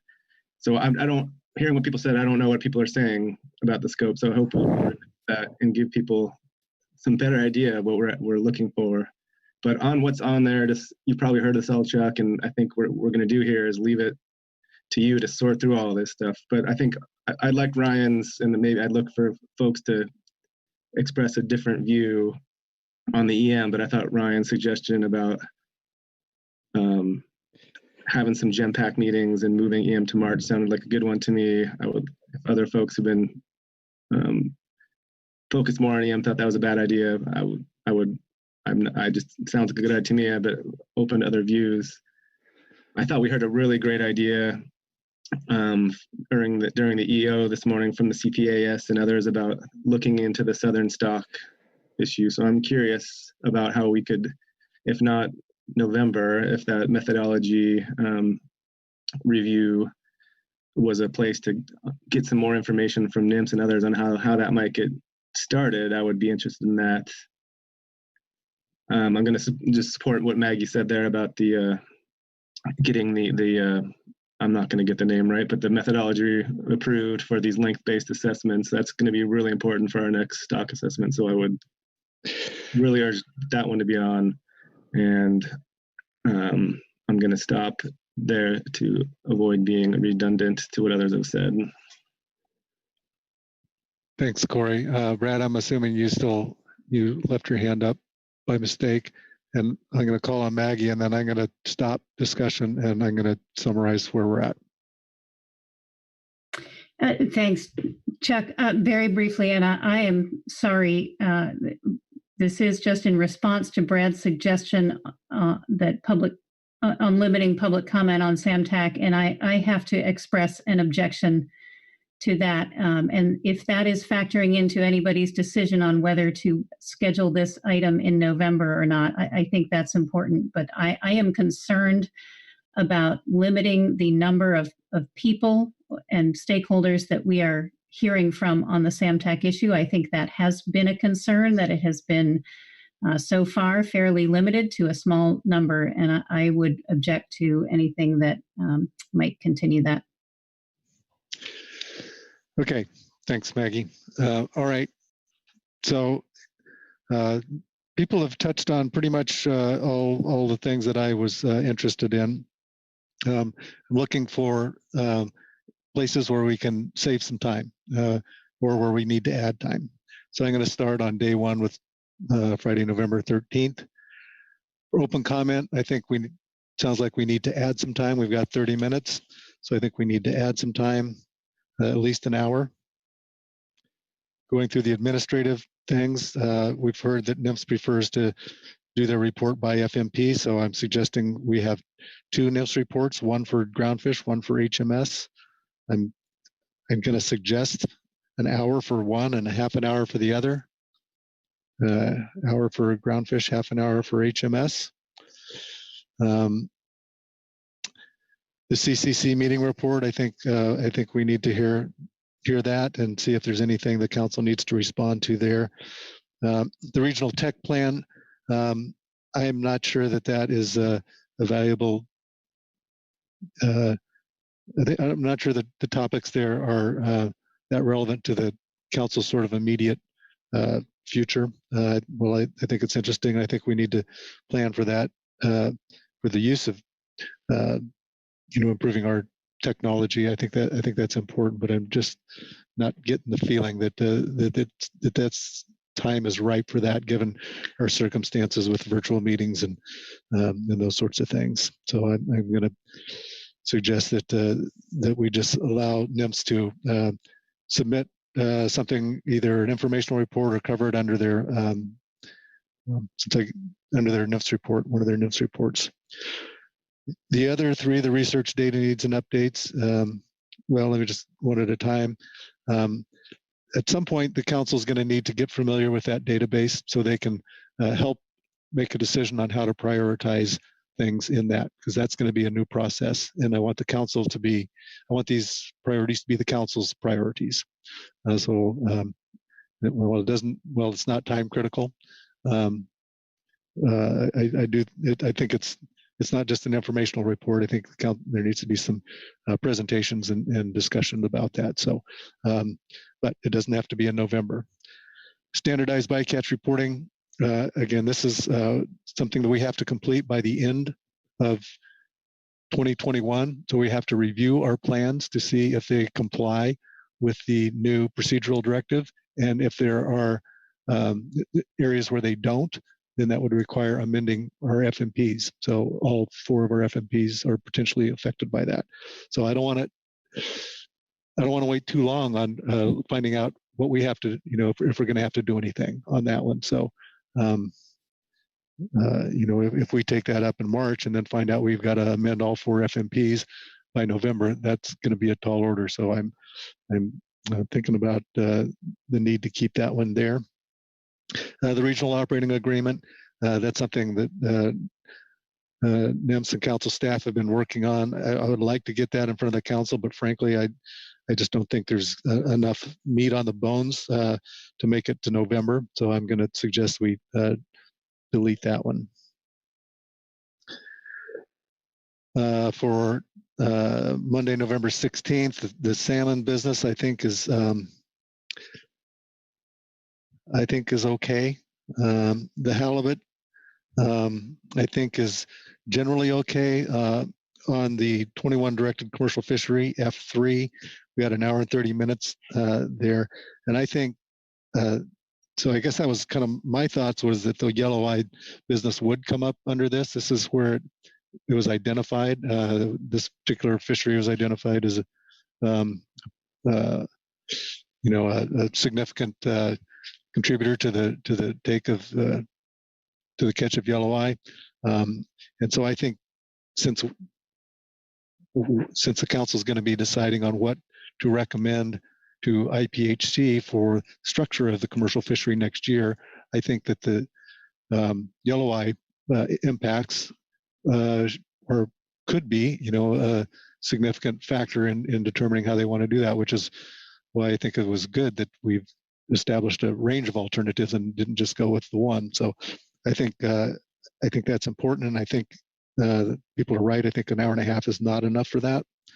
And I don't know where it's going to go from there in terms of dealing with other fisheries, but I think if we could limit the discussion of yellow eye impacts to that particular recommendation, I think we could do that in maybe 2 or 2.5 hours. But probably 1.5 hours is not enough. Now, if it needs to come up further down the line in other groundfish fisheries, so be it. But I would try and keep the scope of the recommendations to the IPHC to that, but assess what goes into that decision here. For HMS, I think there's still some debate about the swordfish management and monitoring report. That is one that I had questioned about whether that was necessary for November or not. We've gotten some desperate opinions on that, so I think we still need to resolve that. Legislative and fiscal matters. We need fiscal matters. Legislative, probably not. I think it's unlikely. We could leave a placeholder in there and just decide at the briefing book deadline if there's been any significant action on legislation. It's, I think at the most there, I think there would be potential for one consideration of a letter if legislation advanced and if we got a request to review it, and if it all happened in time, we might have that there, but 15 minutes probably still be okay. So that it's not a significant time issue. For CPS,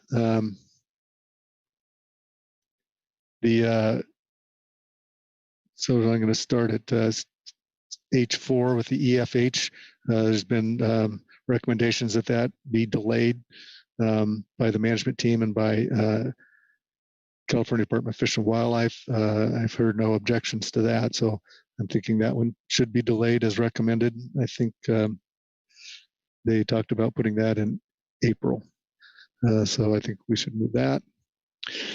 Stock assessment prioritization. So there's been some discussion on that. California Fish and Wildlife recommended not picking that up since functionally the decision's been made on that. So if I don't hear anything counter to that, I think that's one that we could drop off.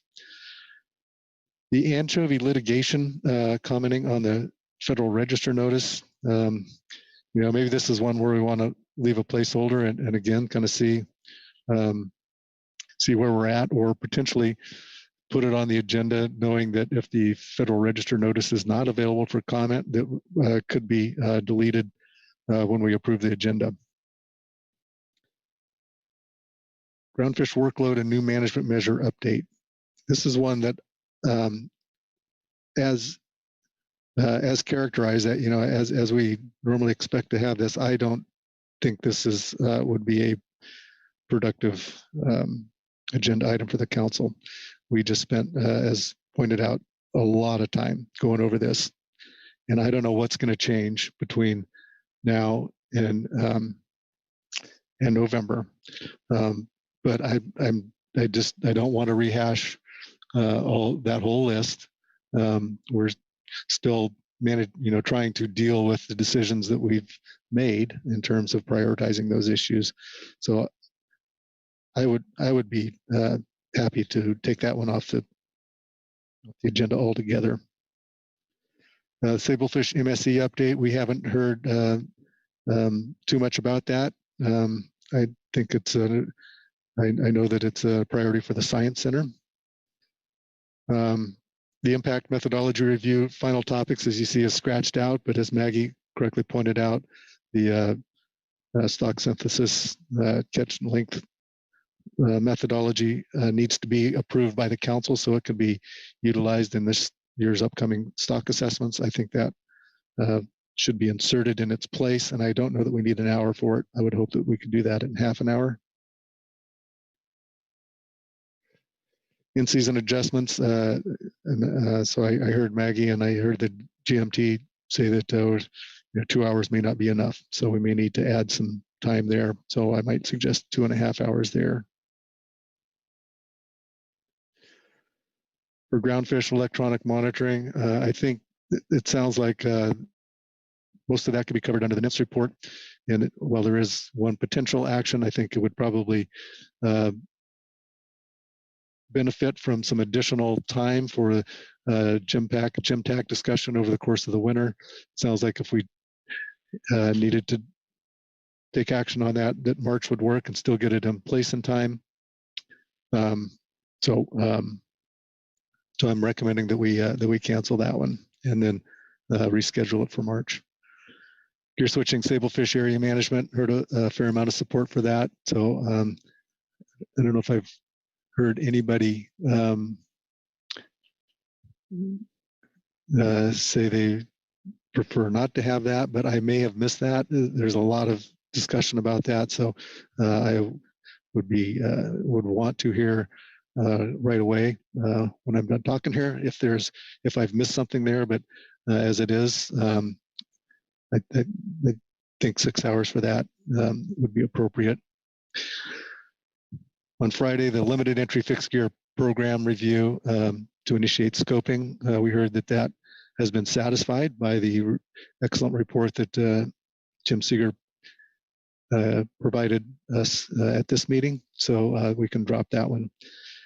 And then the rest of the administrative business is standard business. So I think that all needs to stay. So those are my thoughts. Now, I'd like to hear where we need some more discussion. I think the places I've heard that we need discussion are reviewing the swordfish management monitoring plan, the drift gillnet fishery hard caps, and then if there's anything on sablefish gear switching. Brian. Yeah, thanks. I'll be quick. just to note, for Save PFMC, yeah, you referenced the Science Center and we hadn't heard anything about it. We are on track to have an update there. And I think that's adequate time. So just clarifying that. And then for swordfish management monitoring, there's a disagreement still. And I do think we can have more discussion. I probably support that more at the November meeting because it's more on its placement on the YAG. It's not about this. I didn't hear any support for keeping, at least amongst the council members, for keeping that on the November agenda. Marcy.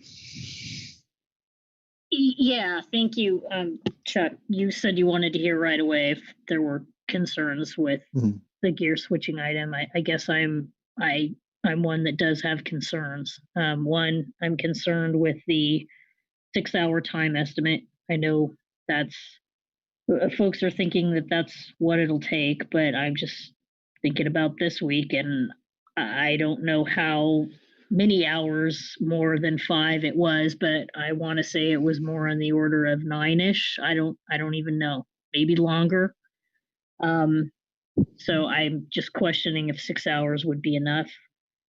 My primary concern is not having adequate NIMS support on this item from the get-go, and the guidance that we would likely receive from them in the development of this range of alternatives.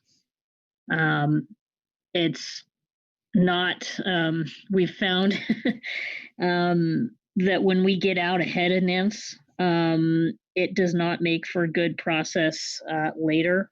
And I very much appreciate their counsel in the early development of the alternatives as we move forward to selecting one. What's appropriate in a range, and what analysis is needed.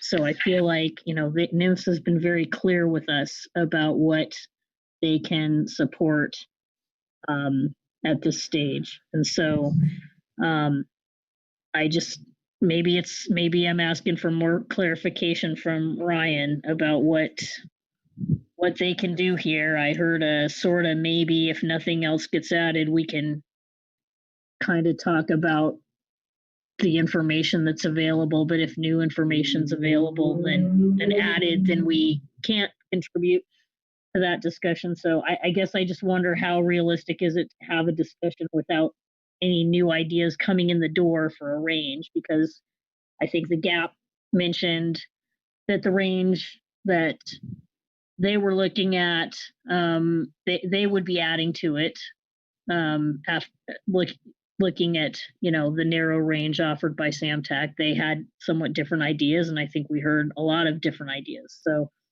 I just want to make sure that we're not spinning our wheels and wasting our time. NIMS has been pretty clear about what they can do for us at this stage. So it's more of a question than a comment.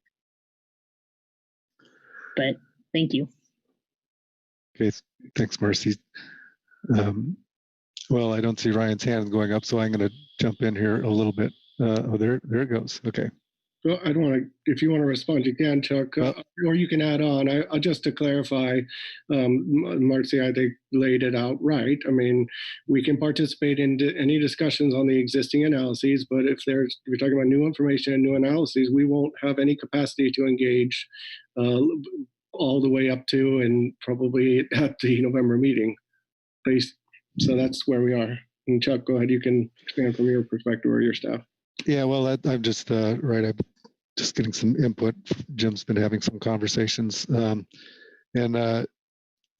basically it's saying the same thing. If the existing alternatives is what's adopted, it's doable. And NIMS has been engaged, for a long time on those alternatives. There's some thought that perhaps if the council did do that and then allowed the stakeholders to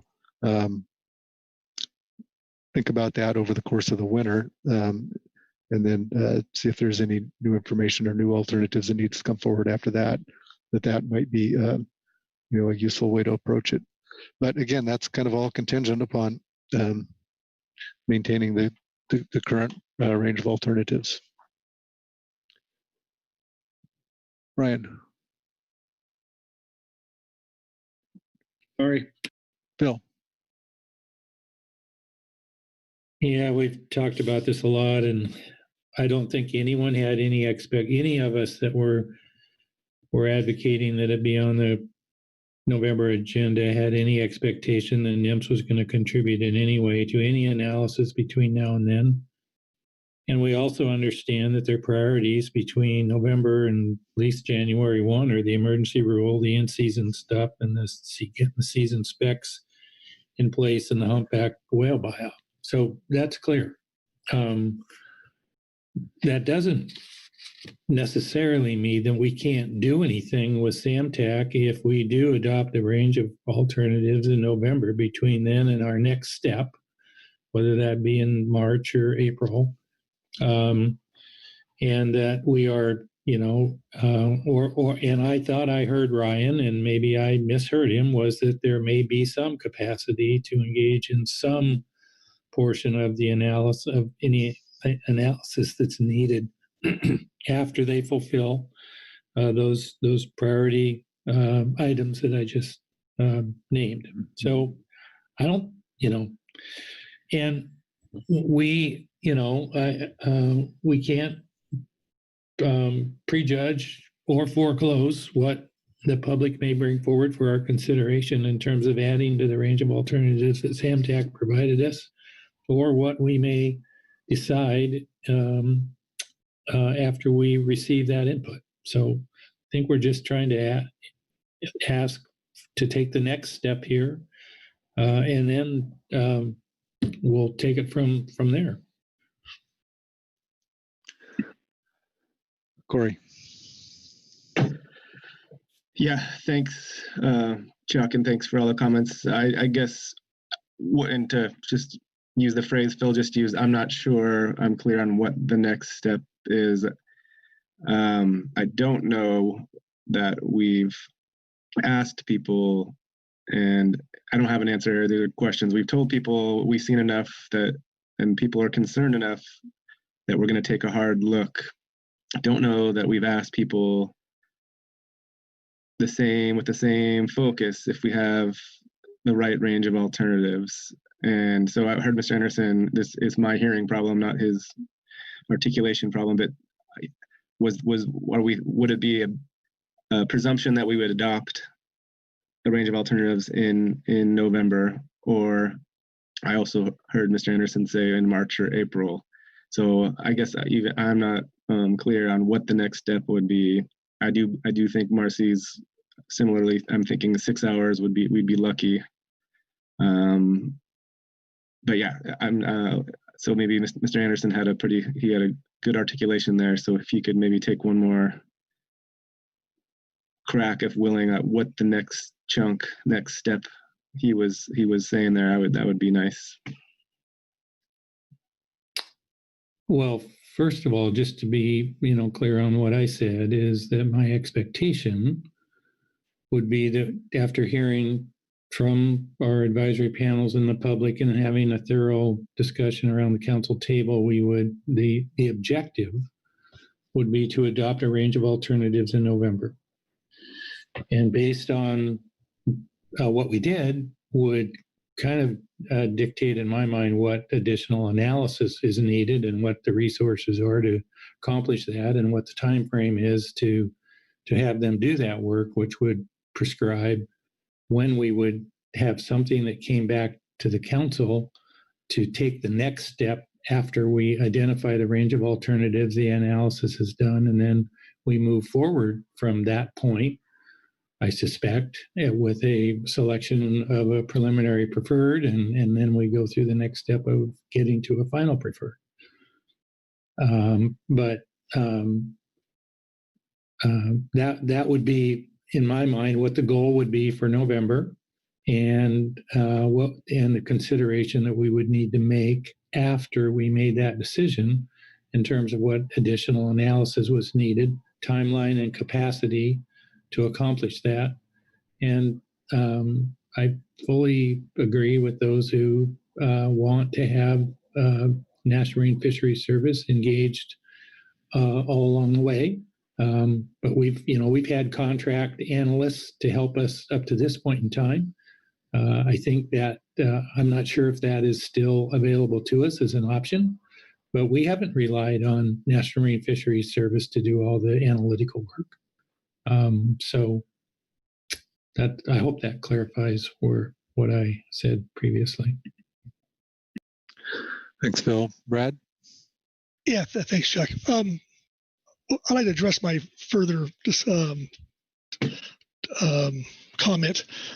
I never want to tell people they can't comment or limit that in any way.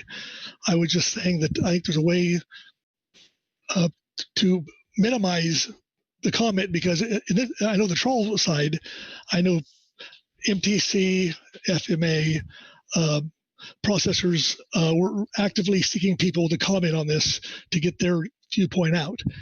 I mean, people can still do that, but I could say that I believe, for the most part, that the testimony would be far less next time if there's less time on the docket.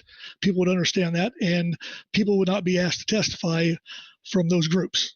And so if the public comment is an issue, I think that if 2/3 of that 6 hours is public comment, I'd say that's probably a pretty high estimate, given that people respond differently at the next council meeting relative to the constraints that the time frame that the council is wanting to see given to that. And I would agree with Phil on where he's at and what he's explained it. And I think that I agree with him 100%. That's it. Thanks, Brad. Corey? Yeah, thanks, Brad and Phil. And Phil, thank you. Okay, that's clear to me now. I guess what I would ask folks is, if we think people's capacity to take on new information between now and November is really limited, to me that says it's foregone conclusion. We're looking at the same alternatives. We got the range. We're gonna adopt it, because if we have no new information, how would we know if we have the right range of alternatives or not? I'm pretty convinced we do have a good range, but that it just seems like we're going in with limited capacity, and that means we're going to end up adopting the range of alternatives. And that's just a concern I'm seeing right now. And I know National Marine Fisheries Service was engaged, and the SAMTAC did look at those alternatives. So I'll just express those concerns. And also, I'll have to say, I don't see a hurry. I did not see evidence or testimony of we need to do this fast. I've heard people want it resolved, and people are very concerned, but I did not hear doing it fast. We have conditions in the market locally. We have conditions in Alaska where the stock is booming. And so I think we have time. But those are some concerns, and I'll stop there. Thanks. Marcy? I have heard a couple of different things this week. So I just want to circle back to the conversation that Corey and Phil just had, because now I'm scratching my head a little bit. I thought I heard earlier in the week a suggestion to have an agenda item where we discussed additional analytical needs. Now I hear discussion, and I see on the draft agenda proposed adoption of a range of alternatives. And following the selection of that alternatives, we task people over winter with more analytical work. So I think I'm thinking back to the GAP's comments on this topic, and I thought I heard fairly clearly that they would recommend some additional alternatives or additional things that might lead to alternatives. So I, again, just don't want us to get out in front thinking that we're doing something and then thinking the door is still going to be open 2 additional alternatives, only to hear that it's not. So, I guess with that, I had some reservation about what the plan is here and if it's clear. And, I think maybe we would, again, do better to have NIMS following along in every step. So if they can't, which I think if we're going to go strictly with the range that's in front of us, then they can, but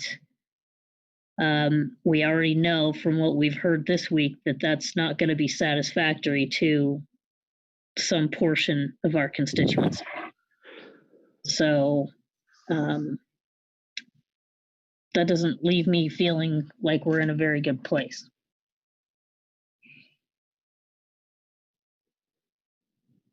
Thanks, Marcy.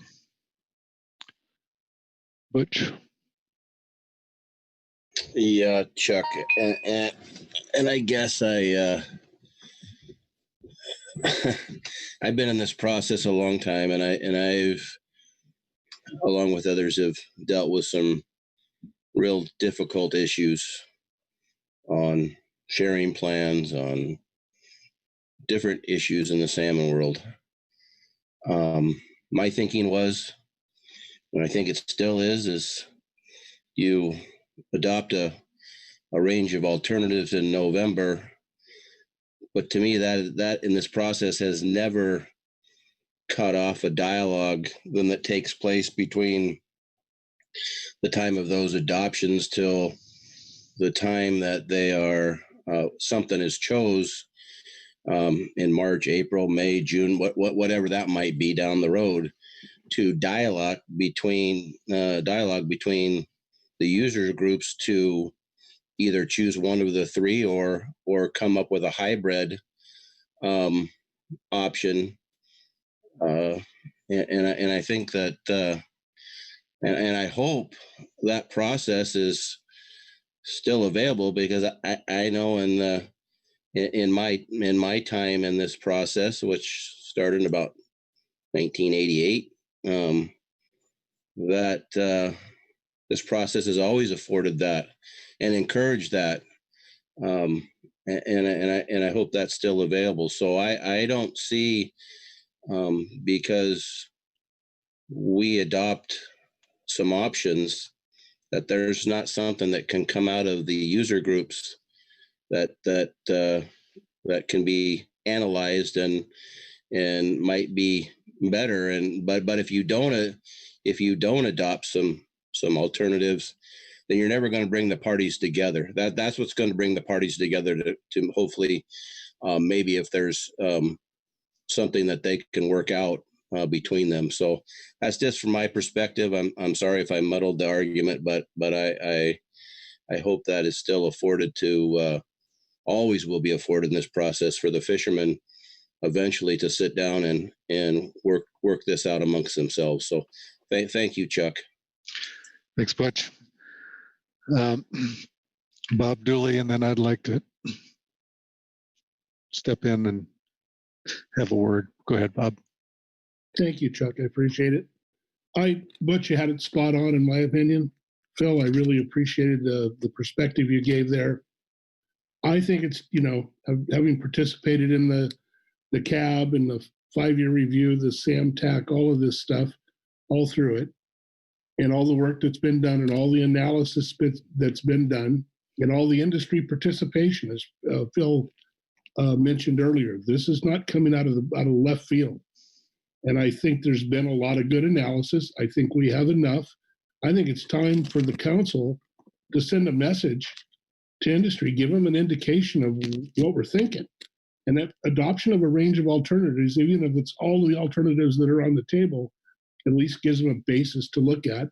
And if there's something that brings the groups together and we end up with some hybrid coming in March or April or whenever we take it up again, that's what we need to do. But the council, this has been going on for a long time. This is the top priority all the way through from the very beginning of the 5-year review of this sector. So I think we really need to actually take time to do this. And I think it's a good plan. I would hope we could limit testimony by asking them to focus the testimony not on whether it's whether they want it or don't want it, but whether there's an appropriate range of alternatives or enough analysis being brought forward to make a decision.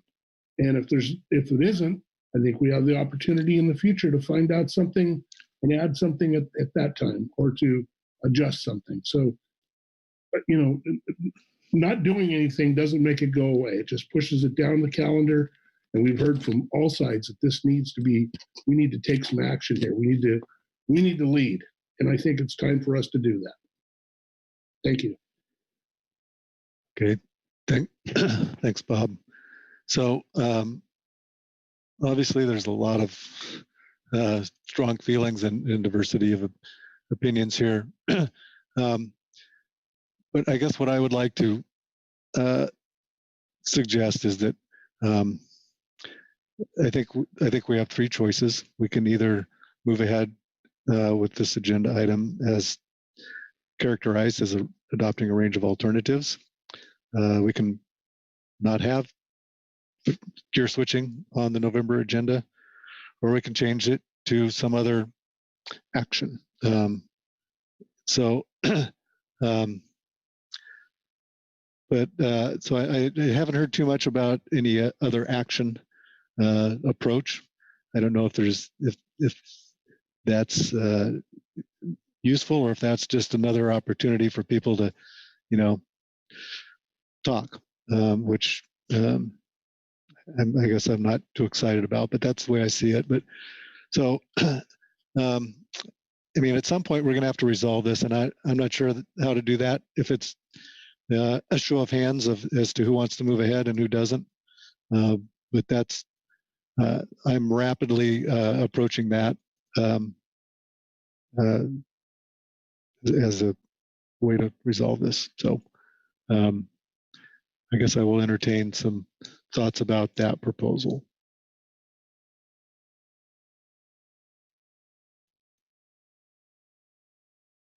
Corey. So sorry, I don't know if I got all your proposals, but I guess I heard what Butch was saying, and I hear people wanting to move fast. I'll remind folks that, the SAMTAC made some choices. If you believe they're the right choices or not, like not taking up the southern sablefish issue. So those choices were made, but I don't know that we've given people an opportunity to come in. And I guess, I have a hard time imagining what the range of alternatives discussion will be. But I think we should, if we're going to do it in November, we should describe it as a place for folks to come in. And like we did this meeting on the go, no go type question, is like, maybe we could frame it as, should we adopt the range of alternatives, and is it the right range? Is it the right way to go forward? My concern I was expressing earlier is people do not have the, what we're saying, we're not going to have new information, at least from the analyst side of things. But yeah, that was kind of my concern. It seems like if we just move ahead without information, that's all we're going to have to look at is the current range. Not very well articulated. Maggie. Thanks, Chuck. I am certainly not in favor of a November agenda with yet another intermediate decision point on, do we consider in the future going forward and adopting a range, or asking for more analysis. I think we make the decision today to agendize adoption of a range of alternatives in November. We've heard rationale for that, or we put it off until March, when we could potentially have more involvement from the National Marine Fisheries Service. It could provide I guess one more opportunity for stakeholders to work together. I'm not really terribly optimistic about that potential, but I recognize that some of them suggested it. And I guess I would just return to my earlier comments that I don't see the need for a whole lot more analysis. My one big concern is that I would not want to take us through multiple repetitions of trying to adopt a range of alternatives if we adopt one in November and then come back to a future meeting and just hear a lot of dissatisfaction with those and have to go through multiple iterations of evaluating those. So I'm finding this really challenging, but I guess the clear thing I have to say now is I would not be in favor of any interim step in November. It's either range of alternatives or we wait till March. Thanks, Maggie. Brad. Yeah, I agree with Maggie on her point there. If I'm not mistaken, I believe that Jim and Jesse, we're going to look at some information that I brought up dealing with the sablefish OY and the petroleum being overfished in 2009 that I didn't think was fully addressed. And so I believe that will be, I think they're going to have something for us to look at. Shouldn't take too much to do that, but I think they're going to have a little bit more additional information to fill that out. So there will be a little bit more information to review or to consider as for an ROA. Thank you. Thanks, Brad. Krista. Thank you, Chuck. And I'll keep it short. I'm in agreement with Maggie in terms of making sure if we're going to have a range of alternatives conversation, let's have it.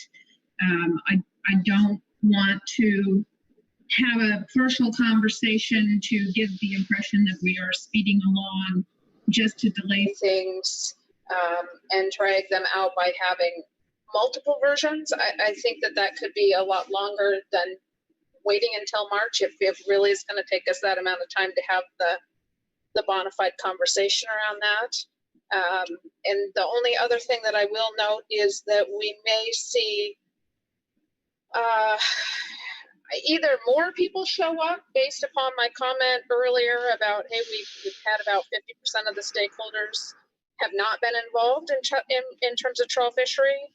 And we may also have fewer based upon the emergency action in terms of fixing your folks maybe actually out prosecuting their fish. So with that, I will stop and thank you for letting me comment.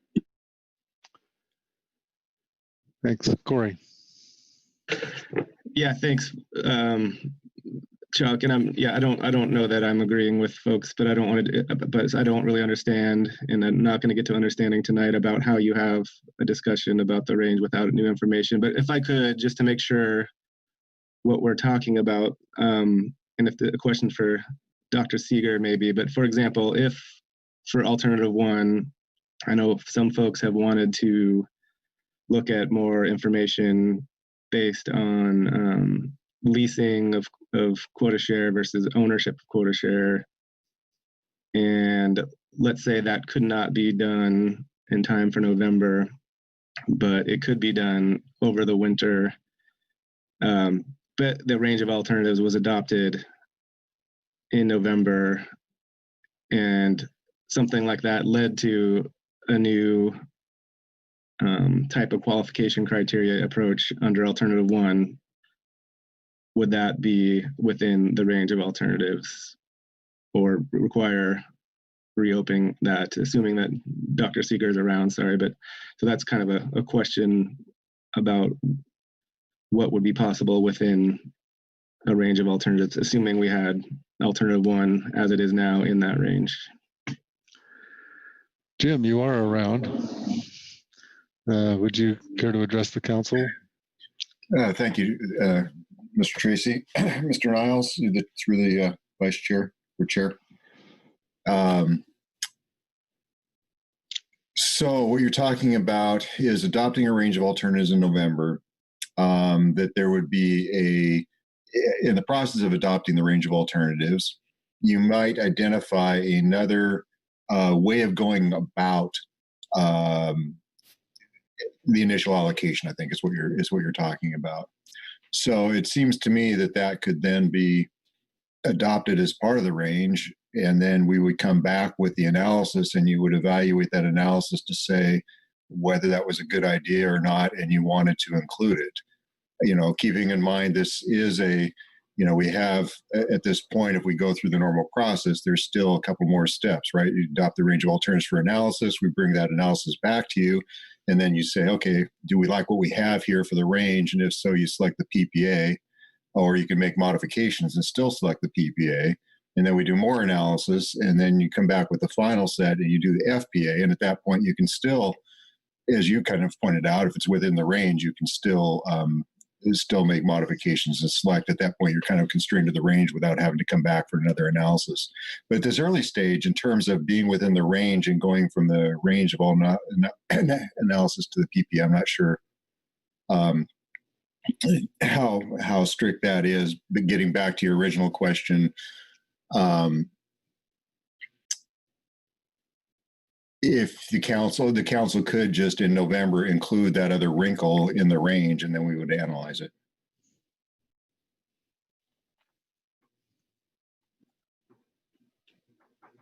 Okay, thanks, Jim. I think I got that, and it might be a matter of discussion, but not impossible to fit it in within the range later on.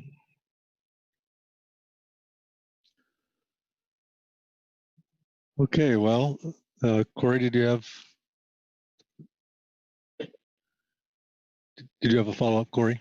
No, I think so. I think if the question is, I feel the sense of the majority of the council is going for November, and I don't know if I'm wrong there. Others, please speak up. I think if it were to come to a vote, I would vote for March, but I'm not gonna go there if others are strongly in favor of November.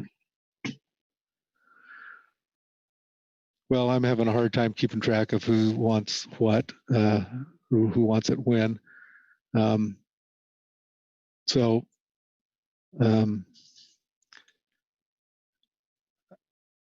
mean, I kind of am getting, I don't know, I'm not sure. I guess I am going to just ask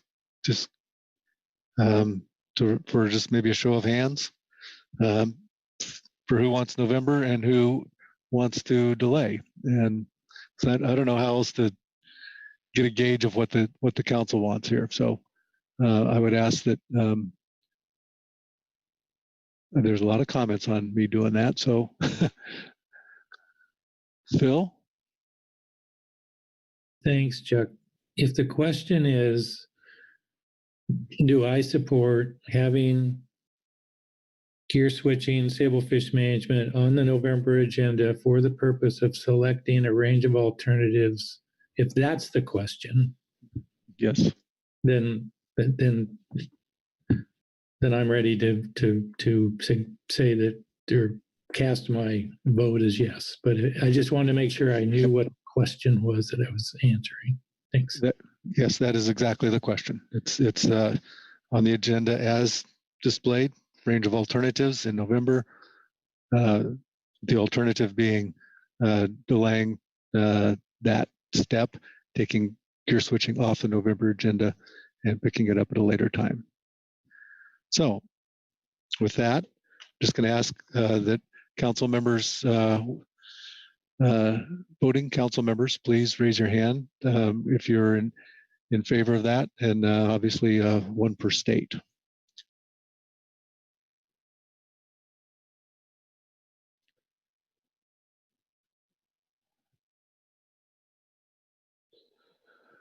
That's a lot of hands. All right, and if you prefer to delay, please, so everybody please lower your hands, and if you prefer to delay.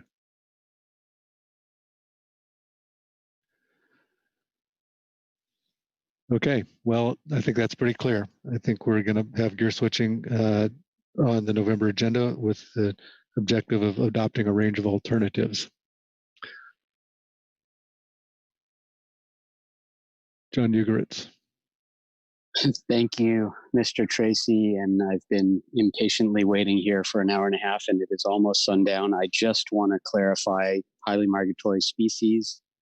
I heard you say that we needed some additional discussion regarding the swordfish monitoring and management plan. I believe I heard Ryan Wolf say that that he felt that there was agreement that it could move, and perhaps disagreement about whether it should be taken up at all.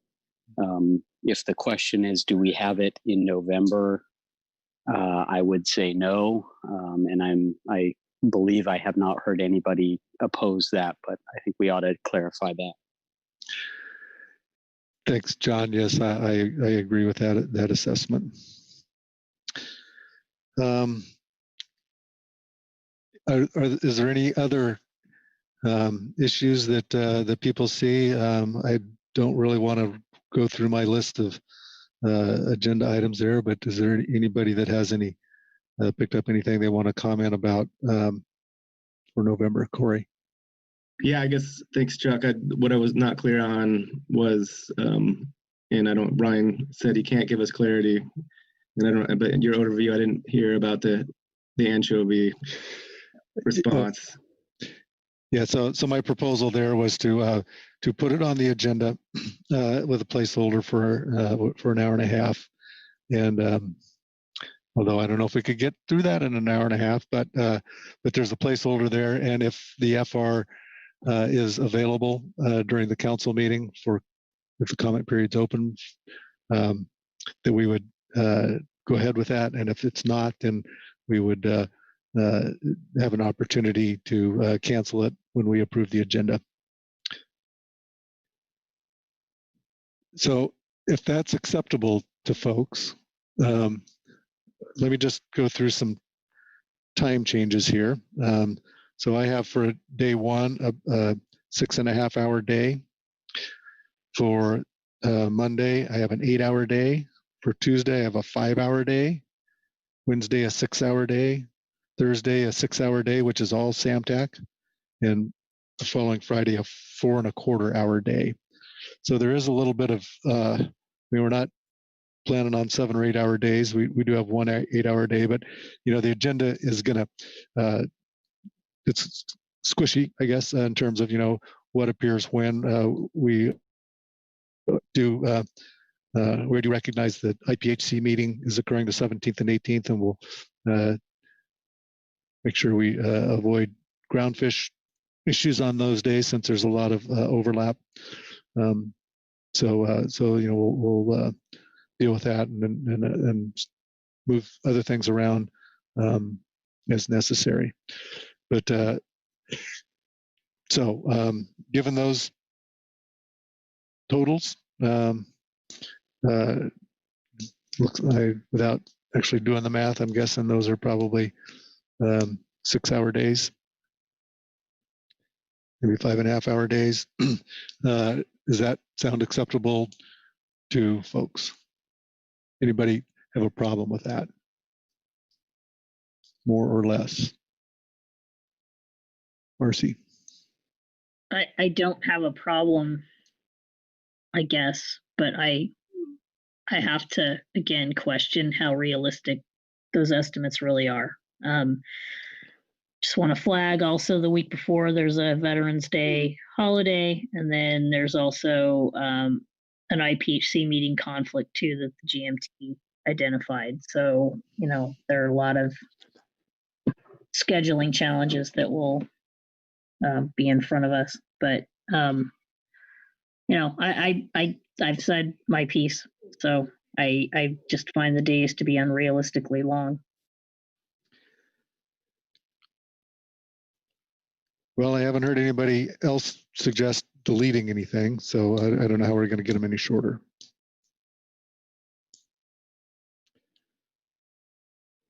Okay, so I'm going to close the book on November, and then I'm going to take about 3 minutes for the rest of the year to glance. And so what I'm looking at is putting the at least placeholders for the non-trawl RCA and Emily Platt EFP into March. Also, the mothership utilization into March, recognizing that they could flow, one or both could flow to April. And I believe that would satisfy the executive order timing for those two identified priorities that fall under the Magnuson Act. Other than that, I'm not proposing anything big. We've already talked about moving the CPS EFH to April, putting the anchovy framework business in June, and everything else is spelled out in the year at a glance. So that's what I've got there. So any comments, other comments? Phil, go ahead. Yeah, given the hour and the day, I'm not going to ask for a decision on this from the council, but I believe we have some unfinished business, on Short Belly, having to do with the element of the motion that we passed in June, having to do with the 2,000 metric ton evaluation trigger is what we called it. It is not something that is in regulation. It's not in a council operating procedure. It's not anywhere. And I believe we made some commitments to follow through on a couple of those aspects during the discussion on the motion. And so in November, when we start talking about the future council agenda, I'll be bringing this back again. Just wanted to give you a heads up that I thought we had some unfinished business. I know the people that came out of this kind of where they wanted are happy with it and don't think we should talk about short billing anymore. And I respect that. But I do think we made some commitments that were a part of our motion that we don't have a mechanism to implement. Thanks. Fair enough. Is there anything else that we need to talk about here? Bob Dooley. Yes, thank you, Chuck. I appreciate it. I just, Marcy brought up the fact that we have Veterans Day right before that, and I mentioned about committee meetings, and I'm not sure how that plays into it, but it sure was good to have all those at work before. So I was just interested in your comments of what you're thinking about there. Thanks, Bob. We will strive to front load the advisory bodies the best we can. We do have a Wednesday holiday. We haven't quite worked all that out with staff yet, but I think that would be our objective.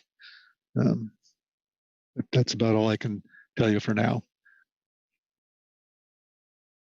Yes, thank you. That's fine. Okay. Mr. Chairman, I believe we are sufficiently complete here on this agenda item.